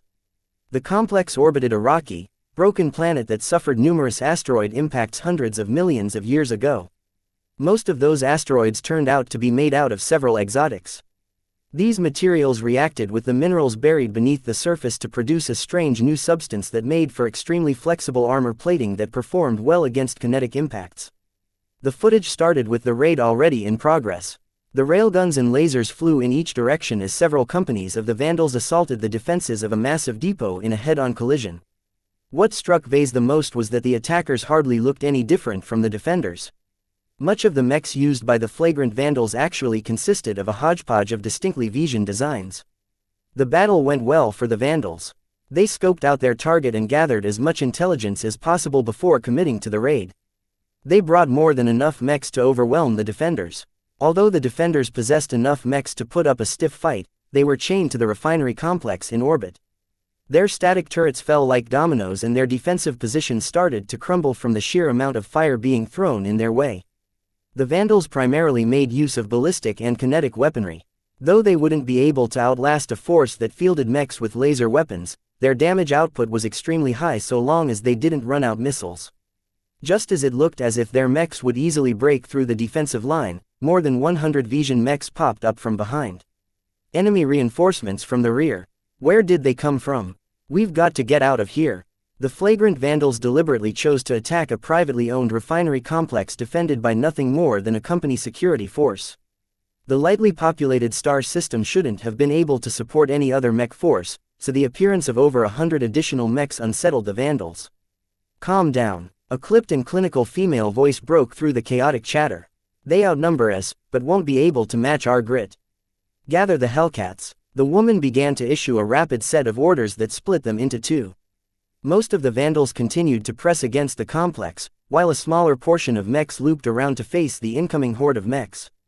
As the reinforcements came closer, the Vandals learned their makeup. 3/4 of the incoming mechs consisted of frontline mechs while the remainder consisted of cheap melee mechs. Facing them were 12 nearly identical Hellcats. All of them were piloted by officers or elites. Pulling them out of the assault on the complex risked delaying the breakthrough, but the Vandals had no other choice. Your orders. Colonel Lowenfield spoke for the first time since the start of the footage. Meet the enemy reinforcements and smash them apart. Her orders sounded simple and to the point. As Vase watched and listened to this record of past events, this was the first time he heard Colonel Lowenfield's voice. To his ears, she spoke without the usual force and gusto of mech pilots when they were on duty. She sounded like an office worker instead of a commanding officer. Nevertheless, the lack of weight in her voice didn't detract from her gravitas. The Vandals followed her orders without question, as if they had absolute faith in her leadership. What Vase couldn't understand was why she felt so confident about her Hellcats. Even though their performance was extremely good, sheer numbers always had a way of negating any advantage in quality. The disparity in quality is not enough to make up for the deficiency in numbers. That was what Vase concluded if he applied the conventional maxims.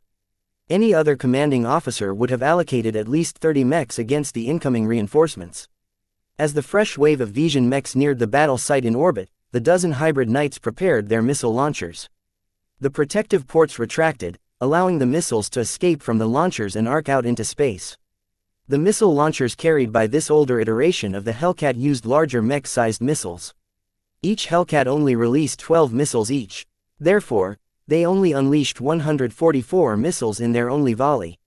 Nevertheless, these missiles packed quite a punch. The reinforcing mechs must have recognized their own missiles because they quickly halted their forward acceleration and entered a defensive posture. Numerous lasers started firing from their formation in an attempt to shoot the missiles down. It was tough going for the Vision mechs because these large missiles incorporated many elements that made it more elusive. For the most basic level mech pilots that piloted the frontline mechs, their abysmal accuracy ensured that the chance of knocking down a missile was low. The only thing the reinforcements had going for them was their sheer weight of numbers. More than half of the missiles got shot down by the sheer spread of fire, but that left a lot of missiles alive. The Visions barely had time to brace their mechs before the missiles impacted their frames. That was a good volley. I love flinging their missiles back to them.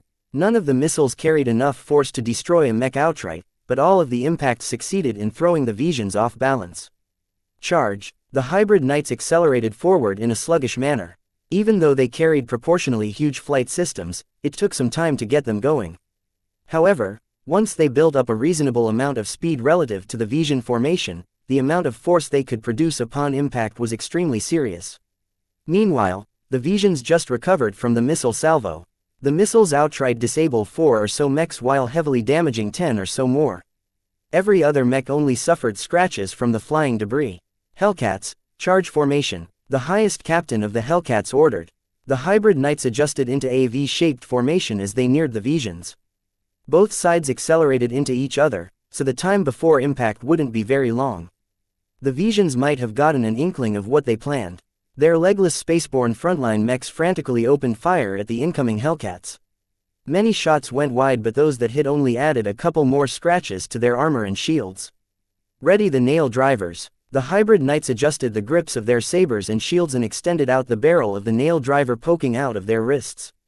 Aim at your designated targets. The captain transmitted a series of targeting instructions that focused everyone's fire on a handful of important-looking mechs. Fire. The nail drivers emptied out their chamber, releasing a long and sharp nail that flew forward until it met the Visions. Every mech that the captain targeted suffered a lot of damage. Many mechs flung backwards upon getting hit, and all of the nails that hit had been able to punch through their flimsy armor.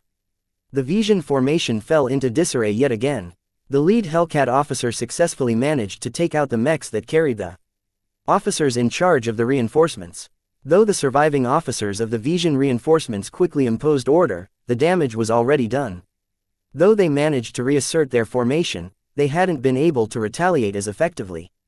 The Hellcats spent the rest of their time on approach by emptying out their magazines at the enemy. Most of those nails hit as the fire hadn't been concentrated on any single enemy mech. Instead, the scattered fire was meant to disarray the enemy formation and prevent them from bracing against the imminent collision. Bring it on. Vandals ever burning. 3, 2, 1, impact. Yahoo! 12 spaceborne hybrid knights simultaneously tore through the mechs of the Visions. The difference in mass proved to be decisive. The Hellcats bowled through several mechs with their kite shields held in front. Though the shields quickly got dented, the Visions completely didn't know how to handle the sudden intrusion. They aimed their barrels at the hybrid knights in the midst of their formation but hesitated in pulling the trigger. Their formation was too packed. While that added to their cohesion, once the Vandals entered their midst, they risked missing the intruders and damage one of their fellow mechs instead.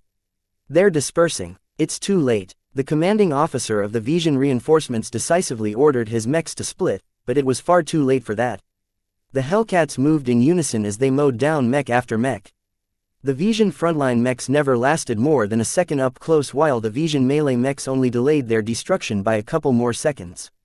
Mech after mech got cleaved apart by the brutal sabers wielded by the Hellcats. As the Visions belatedly dispersed, the Vandal elites split up into 2 squads. 6 mechs went high while the other went low. Though splitting up into 2 squads of 6 wouldn't allow them to catch all of the Vision mechs, they still exhibited strength beyond what their numbers suggested. Hybrid knights are shock weapons. Vase realized as he watched the Hellcats make a mockery out of a Vision force that outnumbered them. Though this force was fairly shabby, Vase still found it impressive that the Hellcats managed to rout the mob without sustaining any losses. Very interesting. After smashing the reinforcements, the Vandals easily broke through the orbital complex and stole all of its inventory before breaking it up and sending the pieces into an inescapable descent to the rocky planet below. The key takeaway of the footage was the way the Vandals used the Hellcats. Though they would usually be dispersed among the rest of the Vandals, whenever the commanding officer needed it, he or she could easily order them to form up in a single group of Hellcats. Several Hellcats working together was a lot stronger than he thought. Naturally, much of the victory was achieved due to the disparity quality between the two forces. The Hellcats didn't fight against the Mech Legion. If Vase had to guess, the reinforcements looked a lot like mercenaries. This was also why the Hellcats proved to be so effective. The Vandals mainly raided enemy infrastructure. They weren't meant to go toe-to-toe with the Mech Legion, the Vision premier Mech force. The Mech Legion was famous for their high morale and their willingness to fight to the death, but the outfits that did business in the kingdom's private sector was made out of much less sterner stuff. It's much more efficient for the Vandals to attack their morale. As long as the Hellcats deliver a sufficiently great shock, they'll be able to rout any number of inferior mechs. Outfits in the private sector never fought to the death. As long as they glimpsed a hint of defeat, they wouldn't hesitate in running away. Chapter 428 Prestige Mech Vase only needed to witness a single battle to understand the characteristics of the Hellcat design. Even though its design appeared to be a little scattered, in actual fact it prioritized one capability above all others. The entire frame is built to deliver a devastating collision attack. The schematics and material composition prioritized sturdiness and shock resistance. It ensured that even if the hybrid knight built up a lot of speed, it wouldn't fall apart as soon as it collided with another mech. Even the shield that looked a little small for a knight had a surprising amount of resilience. The additional weapon systems facilitated this mode of combat. They were meant to soften up the enemy and disrupt them from meeting the Hellcats in a prepared formation. That's why these Hellcats don't carry much ammunition around.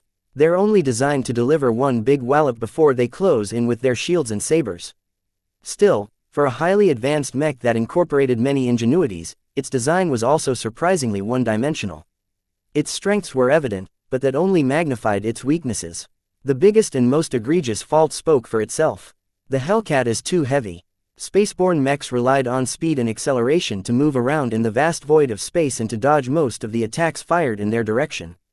An exception existed for knights, but usually mech designers exerted their utmost to minimizing their weight. The less they weighed, the easier it was to change their direction on the fly. Right now, the Hellcat resembled a transport ship in its movement characteristics.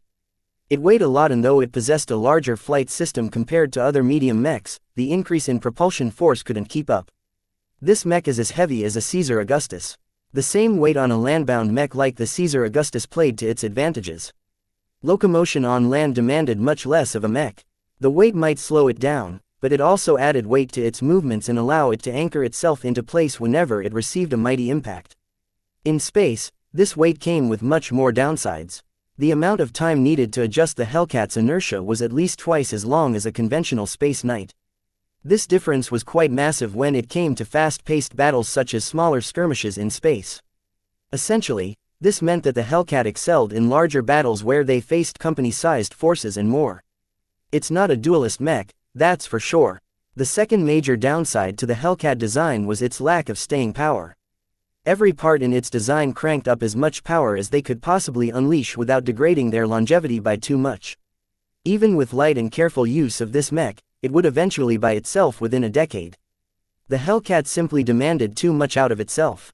Naturally, the upside to this was that the mech pilots could be assured of the best performance possible whenever they committed to the battle. Before that, they needed to carefully conserve their Hellcats in order to prevent them from running out of steam before the decisive moment came. Mechs designed to stay in reserve and exert their full power in a single maneuver had always existed, but they never went to such extremes. The mech industry had a moniker for mechs like that: a prestige mech. It's the parade horse of the regiment. What Vase meant by that was that the Hellcat served a dual purpose. It broke through stalemates and reversed unfavorable situations not only through its objective performance characteristics, but also through shaping everyone's perceptions. The Hellcat was a standard bearer and the trump card of the flagrant Vandals. Every mech pilot that fought alongside a Hellcat would receive a boost in morale. On the opposite end, Enemies that recognized the Hellcat and everything it represented must be feeling a little suppressed. In truth, the Hellcat's ability to boost to friendly morale and damage enemy morale was much more important than the material damage it could unleash. By delivering an overwhelming impact in a single moment, it exceeded the limit of how much enemy pilots could deal with. If the Hellcat exhibited a more gradual performance curve, while it would be able to last much longer in a battle, the shock to the enemy wouldn't be as potent. Vase understood the challenges faced by the Hellcat design team. With only 5 apprentices and 1 journeyman working full-time on this design, hardly any progress could be made. The Hellcat's design was simply too complex. After returning to his team, Vase began to integrate himself with the team. Over the course of several days, Alec taught him his responsibilities and what kind of expectations the design team shouldered. The Hellcat is not a fixed design like you see with private sector mechs. The journeyman patiently explained, mechs in the military can come in many different variants. You can see it as a cross between updating an old design and modifying an existing design. For minor changes, we don't bother fabricating new mechs, but apply them to existing mechs. This way, we can be sure that they possess the right configuration to deal with their upcoming missions. How many brand new mechs are fabricated in a year? Not as much as you think. The flagrant vandals have learned how to be frugal. You'll have to take that into account when you do your work. You need to incorporate some tolerances and account for the most common cases of wear and tear. This is because our mech technicians reuse as much old components as they can get away with it. Professor Velton is watching out for this, so you don't have to be too concerned. Alec also explained the nature of the work being sent in his way. Predictably, the journeyman didn't think much of Vase and his abilities. After hearing that Vase excelled in physics and was passable in a couple of other areas, the seasoned mech designer dumped some trivial assignments onto his lap. Our design team is short-handed and the Hellcat needs tons of tweaks. Whenever Professor Velton and I introduce a major change in the Hellcat's design, the knock-on effects are numerous. Many components are affected, some for the better and some for the worse. Your responsibility as an apprentice is to record and quantify these effects, and whenever possible provide a suggestion on how we can mitigate the detrimental side effects. While Alex sounded solemn and made his task sound important, Vase knew he was being pushed aside to the kids' table. Still, Vase had only just arrived. He wasn't arrogant enough to believe he could outmatch an actual journeyman who was deeply familiar with the design in question. He adopted a humble posture and did his best to rein in his arrogance. "Understood, sir. I'll get right on the job." Vase spent the next couple of weeks keeping his head down and doing what he was told. To be frank, the makework he received required hardly any thought at all. Most of the time, he inputted some settings in a mathematical model and let a portion of the Wolf Mother's immense processors simulate the outcome. Someone less knowledgeable than him might need hours to come up with the right settings and determine which models to use, but to Vase that was as easy as breathing air. He even showed some initiative by adjusting some of the math behind the models to best suit the exact conditions of where the Hellcat would be deployed. The nature of his work meant that Vase mostly waited around for the processors to spit out their data. He idled around and looked at the others who worked with utmost concentration on their own assignments. As the new kid on the block, the other apprentices didn't know what to make of him yet. In their off time, they were usually too tired to socialize a lot. A complex design like the Hellcat required at least 20 mech designers to achieve stable amount of progress. All of that work that should have been carried out by 20 apprentices was actually being shouldered by only 5 apprentices. Vase did not downplay his abilities, but neither did he call out too much attention. He merely accepted every task sent in his way and completed it a little bit faster than anyone else could manage. The only reason why he couldn't solve the problems instantly was because he couldn't do anything to speed up the simulations. The processors only provided so much processing power to him. The massive factory ship needed to reserve the bulk of her calculations to her other operations. Still, Vase believed his performance exceeded expectations. He hoped that Alec would notice and entrust him with more meaty tasks, but he was all out of luck in that regard. Alec was fully preoccupied in his own responsibilities for the moment, and until he finished his current assignments, he wouldn't pay attention to anything else. All of the other apprentices in his design team was too self-absorbed in their own work, so the only people Vase could really talk to were the other apprentices from Bentime.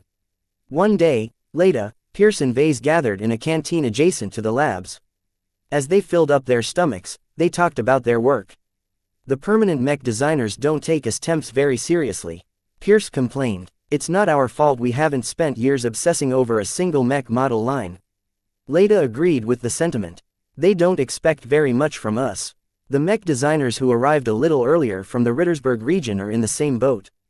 They're even keeping secrets from us. That was the most annoying fact about their work. The design teams expected them to understand the designs they worked with and become familiar with their characteristics. However, while they had access to the top-level schematics, they couldn't access the details to the proprietary systems. For example, Vase couldn't find out the exact material composition of the armor and the internal support structure. Neither would he be able to study the designs of key components such as the engine and power reactor in great detail. The software he worked with treated these elements as black boxes. Vase was allowed to work with them as a whole as part of modeling their performance, but he wasn't allowed to tinker their internal makeup. It's understandable why they chose to compartmentalize their proprietary knowledge. Vase responded neutrally. We're newcomers and we won't be sticking around for long. Compared to careerists like them who have volunteered to serve the Mech Corps for decades, conscripted mech designers like us are unreliable. That depressed the mood in the table. None of them liked to waste their time here. Working in a design team of the Mech Corps was both an obligation and an opportunity. They could not only access a lot of textbooks and teaching materials depending on their merits, they could also play around with the immense amount of proprietary technology developed in-house. Many of the implementations used by the Mech Corps would not show up in the MTA's catalog of licenses because the Mech Corps didn't license any of their advancements. Sure, much of what they developed could be replicated with a similar enough license, but a standard solution from the market would not be tailored to the exact situation at hand. We should try to make the best of things. Vase said. He spoke the same words to Carlos a few months ago. At the end of our service period, what did we get out of this unique time in our lives? I don't want to look back and conclude that we missed out on treasures that we can only obtain in our time here. While Leda and Pierce both expressed their frustrations, they didn't possess the spine to assert themselves. Not that Vase was anything different at this point, but his ambitions would eventually drive him to greater things. His words served as a reminder to them to not be content with their current status and miss out on the benefits that they could grasp. Certainly, every temporary mech designer needed to play the long game here and work themselves into the system without stepping on everyone else's toes. Did you hear? The Wolf Mother is almost done with harvesting the asteroids in this system. It's about to rendezvous with the main fleet of the Vandals. Chapter 430 Mech lineup. Every time the Wolf Mother transitioned in and out of FTL, the entire deck lurched and a nauseous feeling overcame Vase. He never really got used to it, but the other mech designers in the design department shrugged it off like they got sprayed by mist. The Wolf Mother already transitioned over 7 times. From this, Vase could infer that either the range of the Wolf Mother's FTL drive was really short, or they traversed a huge distance. The Vandals didn't release a lot of information to someone low in the totem pole like Vase. He learned more from eavesdropping the spacers in the canteen than in the pathetic amount of documents made available to him. The most he knew about the layout of the factory ship came from contingency plans in case of disaster, and they only outlined the most direct path to the escape pods. What he did learn from listening in on the crew was that the factory ships exhibited an onion ring-like shape. The original logistics ship that formed the core had already been changed beyond recognition, but most of the central functioning of the Wolf Mother was buried here. It contained the databases, the processors, the combat information center and many more goodies. Tacked onto the top, bottom, port, starboard, bow and stern of the original structure were many other modules. For example, the compartments that made up of engineering took over the entire rear end of the Wolf Mother. Those who entered this section in person described it as a chimera of ship components that kept the factory ship up and running. One day, Professor Velton called up every mech designer in the department for a general meeting. Vase filed into the conference room after the others and sat on a random chair in the rear. The room could have housed over 100 mech designers. With only 16 people present, the place had obviously seen better times. It is the time for our monthly update. For the 6 of you who transferred in recently, this meeting serves to bring us all on the same page. The old woman nodded to Vase and the other temps. Let us begin with everyone's works. Journeyman, please present your progress. The journeyman mech designers who led their individual design teams walked up to the front and projected their results. Vase watched keenly as he got to see the details of the other 2 actively developed designs. The 6th Flagrant Vandals started up as a spaceborne mech regiment in order to raid Vision shipping lines. Only later on did they acquire the capability to field mechs on land. Still, spaceborne combat remained the norm among the Vandals, as most of the time they couldn't afford to stick around a star system long enough to go through the trouble of descending and ascending from orbit. The most widely used design in active development was therefore the Inheritor line of spaceborne light skirmishers. Their small stature enabled the Vandals to fabricate them fast and cheap from the Wolf Mother's own production lines. Their simple nature also lowered the burden of training rookie pilots into becoming proficient in piloting these mechs. We failed to find any means to reduce the weight of the cockpit by 0.3% while retaining the same level of protection. I have personally tried to vary different shapes and sizes, but the current iteration is already highly optimized. Tweaking the ratios of the alloys used to construct the cockpit has led to a minor amount of weight savings, but will also weaken the cockpit by a disproportionate amount. As the journeyman in charge of its development reported on his team's progress, Vase understood more of the nuances of its design. The Inheritor aimed to be fast. It had to be nimble enough to turn on the fly and powerful enough to accelerate to a great speed. The Inheritor relied on these strengths to close the distance quickly and tear apart vulnerable ranged mechs with its twin knives. This was extremely hard to accomplish on a light mech which needed to devote a substantial amount of internal volume to its flight system. How much progress have you accomplished in decreasing the size of the Inheritor's flight system?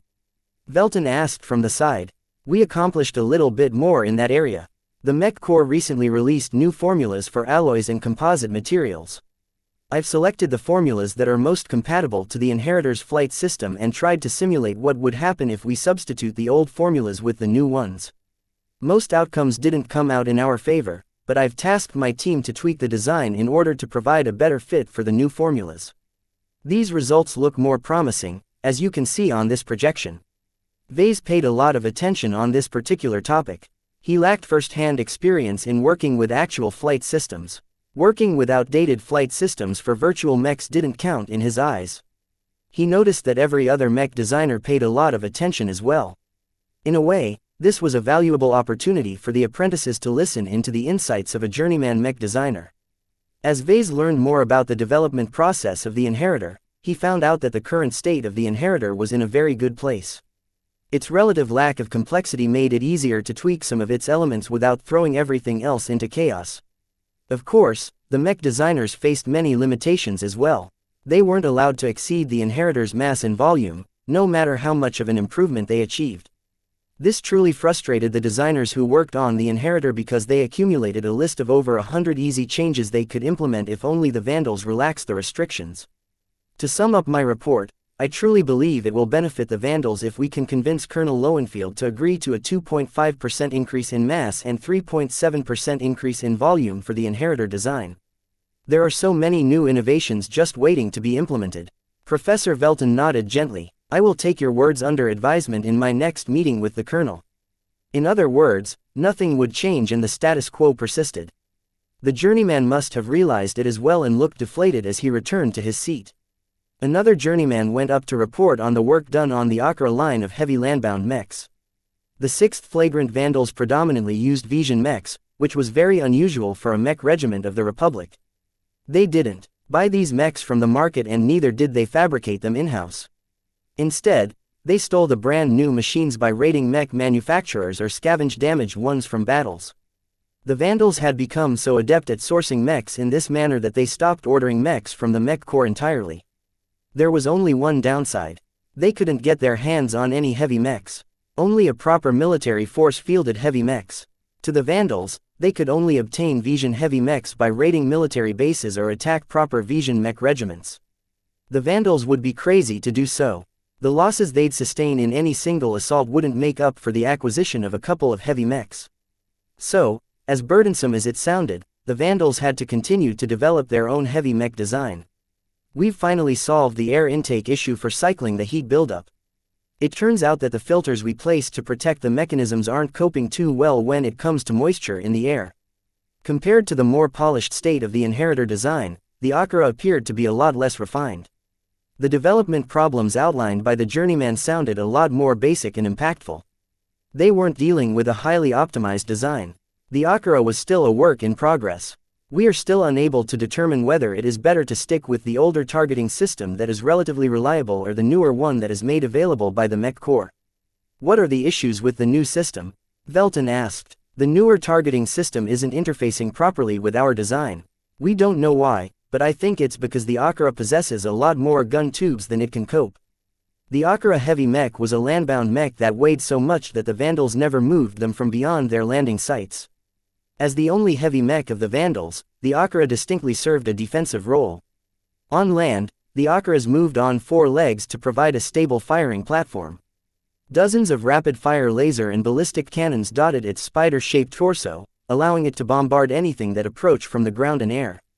A special feature of the Akira was that it served as a weapon platform in space as well. Its heavy design incorporated some of the traits more often seen on spaceborne mechs. This allowed the Akira mechs to stay relevant in space battles as well. Every Vandal combat carrier incorporated special bunkers that enabled the Akira to anchor its 4 legs into the bunker structure and fire out its weapons from the well-placed slits. We've experimented with changing the layout of the cannon barrels, and have come up with 3 alternatives that should better balance out the stresses placed upon the mech whenever it fires off its ballistic cannons. One solution is better for land and the other is better for space. Balancing out the Akira's performance on land and in space demanded a lot from its design. Vase didn't envy their design team, because optimizing the mech for one environment often compromised its performance in the other environment. Once the journeyman listed out a bevy of solutions, Alec finally made his way up to the front. My team has not made any significant improvements to the Hellcat design. With those words, Alec laid out the reasons why, though Vase already predicted them. The spaceborne hybrid knight incorporated too many systems. Thereby, a change in one system affected the performance of the others, often in a detrimental way. This was a classic reason why hybrid knights hadn't become more prolific. Lately, my work on drawing out more strength from the Hellcat design through tweaking its software has met a wall. I've already worked extensively in this area and most of my progress in the last few months represent the easy solutions. Any further improvement requires an exorbitant amount of time to dig up. Velton honed in on this remark. So you believe it is no longer worth your time to work on the programming of the Hellcat? It is not cost-effective. All the bugs that I could think of have been squashed or circumvented. Any further improvements demands lots of research. My time is better spent on other things. Very well then, if you believe there is no further merit to put your attention in this area, then you may change your focus. What do you have in mind? We are still working on strengthening and miniaturizing its oversized flight system. Our core issue with the flight system is that it generates a large amount of heat, something which our hybrid knight has never really learned to cope with. I'd like to take a stab at improving its heat management systems. The professor nodded in approval. Research our options and present them to me in private. I'll derive a change in the Hellcat's design according to the data that you present to me. Continue on with the report. The rest of the report sounded familiar to Vase, as he worked on them himself or helped his colleagues solve some of their conundrums about them. The Hellcat design still hid a lot of secrets, but Vase already understood the broad strokes. After Alec finished his presentation and returned to his seat, Professor Velton went up again and made an announcement. Pardon the secrecy that is hanging over the department. We needed to make sure that Colin Lowenfield's plans for the Wolf Mother hasn't leaked. Everyone looked at each other in a worried manner. Ma'am, where are we right now? That's a good question. Velton smiled. The Wolf Mother has just arrived at Tomalin system. There is nothing special about this star system. It is an out-of-the-way location in the Terry region. The reason why it is our focus is because we are about to meet with the Vision rebels. Everyone was taken aback at the news. They were actually collaborating with rebels this time. Chapter 431 Collaborate. As you may have heard, the 3rd Amadras Legion inflicted substantial damage to the Bright Republic's morale. Although the Republic can cope with the material damage of their raids, it is much harder to restore the hearts of our citizens. The Mech Corps therefore expects the flagrant Vandals to pay back the Visions in kind. Colonel Lowenfield has therefore decided to pay back the 3rd Amadras Legion in kind by striking at their dukedom. This alarmed Vase and some of the others because Amadras was a prosperous dukedom situated in the interior of the Vija kingdom. The Vandals would not only have to cross the border, they also needed to hop from star system to star system without revealing their presence inside Vision space. That was almost impossible to accomplish. The moment the Visions detected their presence within the border, they would surely dispatch a hunting party to the Vandals. Owing to their territorial advantage, the Visions have an easier time to surround the Vandals than the latter slipping the noose and returning to Republic space. In the short but illustrious history of the flagrant vandals, our regiment has deployed to a madras several times. Each time the alert garrisons of a madras detected us quickly, sparking harrowing fights where we broke through the blockades at heavy costs. While the colonel does not intend to flinch from a madras, neither can we afford to make the same bull-headed approach. Therefore, the vandals cultivated some relations among the rebels. With the help of the so-called Vision Revolutionary Front, Colonel Lowenfield is confident we can circumvent the strict vision monitoring in their desolate star systems and approach a highly industrialized planet without any forewarning. In other words, it was like breaking into a heavy defended mansion by bribing the butler into letting them in. The risks and perils of such a move could be imagined. Perhaps the ultimate plan was a little more elaborate, but from what Vase heard so far, many things could go wrong. The first and most important they should ask was whether they could trust the rebels to keep their word. Professor Velton didn't reveal too much about this. The colonel is handling it. We have collaborated with this group of revolutionaries before, and they have been proven to be reliable as long as they are handsomely paid. Admittedly, this raiding expedition can't compare to the minor border incursions we collaborated on before. From Professor Velton's description, the VRF didn't sound like much. As a monarchy in a time where humans advanced to a point where they settled half the galaxy, their existence was very controversial. Those who grew up in the kingdoms and empires usually took their existence for granted, but those who grew up in republics and other forms of non-hereditary governments thought of monarchies as backwards. This last point was a generalization, not an absolute. This meant that not every Vision believed in letting a bunch of spoiled and entitled nobles and royals dictate every facet of their lives. A governance system where a small number one big would always present a lot of losers. Those who suffered directly from the injustices within the kingdom eventually formed several resistance groups. True to their chaotic nature and their rejection of strong authority, they couldn't manage to form a united front. The VRF was one of the only rebel groups that still worked to unite the different resistance movements together. They achieved limited success in this area as many groups only paid lip service to this ideal. Nevertheless, it could not be denied that the VRF was well connected. However, this also increased the risk of cooperating with them. The Vandals not only needed to trust the VRF, they also had to put faith in their ability to persuade the local rebel movements into facilitating this risky operation.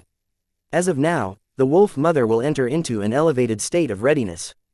Contact with the outside galaxy will be even more restricted than before, so our database will no longer receive any updates from the central database maintained by Mech Corps. Keep this in mind when you work on the designs. You will not be able to rely on recent innovations to solve your problems. Half of the Mech designers in the room groaned. Quite a few of them managed to solve long-standing problems by applying something that wasn't possible before. Cutting off the updates to the database forced them to revisit old methods and try to get them to work. This was extremely slow and frustrating work.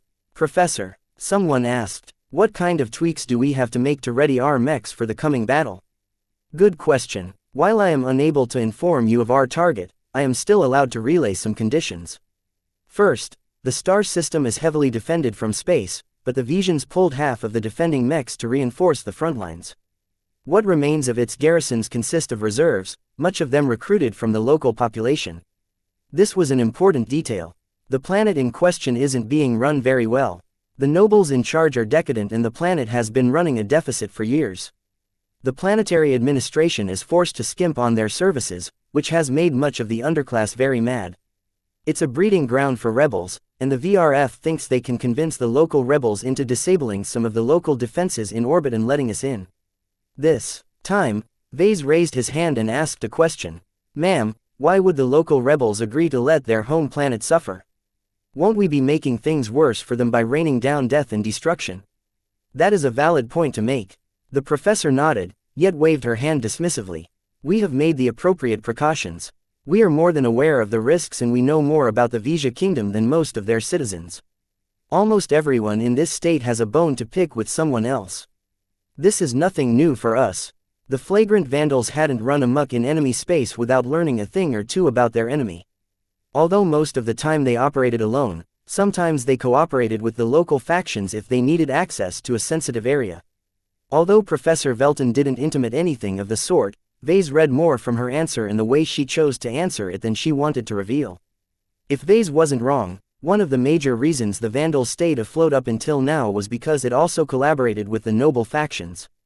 Though Vase kept his expressions neutral, inwardly he felt shocked at the audacity of it all. He would bet that no one in high command even knew about this. What would the Mech Corps think if one of their mech regiments collaborated directly with a faction of the kingdom? The news alone would shock the entire republic. Professor Velton couldn't blame his level of observation. Vase heard many stories about some of the murkier deeds of the Mech Corps from his father and the other Larkinsons. Even then, none of those tales matched the brazenness in which the Vandals shook hands with the Visions. Vase guessed that the Vandals only cooperated in an opportunistic fashion. The rivalry among the Vision nobles was legendary, and the Vandals probably presented themselves to discontented nobles as a convenient way to ruin their rivals. As the meeting wrapped up, Professor Velton called up the journeyman to hold a more private discussion while letting the apprentices enjoy a rare break. Vase, Leda and Pierce gathered around in a corner turned into a makeshift lounge area. A couple of comfortable chairs and sofas provided an oasis of calm during the most frustrating moments of work. Pierce looked at Vase and Leda with a questioning pair of eyes. "Have you two been getting overwhelmed by the work they pile up on your desk?" Leda nodded. "The inheritor design is frustrating. Never mind that it's a spaceborne mech and that I only specialize in aerial mechs, but the inheritor is showing its age. There is hardly anything we can improve without drastically overhauling its design. So it's a legacy design. It's not old to the point to be called a legacy, but its design originated from the first half of this current mech generation. We are now late in the cycle and there are several major advancements in Kerenkan technology that we are missing out on for the inheritor because the effort required to transform every inheritor mech in existence is too much. The inheritor mechs serve as the workhorse of the Vandals. It was one of their most common mechs, and highlighted their preference for close-ranged combat against other mechs. Vase, what do you think about the inheritor? Leda asked him in a way that made it hard for him to withhold his answer. I don't know. I've never seen the flagrant Vandals in action besides some incidental battle footage. To me, the Vandals are living at the edge of the moment. It's true that fielding lots of light mechs is cheap and easy, but that lack of weight will cost them dearly if they are ever forced into a position to fight against a proper Vision mech regiment. For example, any of the 3rd Amadras Legion's regiments can smash them into pieces. That's counterbalanced by the fact that they are easier to pilot and excellent in overtaking supply convoys. This was why the Vandals regarded the inheritor so highly. The Vandals faced a lot of difficulties in recruiting capable mech pilots. Any recruit with promise would be snapped up by the more desirable regiments. The Vandals mostly received the dregs the service. They couldn't do much against mech pilots with attitude problems, but those with lack of talent in piloting could still be brought up as cannon fodder inside an inheritor mech. Compared to Leda, Pierce faced a very different problem with the Akira. Heavy mechs are different from light mechs. There's much more leeway in their design. Even though it's rather old as well, its internal architecture changed so much over the years that I can hardly call it outdated. My team has done well in updating it to the latest standard. The only problem is that our implementations fall short. Because there are too many systems inside a heavy mech, am I right? That's right. My father once taught me that it is a heavy commitment if you wish to embark on designing a heavy mech. The Akira design is a basket case of incompatibilities. There is hardly any optimization done because the Wolf Mother's processors would crash if we threw too many things at it.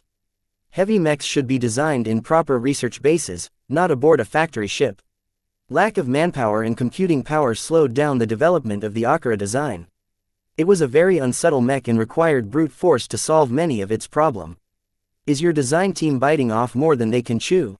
That's an understatement, Pierce huffed. In my eyes, while the Akira design fills an important gap in the lineup of the Vandals, we can't keep up with the complexities of this parade horse. Vase could have said the same. Though the problems with the Hellcat didn't sound so extreme as the Akira, a hybrid knight came with its own bag of issues. All 3 designs developed internally by the Vandals have one thing in common. Vase remarked as he put his mind on them. They're products of pride. Pride, Vase shrugged a bit, maybe you can call it stubbornness. If the flagrant Vandals wanted to, they could have borrowed a ready-made design from the central database. I'm sure the Mech Corps developed a raft of highly optimized designs of a light skirmisher, a medium hybrid knight and a heavy cannoneer. Why stick to the current designs then? Because every mech regiment prides their own identity.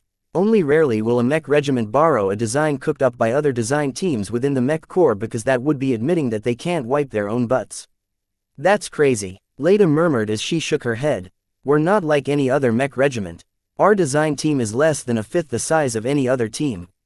We can only cope with developing one design at most. No matter how much they think the current policy was stupid, none of it could be changed. Vase sighed and sank down into his sazat. This isn't the only area where the Vandals are sticking to their guns. These guys have taken self-sufficiency to an unprecedented height for a mech regiment of the Mech Corps. It's baked into their DNA. That has served the Vandals well so far, but how long could they go on in the same manner? Eventually, they would hit a wall. Chapter 432 Conflicting Directions. Ever since Vase embarked on the path to become a mech designer, he progressed at a rapid pace. He liked to think he learned to see things others didn't. Though his place among the Vandals only allowed him to observe a tiny part of their functioning, what he derived from it worried him a lot. Vase placed his hand against the surface of the bulkhead and felt its cold, metallic touch. The Wolf Mother traveled through a succession of star systems. Each time the ship exited FTL, the entire ship underwent a minor upheaval.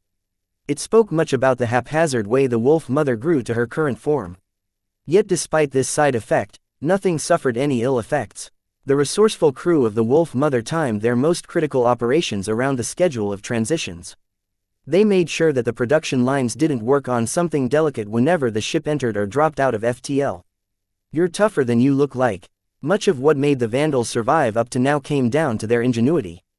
They scraped by with a fraction of the resources that a proper mech regiment enjoyed. Though he found their design development plans to be perplexing and the legality of some of their actions a little iffy, he had to admit that the Vandals was the top regiment in the Republic in terms of resourcefulness alone. Having lived among them and observed them up close made Vase a little sympathetic to their cause. Despite their outward displays of cynicism, they still retained a core of discipline and duty. With regards to his work, his routine remained the same, though Alec finally started to notice that Vase finished his work faster than others. Now that he ceased to be preoccupied with tinkering with the software of the Hellcat, Alec finally spent more time watching over the mech designers working under him. Compared to the other apprentices, Vase stood out in how relaxed he approached his assignments. At some time, Alec pulled Vase aside into a private office. The journeyman mech designer stared at the younger man with a penetrating stare. Vase, according to the logs in your terminal, the speed at which you are nailing down the right numbers is a little frightening. It's so out of bounds that I've been testing you with a number of different problems. The way you work with math and physics is frankly frightening for a mech designer of your age. Who are you? I'm Vase Larkinson, no one else. As for how I got to be so good, didn't you read my record? I've seen nominal disciples to masters in action before. None of them have rocketed upwards as fast as you. Alec frowned as he tried to crack the secret behind Ves's ascent. Though I don't specialize in physics, the ease at which you solve complex issues related to this field surpasses what I'm capable of. Are you an alien or something? Vase laughed a little. Sir, though my genes are kind of mixed up right now, I'm still a human in heart and blood. My life experiences are a little different from others. One thing that Vase was most afraid of was eliciting Alec's jealousy. It would be extremely depressing if his direct superior wanted to squash Vase down due to being unable to tolerate someone younger being better than an actual journeyman. It appeared that Vase did not have to worry about that account. As much as Alec enjoyed his own status, the dire state of the 6th Flagrant Vandals and the Hellcat design team had left Alec in a state where extra talent and manpower should be cherished. You're an anomaly, Vase. Alec concluded with utmost seriousness. I can't quite put my thumb on you. Nothing in your record makes sense. The only way to explain it is if some unknown influence is cultivating you. Vase could say nothing against that. He couldn't mention anything about the mech designer system and how it had been a massive aid to his mech design career. He would rather let Alec make his own conclusions. After some time, Alec nodded and smacked his fist against his palm. I understand why the Mech Corps sent someone as promising as you to the Vandals. Unlike headquarters, we don't care about your allegiances at all. You're aboard the Wolf Mother. Just like the rest, so I hardly believe you would do anything that would go against our interests. We are literally on the same boat in that regard. Though Vase felt a little pissed that Alec casually questioned his loyalties like that, he was smart enough not to make a fuss about it. This was a critical moment for him. Opening his mouth would just ruin his chances. I've decided now, since we're so short-handed, I'll let you pick your own assignments. I'll increase your privileges so that you can access the planning and the list of issues for the Hellcat design. I don't have the authority to unlock the entire design schematics to you, but you should have plenty to do with the access you already have. Thank you, sir. You won't regret your decision. You better not slack off, Vase. The flagrant vandals has already joined the main fleet, and we have already crossed the borders. While I can't predict how much time it takes to reach the Amadras Duchy, try to present some solid results within a month. Any longer and we won't have the time to implement any improvements you've made to our existing Hellcats. Vase promised to respect the confidentiality of the information made available to him. Satisfied, Alec delivered on his promise and raised the amount of files Vase could access. Among the miscellaneous documents that Alec unlocked for Vase, the most important piece of information was the succinct list of issues and problems facing the Hellcat. They consisted of observations made by the Mech pilots that handled the Hellcats and the problems foreseen by the Mech designers themselves. All of the problems amounted to a very long list, though most seemed rather trivial. Still, for a perfectionist like Vase, he became dismayed when he finally realized the extent of the imperfections. This is only the tip of the iceberg. Many more problems racked the Hellcat design. They just hadn't been observed yet. Let's forget about the problems out of sight. The visible ones alone are more than enough to keep me busy for years. Alec took a chance in increasing the privileges enjoyed by Vase, but unspoken in that move was that his superior expected more things.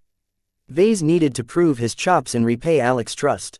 Not everyone responded well to his increase in responsibilities. Something like this couldn't be hidden from the other apprentices. Sir, I protest. Mr. Larkinson is just a temp. He's the last person among us who should be handling all of that sensitive information. Alec happened to have a very effective response to that argument. Tell that to me once you can outsmart Mr. Larkinson. No one dared to make that claim.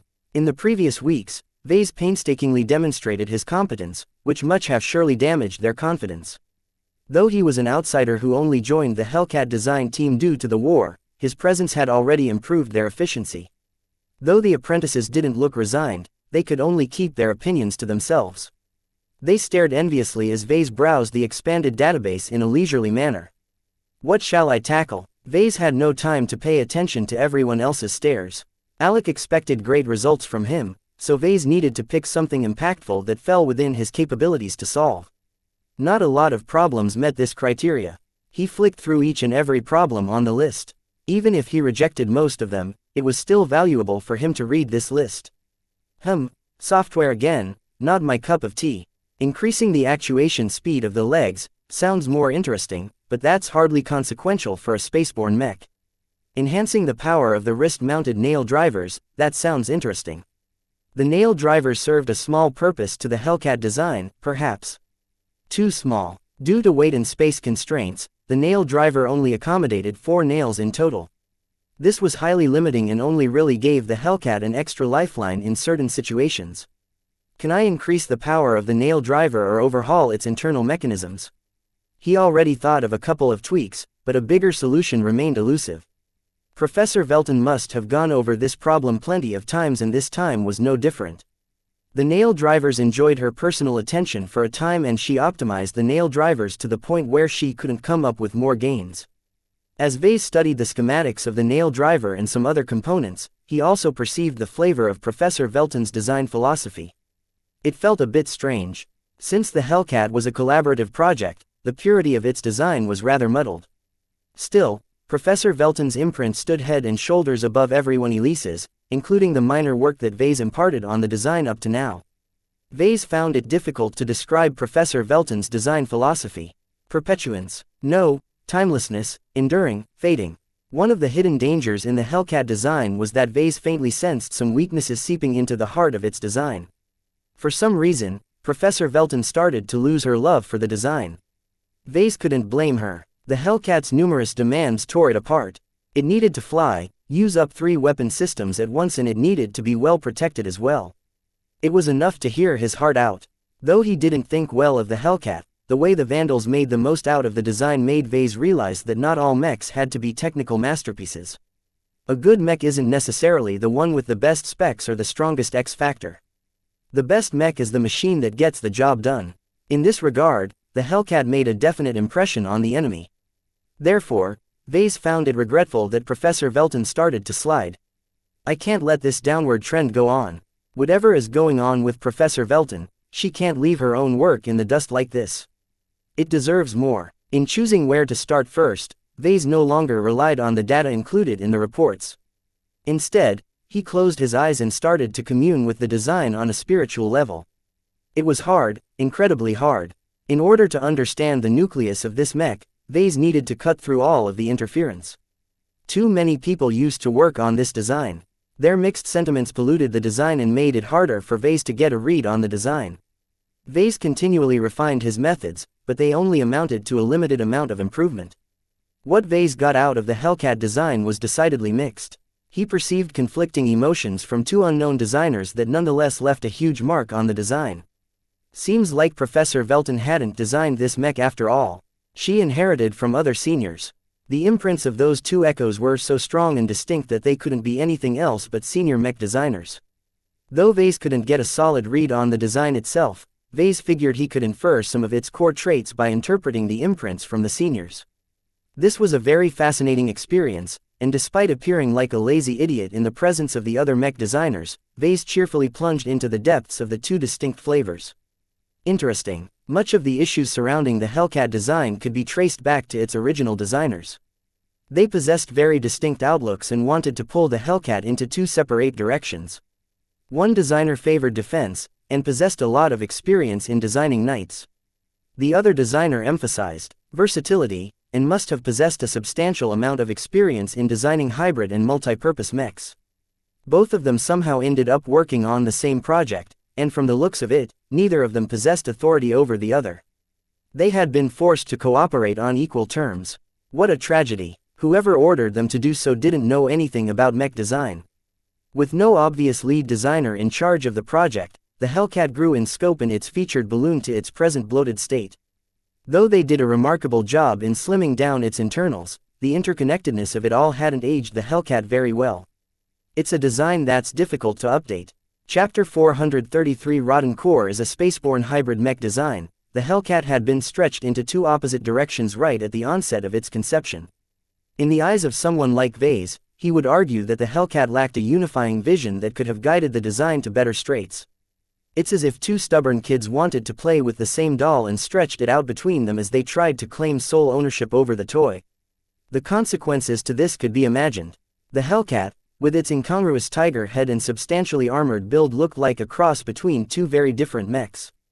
The addition of the nail drivers and the missile launchers seemed more like gimmicks tacked on as an afterthought rather than a mainstay that the mech could rely on to save the day. At least the Caesar Augustus can rely on its miniature laser cannons to take out targets just out of range of its sword. The Caesar Augustus was a much more inferior mech in terms of specs and scope, but the mere fact that it had been designed by a single mech designer who knew what he wanted made it a more coherent design. Compared to the first work of an apprentice mech designer, the Hellcat incorporated many advanced techniques and applications. Even after studying the additional documents made available to him, Vase hardly understood how the original designers managed to stuff so much capabilities in so little space. Nevertheless, the current foibles with the Hellcat design underscored that technical prowess couldn't compensate for a lack of vision. It's not that it can't be done, but this is just a case where the original designers didn't leave any leeway for the future. Vase found it sad that such a promising design had been born with what effectively amounted to a deformity. It didn't become very evident at birth, but as it grew older, the design started to crack and show its weaknesses. Therefore, the responsibilities piled up on the shoulders of the Hellcat design team was too much for them to cope. Even Vase couldn't steer away a ship that was determined to travel right into a sun. Sadly, even if Alec and Professor Velton were aware of this critical fault, they couldn't convince the Vandals to replace their prestige mechs with a different design. Organizational inertia meant that the design team needed to stick with this creaking product no matter how much it fell apart. How depressing. This important realization put his role into perspective. He shouldn't attempt to do anything too ambitious. With his current level of skill, he had no chance in revamping the design to a healthy state. The best he could describe its situation was that the longevity of the design was running out. Rather than extending its useful lifetime, Vase could only improve some minor performance parameters in order to let the Hellcat make the most out of its final years of active use. Vase had no doubt that the Vandals would eventually be forced to drop the Hellcat design during this war. The Vision mech designers faced a lot of pressure in improving their own designs, and if the Hellcat failed to keep up, its end would come sooner or later. That's something that will happen at least a year from now on. For now, the Hellcat is still a viable mech. He returned to the list of problems and decided to tackle an issue that was challenging but one he could also complete within a month. It concerned a very persistent problem regarding the energy efficiency of the mech. The Hellcat's high-performance metrics and ability to make an immediate impact on the battlefield came at a cost. The power draw was enormous and the heat that it built up was very problematic for a mech in space. When the design originally came into being, the original designers already mitigated these issues. However, as the years passed and the design kept being tweaked to keep up with the current times, the old optimizations in terms of power draw and heat dispersal ceased to work as effectively. The design had strayed too much from its old lines, and the introduction of new components complicated the internal architecture in ways that made it much less efficient. It all sounded boring to a bystander, but the veteran mech pilots that have piloted the Hellcat for years became increasingly frustrated at this downward trend. The report on the problem came with a quote from a very pissed-off mech pilot. "Why is it that the Hellcat keeps getting worse? I don't care about faster flight systems and more lethal nail drivers. I just want a mech that can last an entire fight. Hell, it won't even last a short skirmish sometimes. Fix this issue immediately or roll back the design to an older version." The problem had obviously brewed for an extended period of time. The Hellcat design team should have been more responsive on this issue, but for some reason they kept on holding to the same course. In all honesty, solving this issue required a multidisciplinary approach. Vase wasn't sure if he possessed the right breadth and depth of skills to be able to provide a solution to this problem. After all, neither Alec nor Professor Velton had done anything about it, though that might be because they had bigger things in mind. In any case, this is a useful starting point to prove my worth. It's a very legitimate problem that needs solving anyhow. Vase began to dive into his work by investigation the evolution of the design in recent years. He wanted to trace back the changes to specific changes in the design so he could come up with localized solutions. All of this was boring and tedious, but Vase never lost his motivation. Several weeks went by in a fog as Vase single-mindedly focused on this sole issue alone. He made a substantial amount of progress, but the sheer amount of changes left him a little fatigued. It was too much work to establish the consequences of every single change to the design. To be honest, he was being stymied by the sheer level of interconnectedness of the design. His inability to understand the Hellcat down to its roots also didn't help. There was a level of depth and complexity to each of its shapes. Vase felt like he was toddler looking at a painting and ruining it by dabbling his fingers through paint and raking them across the canvas. 99 times out of 100, his solutions only made things worse. Still, at least he made some progress, however sluggish it turned out to be. Any progress was better than no progress at all, but it defied the high hopes he had started with. Vase grossly underestimated the actual challenge of reshaping an already completed design at the senior level. "My progress is too slow," Vase muttered as he furrowed his brows. Several weeks into his task, and he only completed a fourth of what he should have accomplished. A lack of understanding lay at the heart of his inability to progress. He couldn't do much to advance his understanding of the higher-level concepts that made journeyman and senior mech designers unique. Short of breaking through himself, Vase would have to accept that his perspective would be limited for the time being. He could still advance his understanding in a different direction, something which he already did quite well. Therefore, one day, Vase put down his work and marched up to Alec. "Sir, what is it, Vase? I'd like to request an opportunity to witness the Hellcat in action. I've spent a substantial amount of time with its design, but I still only have a vague idea of how this mech is supposed to perform in action." Alec frowned and turned away from his work. A mech designer is supposed to be content with the design schematics alone. There shouldn't be any need to see a real Hellcat. Respectfully, that's not the way I work. The best I can describe it is that I design my mechs from feeling. Without a feel for a design, I can't work with it as well as I ought to. The Hellcat is at least 10 times more complex than anything I've ever worked on before, so it is even more vital for me to get a handle on the mech action. I'm not inclined to grant your request. I'm under orders to keep temps like you in one place. It's going to take a lot of effort to convince Professor Velton to grant an exception for you. Vase already expected something like this, so he provided an immediate response to that argument. Vase waved his hand, causing his calm to transfer his work up to now. "Look at what I've accomplished. This is only a fraction of what I am able to do.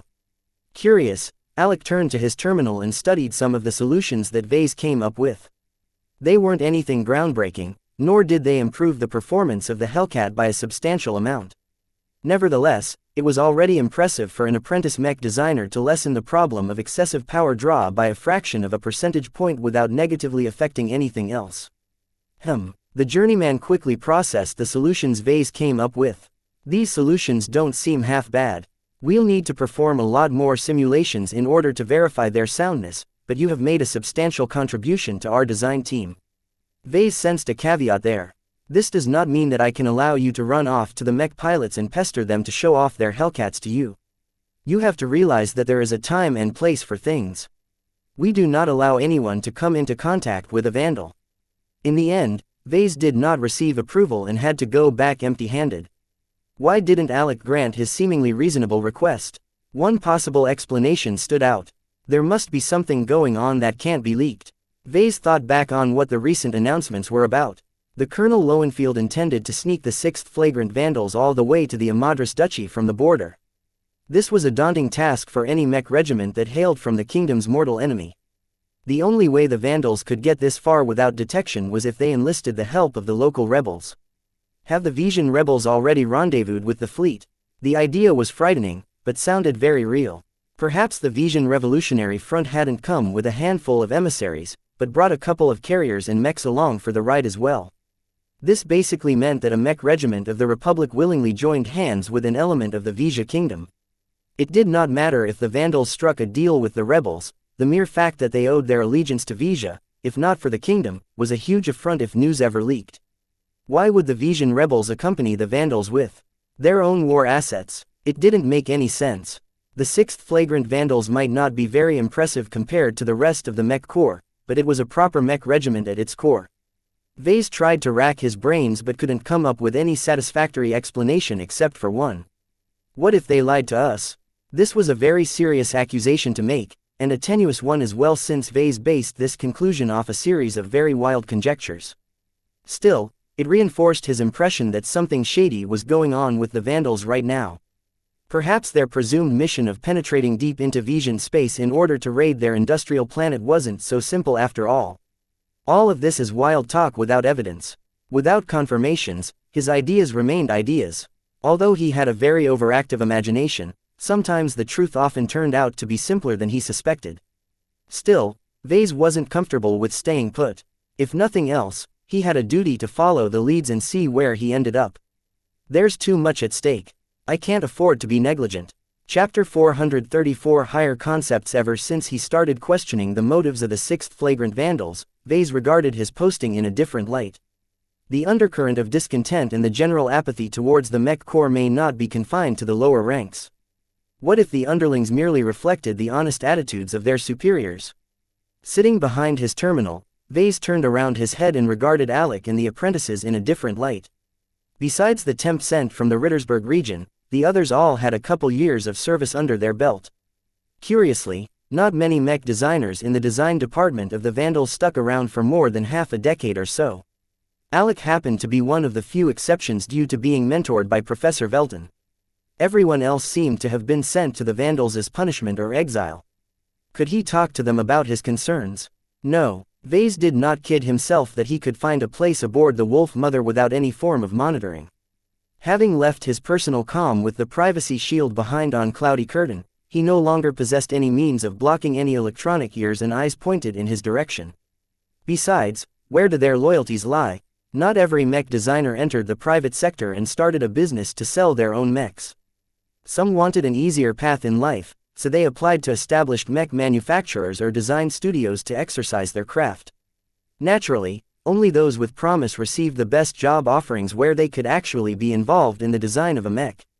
Average mech designers stood no chance in obtaining an important position, and would always devolve into glorified technicians.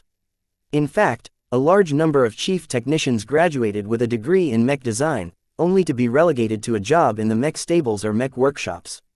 The same pattern persisted in the military. The mech corps relied on many different mech designs, and they needed a huge number of mech designers to keep their mechs fresh and up to date. Working in the Mech Corps formed a particularly attractive prospect to most mech designers. Their pay was bad, but the benefits were good, and every mech designer assigned to a design team received varying levels of access to the central database, which not only contained lots of designs and exclusive technologies, but also contained a library of very valuable textbooks. All of this made working for the Mech Corps a good starting point for any mech designer that lacked the confidence to dive into the cutthroat competitive private sector. Once they served for 20 years or more and retired from the service, they would be in a much better position to enter the market. Since the mech designers in the service value their time here so much, why don't I see any older ones? While the apprentice mech designers aboard the Wolf Mother varied in age, they tended to be in their 30s or younger. What Vase really paid attention to was that none of them had been in the design department for long. Where are all the veteran designers? Had they been transferred out or cashiered, or did something else happen to them? Vase tried to approach the topic in an oblique manner when he conversed with some of the apprentices during mealtime. "Say, our teams are awfully short-handed," he said in a casual manner as he ate his soup next to a colleague. "Why aren't the higher-ups increasing their effort at expanding our teams?" The tired man munched on a meat pie for a bit before he answered. "No one wants to come and work for the Vandals. We're the refuse pit of the Vandals. You don't volunteer to work for us, you get sent here. And while the Mech Corps loves to dump all their problem cases in our laps, they'll be accused of committing war crimes if they did that to every mech designer they don't like." They both chuckled a bit at that. "It's not so bad here. Sure, the Vandals are a little shabbier than most, but we still have plenty of room in our 3 design teams. My question is, why are we so chronically undermanned? This isn't a new phenomenon. I don't know what to say." The other mech designer shrugged, though he seemed a little more reticent this time. "There used to be some mech designers in our team that are senior to me. They served for a couple of years, but their exhaustion continued to grow. They would have collapsed sooner or later." "Did they?" Professor Velton approached them before they got to that point. The professor offered to transfer them to a new, exciting and secret design team far away from the Wolf Mother. "I don't know all the details, but from what I've seen from the faces of the mech designers who accepted, they all looked ecstatic." "Did every mech designer accept the transfer?" "Yup, you'd be a fool not to. While I appreciate the chance to contribute to the Hellcat design, it will ruin you if you try to work with it for more than a handful of years. There's something very corrosive about this design that grates at your sanity. I don't know how to describe it. All I know is that I'm already feeling that my limit is within sight." This sounded very strange to Vase. He put down his spoon and faced his colleague with open eyes. "Why is the Hellcat design so damaging?" I asked Alec one day, and he said that the Hellcat is a design that incorporates transcendent concepts that only journeyman mech designers and higher could handle. It's always said that apprentices aren't mature in the field of mech design, and I guess this is one of the most important reasons why. Vase believed this statement. It explained much of how the mech industry worked. He only heard an inkling about it during his studies, probably so that the professors could shield them from the truth, but it might indeed be the case that advanced designs possessed such an effect. He even figured that it might be related to the intangible qualities of a mech, but that shouldn't be it. Vase did not perceive anything damaging during his own investigation of the Hellcat. It was likely the other mech designer was right, and that it was a case of overstraining the mind when dealing with concepts beyond the means of understanding. There were plenty of secrets hidden in plain sight, and Vase might eventually go crazy as well if he dove too deep in the design nuances of the Hellcat. After Vase finished his dinner, he left on his own accord. For the next several days, he broached the same topic to a couple of other mech designers. Vase wasn't close with any of them, so didn't receive any good answers, but he figured that they believed that nothing sinister was at play. The key takeaway from his questioning was that the story he heard possessed an element of truth. Mech designers indeed needed to get away from a design that was slowly driving them insane. What Vase wanted to know was where they went. As far as Vase was aware of, the 6th Flagrant Vandals did not maintain a separate group of mech designers. So where did those people work? Was it another mech regiment, or something shadier? Vase ended up with more questions than answers, but he did not believe he achieved a fruitless result. While he couldn't follow up on his detail, he believed that it might be very important down the line. That still begs the question that I haven't been able to answer. He came no closer to finding out what the Vandals planned to do. This frustrated him to no end, which slowed him down when he was on duty. He wasn't in the mood to improve the power efficiency of the Hellcat when all he could think about was whether the Vandals committed treason. There was a difference between breaking some rules and committing outright treason. His initial impressions of the Vandals painted a picture of a tragic and neglected Mech regiment. Now though, Vase wondered if the Mech Corps might have a good reason to keep the Vandals at arm's length. The Mech Corps isn't in the habit of fooling around unless it concerns internal rivalry. It was obvious that the flagrant Vandals fell outside of the dominant factions in the Mech Corps. They stood on their own and had no one powerful to back them up. Even their own division pushed them aside. It couldn't be helped if the Vandals became disillusioned at being kept on a leash. The only problem was that every mech designer was confined to a small part of the massive factory ship. Besides those who liaised with the mech pilots and mech designers, no one had gotten a glimpse of what happened at the heart of the Vandals. Vase supposed that he could have tried to pry some information from Alec and Professor Velton, but he didn't dare pull off any tricks in their presence. Both were not only busy, but they could also be remarkably perceptive if they directed their full attention to him.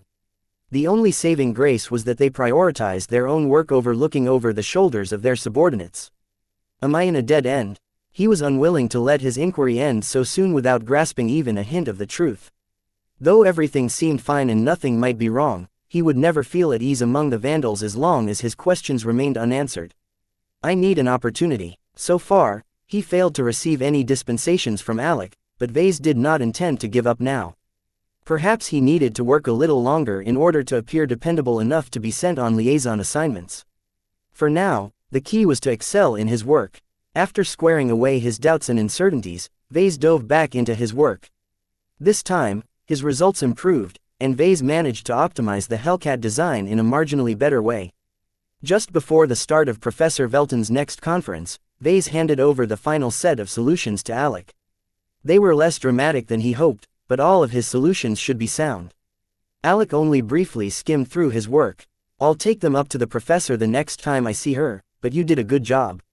Thank you, sir. I was hoping for better, though. The journeyman released a cynical smile. We all do, but the Hellcat does everything in its way to thwart our efforts. In the end, Vase grudgingly received Alec's approval to continue working on his own pace. This was important to Vase because he would be able to continue to pick out the best assignments. At the next conference meeting, a routine of sorts had already settled. The professor made some inconsequential announcements while the journeyman walked to the front to mention their latest excuses why they hadn't made any better progress. Professor Velton appeared to be paying serious attention, but Vase questioned whether her mind was even present. Sometimes the old lady doddered off. After the conference, Professor Velton suddenly turned around and called up Vase. Mr. Larkinson, please come with me. For a moment, Vase thought he had been caught. Yet no one really paid any attention to the call besides Leda and Pierce. With some reluctance, Vase filed into the professor's private office and sat down in front of the senior mech designer. She immediately broached the topic as soon as he sat down. It has come to my attention that you are a relatively successful mech designer. Why did she ask him that? Success is a difficult term to quantify, but arguably yes, I do believe I have done well. When your records first came into my view, I did not think much of your prior experience. An apprentice with only 2 original designs under his belt is barely a genuine mech designer. So it is a surprise for me to hear that you are one of the primary mech designers of a design that's been all the rage in the market right now. What I mean is, which design is selling well? The Crystal Lord, your landbound rifleman mech design. Chapter 435. The Cage. Ever since Vase entered the clutches of the Mech Corps, he became isolated to the outside galaxy. In an age where spying and leaking sensitive data was trivially easy, the military organization undertook extreme measures in order to keep their rank and file from revealing anything they shouldn't have. While the flagrant Vandals might not see eye to eye with the upper hierarchy, they happened to be in total agreement with regards to operational security. As a mech regiment that regularly invaded Vision space, any incautious leaks might even devastate their numbers. Therefore, access points to the outside galaxy was extremely limited and heavily monitored. The moment Vase revealed a hint of propriety, his entire terminal would shut off. Thus, over the past couple of months, Vase had no idea how the LMC fared in his absence. In truth, he didn't really worry about their fate. The company was in decent hands and it offered 2 solid original designs in its catalog. The Blackbeak Medium Knight already proved to be an enduring seller. Even if the market for offensive knights started to become somewhat saturated, demand for the LMC's home-built silver label editions was projected to remain high for at least a couple more years. Vase was much less certain about the newly introduced Crystal Lord design. Though it carried over much of the qualities of the Blackbeak, the different type and the range of improvements he incorporated in the design made it an unquestionably more promising mech. The Blackbeak was meant to compete in a niche, while the Crystal Lord had been designed to challenge the dominant mainstream mechs that was responsible for the bulk of the sales for rifleman mechs. It had a lot of things going for it. The premium licenses and materials allowed it to outperform cheaper models, and Vase had superpublished the design on top of that. Its current performance parameters fit well in a multi-year conflict with the Visions. More crucially, the Crystal Lord was the first design that broke into the coveted B grade for the X Factor. While Vase did not truly understand what this new height of X Factor meant, he bet that the mech pilots who got to pilot a Crystal Lord must be feeling very privileged about piloting such a smooth machine. Lastly, the Crystal Lord also incorporated some gimmicks based off alien crystal technology. Though it was hardly anything groundbreaking compared to the heights that humanity had reached, crystal technology like this was rare in a backwater state like the Bright Republic. It should perform particularly well against mechs that predominantly relied on lasers. All in all, the Crystal Lord possessed all of the elements to be a breakout success. Yet even as Vase had high hopes for his second original design, the mech market for rifleman mechs was extremely competitive. Realistically, all three labels of the Crystal Lord should have priced themselves out of consideration for most potential buyers. Therefore, it came at a surprise to him that Professor Velton indicated otherwise. May I know how well my Crystal Lord design is doing? Though Vase faced heavy restrictions in terms of how much information he could get in touch with, the senior mech designer faced no such constraints. She easy answered his question. The Crystal Lord has been something of an anomaly when you first released it onto the market. They didn't know what to make of it, and sales have stayed modest for the first month. Expert opinions about your design is decidedly mixed, with many of them recommending their audience to stay away. To an outside pundit who had never seen a Crystal Lord in person, its value proposition seemed like a bad deal. Rather than break the bank by buying a single overpriced rifleman mech, it was much more efficient to buy two affordable rifleman mechs for the same amount of credits. What changed since then, Professor? She eyed him with a curious look. The early adopters of your models discovered two advantages that aren't present in many other mechs. First, your gimmick is a lot more useful than anyone has thought. Wielding a lighter laser rifle and possessing more advanced defenses against energy weapons on the chest helps keep the mechs alive during the most intensive engagements. The Crystal Lord has seen action. Vision raids have intensified. They have likely been emboldened by the daring raids of the 3rd Amadras Legion. The pressure we are facing back at the home front is immense. Mercenaries are forced to repel small raiding parties that have sneaked through the gaps in our defense lines. Though Vase paid the most attention to the Crystal Mech, he couldn't help but feel a little reassured from the way Professor Velton spoke about Republic space. At least outwardly, she still displayed kinship with their state. The Mech Legion fields a substantial number of mechs armed with laser weapons. Against these mechs, your Crystal Lord has stood out as the mech with one of the highest rates of survival. Normal rifleman mechs regularly get trashed, that's why they are so cheap. Yours is a little more effective than usual into keeping it and its pilot alive, and that ends up amounting to a substantial amount of cost savings. Vase nodded in a modest manner. That is also my intention, ma'am. The Crystal Lord is supposed to be a long-term investment. Its true value will manifest over the years. You mentioned a second reason for the surging demand for my mech. Can you tell me what it is? Her eyes grew a little sharper at that, and she tried to peer into his soul through his eyes. Vase carefully maintained his posture and met her gaze with a neutral look. Every mech pilot that has ever piloted a copy of the Crystal Lord has turned into its raving fans. It has garnered a die-hard following that is continuing to grow the more people get in touch with it, no matter the shape it comes in. Bronze label, silver label, gold label, every edition of your mech exhibit the same concerning trend. Even the virtual copies of the Crystal Lord is distressingly effective in converting people into your fans. It should have been good news for Vase, but instead he started to sweat inside. Had he overdone it? During the early testing, the X Factor never exhibited such radical effects on a mech pilot's psyche. Are people accusing me of brainwashing my pilots? Fortunately, Velton shook her head. This is not a repeat of the Farand affair, if that is what you are worried about. Even though the pundits can say whatever they want, the truth is that the Mech Trade Association validated your design. This carries a lot of weight among us. To be sure that your company and its partners haven't been producing mechs that deviated from the official design, the MTA has dispatched some investigators and inspected their premises. All of the companies involved have been cleared. Vase knew that he was innocent, but the MTA didn't know that. They needed to verify his company's products and their operations on their own in order to determine the facts. I take it no one believes my company has tampered with the neural interfaces. Yes, the controversy has died down after several critics have attempted to dismantle the neural interfaces. In hindsight, their exuberance can be attributed to how extensively you've met their demands. You possess an extremely keen understanding of what mech pilots seek from their machines. Was Professor Velton probing him whether he benefited from a mastery? Vase instinctively moved to deny the implicit suspicion, but quickly hesitated. The reason why he would want to keep it under wraps because he wouldn't be able to explain how he got to enjoy this exclusive privilege that master mech designers only reserved for their prized direct disciples. As someone who fell outside that coveted category, Vase shouldn't have received so much nurturing. Yet did that matter if Professor Velton very likely wouldn't find out the truth? Mastery was a sensitive topic at best, and those who experienced it already showed its benefits through their work. Velton had no reason to follow up because she could already access his top-level design schematics from the MTA and see for herself. His response to this situation was critically important and might govern the rest of his stay with the Vandals. There was a risk that the truth might leak out that he gained his masteries through a more dubious source. Yet Vase deemed the risk to be acceptable in the face of what was at stake. His investigation into the truth of the Vandals had come to a screeching halt due to the restrictions he faced. This was a chance for him to loosen some of those restrictions and grant him wider access to the secretive mech regiment. This is supposed to be a secret, but my designs are benefiting from the fact that I have gained 2 masteries, one for knight mechs and one for rifleman mechs. Velton did not respond with any surprise.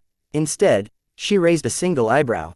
How curious. If the Mech Corps knew what kind of mech designer you are, they would have never pushed you into our hands. It's not something I wish to advertise. She grinned. Indeed. Well, one mech regiment's misfortune is another blessing to the flagrant Vandals.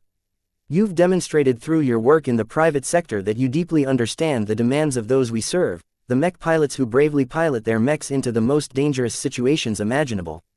Out of all 3 of the design teams under my wing, no mech designer can say they have acquired a mastery. Not even I have enjoyed such a privilege. Velton sounded somewhat regretful about that. Vase felt it was a shame as well. At her age, her design philosophy had already taken shape. She missed out on a lot during her formative years. As talented as she was back in her youth, if she acquired some masteries at that early stage, her career would have skyrocketed, and there was a very real chance that she could have advanced to master. What do you have in mind for me, Professor? Mr. Larkinson, I see now that your talents are grossly underutilized. The success of your Crystal Lord is the strongest proof of your abilities. Did you know that your company has shook hands with over 5 third-party manufacturers, and they still can't keep up with demand? Hearing that almost frightened Vase out of his chair. What was Kelsey doing? Didn't he tell her to pick her partners carefully? Going in bed with 5 different mech manufacturers so soon was too fast. How would the LMC be able to control the quality of their output? I did not know that. I feel rather troubled, actually. Plans change. I can't tell you much about this, but I believe your company is on the right track. That is all you should know. The Mech Corps maintains a policy of isolating its mech designers from the news of their own companies. You are working for us, not the market. I understand. Vase nodded. That made a lot of sense. In light of your newly unearthed strengths and your diligent work ethic you've shown up to this point, I plan to elevate your position under this department in order to best take advantage of your unique talents. What will my new position entail? You are to be appointed as our permanent liaison to the mech pilots that utilize our homegrown designs. As someone who knows mech pilots the best, you are eminently suitable to understand their specific wishes and convey them to our design teams. Take the rest of the day off. You'll start on your new assignment tomorrow. Thank you, Professor. This was exactly what he wanted to hear.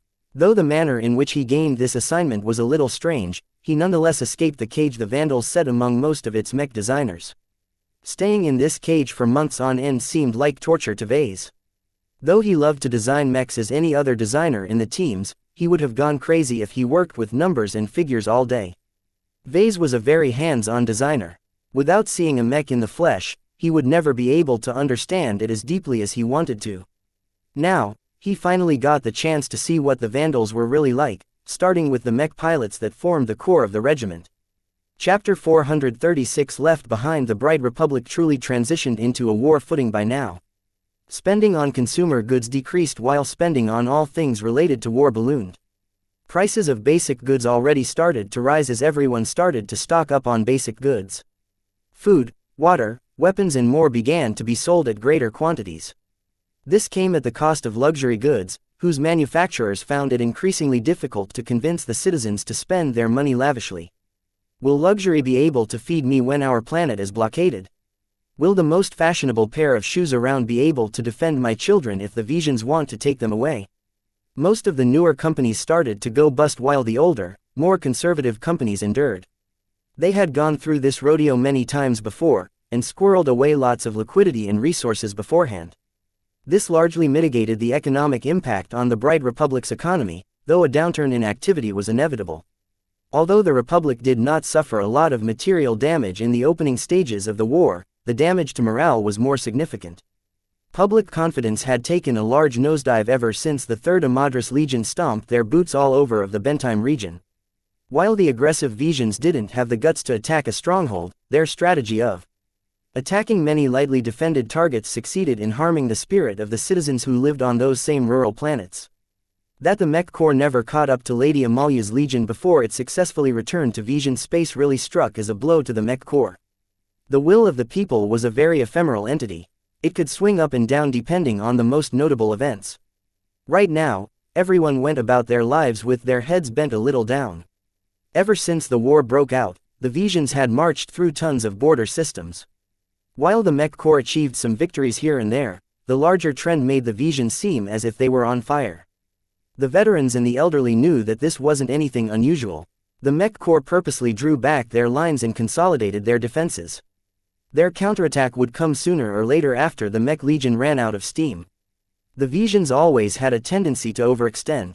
You ain't seen nothing yet, son. The Vision bastards don't move as one. Their nobles are a bunch of jackals who only think for themselves.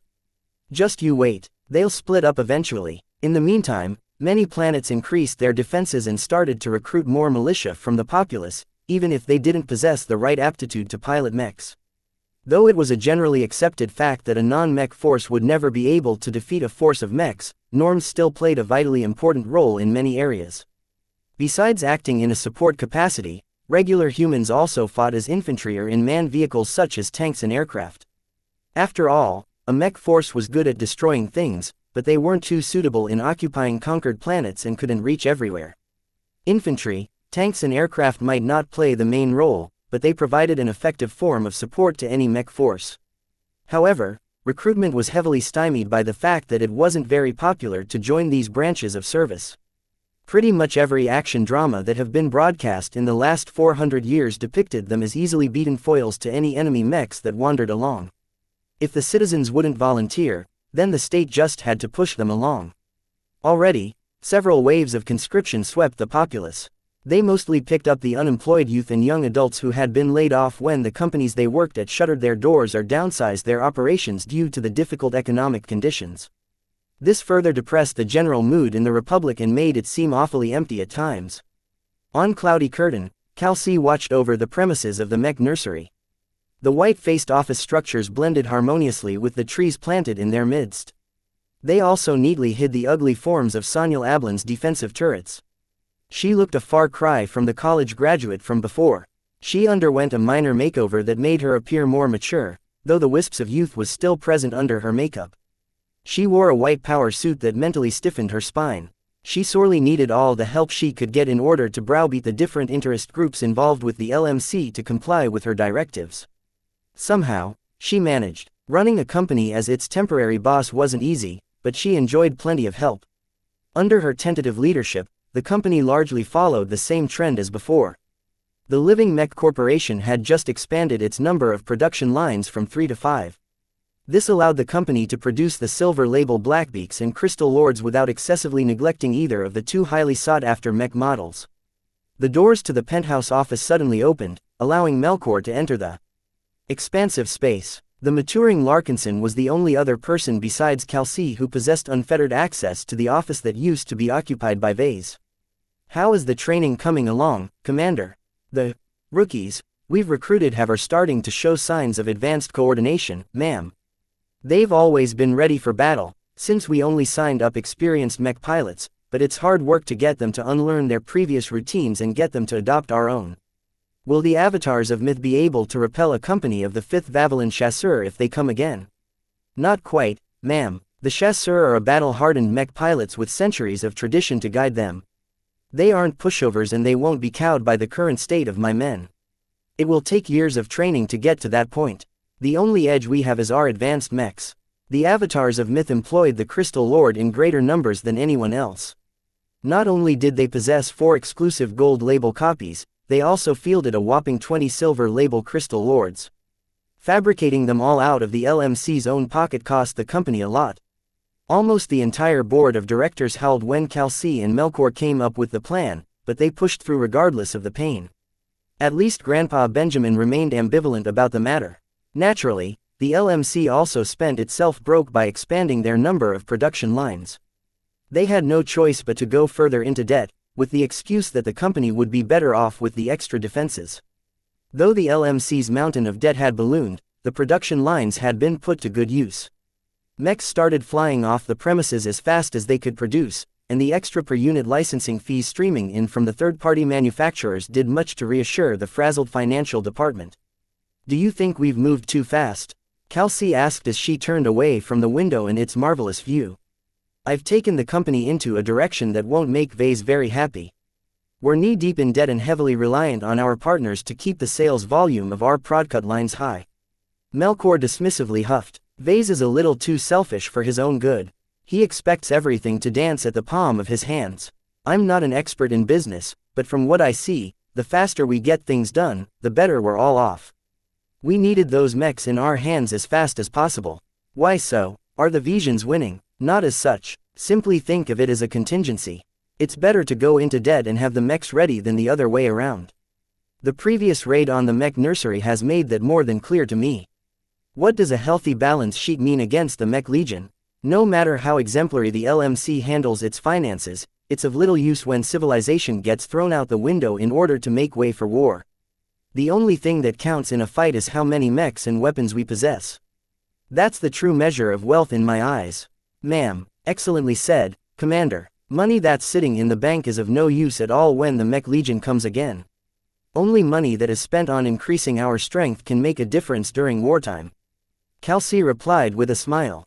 She always felt uneasy about her decisions, but Melkor's reasoning provided her with the mental crutch she needed to alleviate her guilt. "I'm sure that Vase won't be pleased if he returns from his tour of service with the Mech Nursery in ruins.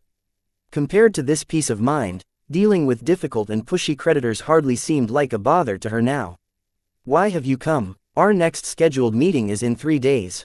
It's about the Crystal Lord. I've finished my own investigation about its effects." "Oh, do tell me the results."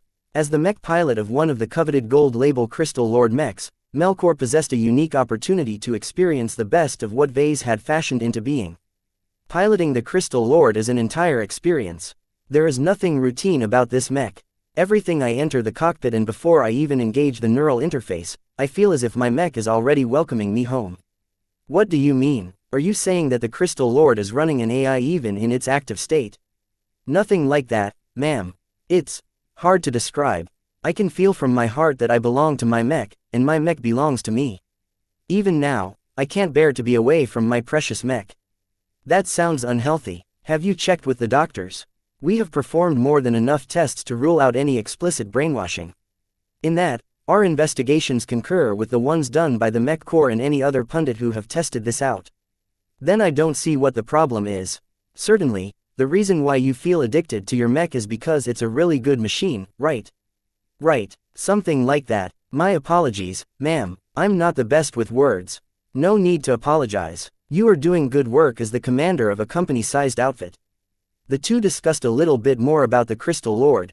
Since the avatars possessed the largest amount of Crystal Lords, they gained a lot of practical insights about the model. Melkor conveyed what they learned to Kelsey so she could use the information to tweak the marketing of the product or introduce some other changes. As they spoke, they kept a respectful distance from each other, both physically and status-wise. For whatever reason, Vase chose to appoint Kelsey at the helm, so she took precedence over the mech pilot. Melkor didn't mind. As long as Kelsey did a decent job and avoided steering the LMC into disaster, he wouldn't mind taking orders from her.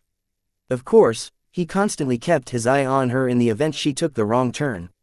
How is the ship component of the Avatars doing? Your force is about to receive the first Trieste-class light carrier from the shipyard, if I recall. Are you prepared? To be honest, no. Melkor shook his head. We're having difficulty recruiting competent and reliable spacers to staff a single ship, let alone two. Fleet Commander Rofane is doing his best, but the hiring market is practically dried up. Anyone with the skills to serve on a spaceship have already been snapped up by companies and outfits left and right.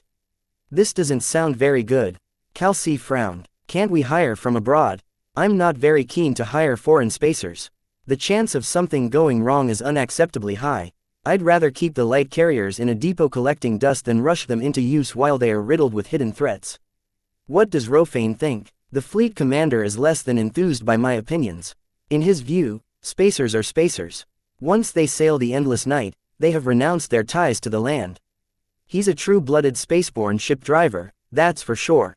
Fleet Commander Rofane had been recommended to lead the ship contingent of the Avatars by Captain Sylvestra.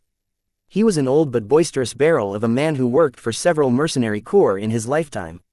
Though he was highly competent and his record was straight, he possessed rather strong beliefs about the superiority of spaceborne humans over their landbound counterparts. Keeping the outspoken fleet commander in line was very troublesome to Melkor. Chapter 437 Shifting Agendas. On some days, I regret accepting Rofane into the fold. Melkor continued, he's constantly pushing me to lift the restrictions on recruiting foreigners so he can hire more spaceborne spacers. I don't want to make the problem any worse than it is right now with him alone, so I've been fobbing him off. I'm not sure if Vase will mind too much if you recruit some people who come from another state. As long as they aren't Visions and are willing to commit to the Avatars, they should be fine and dandy. Melkor shook his head. I can't take the risk, ma'am. Although Vase explicitly set up the Avatars of Myth to serve as his personal force, true loyalty can't be bought. We are much more like a mercenary corps in that regard. Nationality is the only thing we have in common.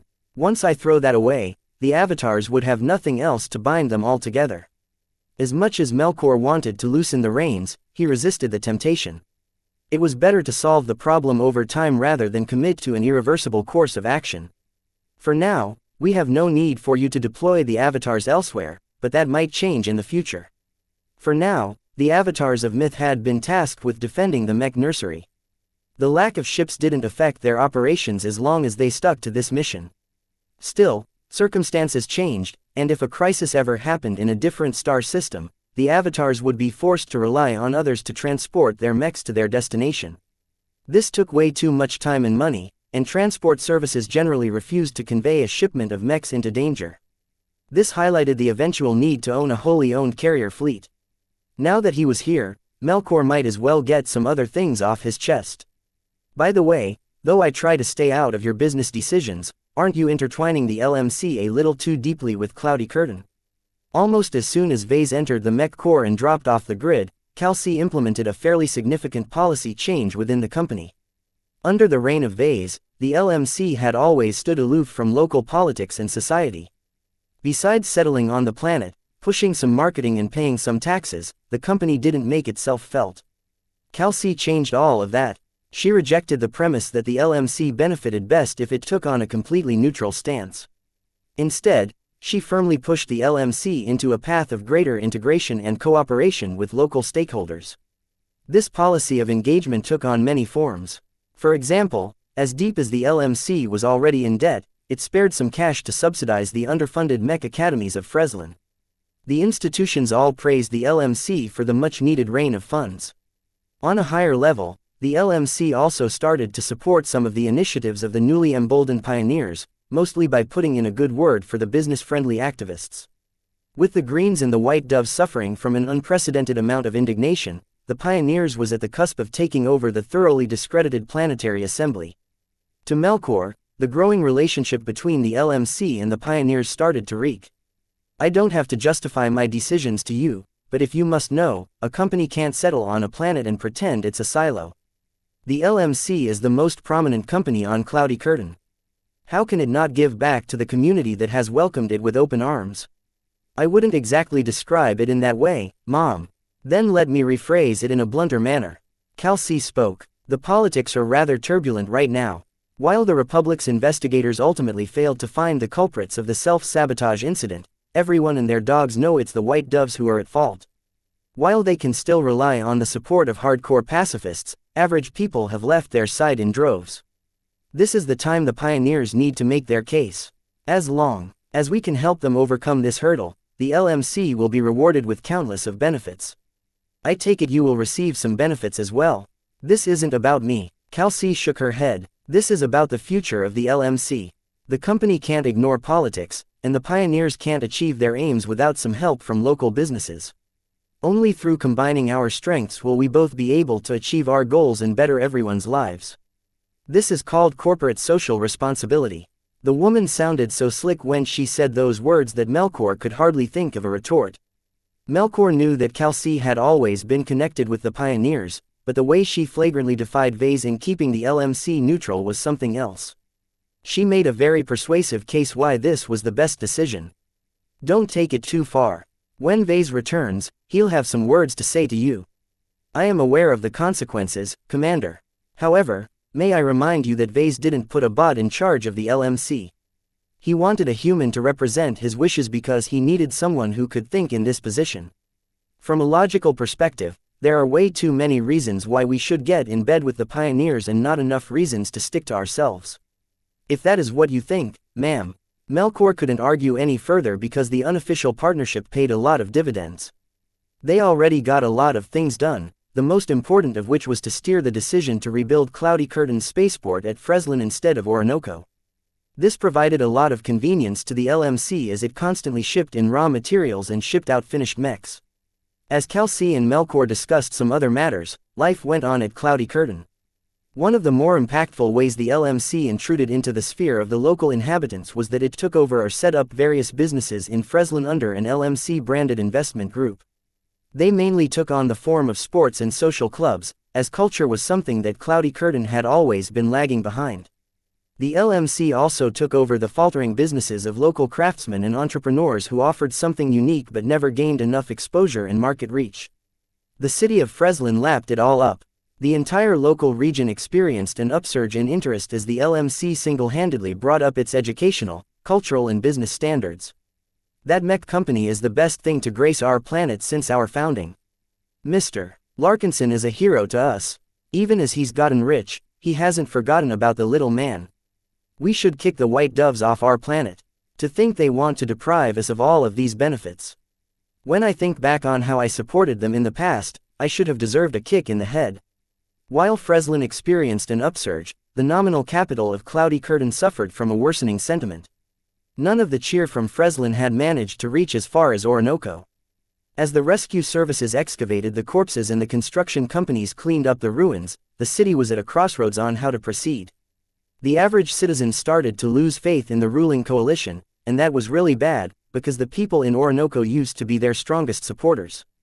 The Greens began to distance themselves from their bosom buddy. Although the Greens and the White Doves were often mentioned in the same sentence as if they were a single entity, in truth the Greens believed in somewhat distinct ideals. This was why they also escaped much of the blame that had befallen the White Doves.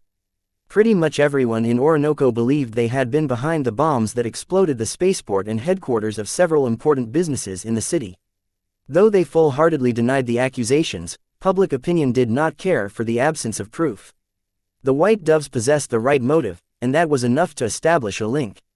Look at how Freslin is partying every day. Why can't we get some of that love? As long as the White Doves are in charge over here, there's no way in hell the LMC will think about us. Maybe it's time the White Doves take a hike and build a hippie enclave in the wilderness. There's plenty of open space on our planet. They can pack up their stupid beliefs and take them away from here so we can finally enjoy some economic development. Let's kick out the Greens as well. They love their forests so much that they can build a city in the trees. As much as public sentiment had turned against the established powers, change was rather slow in coming.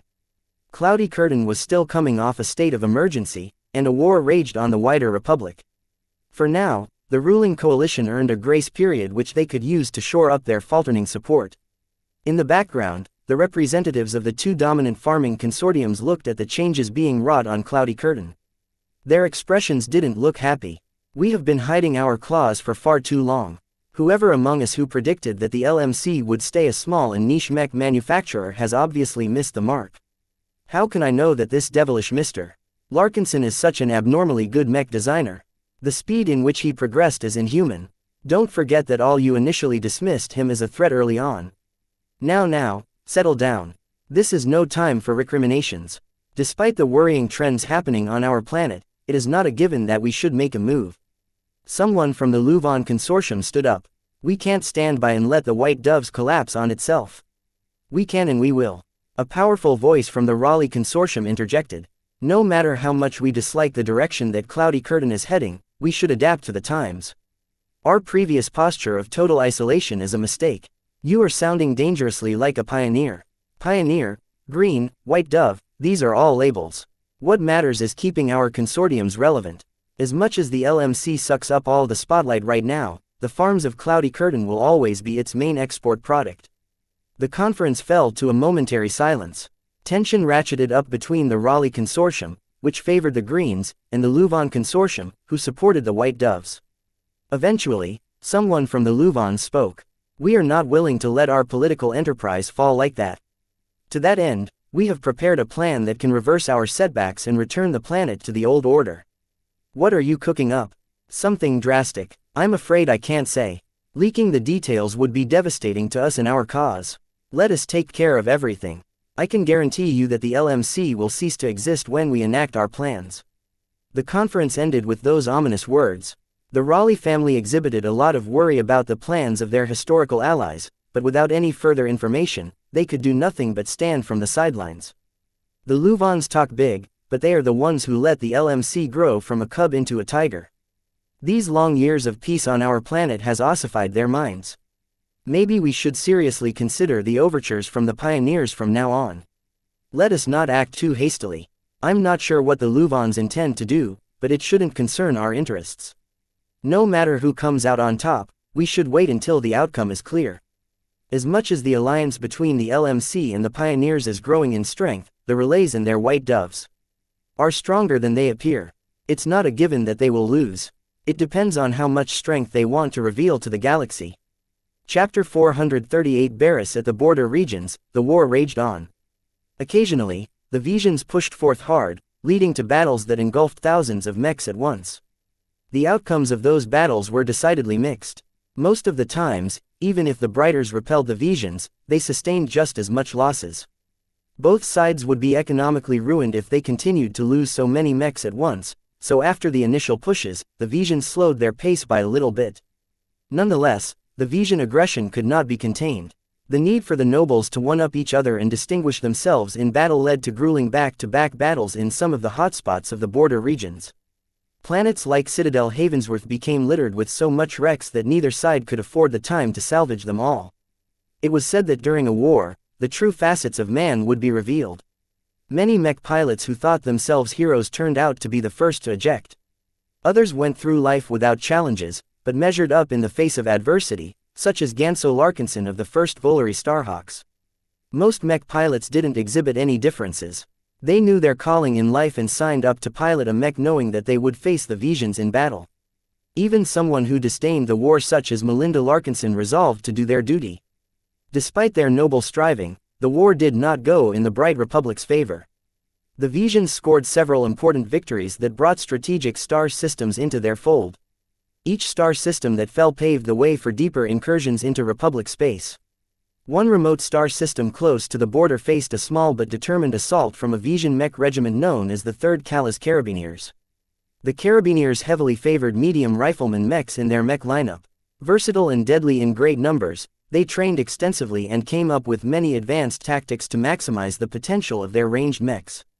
Right now, the Harendel system, which held a modest amount of mines, suffered an invasion by this regiment. The Mech Corps only stationed a couple of mech companies on the planet, and none of them were line units capable of facing the Visions in a head-on clash. The only way the defenders of the only inhabited planet of Harendel could keep their grip on the system was to employ a large amount of mercenaries. Several large-scale mercenary corps answered the call. Though the mission entailed a lot of risks, the payoff was big so long as the Visions didn't invade. With regards to missions, every mercenary corps hoped to spend some months in quiet, boring patrols. Though they earned their living from their battle capabilities, fighting the Mech Legion was a daunting prospect. In general, the Mech Legion did not often bother to invade small, unimportant star systems. Mercenary commanders relied on this fact to gamble on their missions. If they lucked out, they enjoyed a nice vacation while earning lots of pay to boot. If their luck fell short, then they'd be forced to back up their commitments and do their best to fight off the Visions. Barris Swan happened to have chosen badly. As the commander of a medium-sized band of mechs called the Orange Liskers, he chose to gamble on a quiet posting to the Harendel system. Though the star system was a little closer to the front lines than he liked, the Liskers needed the pay as it went deep into debt to replace its previous battle losses. I should have never bought this mech. Though if I did, I would have never experienced this beauty either. The reason why Barris was so desperate to earn a large reward was because he impulsively ordered a copy of the Crystal Lord. Even though he only purchased the bronze label version of this line of mechs, the expenditure almost broke the Liskers, with many of the rank and file grumbling why Barris spent so much but only kept the best for himself. He was guilty in charge. The truth was that Barris felt tired about piloting another subpar rifleman mech that cost around 20 to 30 million credits. He thought about buying a new mech in the price segment above that figure, but when he heard about the amazing capabilities of the Crystal Lord, he settled his eyes on the ominous-looking model as soon as possible. Some days, he regretted his purchase, and on other days he felt thankful about it. For now, Barris felt both as his battered Crystal Lord continued to run through the brownish forest of this terraformed planet. Barris panted inside the cockpit of his Crystal Lord. It's been 2 days already. How can they still be in pursuit? The swift and nimble mechs of the 3rd Kalas Carabineers landed on Harendel with a splash. They immediately smashed apart the mech companies of the Mech Corps before turning their firepower to the mercenaries that tried to come to the aid of the defending mechs. All hell broke loose. The critical fault that brought the defenders down was that they consisted of many different outfits. The Mech Corps occasionally bossed them around, but they lacked convincing power due to their limited numbers. Right now, the Carabineers succeeded in smashing hundreds of mechs at a time by defeating the different outfits one by one. They actively shied away from larger concentration of mercs, and only engaged when they outnumbered their prey. It was a very despicable way to fight, but it worked. The Carabineers moved fast and managed to hit the outfits before they finished their preparations. Right now, they employed their considerable edge in speed into hunting down the stragglers that split in every direction and ran for the hills. Goddammit, I should have never gave in to my greed. A scattering of laser beams struck from behind. The raking fire briefly added another scorch mark to his Crystal Lord's back. Yet remarkably, the rear armor largely held up. The thin layer of Veltrek's armor proved to be highly effective in absorbing short bursts of energy weapon fire. As long as Barris immediately jinked his mech, he could make sure that no single spot on his mech suffered from a sustained burst of fire. At least I'm getting my money's worth. The combination of armor and speed on the Crystal Lord allowed for unexpected synergies. It performed extremely well against laser weapons, which happened to be the mainstay weapon of the Kalas Carabineers. The Crystal Lord lasted much longer against them for that reason alone. Still, that hadn't been enough to turn the tide in the opening battle of the Orange Liskers. Barris had to witness firsthand how each of his trusted comrades in arms faltered due to the disparity in discipline and battle spirit. Some of them managed to eject, while others breathed their last on Harendel. Tears began to well up in his eyes, but Barris quickly shook them away. Everyone who took up the mercenary life accepted the risks that came with this vocation. It was a rough and dangerous life, but one which mech pilots also enjoyed a lot of freedom. Thoughts of vengeance percolated in his mind. Barris checked his fuel and battery reserves and noted that both were critically low. Even if his mech provided him with an amazing amount of endurance, 2 days of constant chasing took their toll. I can't run any further without shaking off my pursuers. The Crystal Lord slowed down in its steps as Barris prepared his exhausted mind for yet another battle, which might be his last this time. The pursuing mechs emerged from the trees, and as soon as they got a clear view of the Crystal Lord, they fired their laser rifles at it without hesitation. Some of the laser fire raked the crystal embedded in the center of the chest, while the rest of the energy splashed harmlessly against the armor of the premium mech, though some sections of plating started to get dangerously thin. Barris ignored incoming fire and aimed carefully before shooting a high-powered beam from his surprisingly slim rifle. The laser hit one of the carabiner mech and burned a nasty gash at its leg armor. Though the laser failed to penetrate the internals, another hit might finish the job. As Barris waited for his rifle to cycle away the heat, he immersed himself in his mech and moved nimbly between the trees. Though the tree trunks looked substantial, they could not be used as cover as most laser beams instantly burned through them. Barris mainly took the presence of the trees as mental comfort. 3 opponents. They've been running for a while as well. They don't look as fresh as before. The Carabiniers had split up their forces in order to mop up the routed defenders. While the models of the Carabiniers couldn't rival the longevity of the Crystal Lord, they regularly rotated the mechs on the field by deploying transports in the air. The fact that they secured orbital and aerial supremacy meant that they could shuttle around their mechs with near impunity. However, they still needed to be cautious in the presence of an enemy ranged mech like the Crystal Lord. Barris almost managed to burn through the armor of one transport that strayed too near. If my estimates on their timing is correct, then this trio should have been switched out in an hour. This is the best time for me to thwart their pursuit. Barris hated himself for getting away when much of his men and women got killed or captured by the Carabiniers. He channeled his fury through his mech, who seemed to be as eager for battle as him. Several strange insights started to flow past his mind as his mind studied the terrain and his opponents for any potential opportunities. There, Barris drove his Crystal Lord back, which sprung like a gymnast as it turned around and ran towards a certain destination. The 3 Carabiniers jumped in pursuit. The Crystal Lord didn't need to run very far before it reached a rushing river. Barris hesitated for a moment, but jumped his mech knee-deep into the waters. A large bout of steam escaped from the lower surface of the mech as the persistent heat it built up started to dissipate into the cold, rushing water. The Carabiniers caught up again and started to fire at the Crystal Lord. Due to being in the water, its mobility had become affected, leading to serious damage. Some of the internals even started to get exposed.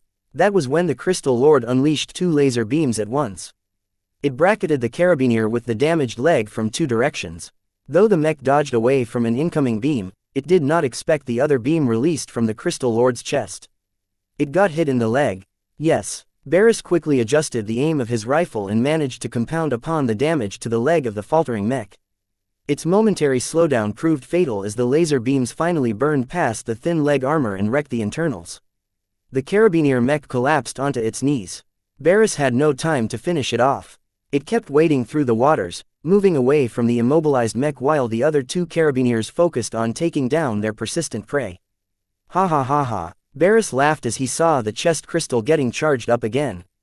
Though its capacity wasn't very great, it fired off many times more than the crystal of a gold label mech. Again, Barris repeated the same trick that snagged another Carabiner. This time, he hit the mech in the chest, which didn't amount to a lot of damage. Damn. It took a couple of successive hits to finally penetrate its chest armor. At this point, the Carabiner who piloted the mech fell back.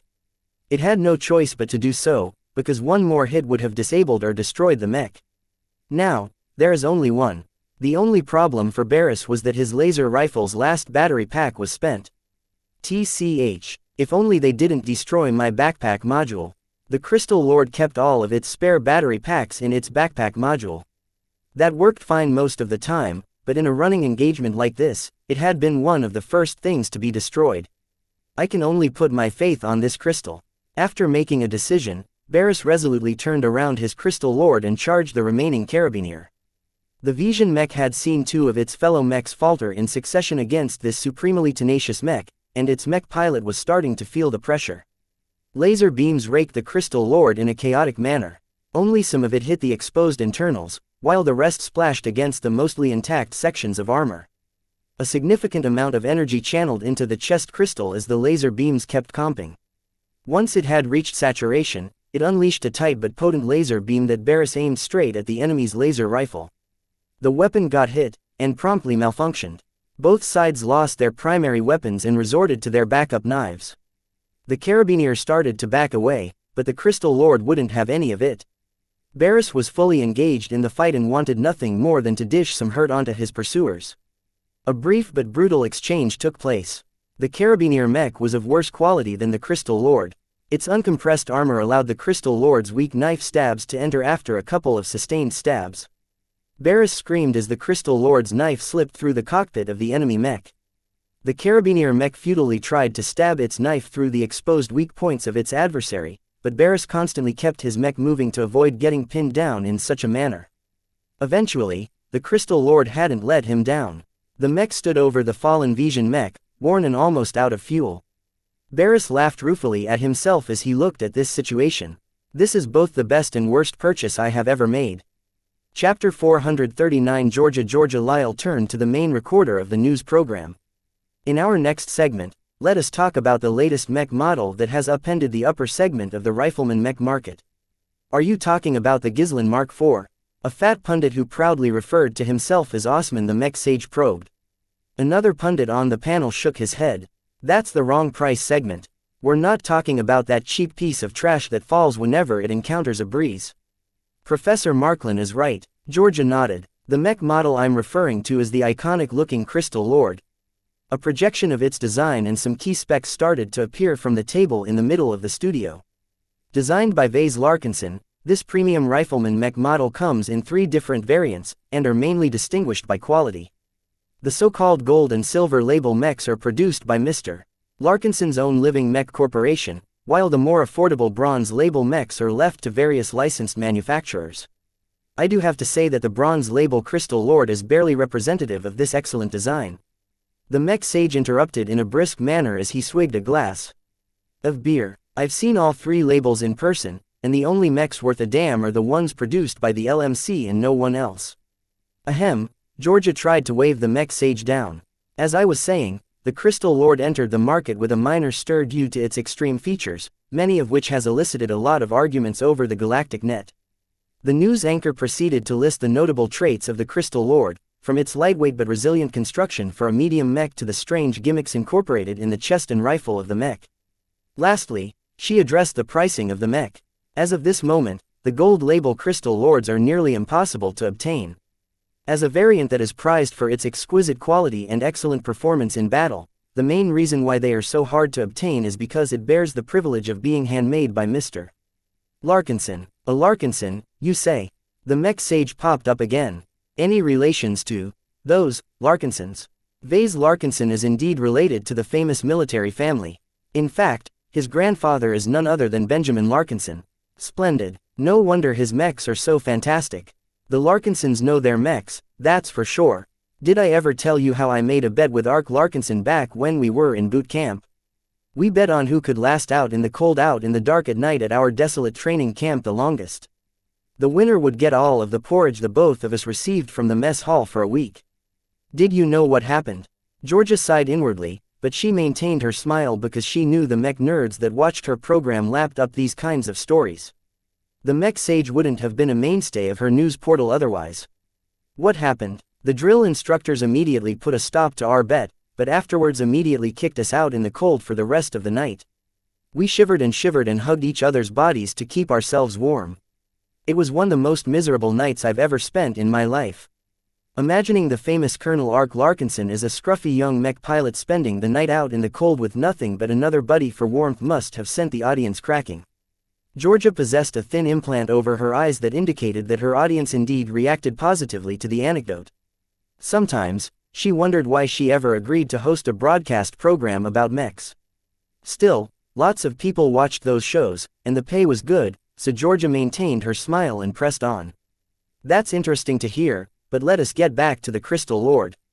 Initially, the models entered the market with a whisper.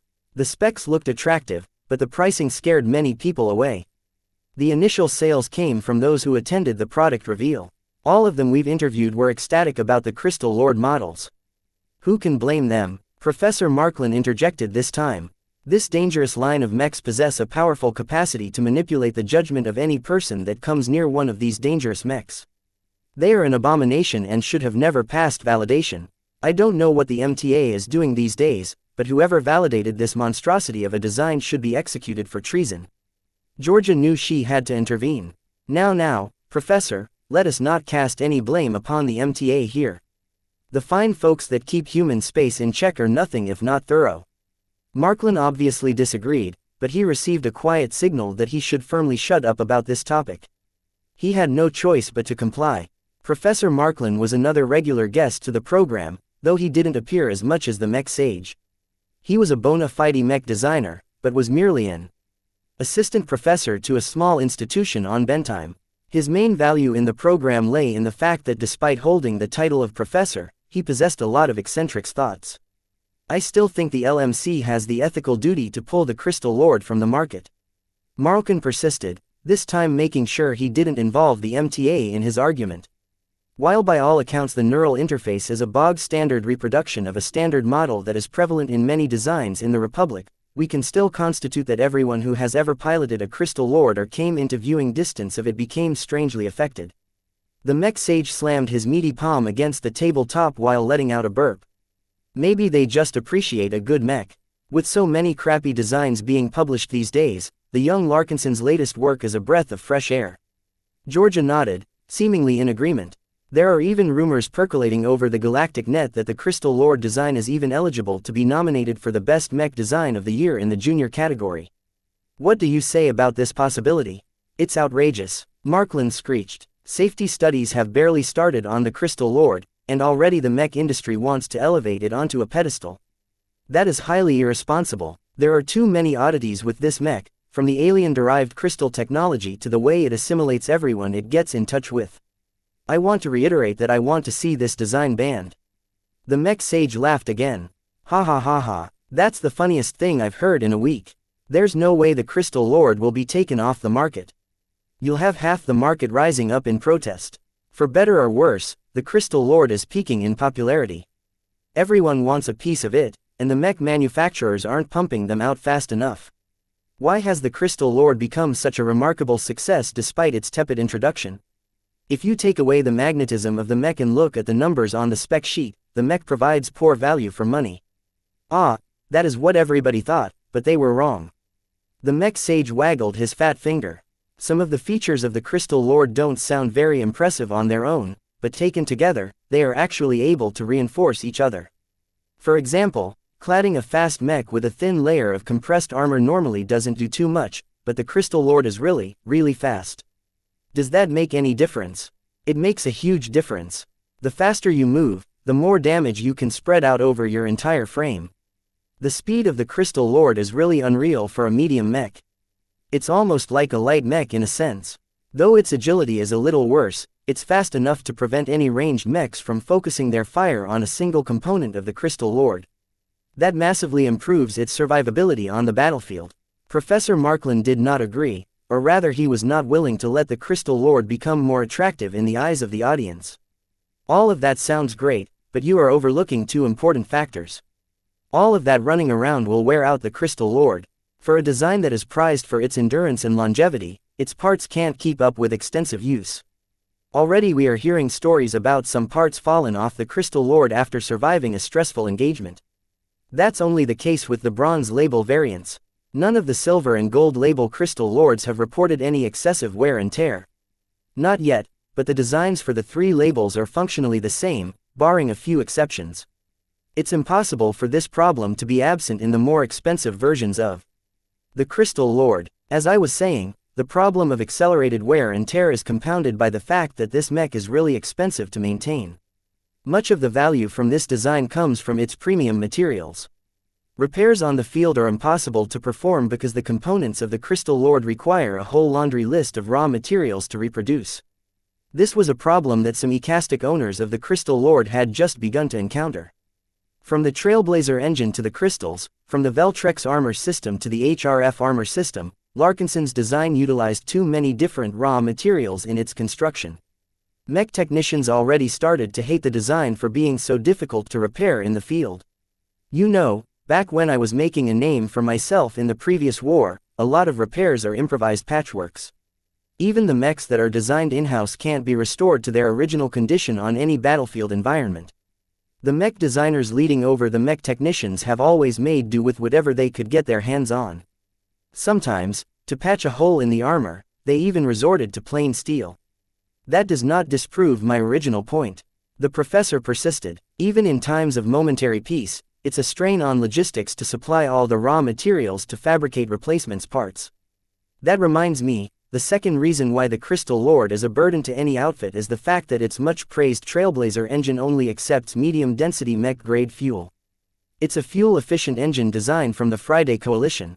Just because it comes from the Friday Coalition doesn't mean it deserves an automatic seal of approval.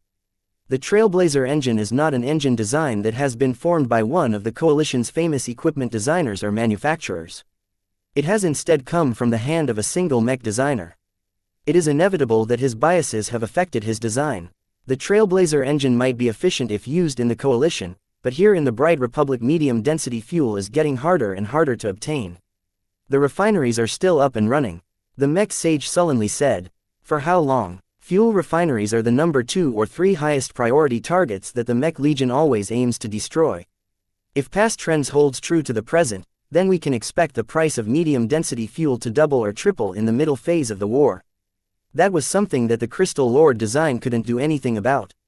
Every customer that bought the Crystal Lord for long-term value would eventually start to wince when they received their fuel bills. Is this enough to take the Crystal Lord out of contention for Best Mech Design of the Year? Georgia asked, spotting an opportunity to get back on the foreground of the discussion. This isn't a possibility, it's an ironclad fact, Marklin confidently spoke. The Crystal Lord may be enjoying its time in the spotlight right now, but sooner or later the public will shake away the brainwashing and wise up to the truth. Georgia smiled as she received another bit of news from the producer. Well, I'm afraid you'll have to be disappointed, because word has just come in. The Bentheim Mech Court has just announced their shortlist of nominations for the junior category of Best Mech Design of the Year, and Mr. Larkinson's Crystal Lord is in the list. A groundswell of astonishment spread throughout the audience that watched the program. Other news portals and mech portals quickly released the same news, confirming the rumors that the Crystal Lord was in contention to receive a prestigious reward. Chapter 440 built to raid the true worth of a mech designer lay not in their skills or experience, but in the quality of their designs. One did not necessarily lead to the other. Even if a mech designer possessed a genius-level intelligence and enjoyed extensive tutoring from renowned masters, his products might still end up lackluster and without inspiration. This often happened in high-pressure learning environments in the Galactic Center and the Galactic Rim. Their abundant wealth and population enabled many hopefuls to study mech design. Yet once they entered the ultra-competitive mech markets there, they instantly got swamped. They learned in the most brutal fashion that to be a successful mech designer, they needed to be more than technically adept. They needed to have a sense of art and craftsmanship. Mech design is both a science and an art. Among two functionally similar designs, the one which resonates more with the people will always have an edge. Artistic sense could be trained, but only up to a certain point. It was something which could never be defined or measured in hard numbers.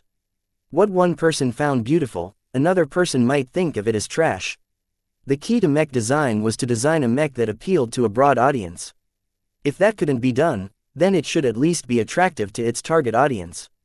To be nominated to win the award for Best Mech Design of the Year, a design had to possess more than technical prowess, though that was also indispensable. The Crystal Lord design happened to be strong at both.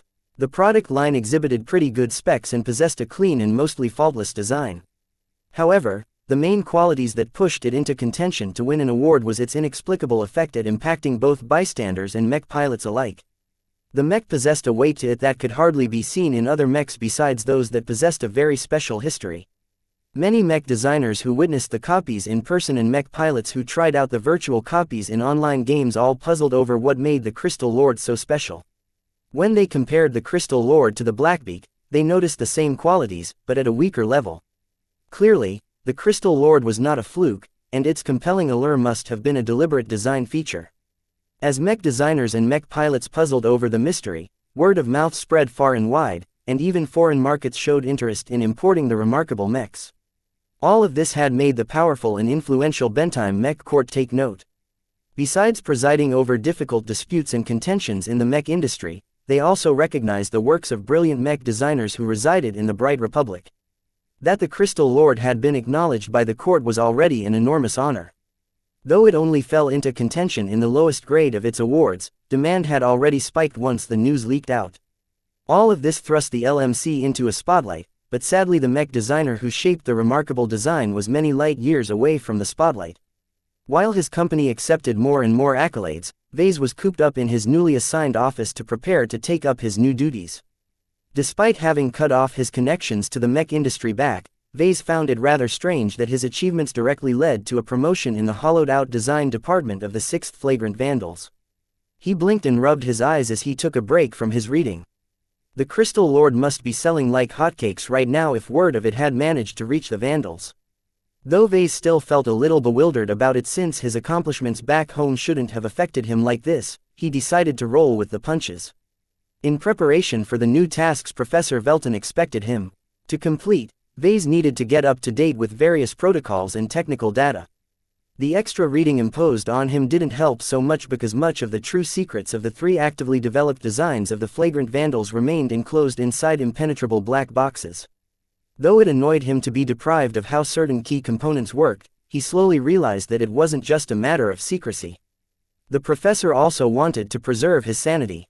Spending the last couple of days trying to digest the new information already strained his mind somewhat, though his mental fortitude was a lot stronger than anyone realized.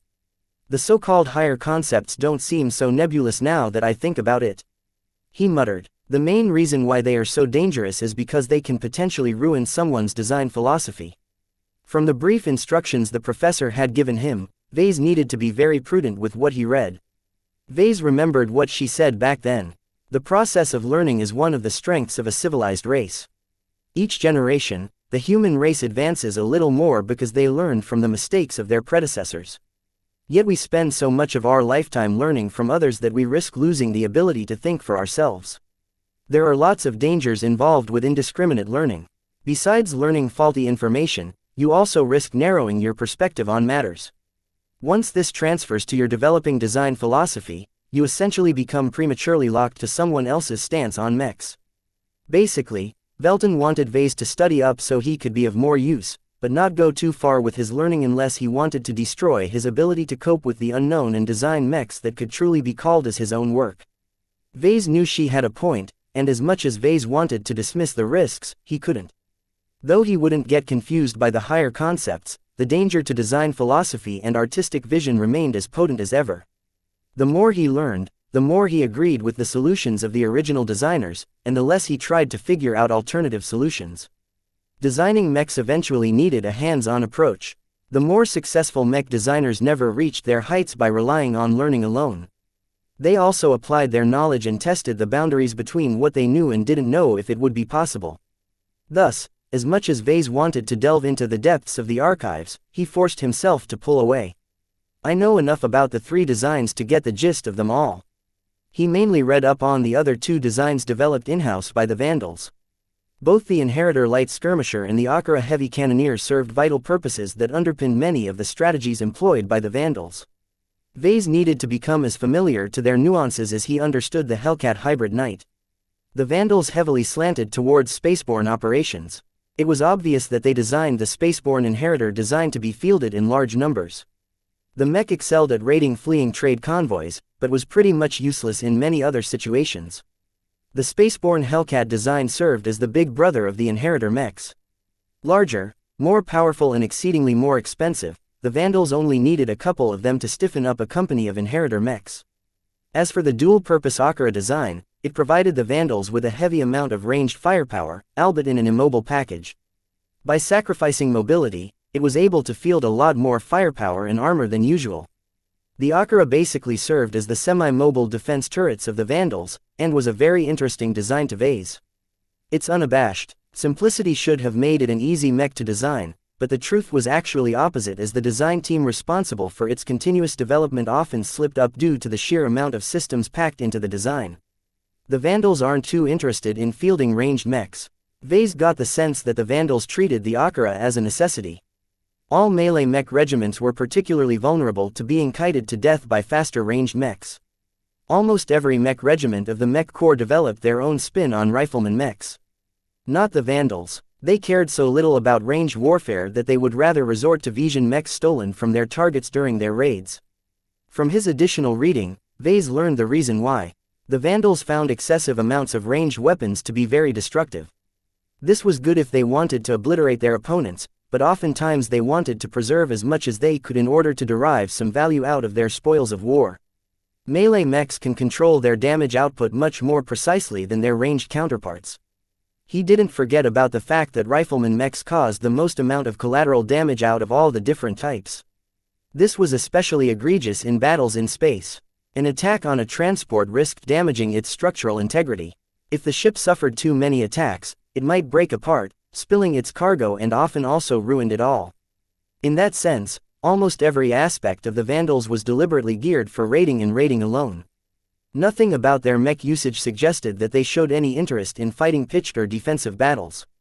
They basically looked for the best way to bully a weaker adversary. Before he went and liaised with the mech pilots about the Wolf Mother, Vase met up with Leda and Pierce in order to pick their brains. They worked extensively with the two designs and he could benefit from hearing from a different perspective. The two other mech designers from his batch hadn't achieved anything remarkable during their time in their design teams. Unlike Vase, they hadn't been able to draw any attention to themselves. Their skills and accomplishments were too average to elicit any interests from their superiors. This turned them rather bummed as they witnessed the sudden promotion of Vase. This made them rather cranky when Vase went up to them to hear what they had to say. The Inheritor design is a death trap. Leda spoke with frustration. It's a design that kills more mech pilots than any standard spaceborne skirmisher design from the central database. It doesn't perform all that well and its armor is as thin as a datapad in some areas. Such a mech should have been abandoned at the start. Vase did not expect such an outpouring of negativity. Why do the Vandals place so much importance in it, then? The only redeeming factors of the Inheritor are its price, ease of fabrication and speed. The most important goal of the Inheritor design was that it had to be easy to reproduce in a variety of circumstances. It tries to incorporate as little exotics as possible, and when it does require some, it would always be the cheapest or most abundantly available exotics that they could steal from the Visions. So the Inheritor design is weak because that's the price the Vandals pay for the ability to fabricate them anywhere. Exactly. Its many weaknesses aren't well-kept secrets. Frankly, any mech pilot would feel appalled by the lack of the robustness in its design. Even for a light mech, the Inheritor goes through extreme lengths to make them fast but affordable. Have you experienced the same shenanigans at the Akira design team, Pierce? Vase asked the other mech designer after he was done. Listening to Leda, we aren't suffering from the same problems. Not a lot of mech pilots specialize in heavy mechs, so there will always be a shortage of heavy mech pilots. What about the design itself? Does it exhibit any weaknesses? Pierce took his time to answer the question. It's a work in progress. Every day, something changes, and not always for the better. From what I've experienced, the Vandals really don't like this big lump of a mech. I think they're even neglecting the design in some cases. As Vase heard about the two mechs from his colleagues, his impression of their actual state worsened. Understaffed design teams and combined with a lack of appreciation for all the effort put into the designs sounded really bad to him. He couldn't do anything about the staffing, so instead he focused on changing everyone's impression about these mechs. Chapter 441 Death Traps. The sixth flagrant Vandals only appreciated the Hellcat design due to its iconic status within the mech regiment. Even then, the Vandals hadn't actually invested a lot of resources into improving the design. Even if the Mech Corps hardly sent any mech designers to the Vandals, couldn't they have supplemented their design teams by hiring them on their own? Vase didn't understand why they placed so little importance to the design department. Professor Velton was supposed to be chummy with Colonel Lowenfield. Couldn't the senior mech designer make a better case for her department and stop its gradual deterioration? Well, I'll be taking a look at another piece of the puzzle soon. Once Vase finished his talks with the other two mech designer, he proceeded to take up his first task. This time, Professor Velton wanted him to focus his efforts towards the Inheritor design first. It's the most prevalent model of the Vandals. The professor told him. Therefore, I'd like to see if there is any way you can make a contribution to its design. Even a minor improvement can save dozens of lives due to how much the Vandals depends on this design. Therefore, His first task was to listen to the people who worked with the inheritor mechs on a day-to-day basis. Vase looked down at his comm and set his destination. The device flickered to life and projected a small line that led him through the confusing maze of corridors of the massive factory ship. I'm finally stepping out of this cage. As he went through the corridors and took a few lifts downwards, Vase saw lots of new things. He passed by several important compartments, such as a workshop that repaired broken mech components to a mineral processing area that turned raw asteroids into usable resources. Each of these sites opened his eyes to what the Wolf Mother hosted. At the size of a capital ship, she could truly be called a mobile factory in space. There's so much industry going on inside this ship. He already knew in an abstract way that the flagrant vandals depended on the Wolf Mother along with a couple of smaller logistics ships to keep the entire mech regiment afloat. Yet he never got exposed to the extent to which the vandals worked to make it possible. Besides being struck by the scale of these operations was the fact that everyone who worked in these compartments wore the uniform of a vandal. That basically meant that they were proper servicemen and not some kind of civilian help they picked off the streets. It made sense for the Wolf Mother to be staffed by so many support personnel, but his estimate on how many people worked aboard the ship had to be adjusted upwards by several thousand people. Repairing broken mechs and fabricating new ones is a massive industry in itself. Vase genuinely admired the entrepreneurial spirit of the Vandals. Without access to external sources of funding, the Vandals managed to scrape by on their own with the help of their factory ship. And besides the wacky FTL engine, the Wolf Mother was very well put together for a vessel that the Vandals constantly worked upon. Vase hardly noticed any flaws in the structural integrity of the areas he walked by.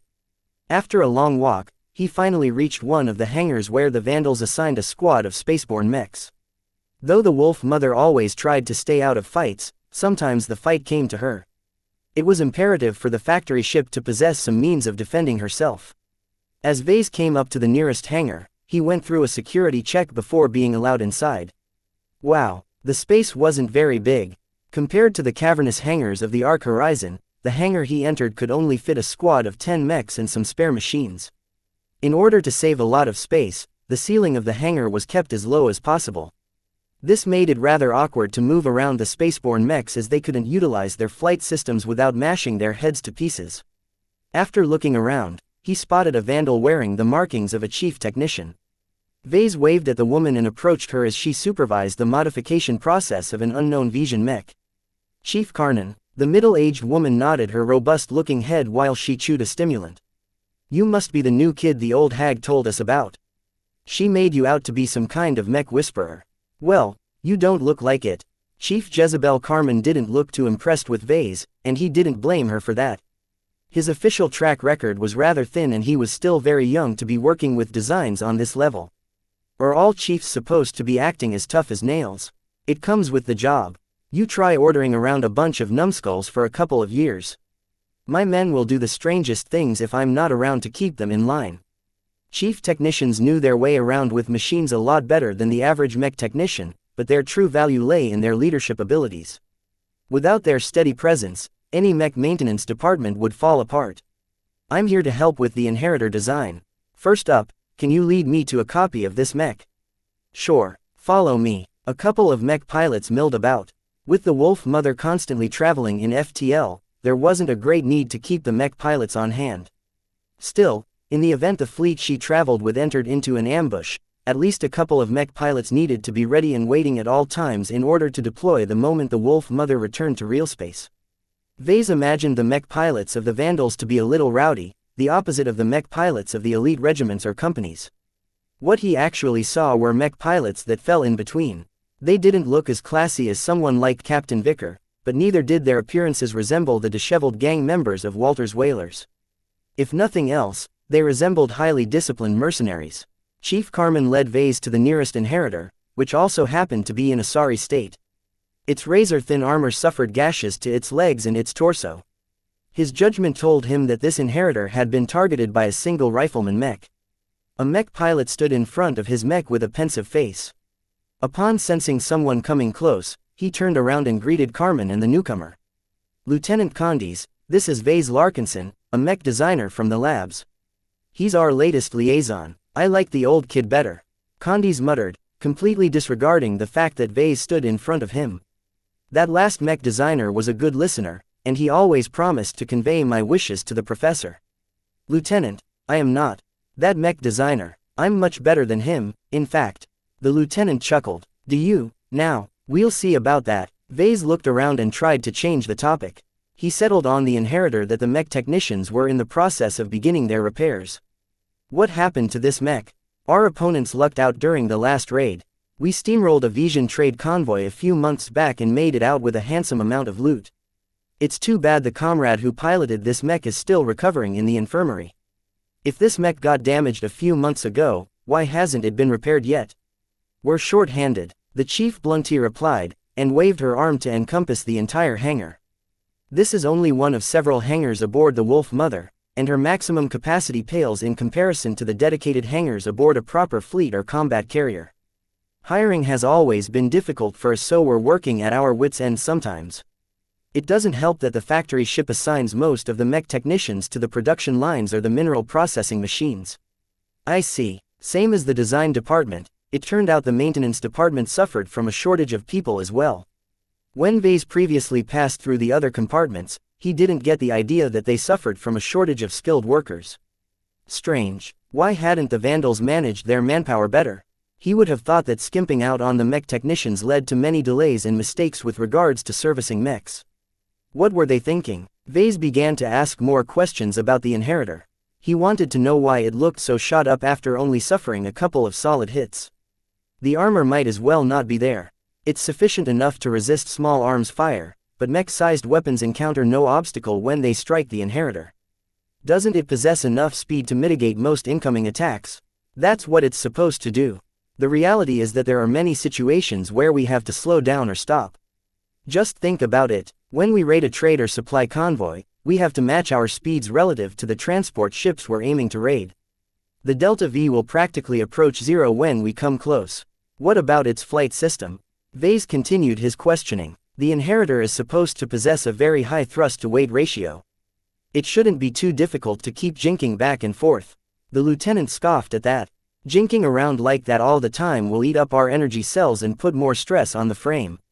The inheritor is so fragile that there's a very real risk of breaking something important if we shift our mechs in an abrupt manner. You don't think much about the inheritor, do you? Yeah, unlike the dumb recruits that trickle in from time to time, I've been a Vandal long enough to understand how badly we need to squeeze our budget. If it were up to me, I'd say we should throw away this worthless design and transition to whatever light mechs the Visions are using. The higher-ups already thought of that, Chief Carmen said. They quickly decided that there's no way they can rely on raiding to supplement our mechs because we can't get enough light skirmishers. Every transport that ships over a batch of mechs always carry a hodgepodge of different designs. It's really difficult to get the type of mechs we need the most. That still doesn't mean the inheritor has to be as thin and cheap as possible. The lieutenant screamed back. This time, Vase could feel the force of the mech pilot's indignity. We have so many inheritors lying around that we don't know what to do with them. Why can't we invest in tougher mechs that are a little more expensive to make than what we have right now? I think it's a numbers game to them. Vase speculated. A smaller number of more capable mechs won't be able to hold out against a large number of low-quality mechs. This is very important for a mech regiment like the Whalers. They need to spend their money as best as possible. Vase did not dare to pass any judgment on that scheme. Instinctively, it made a lot of sense, but the constant casualties and the frequency of the mechs turning into floating wrecks in space remained very high. It was as if this had been a deliberate choice. The lieutenant showed Vase around the inheritor after he finished his grumbling. Chief Carmen hovered close and commented on the uncommon features of the inheritor design. You see these arms here? They're one of the strongest parts of this mech, as skirmishers rely on their arms and how much weight they can put behind them to penetrate through armor. It sometimes gets really difficult to peel away the armor plating of a tough ship like a combat carrier. Vase noticed that, normally, it didn't really hurt if the arms were oversized, since a spaceborne mech always fought in space. As long as the design balanced out the arms to the rest of the frame, it would still be able to fly in space on a stable trajectory. Are there any problems with the arms? Not as such, but I have a couple of pet peeves about them. The lieutenant replied. Vase nodded as he inspected and touched the arms up close. The scarred and tarnished alloys felt cool to his touch. Let's hear it then. Chapter 442 Calculus of War. Lieutenant Condis had a complaint for practically every aspect of the Inheritor model. Much of the reason why was because its design had been tailored for what the higher-ups thought what was best for the entire Mech regiment. The wishes of the individual Mech pilots who would have to rely on these death traps to survive in space hardly registered in comparison. Every improvement needed to be weighed against more practical concerns such as cost and ease of fabrication. If either of these two factors became negatively impacted, then Professor Velton wouldn't approve of the changes. Therefore, much of the complaints he heard from Condis had already been echoed by the reports he read from the database. Still, there was a huge difference between reading about the problems from a dry and succinct document compared to hearing it from a Mech pilot who had to deal with the consequences on a day-to-day basis. Condis probably knew about some of the concerns that played in the background, but he made a persuasive case anyway, largely by employing his emotions. Too many comrades have died from this inadequate piece of dung. Condis kicked at the plating of the Mech. Despite being relatively thin in the scale of mechs, a human foot could never leave a mark on its surface. Look, just tell your bosses to invest some more money into quality mechs. These inheritors aren't worth the materials they're built from. It's actually the opposite, Chief Carmen remarked from the side. She maintained her jaded expression throughout the lieutenant's tirade. The inheritor is doing a great job in maximizing the strengths of its materials. The only problem with this approach is that there's a limit on how much we can optimize their strengths and create more synergies. In other words, it was as if the Vandals sculpted a miniature mech out of sand. No matter how exquisite they carved the model of a mech, one good kick could effortlessly blow it away. Fiddling with the shape and dimensions of the sand model only affected its structural integrity by a minor degree. Such changes would never be able to provide a comprehensive boost in survivability. The only way to do so was to carve the miniature mech model out of a stronger material such as stone or wood.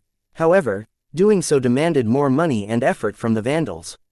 Vase had read the internal documents on the Inheritor, and in one of them Professor Velton brutally calculated the cost efficiency of switching the Inheritor's material composition to a stronger mix. She concluded that increasing the costs by 50% would only raise the overall longevity of any random Inheritor mech by 29% or so. To Vase, that sounded very normal. Only at the lowest end of the mech design spectrum would the level of improvement be proportional to the increase in material costs. After that, the law of diminishing returns came into effect. Improvements became increasingly harder to achieve without spending a fortune. In practical terms, an absolutely trashy mech that cost 3 million credits in raw materials to produce could be twice as good if the cost of materials was 6 million credits instead. However, if a mech that cost 45 million credits got overhauled with materials that cost 90 million credits, the actual rate of improvement might only be around 10 to 35%. The range was rather large because it heavily depended on the skill and vision of the mech designer. However, the point was clear. Every mech outfit or mech regiment needed to find a balance between their income and expenditures. Spending lots of money and resources on expensive mechs might sound good, as they often lasted longer on the battlefield. It might not be able to make up for the huge upfront costs. The calculus that Professor Velton performed had led the 6th Flagrant Vandals maintain the current design of the Inheritor in its current state. Regardless of its performance, it was easy to fabricate from cheap exotics that were abundantly available from the market and lots of mundane materials that could be mined from practically any asteroid in any desolate star system. Vase estimated the market price for the Inheritor at around 20 million credits. This didn't sound so bad. The Vandals basically substituted the role of frontline mechs to the Inheritor. Yet no one ever complained about frontline mechs. In exchange for chopping off some limbs or even the heads of these mechs, they piled up on lots of cheap armor and slapped some gun barrels on it to make them effective at range. Although the abundance of armor didn't protect the mech all that well and slowed it down for quite a bit, as long as they stayed at range, the mechs would not be exposed to too much risk. It was different for the Inheritor. The only thing it had going for was speed and acceleration. Besides that, it possessed no range at all, forcing the mech to close into knife-fighting distance in each engagement. The Vandals needed to commit the Inheritors in a single go, which was very risky as complications constantly happened on the battlefield. All of these concerns passed through his mind in an instant. While Vase sympathized with Lieutenant Condis and his men, Vase too needed to think about the big picture. The big shots evidently decided that they would rather sustain more losses in mechs and lives than to invest in upgrading the much maligned design. "I will see what I can do, Lieutenant. Vase answered vaguely when Candice expected a response from him. Your concerns are being noted. He felt like this liaison gig wasn't as important as he hoped. Sure, he got to see more of the Vandals, but if he constantly ended up in situations like this where he wouldn't be able to make people's problems go away, then it was difficult for him to feel happy about it. The Inheritor design was a light skirmisher that was built to be cheap. Vase could find no leeway in meeting any of the demands set by Candice. Nevertheless, he dutifully toured around the hangar. While Chief Carmen showed him around the place, Vase spoke with a few other mech pilots and heard the same complaints. This time, he changed up the conversation a little. He heard more than enough bad things about the Inheritor. He wanted to know what made this design so important to the Vandals. Well, I gotta admit one thing about this mech. The mech pilot explained as he stood in a straight posture in front of his mech. It teaches you how to pilot a melee mech in space. There's no substitute to actual battle experience. No matter how much we trained in the academy and during boot camp, there's always the realization that whatever simulations we are in is fake.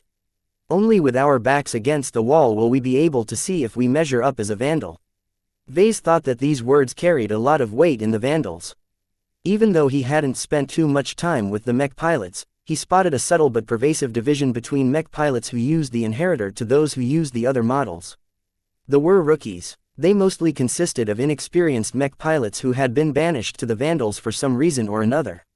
Piloting this death trap of a mech seemed like a reckless and wasteful decision as it played fast and loose with their lives, but the incredible amount of pressure they endured also seemed to polish off their rough edges.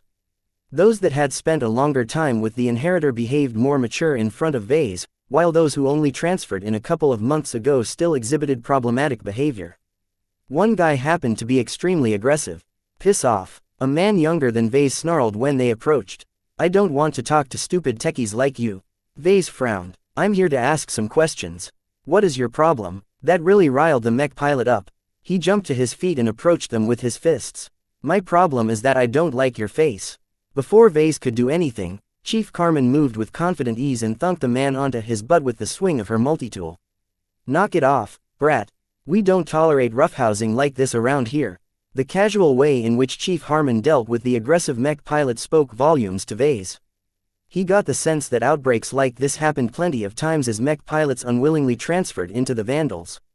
While Vase wasn't in the mood to talk to a mech pilot who wanted to punch him in the face, he had a duty to fulfill.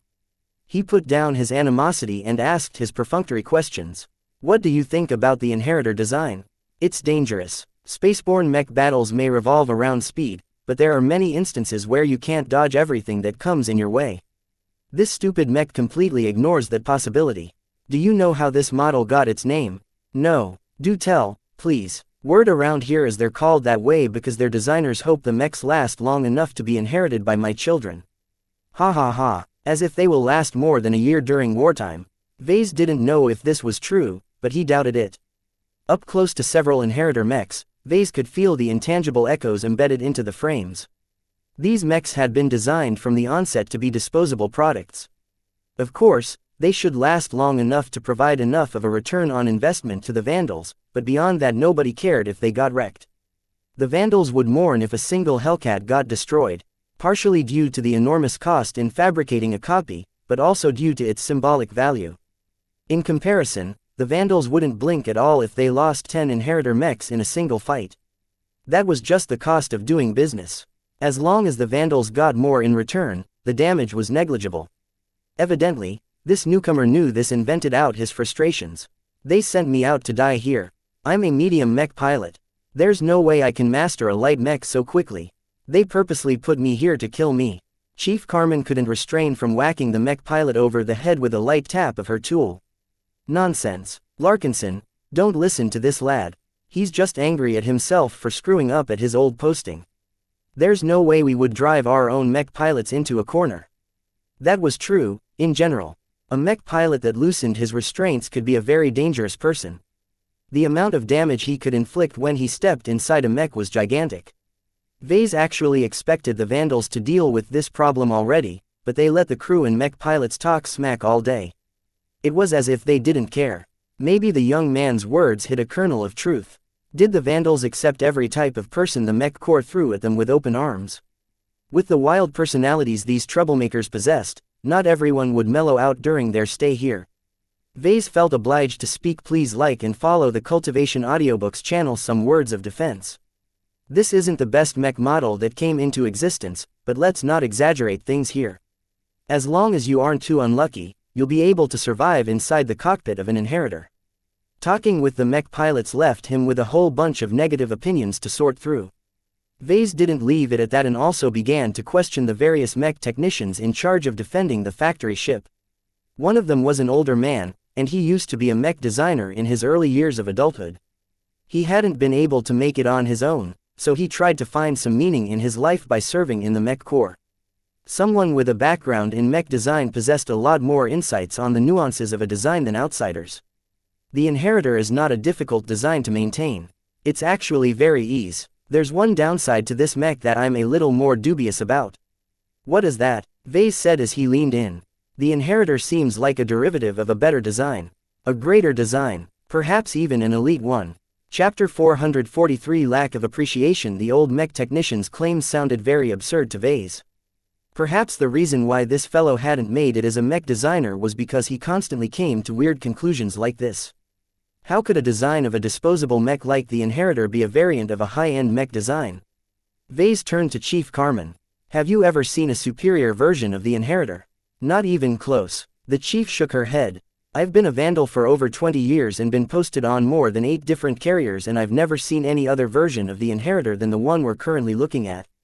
I know this model like the back of my hand, and there's no tolerance for improvement besides using better materials. That caused Vase to look at the frame of the inheritor in a different way. The design might not be all that good, but what would happen if he replaced the low-quality materials with better ones? He performed a brief visualization of the result. His conclusions led to a similar route to the road that his Crystal Lord design had taken. What is the inheritor design is clad in compressed armor? He asked. The main advantage of the inheritor is that it's fast even for a spaceborne light skirmisher. The downside to that is that its armor is extremely flimsy. Replacing its lightweight armor with compressed armor plating will substantially negate this disadvantage. That's exactly right, the former mech designer said. You can also replace the core parts with better versions. It would be a completely different design. The performance of such a machine would be a multitude of times more effective than the cheap hunk of alloys the Vandals relied on as one of its workhorse models. Yet none of it mattered. This design you're describing doesn't exist. Vase said, not if what Chief Carmen said is true.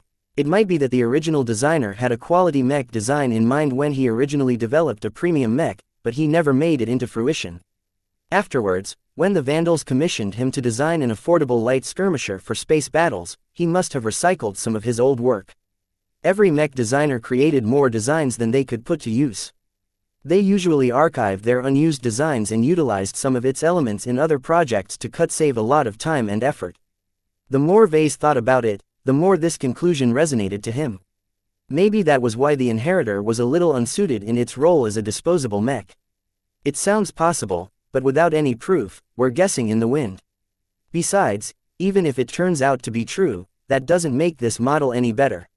Vase wanted to get the conversation back on track. He steered the conversation away from baseless speculation and turned back to his original job of gathering feedback on the inheritor mech. He didn't learn much new after talking with all of the mech technicians.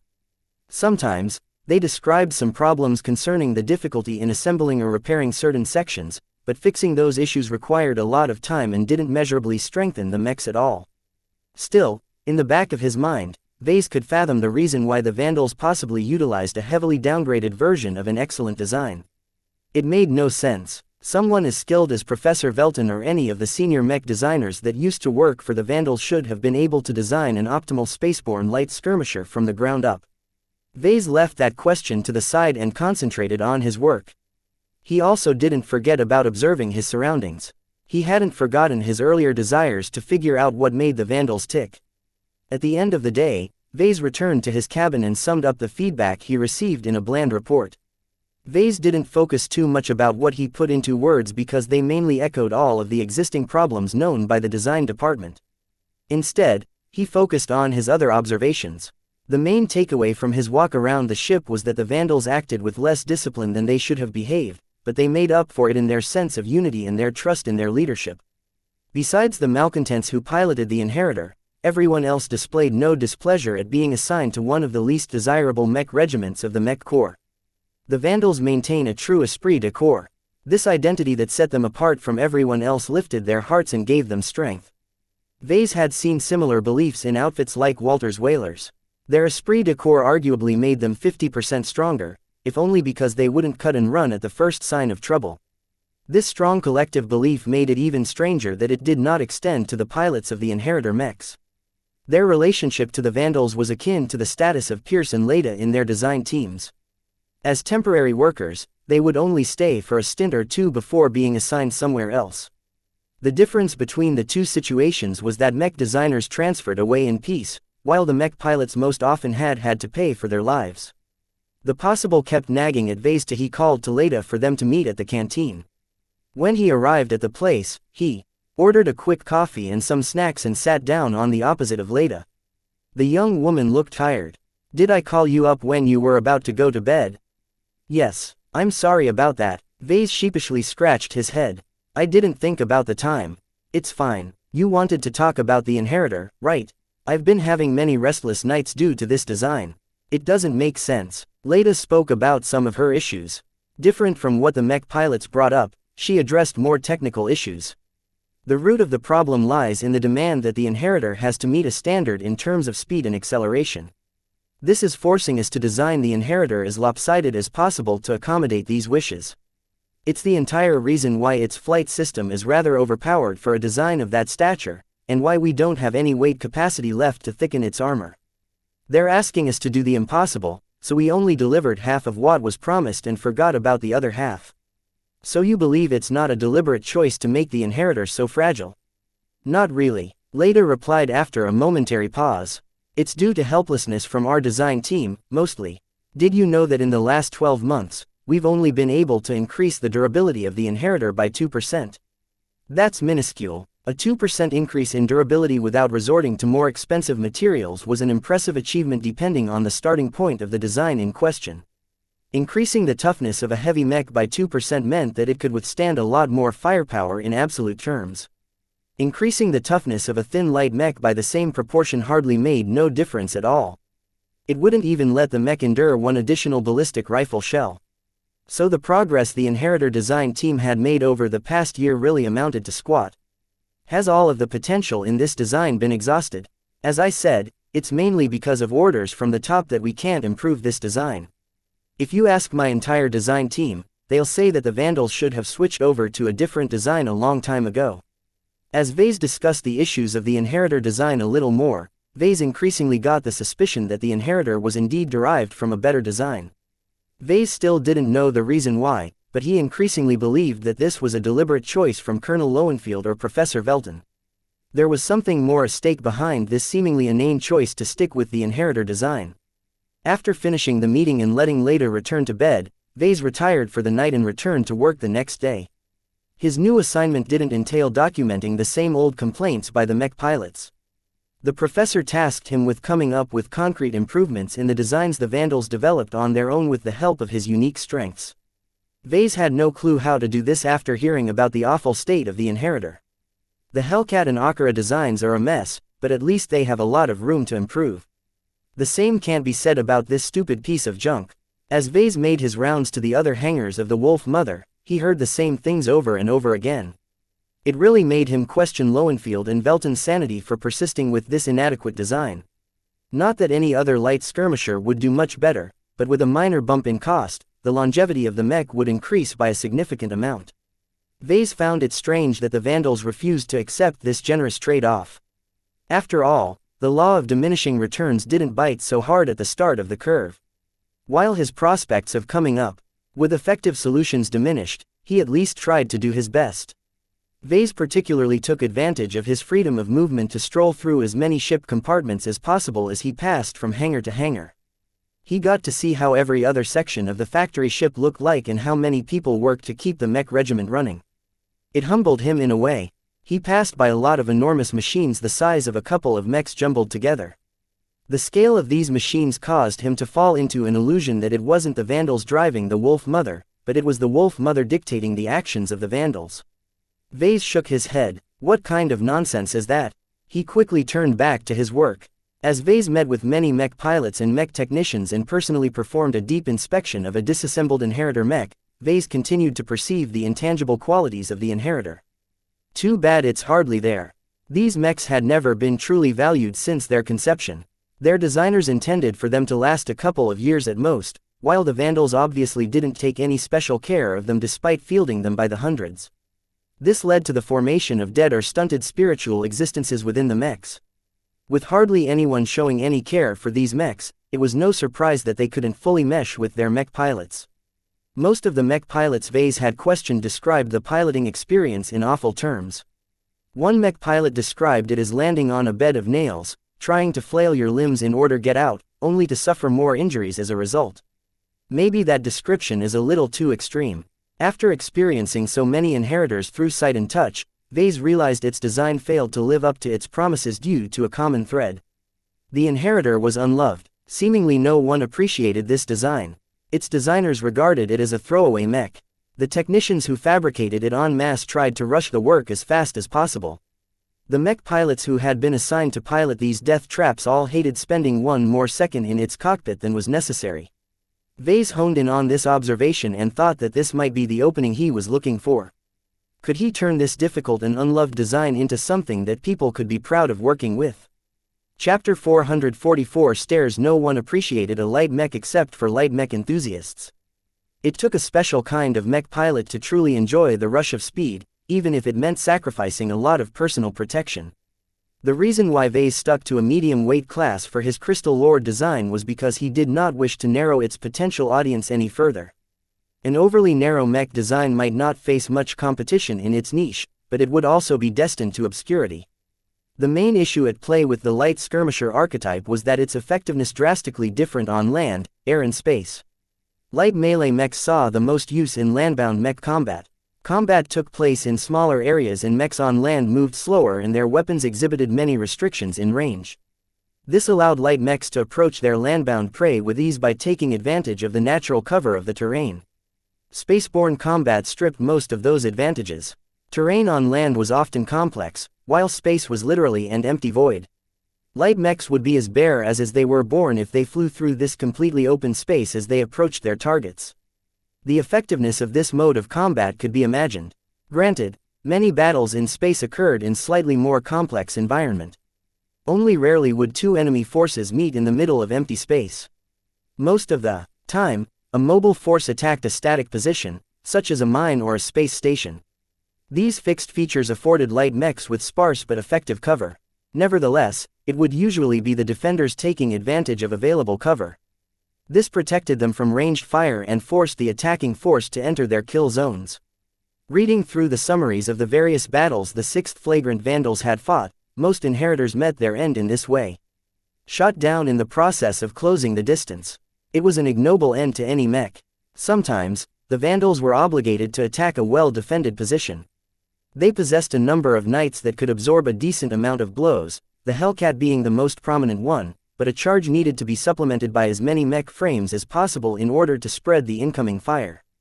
In these cases, the mech commander in charge of the assault would always accompany the knights with a horde of inheritors. Despite being one of the most fragile punching bags in space, the Vandals evidently had no qualms in employing them as cannon fodder. When Vase met with Leda again during lunch and told her his conclusions, she shook her head in sadness. "It's horrendous," she spoke with a whisper. "The longer I stay in the inheritor design team, the more I realize that none of them care. The only mech designer who still cares a bit is the temp from Rittersberg and myself, but we are growing number every day. It's hard to prioritize decency when we are faced with constant demands to increase its cost effectiveness. I thought your design team isn't making much progress these past few years." That's not exactly right. It's true that we haven't been able to increase the inheritor's performance parameters, but we did manage to shave off 10% of its manufacturing cost in that time.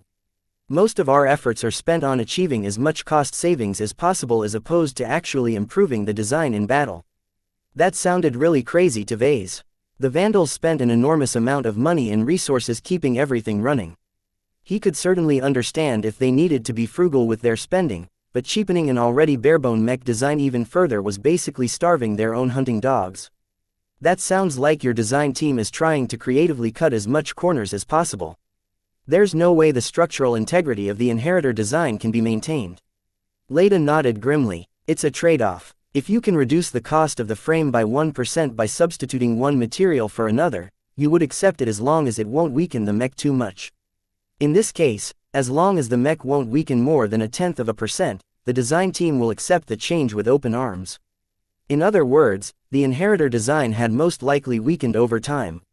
A performance decrease of 0.1% didn't sound so bad, but its design team constantly applied new solutions. 0.1% turned into 0.5%. 0.5% turned into 1%. 1% turned into 2%. This slide in performance didn't happen fast enough for the mech pilots to notice, but that didn't mean it was negligible. The effectiveness of the inheritors would continue to decline and their mech pilots risked dying even faster. The Vandals was like an abusive parent to the inheritor design. Even as they made use of it, they constantly talked it down or starved it in order to save on costs. Although Vase did not understand the priorities of the higher-ups, he believed that their entire approach to the inheritor design should be upended from the ground up. Rather than approach it from a perspective of reducing its burdens, they should instead seek to increase its value. When Vase laid out his suggestion to Leda, she did not seem very hopeful at his suggestion. The inheritor design doesn't have much of a future in my eyes. All the low-hanging fruit has been plucked, so it's nearly impossible to increase its parameters without increasing its cost or adding more weight and space. I think a change in perspective is still necessary. Your design team has been seeking ways to cut its cost for so long that they forgot to do anything else.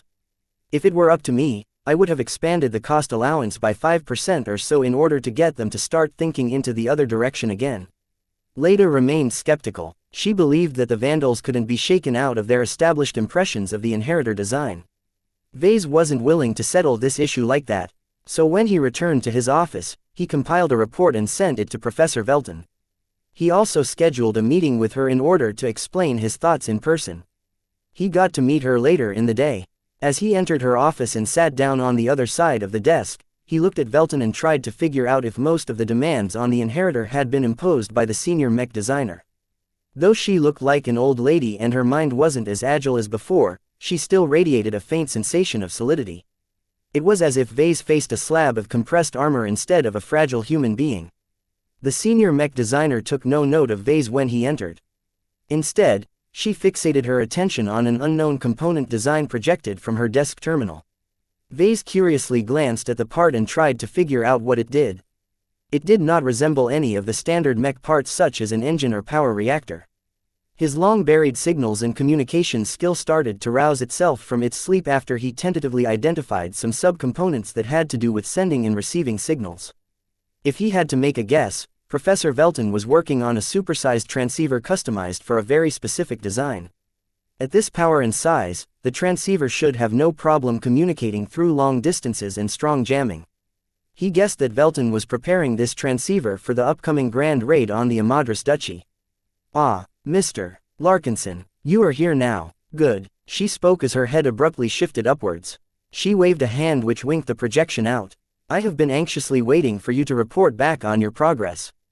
To my surprise, after an entire week, the only points of note in your reports are rehashes of old problems and a rather ludicrous suggestion that we should shift our paradigms concerning the inheritor design. Though she sounded harsh in her judgment of his work, Vase did not immediately concede. He did not wish for his report to be filed away and forgotten by all.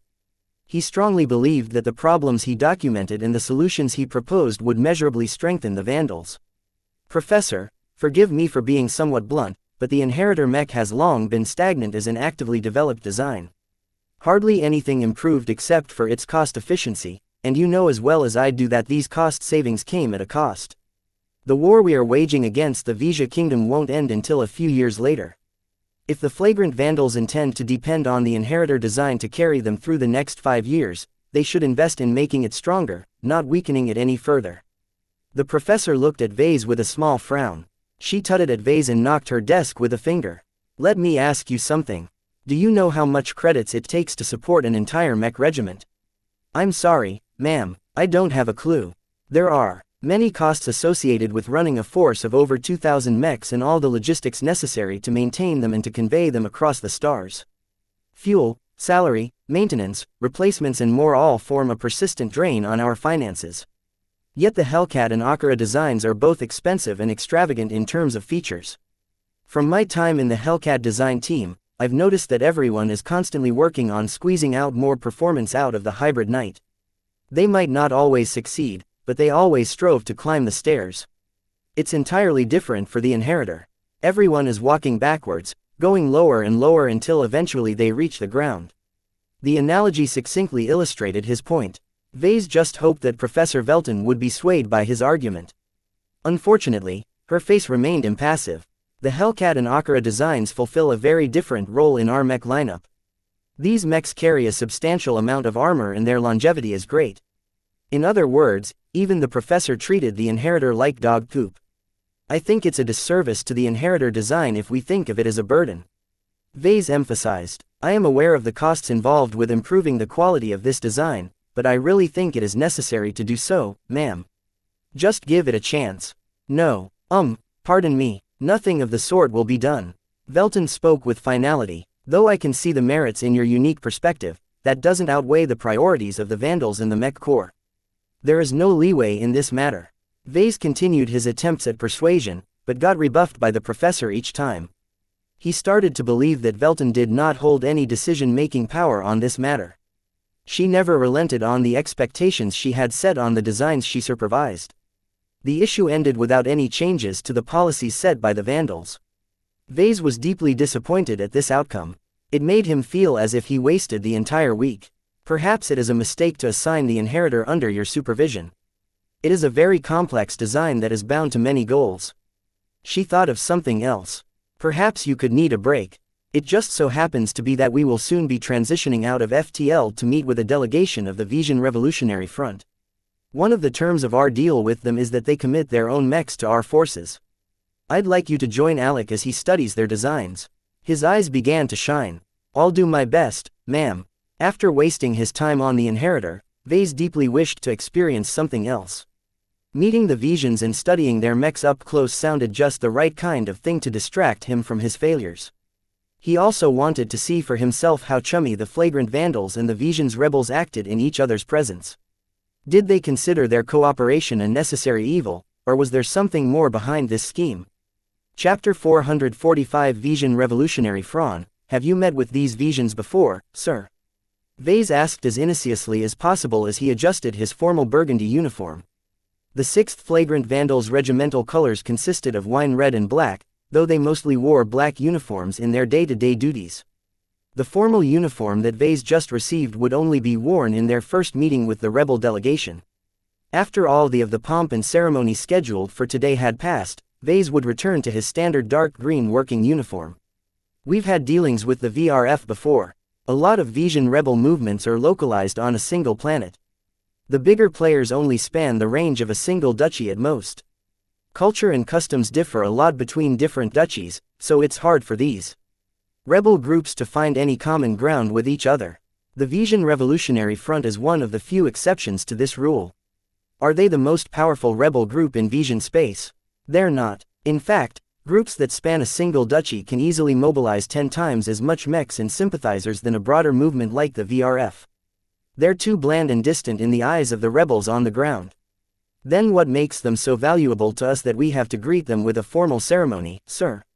Vase asked with puzzlement in his voice. Just because the different rebel movements don't agree on many matters doesn't mean that they ignore each other.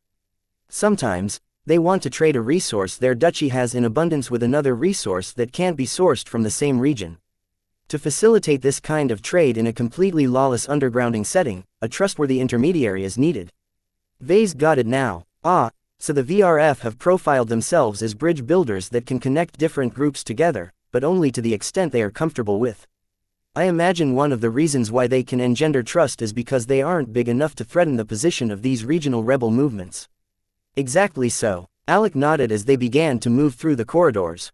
Regional rivalries exist in any states, but it's magnified to an extreme extent in the Vija Kingdom. Nobles fight against nobles, and it's not unheard of for the rebels that exist to overthrow them to get into feuds as well.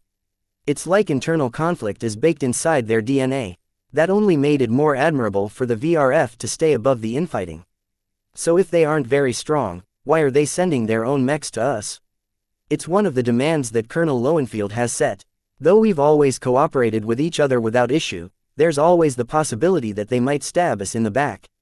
Hosting some of their assets aboard our ships will guarantee us against betrayal. So they are hostages. You can look at them in that way, yes, but they are our guests as well. We've done well with the help of the FRF, so it's important to treat them cordially at all times. They'll mostly stick to themselves, so you won't have to be afraid of starting any incidents with them. Just don't ask them why they joined the VRF. The reasons are often traumatic. The pair of mech designers in Burgundy spent a few more minutes traversing the corridors in silence. Due to the size of the Wolf Mother, it would take them at least 15 minutes to arrive at their destination on foot. A proper capital ship incorporated several aids to get people to their destination faster, such as internal trains or lifter platforms. Unfortunately, the Wolf Mother's ad hoc expansion hadn't taken these conveniences into account, and employing devices like lifter platforms posed a potential security risk. Thus, Vase and Alec had no choice but to trudge their way down the decks and towards the sides of the Wolf Mother. Walking through her cavernous depths gave Vase the illusion that he was descending into the belly of the beast. "How are you holding up in your new assignment, Vase?" Alec asked. "Not very good," he replied honestly. "I haven't been off to a good start. Try telling Professor Velton that the development on the Inheritor design needs to undergo a U-turn." The journeyman mech designer chuckled. "I can imagine why you would suggest that. It's not the first time such a suggestion has been bandied about. If the same suggestion has come up before, why is no one taking it seriously?" Alec sighed. "Because it's about money. Everyone always tells me that the Vandals are short on money, but how could they? They have the Wolf Mother. That's a portable, mineral processor and mech factory. They can easily generate a lot of income by fabricating and selling a lot of mechs. It's not so simple." Alec shook his head. "First, the mech core isn't allowed to enter the private market. It would open up a lot of can of worms if economic interests started to interfere with purely military interests. Second, let me fill you in on a secret." What secret did he refer to? Alec leaned close to Vase and whispered something in his ear. "The 6th Flagrant Vandals is heavily indebted. I don't have an exact figure, but my estimates is that the Vandals owe around 200 to 400 billion bright credits." Vase almost tripped when he heard that enormous sum. "Billions, sir, not millions. I didn't misspeak. It's billions of bright credits. Yet that's not the most frightening thing. The question you should be asking is who the Vandals borrowed the money from. I can tell you one thing. It's not the Mech Corps. They wanted to cut off the funding for the Vandals in the first place, so there's no way they'll even consider extending loans to us." All of this information caused him to remain off balance. What was wrong with the Vandals? Was a mech regiment of the Mech Corps even allowed to take out a loan? "Sir, are the Vandals still leaking out money?" "Yep, it's a waterfall. Even after we got rid of our fleet carrier and built up the Wolf Mother, we still can't break even. You have to realize that raiding Vision space isn't actually profitable for a mech regiment of our scale. Pirates don't suffer the same problem because they're mostly running a handful of ramshackle ships and crumbling mechs. They hardly spend anything to keep themselves afloat. It's different for us because we're bigger and we have quality standards. Even if the Vandals are heavily indebted, slimming down the Inheritor won't necessarily save a lot of money. I would argue that it actually increases the costs, since they get wrecked so often." Professor Velton doesn't think so. As I mentioned before, she has performed a whole raft of calculations that sets the Inheritor's current cost picture as its most cost-effective position. The mech is strong enough to last a while but cheap enough that it won't hurt that much if we need to replace a copy or two. Still, the Vandals would only save 100 million credits or so over an entire year. The cost savings doesn't seem to be worth it if it keeps weakening the design, sir. Just because the Vandals have accumulated a mountain of debt doesn't mean we are eager to raise it even higher. The main reason why we haven't been able to break even is because there's hardly any profit to be made in times of peace. If the war hadn't erupted by this time, the Vandals would have truly been forced to disband." Vase looked at Alec with an amazed expression. "Does that mean this upcoming raid is motivated by money?" "Exactly," Alec replied softly. He leaned in again to whisper something else. "I can't tell you our target, but you can bet it's a highly populated star system that holds a lot of advanced industries. As long as we can rob it blind, we can take a huge chunk out of our debt off the table." What Alec revealed to Vase was a revelation. He hadn't fully appreciated how bad their financial situation affected their daily operations. Even as they showed off a lot of outward strengths, internally they barely made ends meet. It became clear to him that the Vandals stakes a lot more than he thought on the upcoming raid.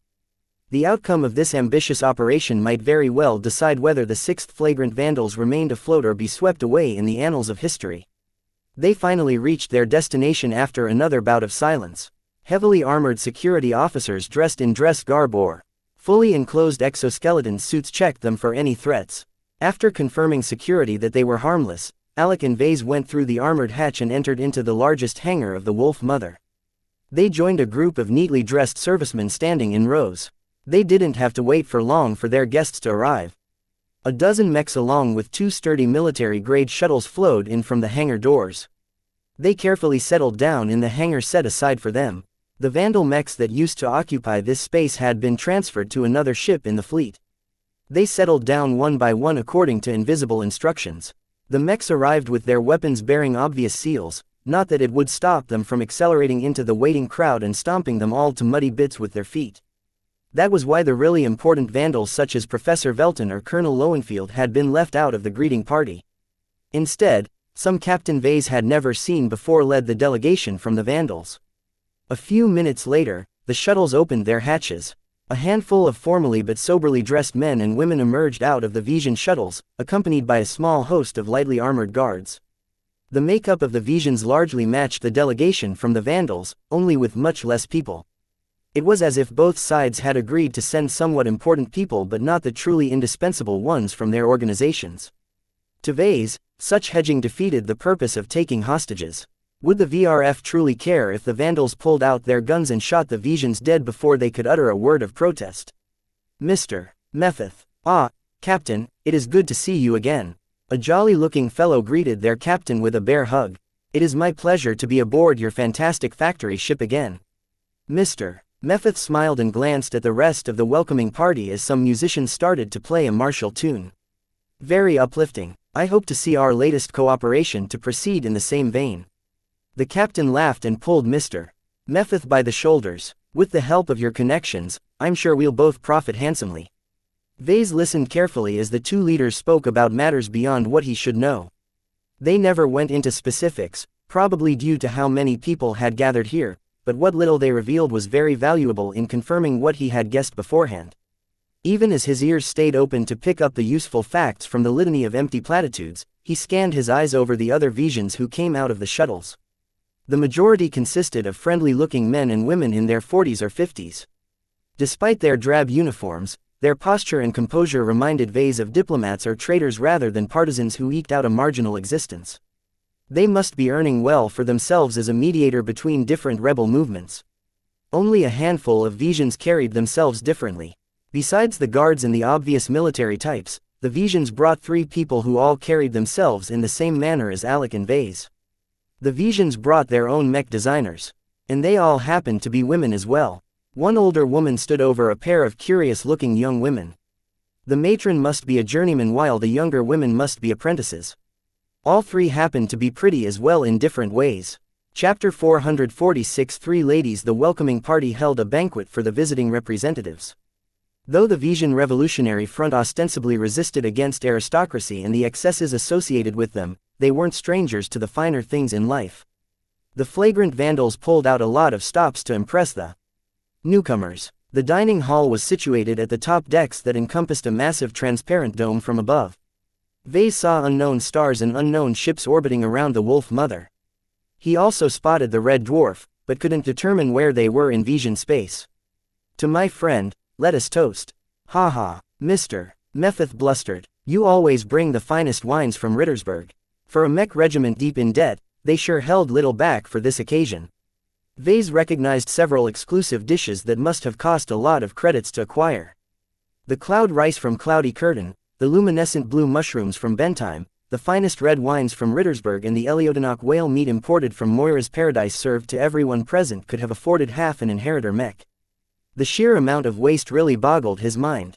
Though Vase lived a lot easier when he started earning loads of money, he didn't spend his money on frivolous and temporal luxuries such as good food and wine. He was way too busy to slow down and appreciate the finer things in life. Vase regularly ate simple meals reconstituted out of cheap nutrient packs. Alec, Who is this young gentleman over here? The mature-looking woman asked as she daintily played with her salad. This is Vase Larkinson, an apprentice who has just arrived at the Vandals a couple of months ago. He's very bright and has unique talents. Unique, you say? Florissa Minen drawled out as she twirled a finger. Her eyes glazed over to Vase and he could feel the curiosity bursting out from them. Are you talented in many areas? Vase awkwardly smiled. Alec is exaggerating. I've only entered the industry for a few years. Vase doesn't have much practical experience, but he's good with theory and he has a special touch for improving the piloting experience. His customers back home are rabid fans of his work. That caused the other two girls to glance over in his direction. A blonde who introduced herself a little earlier as Iris Jupiter asked another question. So you're an entrepreneur in the Bright Republic. How many mechs have you sold? I don't keep track of the exact figure. If I include the sale of mechs from third-party manufacturers that have licensed my design, then it should be around 3,000 to 5,000 mechs, I think. If Vase only took the sales figures of the LMC into account, the number would look much less impressive. All three women looked mildly impressed. The other girl, a raven-haired woman called Lucille Hornbach, blinked at him as if he was an alien. That's impressive, Mr. Larkinson. You must have earned an enormous amount of bright credits. Why are you even here? Florissa quickly bumped Lucille with her elbow. That's not very polite. Sorry. It's okay, Miss Hornbach. I have nothing to hide. Vase smiled at them, even though he just said a big fat lie. My history is a little complicated. I'm apprenticed to Master Carmen Olsen. Even though I've only received a few pointers from her so far, it inevitably casts some doubts on me. I don't blame the Mech Corps for pushing me away from the front lines. None of the Vision Mech designers cared about that. Their eyes practically sparkled as soon as he mentioned his master. You're apprenticed to Master Olsen, the genius that rose up from the Vermeer group. Yes, that's the one. The two girls squealed in unison in a stupendously high pitch, causing conversation nearby to be disrupted. Florissa embarrassingly hushed the two girls and waved at everyone to turn away. We are not aboard our own ships anymore. Please show some more decorum. Sorry, Auntie Florissa. Both girls apologized while hanging their heads in a glum manner. Their casual attitude seemed completely unlike most mech designers he had met before. If no one told him that they knew how to design mechs, Vase would have mistaken them for teenagers barely out of school. Both of them looked pretty and young, that spoke of exquisite care in their appearances. While this was normal among the young elite, the girls behaved in a somewhat carefree manner. It made Vase a little confused. Were these people even rebels? He previously imagined the Resistance members living aboard shambling starships and barely having enough funds to make ends meet. Evidently, the delegation of the VRF showed no signs that they suffered any hardships. Mr. Mephith spontaneously held a drinking contest with the captain from the Vandals while the three women charmingly kept the conversation with Vase and Alec running. They quickly moved to a first-name basis, which wasn't unusual for someone from the Bright Republic but was highly unusual in Vision culture. Florissa, how are your designs doing in the VRF lately? She smiled at Alec. I am doing very well so far. Although I have not published any new designs by myself, all of the collaborative project that I'm involved in has been spread to the entire organization. How big is the VRF? Vase asked with genuine puzzlement. Sometimes, he had the sense that the VRF was a behemoth, but other times it was a medium-sized organization that had been stretched out to cover the entire kingdom. We're not allowed to tell you the exact figures, but it's safe to say that we can give a couple of mech divisions from the Mech Corps a run for their money. That wasn't enough to overthrow an established Vision duchy, but it would certainly be able to cause mass disruption if the VRF deployed them all at once. Naturally, Florissa could have lied about their strength. Vase thought that an all-encompassing organization like the VRF should have had a few tricks up their sleeve.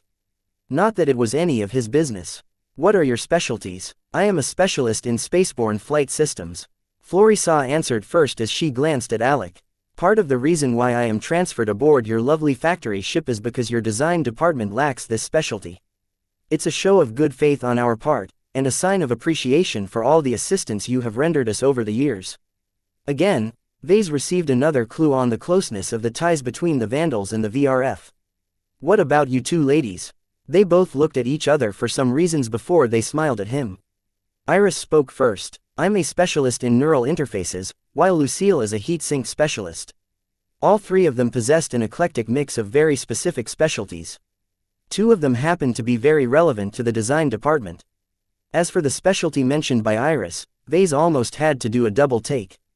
You design and customize neural interfaces? Vase asked with more than a bit of doubt. Messing around with neural interface was dangerous work at the best of time. Implemented incorrectly, and a mech could easily fry the brains of their mech pilots. The vast majority of mech designers utilized standard neural interface models that the MTA made available for free. In general, there was little demand for customizing neural interfaces. Every time someone messed with it, they risked upsetting some sort of limit and turned the neural interfaces into torture machines. It is a family tradition. Iris spoke proudly. We Jupiters have worked on neural interfaces designs under the auspices of the MTA for generations. They've approved each product we've released over the years. Is that still going on? Sadly not, she replied, seeming genuinely stricken all of a sudden. A long time ago, we Jupiters affronted a relative of a powerful duke. The incident was small and nothing should have come out of it, but the duke himself moved to retaliate against our entire lineage. We lost everything within a matter of weeks. Our contracts turned invalid, our partners stopped supplying us, our employees left our research labs and our products got smeared on the galactic net. Florissa sighed and pulled Iris into a hug. What the Jupiters have suffered is something which happens all too often in a tyrannical state like the Wuxia kingdom. The nobility is always right. In a dispute between a noble and a commoner, we have as much rights as a pig reared for slaughter. When Vase was young, he often heard tales of such abuses in school. He realized later on that the stories were meant to malign the kingdom and made them out as a place of horror who would dearly bring their abuses over to the Republic once they conquered it. It was the duty of everyone from the Republic to resist such tyranny. Propaganda or not, the stories always held a kernel of truth. Hearing such an example from Iris really made it clear to Vase that the lessons he learned at school hadn't pulled those anecdotes from thin air. Have you adjusted yourself to living with the rebels? What is there to do with them? Oh, the VRF has been good to us. Iris nodded as she wiped away her tears. You have to know that while our rebel movement can easily get our hands on mechs from the private market, it's difficult to hide our whereabouts. We would rather buy the raw resources from the market or the other rebel groups and fabricate our own mechs. Keeping our design and production activities in-house guarantees that the mechs don't come with spying devices or software hacks. So it's a matter of maintaining complete control over your mechs. I can understand that, Vase replied. Do you keep all of your designs for internal use or do you also sell your mechs to other groups? Florissa answered this question. We maintain a lucrative business in selling mechs to the smaller rebel groups. It's not easy for newly established rebels to get their hands on fully functional mechs. This helps them kickstart their rebellion and allows them to cause more trouble to the nobles. That didn't sound very good to Vase. There was no way a small group of malcontents could threaten the rule of the established powers in the kingdom. Vase did not ask for the outcomes of these so-called rebellions. Instead, he focused on the other aspects of their stories. It sounds like the VRF has taken on the role of the black market. That's exactly what we are in Vision Space. As an organization that resists the tyrants who believe they have a birthright to do everything they want, we've suffered too many betrayals from gangs and pirates that are able to supply us of the things we needed. The Vision Underground scene is split into two parts. Alec interjected. One part consists of the regular scum of the galaxy. They don't care about nobility and politics. They even like such a system, because nobles sometimes become their best patrons. Alec is correct, Florissa nodded. In our eyes, the noble houses are nothing more than gangs that enjoy official sanction. The two work well together whenever their interests align. It's not safe for rebel movements like ours to build a long-term relationship with the underground groups. The trust simply isn't there. That is why we have built up our own underground trading network. We are one of the few middlemen that rebels across the kingdom can trust. Truly, the more Vase heard about the VRF, the more his impression of them veered away from a traditional rebel group like the Bentime Liberation Movement. Whereas the BLM lived like cornered rats that sought refuge in the deepest depths of the planets or in the most desolate corners of a lifeless star system, the VRF merrily went about earning a handsome profit from facilitating trade between different rebel groups. They sounded surprisingly mercantile for a movement that ostensibly sought to overthrow the feudal order. How far along are rebel groups like yours to launch an uprising? Vase pointedly asked. All three ladies fell silent for a moment. Chapter 447. Charming, the oldest among them, Florissa, recovered the quickest. The Vision Revolutionary Front has been planning the downfall of the nobles for decades. Unlike other movements which attempt to enact an immediate change, we have been much more deliberate in our approach. As much as we think the nobles are detestable, without convincing the rest of the commoners who are ignorant of the abuses, our rebellion doesn't stand a chance. In other words, the VRF talked big but didn't do much to back up their words. Vase understood their position somewhat, but these Vision rebel movements all sounded like they enjoyed their current position a little too much. Well, it was none of his business, so he simply shrugged and moved on. Will the three of you be helping us out? That is why we have been sent. I have already corresponded with Professor Velton for the last couple of weeks, so we know what to expect. We have a lot of work ahead of us. Perhaps Vase could make use of their presence. All three of our designs could use a lot of help. If I may say so, I think it's best you start with the Inheritor design. The Light Skirmisher is our most stagnant project and could dearly use a firm push. Ah, your famous Inheritor mechs. Well, we can't make any promises, but we will see what we can do. Perhaps our specialties will provide the breakthrough you are hoping for. We make no promises, though. We are restricted in the advances we can extend to the Vandals. Trading some of our prized secrets will demand an equivalent trade. We expect nothing less. Alec answered for Vase. We can compensate you for any assistance you can provide or technologies you can introduce to us through your shell companies.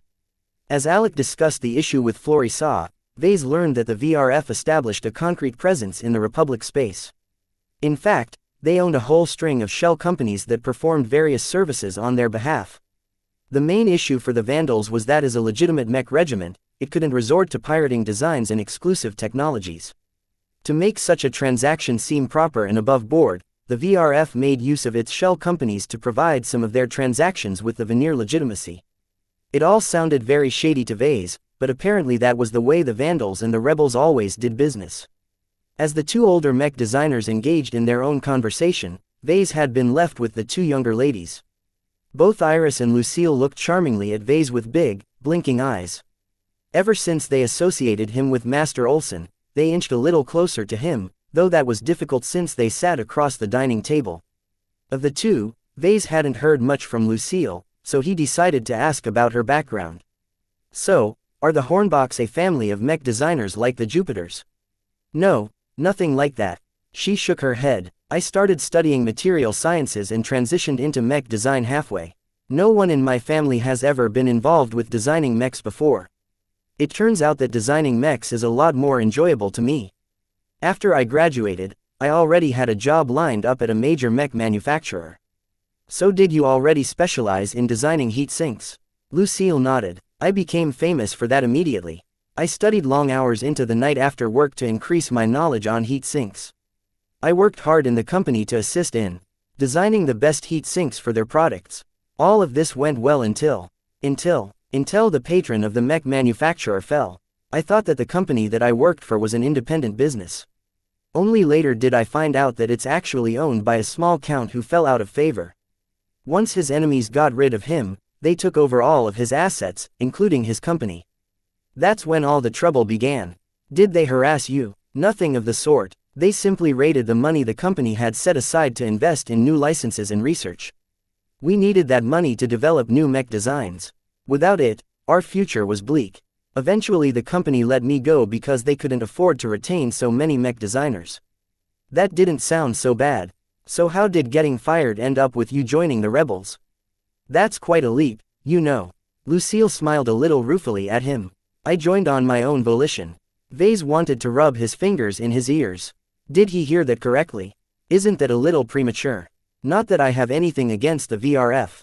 It just sounds a bit impulsive to me. The young woman sighed and brushed back her lustrous black hair. I put my heart and soul in that company. They truly made me feel at home. Having been ripped away from them, only to see them deteriorate from lack of investment pained me more than anything. I pity those who are still left in the company trying to plug a ship that is leaking air from over 1,000 different holes. Vase somewhat believed her, even if he thought she was being a little hasty with her decision. Many companies tried to foster loyalty and commitment among their workforce. Ideally, each person who worked for the company would develop a cult-like attachment to them. It was the best formula to retain talented employees, and it had worked for humanity for thousands of years. Miss Lucille sounded like a typical dupe who had bought into the whole corporate culture. Are you happy with the VRF? I am. Though there are too many mech designers in their ranks, I think.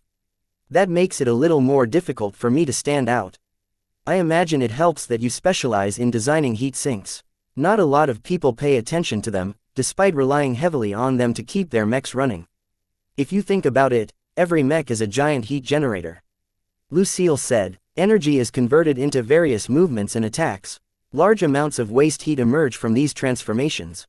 Despite the progress that our race has made since they emerged from old Earth, we still haven't been able to achieve perfect efficiency. Waste heat is a fact of life, no matter the race. Whether it's humans or aliens, we are all facing the same constraints.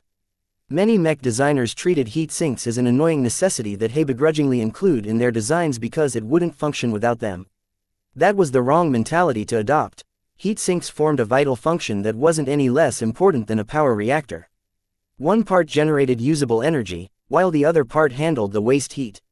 Vase had in fact gained a new appreciation of heat sinks ever since he won the Amastendera. The wondrous weapon that utilized some of the most advanced technologies from the Galactic Center utilized something which the weapon referred to as a dimensional heat sink. It basically absorbed any waste heat within its body and shunted it into another dimension, thereby solving the problem in the easiest but also most extravagant manner possible.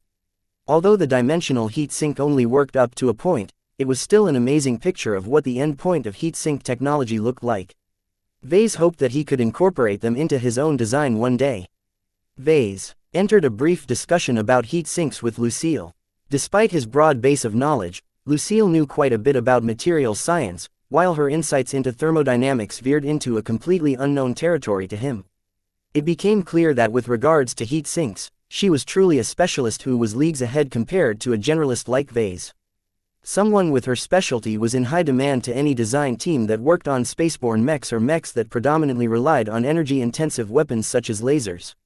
The banquet ran on for several hours until it came at an end.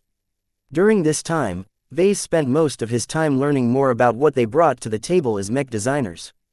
As Iris and Lucille both possessed specialties that pertained to specific components, they could potentially provide a substantial boost to the three designs that the Vandals still kept developing. As the guests retired to their own compartment aboard the Wolf Mother, Vase and Alec walked back to their own section of the massive ship. The corridors had dimmed down a little, signifying that it was standard night time. Once they fell well out of earshot from the Visions who attended the banquet, Alec began to speak. "Did you enjoy your time with the girls?" They're very competent, sir." "Alright, competent. Interesting choice of words." The journeyman curled up his lips before bringing them down to a frown. "Don't fall for their tricks. The VRF always sends out a couple of vixens to us. They're always easy to talk to and pleasing to the eye, but that still can't change the fact that they're Visions." Vase grasped the implied meaning and stopped smiling as well. "I understand. I think, if that's the case, what is the VRF after?" "It's one of the many games they play. The VRF may not look impressive as an insurgency movement, but their influence reaches well beyond the borders of the kingdom. They have their fingers in a lot of different pies. Don't underestimate their skill in trade and diplomacy. They're always out to make a deal with you, couched in terms that sound great at first, but turn out to come with several inconvenient caveats. If they're so inconvenient, then why do the Vandals accept this kind of behavior, sir?" "Don't ask me." Alec shrugged helplessly. "I once asked the same thing to Professor Velton. She told me that it's one of the concessions the Vandals have made to the VRF. The slick-talking diplomats of the rebels have even gotten us to agree that any mech designer that wants to defect to the VRF is allowed to do so without restrictions." That really got Vase to halt. What a ridiculous concession. Has anyone ever taken up this offer? "Peef. Look at how few designers are on our design team and you have your answer." That was impossible. There was no way the Vandals would tolerate the VRF stealing over 80 mech designers from them. Vase looked at Alec with a suspicious eye. "Okay, maybe I exaggerated." Alec held up his hands. "Only 5 mech designers that I know of has defected to the VRF over the past decade. Those mech designers haven't been content in their current postings anyhow, so good riddance to them. The only regret that we have is that they are all rather good at what they do. The VRF mainly targets journeyman mech designers. That's what Florissa is here for. She's mainly targeting me and the 2 other journeymen in our department. Though age gaps didn't count for much in this day and age, people would still from it couples whose ages visibly diverged. It would be unseemly for Vase to hook up someone like Florissa. Instead, he could look forward to the advances of Iris and Lucille. Great. Well, the cat's out of the bag. Now that I know, I won't fall for their tricks. Vase declared, with some conviction. That's what they all say, Vase, but when it comes to the matters of the heart, we turn into some of the dim-witted sentient beings in the galaxy. Love makes you stupid. Despite Alex's warnings, Vase did not think much of the threat posed by the three women. He was a Larkinson, and a Larkinson never abandoned the Republic. He also thought of himself as a rational thinker. Though he acted on a couple of reckless impulses from time to time, at his core he believed himself to be an enlightened thinker. There was no way Vase would turn silly because of a silly face. Chapter 448 Guest Designers. The design department gathered in the conference room next day. Professor Velton introduced the three guests from the VRF to everyone. I expect you to treat our guests with decorum, but also be mindful of what you are and aren't allowed to say. I'll send you a detailed list after this meeting. Read it carefully and memorize what you are not allowed to tell. I don't need to remind you that the Mech Corps doesn't take it lightly if they see elements of their exclusive technologies ending up in the hands of the Visions, no matter if they are royalists or rebels. Once she made her point clear, she moved on to the main point. With the arrival of the delegation from the VRF, our plans have accelerated. Our main fleet is currently on track to arrive at our target in roughly 2 weeks. This means there is no time to implement any major revisions for the time being. The main priority of the Vandals is to repair and upgrade every mech that still needs working on. Make no mistake, we need as many mechs operational as possible. This was it, the first major operation of the flagrant Vandals since he arrived. And this one was a real doozy. Though his days aboard the Wolf Mother had passed by in peace, in actual fact the factory ship and her escorts dove deeper and deeper into Vision space. It was actually a miracle that the Mech Legion hadn't found them out. That and the VRF did a good job securing passage for the Vandals. One of the other journeymen raised his hand and asked a question. What will our jobs be? Your design teams are to continue to seek every possible method of improving the performance of your designs. Our guest designers will offer their services to your teams on a semi-rotating basis. Try and get a quick fix done within a week so we can quickly propagate those fixes to the current crop of mechs that the Vandals have on hand. After that, everyone split up and got to work. Flory saw, Iris and Lucille all started to advise the design teams on how to tweak or improve their chosen specialties. No matter their motives, Vase had to admit that their specialized knowledge came in really handy. In particular, Florisaw's extensive expertise on flight systems far surpassed everyone else's grasp on this large and complex part. Professor Velton might possess a much broader base of knowledge, but even the old lady hadn't immersed herself into perfecting flight systems to such an extent. The Vision journeyman practically charmed everyone with her friendly demeanor and an openness to answering any questions the apprentices asked. She rotated between the design teams of the Inheritor and the Hellcat, but due to a lack of time, the professor instructed her to focus most of her efforts on improving the flight system of the Hellcat design. The Hellcat is one of our best mechs, and has to be in tip-top shape for the upcoming operation. We also have much less Hellcats on hand, so it will be easier to modify them all in time for the Vandals to begin their assault. When Vase heard about the decision, he winced and shook his head. It seemed like the Inheritor could never earn a break. As for Lucille, her expertise into heat sinks led Professor Velton to instruct the Vision apprentice to spend most of her efforts on improving the maximum heat capacity of the Akira heavy cannoneer design. The flagrant Vandals will be descending from orbit numerous times according to the latest plans.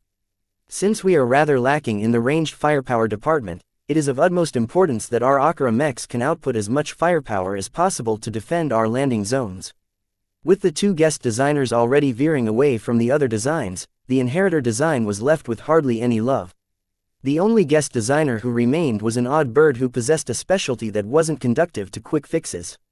Nevertheless, Vase thought he could use her esoteric qualifications as a vehicle to enact his own improvements. The good thing was that Iris was remarkably open to his ideas. She smiled at him and touched his shoulder with her palm. That's great, I was afraid I wouldn't be of use. The VRF has a lot riding on this operation as well, you know. Anything that can make the Vandals stronger will also make our lives easier as well. Vase hadn't heard anything like that before. The Vandals aren't raiding the industrial star system on their own. Of course not, silly. Iris held up a hand in front of her mouth as she giggled. Industrial star systems are heavily protected by several garrison regiments. While not all of them are mech regiments, their combined strength is more than what the Vandals can handle even if they bring all of their assets to bear. That's why you need us. You mean the rebels don't have any qualms with being seen together with the Vandals? Something like that sounded truly crazy. Rebels working in concert with their foreign enemies was generally seen as a profound betrayal that wouldn't endear the citizens standing on the sidelines. That's we aren't planning on showing up in our own colors. Our organization and its partners have already applied the coatings of a pirate organization to our mechs. Our presence will therefore be explicitly seen as a destructive one, rather than an attempt at liberating the star system. It's too early to attempt such a momentous action. That was a devious if dishonest plan. Vase had to applaud their daring to moonlight as pirates. They could rain as much destruction as they wanted while their public mouthpieces decried the devastation and put the blame on the fat and lazy nobles that let the pirates run roughshod over their star system. What Iris revealed to Vase hinted at the magnitude of the next operation. This was no simple smash and grab kind of raid. This was a major assault on a highly developed star system. The ensuing damage would be hard to imagine, but so would the loot the Vandals might be able to abscond. To his eyes, the Vandals definitely played with fire this time. They took on an unimaginable amount of risk, but if their daring action succeeded, the rewards would be enough to turn around the fortunes of the declining mech regiment. Besides robbing the abundant amount of riches that any industrialized star system possessed, a victory would also be a major boost to their reputation. Striking the Amadras Duchy a blow that they would continue to feel for generations would definitely be a feat that the Mech Corps had to propagandize as far and wide as possible. The Vandals definitely aimed to secure a continuation of their existence. Because the stakes were so high, Iris had been tasked to find any way boost the performance of the neural interfaces in any way possible. Even if the manipulation of neural interfaces was fraught with catastrophic failures, Velton did not have the luxury to keep an expert on the sidelines. Due to her strange expertise, Vase happened to be a good fit for her. His supposed expertise accomplished something similar to what Iris accomplished, but from a different approach. In the end, they both aimed to increase the compatibility of the mech pilots with their mechs. Since the Akira and Hellcat designs already enjoyed the attention of the two other Vision designers, Vase steered Iris into working on the much less appreciated Inheritor design. She broke her perpetually charming smile upon hearing his suggestion. Is the Inheritor not a low-class design? It is hardly worth our attention. Vase became a little angry at her casual dismissal of a design that hundreds of mech pilots relied on to stay alive. There are many lives at stake, far more than with the Hellcat and the Akira mechs. If you care at all about the lives of those poor pilots, then you owe it to yourself to better their chances of surviving the coming battle. To her credit, Iris noticed his displeasure and quickly turned contrite. She bowed in front of him. I'm sorry. That was very insensitive of me. I hope you can forgive me. He had mixed feelings about her sudden apology. She made a very convincing display of being sincere in her regret, so Vase couldn't again her. He softened a bit and nodded. Don't forget our creed as mech designers. We exist to serve the mech pilots and better their ability to fight. Sometimes I think that some of my colleagues have forgotten this priority. As someone who grew up among the Jupiters, it was impossible for her to be ignorant of this saying. Otherwise, their family wouldn't have been trusted by the MTA to work on developing new neural interfaces. I will take your words to heart. She pressed her hand on her chest. Please show me around. Vase brought Iris to the workplace of Inheritor design team. All of the mech designers were somewhat familiar to Vase, but the presence of Iris was a novelty to them, especially since she was a very pretty girl. However, Iris stuck close to Vase, which somehow made it impossible for the other men to approach her or pull her into a conversation. They all looked back at Vase with mixed expressions. Vase did not have time to play any games. He immediately broached the topic of coming up with some short-term fixes for the Inheritor. What kind of fixes have you guys been planning? The journeyman in charge of the team answered his question. You know our situation as well as I do. We essentially have nothing to suggest. Vase expected this answer, though he still felt disappointed when he heard it from the team leader's mouth. Every easy fix possible had already been exhausted before.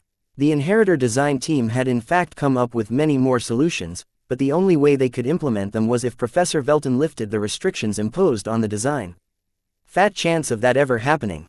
Therefore, Vase planned to be a little creative this time. This is Iris Jupiter. As you know, she knows more about neural interfaces than all of us put together. I suggest we allow her total leeway into seeing if she can improve the neural interface of the inheritor and assist her in any way possible. What are your thoughts? No one objected to his suggestion, partially because they didn't have a direction and Vase just pointed one out for them. Even the journeyman went along with him. Years of working on the frustrating mess that was the inheritor design had really taken a toll on his confidence. Meanwhile, Leda sat quietly at the side. She hadn't spoken up even once, but she regarded Iris with an ambivalent attitude. The design teams of the Vandals generally held quite a few more men than women, and the introduction of Iris to their team completely changed their dynamics. After settling in, Iris immediately went to work. She sat behind a spare terminal and browsed all of the relevant design schematics and documents in rapid tempo. Vase sat next to her and worked on preparing his own solution. His main issue was that it wasn't easy to foster the X factor in a mech. Certainly, the difficulties increased exponentially when dealing with a collaborative project that had already produced many copies of the Mech. Vase simply didn't think about raising the X factor of the inheritor all the way to AB grade. Raising it to an F or an E grade would be enough of an accomplishment, but only if he could find a way to achieve such a feat. How could he bestow the X factor to a design that was already mature? How would he be able to achieve this without overhauling an entire mech? Chapter 449 Trivial. While Iris devoured every detail about the inheritor design she was allowed to access, Vase practically sat motionless as he struggled to come up with an approach that worked. Before the Mech Corps assigned him to the Vandals, Vase never truly collaborated with another mech designer on a joint design.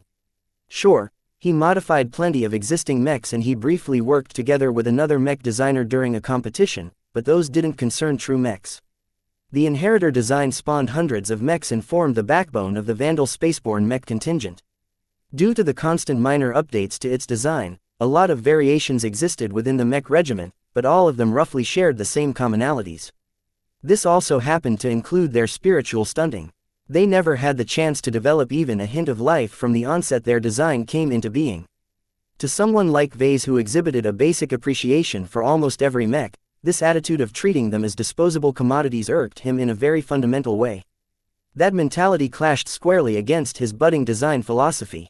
What he faced right now was perhaps one of his greatest tests in his career. Even if no one would put him to task for failing to come up with a solution, he would still feel bad for himself for letting the inheritor mechs be deployed into battle in their grossly inadequate states. To find a viable approach to this seemingly impossible task, Vase needed to go back to the root of his theory on the X factor. What did he wish to accomplish? I want the flagrant Vandals to succeed with as few losses as possible. I want the inheritor design to receive more appreciation to increase the odds of success. I want the inheritor to be a mech that possesses just enough life to be of assistance to its mech pilot. What means did he possess to engender the X factor into a designer mech? I can work on a mech in person and infect it with my focused mentality. Vase already proved this method worked. The spiritual entity of a mech was a smorgasbord of all the emotions and thoughts of the people who worked on the mech and its design. This was why his gold label mechs possessed such a strong X factor and why the mechs the MTA materialized into being appeared clinically dead. As much as Vase knew for certain that this method worked, the amount of labor involved was exorbitant. There was a reason why the LMC sold less than 100 of his coveted gold label mechs despite their enviable profit margins.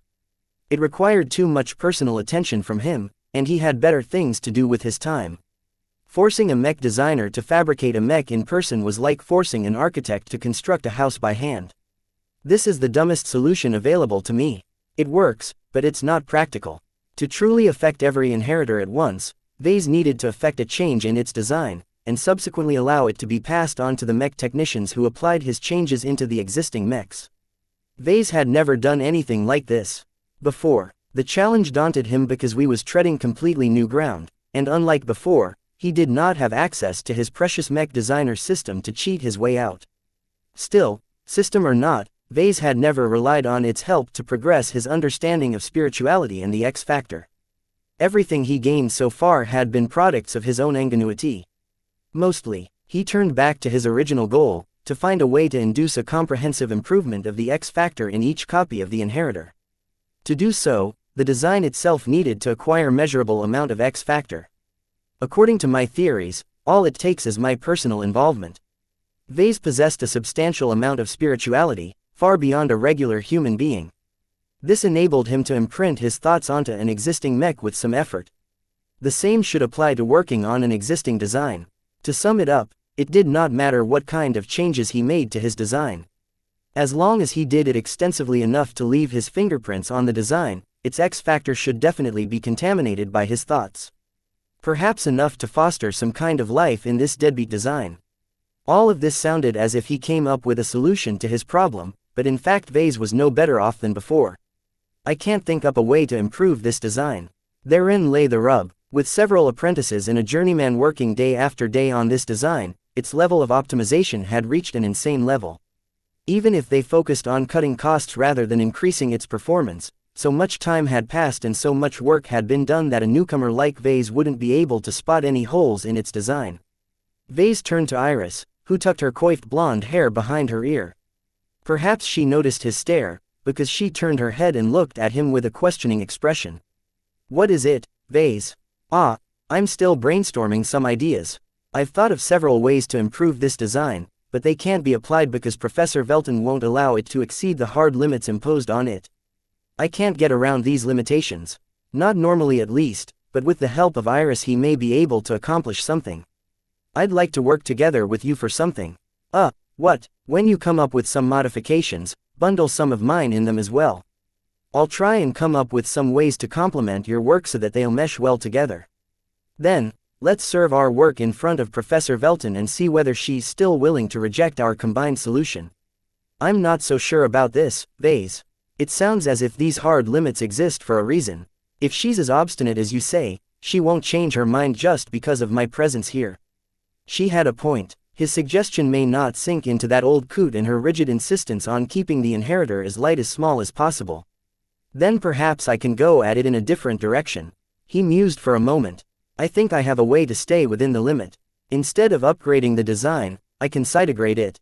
The mech won't improve, and there's a risk of introducing inefficiencies, but I think this is the right way to go. Iris didn't agree with his assertion. The inheritor is highly optimized in its current configuration. A downgrade will certainly lead to unintended consequences. Without months of testing, you can ensure that the design will take a step backwards in performance. Even if you're right, I still have to try. They turned back to their work. Iris spent the first day reading up as much as she could before requesting to see some inheritors in person. While she toured the Wolf Mother's various hangars to observe the mechs take some readings, Vase sat behind his terminal hard at work at overhauling one of the most important but also inconsequential parts of a mech. The cockpit. When Iris came up with her quick fix, she would inevitably demand a change to the cockpit's neural interface.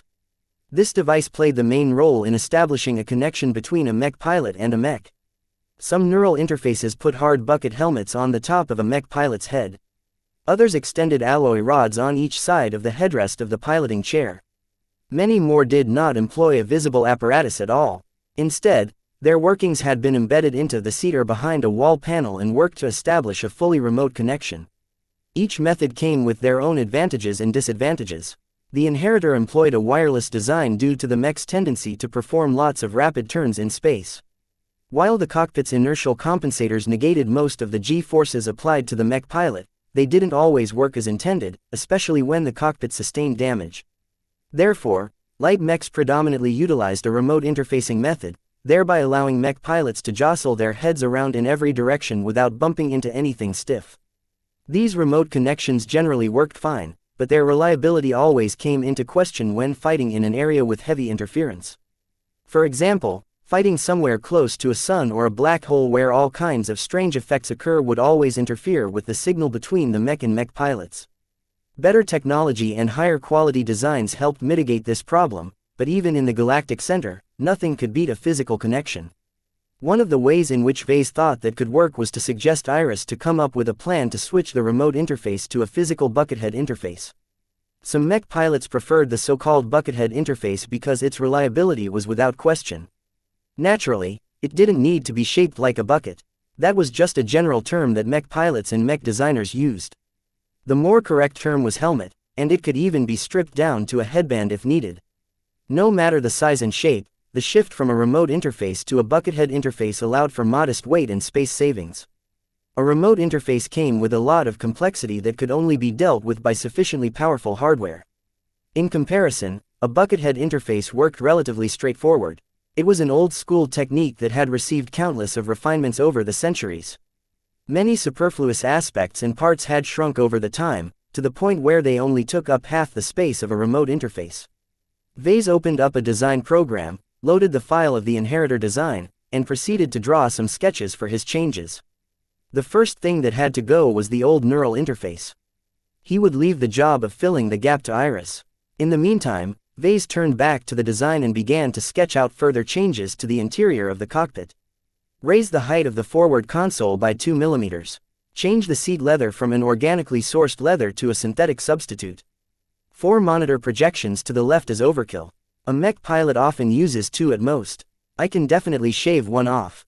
Vase did not focus on solving the major issues of this design. Instead, he honed in on the cockpit and planted a lot of minute changes that no one except Vase would notice. None of what he suggested so far would be able to propel the inheritor's performance to another level. The quality and magnitude of his work didn't matter as much as how much time he spent on leaving his fingerprints on the design. The more, the better. Volume counted the most, even if it was an inconsequential change such as shifting the chair of the pilot forward by a millimeter. It did not change the fact that the design had been affected by his intentions, however brief it may be. Over the next several days, Vase continued on his project to overhaul the entire interior of the cockpit. Iris meanwhile followed his suggestion and worked on designing a buckethead interface to replace the old and familiar remote interface that the Vandals had always used for this mech model.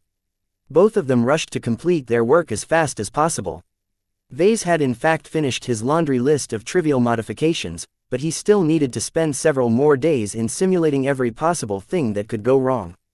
Several things did in fact turn up, creating new vulnerabilities, but it was a lot easier to Vase to simulate the cockpit as opposed to an entire mech.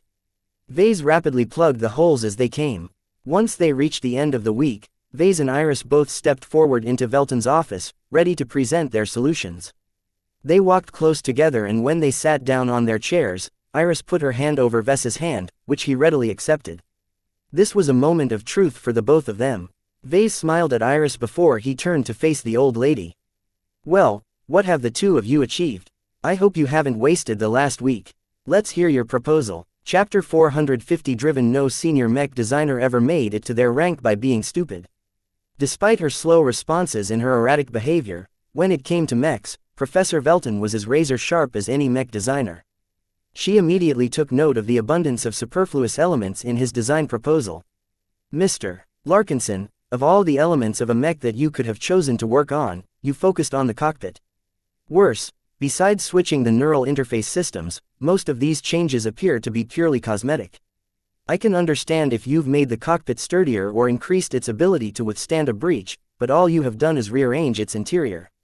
What do you have to say for yourself?" Vase held up his hands. "It's not cosmetic, ma'am.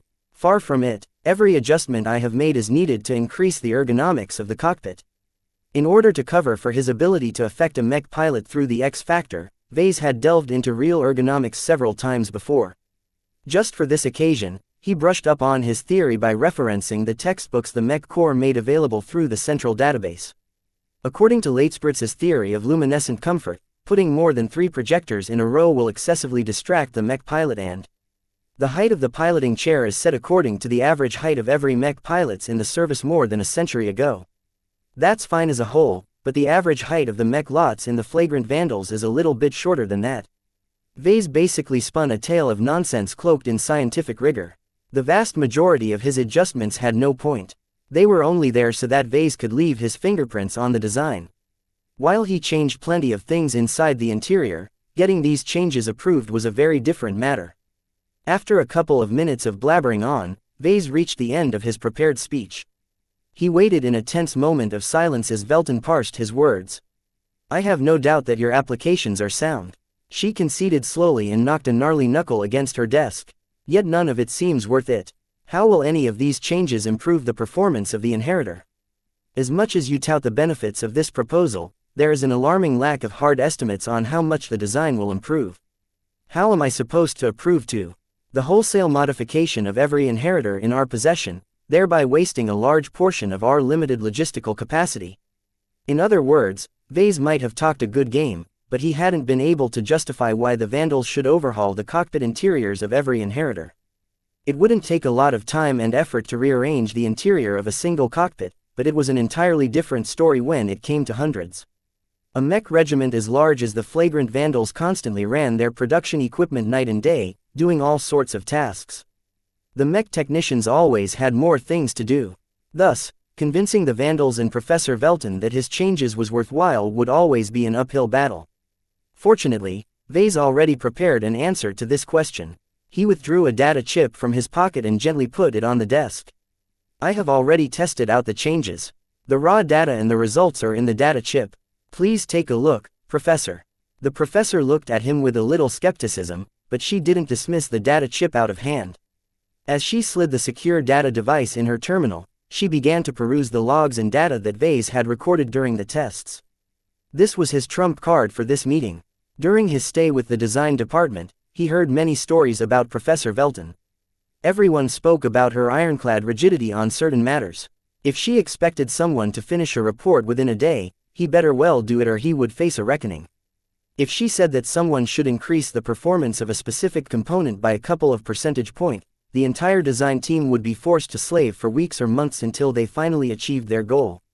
A mech designer like the professor was set in her ways, and she never showed any leeway in anything.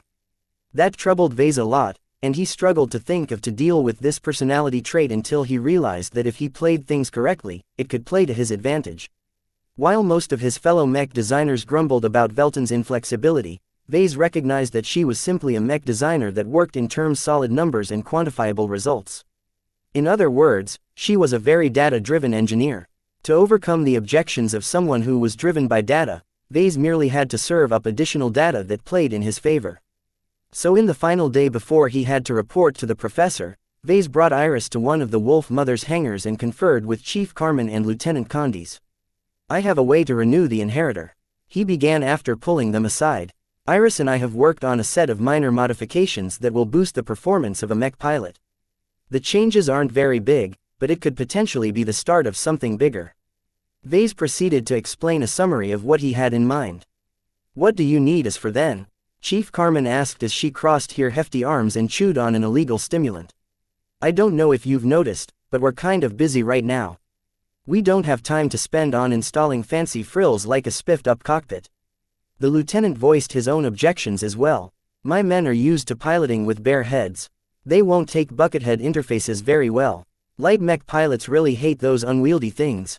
Don't knock it until you try it. I only need one mech and a test pilot to gather some data. What will it hurt? Besides, once I can get this modification proposal approved, it might open the door to further improvements. They both thought that this was a waste of time, but the carrot that Vase had dangled at the end sounded very tempting. If Vase could get the obstinate professor to approve of further modifications to the inheritor design, then they stood a chance of vastly improving its survival rate. To that end, letting Vase free rein on a single inheritor mech was a cheap price to pay. Okay, you've convinced me. Go ahead, but don't change anything else. Thanks. Vase and Iris proceeded to inspect the inheritors in the hangar and selected the most up-to-date one because it matched the current design the closest. After that, Vase personally worked on tearing out the old interior and replacing it with his own. He did everything in person, from fabricating new replacement parts, to assembling them into place at their exact positions. Iris in the meanwhile worked to fabricate and install the buckethead interface system. Though Vase could have taken care of this chore on his own, he found it best to leave it to a genuine expert. It's best you leave it to me because I can tailor this neural interface to our test pilot. She said, not all neural interfaces are born the same. The best ones are made to accommodate the mind of a specific mech pilot. So Vase left the job of installing the best neural interface system as possible on their testbed mech while Vase cobbled together the rest. He worked quickly but efficiently, helped by the fact that none of the work involved anything challenging. At his level of skill, putting together the revamped interior was a piece of cake. All the while he worked on overhauling the interior, he focused his mind on the inheritor in order to foster its X factor. Since it wasn't his own design, he did not attempt to usurp its dominant flavor, nor did he try to go directly against the intentions of the original designers. The inheritor's X factor still needed a direction, though. While he couldn't go against the mech's original intentions, he could add something small to it that nudged it in a better direction. Therefore, when he drew up the modifications to the design, he infused it with a single, abstract idea, one that would have presence even if it was diluted to an enormous extent. Anything more complex might not hold up because of his lack of involvement in the design. Vase had seen plenty of mechs of other designers that held some potential, but ended up with stillborn spirits. That was because even if the mech designer put a lot of his heart into his design, he washed his hands off them as soon as he completed it, and left the production of the mechs to some efficiency-driven mech manufacturer. Thus, Vase needed to keep things simple. After a bit of thinking, he bestowed the inheritor design with the concept of survival. Why survival? It was more than simply wishing that it would last longer on the battlefield, though that would certainly help. Vase chose to focus on the concept of survival because it was the primary drive of a short-lived species, no matter if it was mechanical or biological in nature. Vase likened it to humanity's place in the galaxy. Were they not like the inheritor version of a sentient race? When humans first sprang up during the age of space, they were seen as weak and pathetic sentients by the alien races that ruled their corner of the galaxy. Humanity's intelligence, strength and lifespan all fell below average to the more privileged races that evolved on planets with an abundance of exotics. Well, humanity enjoyed the last laugh. Their lack of dependence on exotics and relatively high birth rate allowed them to outgrow those stagnant and snobby alien races. Yet why did humanity come to dominate half the galaxy while other humanoid races that shared the same broad traits wallowed in obscurity? Many human supremacists likened their success to fate or their superior genes, but more sober-minded scholars and philosophers attributed it to their drive to survive. Their race faced constant challenges during their rise, and each time they overcame their existential crises through grit and the drive to stay alive. Survival was one of the most primal goals that drove the human race, and Vase incorporated its purest form into the design and the mech he modified. He felt it taking shape underneath the materials he shaped and placed according to his will. He even rejected the assistance of bots to help him carry or lift the heavier components. Instead, he did as much work by hand as possible in order to strengthen his involvement into the modification work. His dedication to his work had not gone unnoticed. Iris paused in her work of installing the neural interface systems to ask him a question. You don't need to lift everything by yourself, Vase. Bots can do the same thing as well, you know. You only need to check their work afterwards if they left some discrepancies. It's not about efficiency. Otherwise I would have listened to your suggestion or let some mech technicians do the heavy lifting. It's about dedication. Dedication? Yeah, it's. Vase briefly paused his work to look at Iris. Should he tell her something like this? It hinted strongly towards one of his secrets. He decided to keep it vague. It's about remaining involved through every step of the way. Without implementing my proposals by my own two hands, how can I know whether they will work as planned? With me on hand, I can instantly recognize if something doesn't pan out the way I want to. This way, I can ensure I will deliver the highest quality possible. That's the true meaning of dedication. His words put Iris to thought, but only for a moment. While Vase spoke the truth, it was only a small portion of what he was really after. He hoped that Iris would quickly dismiss his words as wishy-washy aspirations and go back to her work. Instead, she smiled at him and spoke out her own thoughts. You know, I've always had a feeling that mech designers don't do too much on their own. You're the first person who put my feelings into words. I always felt better about the mechs which I personally worked on. Now I understand a little. Thank you for that, Vase.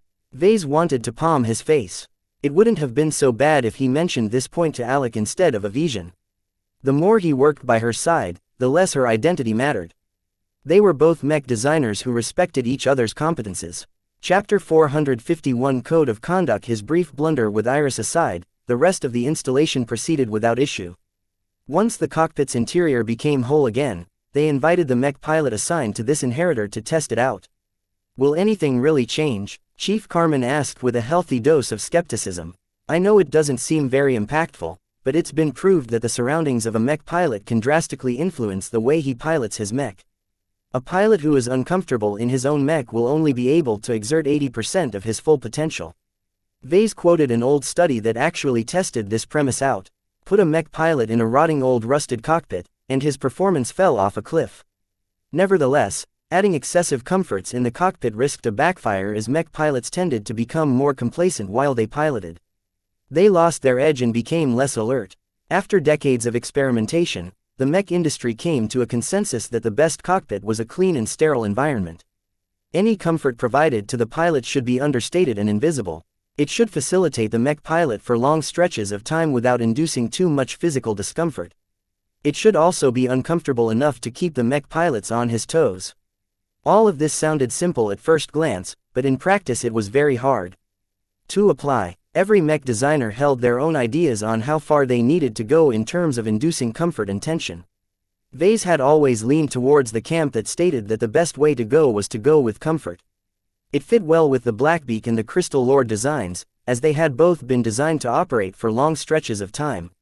The X factor was also strongly associated with comfort, though not everyone bought this line of thinking. Many mech designers found excessive attention to this area to be a massive waste of time. Vase remembered his last visit to Limar, where he got entangled in a design duel with Oleg. Master Olsen's genius disciple strongly believed that designing a stronger mech mattered the most. Would you rather sit in a comfy chair as your mech falls short and explodes, or sit in a neutral chair and ride your mech to victory? In any case, Chief Carmen and Lieutenant Condis shared the same skepticism as they watched the mech pilot clamber into the completely renewed cockpit. Everything is shifted, the mech pilot broadcasted from the cockpit. Give me a couple of minutes. I have to relearn where everything is positioned. They waited and waited until the inheritor finally booted up. The slim mech came to live and started to stretch its hands and fingers. How is it going so far? Vase asked while he glanced at the control panel that showed the inheritor's parameters. Everything looked green so far. Are you feeling okay? Okay, this is more than okay. I feel great. The mech pilot displayed the usual exuberance of someone who got dosed in the X Factor for the first time of their life. Vase was highly familiar to such reactions, so as soon as he heard the jubilation in the voice, he knew he succeeded. The mech he worked on radiated a faint pressure. It was very weak, and were it not for his highly tuned senses and his knowledge on what to look out for, Vase wouldn't have been able to spot it. He was afraid that his work on the cockpit was too inconsequential to count, but evidently his fears could be put to rest. Back at the professor's office, Vase and Iris waited in their seats as Velton finished parsing the readings. I see that your test pilot has performed up to 28% better than usual at the start, but diminished as the simulated combat tests dragged on. How can you prove it's not the placebo effect at work? Professor Velton doubted the effectiveness of his changes. She insinuated that the only reason the mech pilot delivered a better performance than the norm was because he was motivated to do so and he mistakenly believed the rearranged cockpit would measurably improve his piloting ability. Many times, the performance of a mech pilot hinged on his beliefs. If he believed a battle could be won, his morale would be high. If he believed he was being sent into a hopeless battle, his morale would be rock bottom and he would constantly be thinking about escaping rather than winning the battle. If Vase had access to more mechs, he could have set up a rigorous experiment to prove that it wasn't just a delusion at work. Unfortunately, he was only allowed to work on a single mech, so he couldn't provide any hard data to prove otherwise. He instead turned to another argument he prepared beforehand. I can't rule out the influence of the placebo effect, but suppose that this may be true, what does it matter? Any chance we can increase the performance of the mech pilots of the inheritor is one we should grasp. Even if the mech pilots find out the truth and the placebo effect loses its strength, we've already reaped the benefits by then. Truth or false, the 28% performance boost is very real. Velton looked very severe at Vase. You are playing a dangerous game here. You are playing with the fundamental trust that mech pilots have bestowed on mech designers such as you and me. They entrust us with the design of their war steeds. What you have just suggested is a violation of the responsibilities we hold as mech designers. The accusation bit deep into Vase. The professor wasn't wrong. Vase essentially tried to pass of snake oil as medicine to their gullible mech pilots. Once they found out the truth, every mech designer aboard the Wolf Mother would suffer a collective loss of trust and intimacy. The consequences are heavy, but what's a little scorn compared to a failed operation and the defeat and dissolution of the 6th Flagrant Vandals? We need to pull out all the stops for the upcoming system assault. In my opinion, we shouldn't be afraid of resorting to short-term gains that come with a price. As long as we delay the payment, anything is justified. If his ethics professor back at the Rittersberg University of Technology could hear his words, the old man would smack his face until his cheeks turned red. Professor Velton shook in her seat, and it seemed as if she contemplated doing the same, despite the risk of breaking her fragile hands. A few seconds later, she subsided for some reason. Do you know that the MTA routinely investigate egregious violations to the code of conduct of mech designers? You do not have to break the law to run afoul of their compliance department. Mentioning the compliance department sent a chill through the backs of Vase and Iris. The relatively boring administrative name belied the enormous amount of power they wielded over human space. They enforced the rules set by the MTA and more famously cracked down on any organization that violated the fundamental taboos set at the start of the age of mechs. One of those taboos happened to be a prohibition on the development and propagation of weapons of mass destruction, something which Vase had deliberately stepped upon a while ago. If the MTA ever found out that he worked on a gamma laser rifle, the compliance department would hunt for him to the ends of the galaxy. In short, Vase did not wish to be investigated by the compliance department. Yet on the matter of the cockpit, Vase believed that the MTA had better things to do. They wouldn't move out their compliance department over a small violation of ethics. The ends justify the means, especially since the means don't come with a heavy price. He retorted calmly, trust can be regained and bridges can be rebuilt, but the dead can never be brought back to life. What's the harm of telling a couple of white lies? This argument weakened the senior's resolve, but it hadn't been able to tear down her adherence to the rules. Beneficial or not, it is wrong to deceive the mech pilots. I won't accept any deception in my department.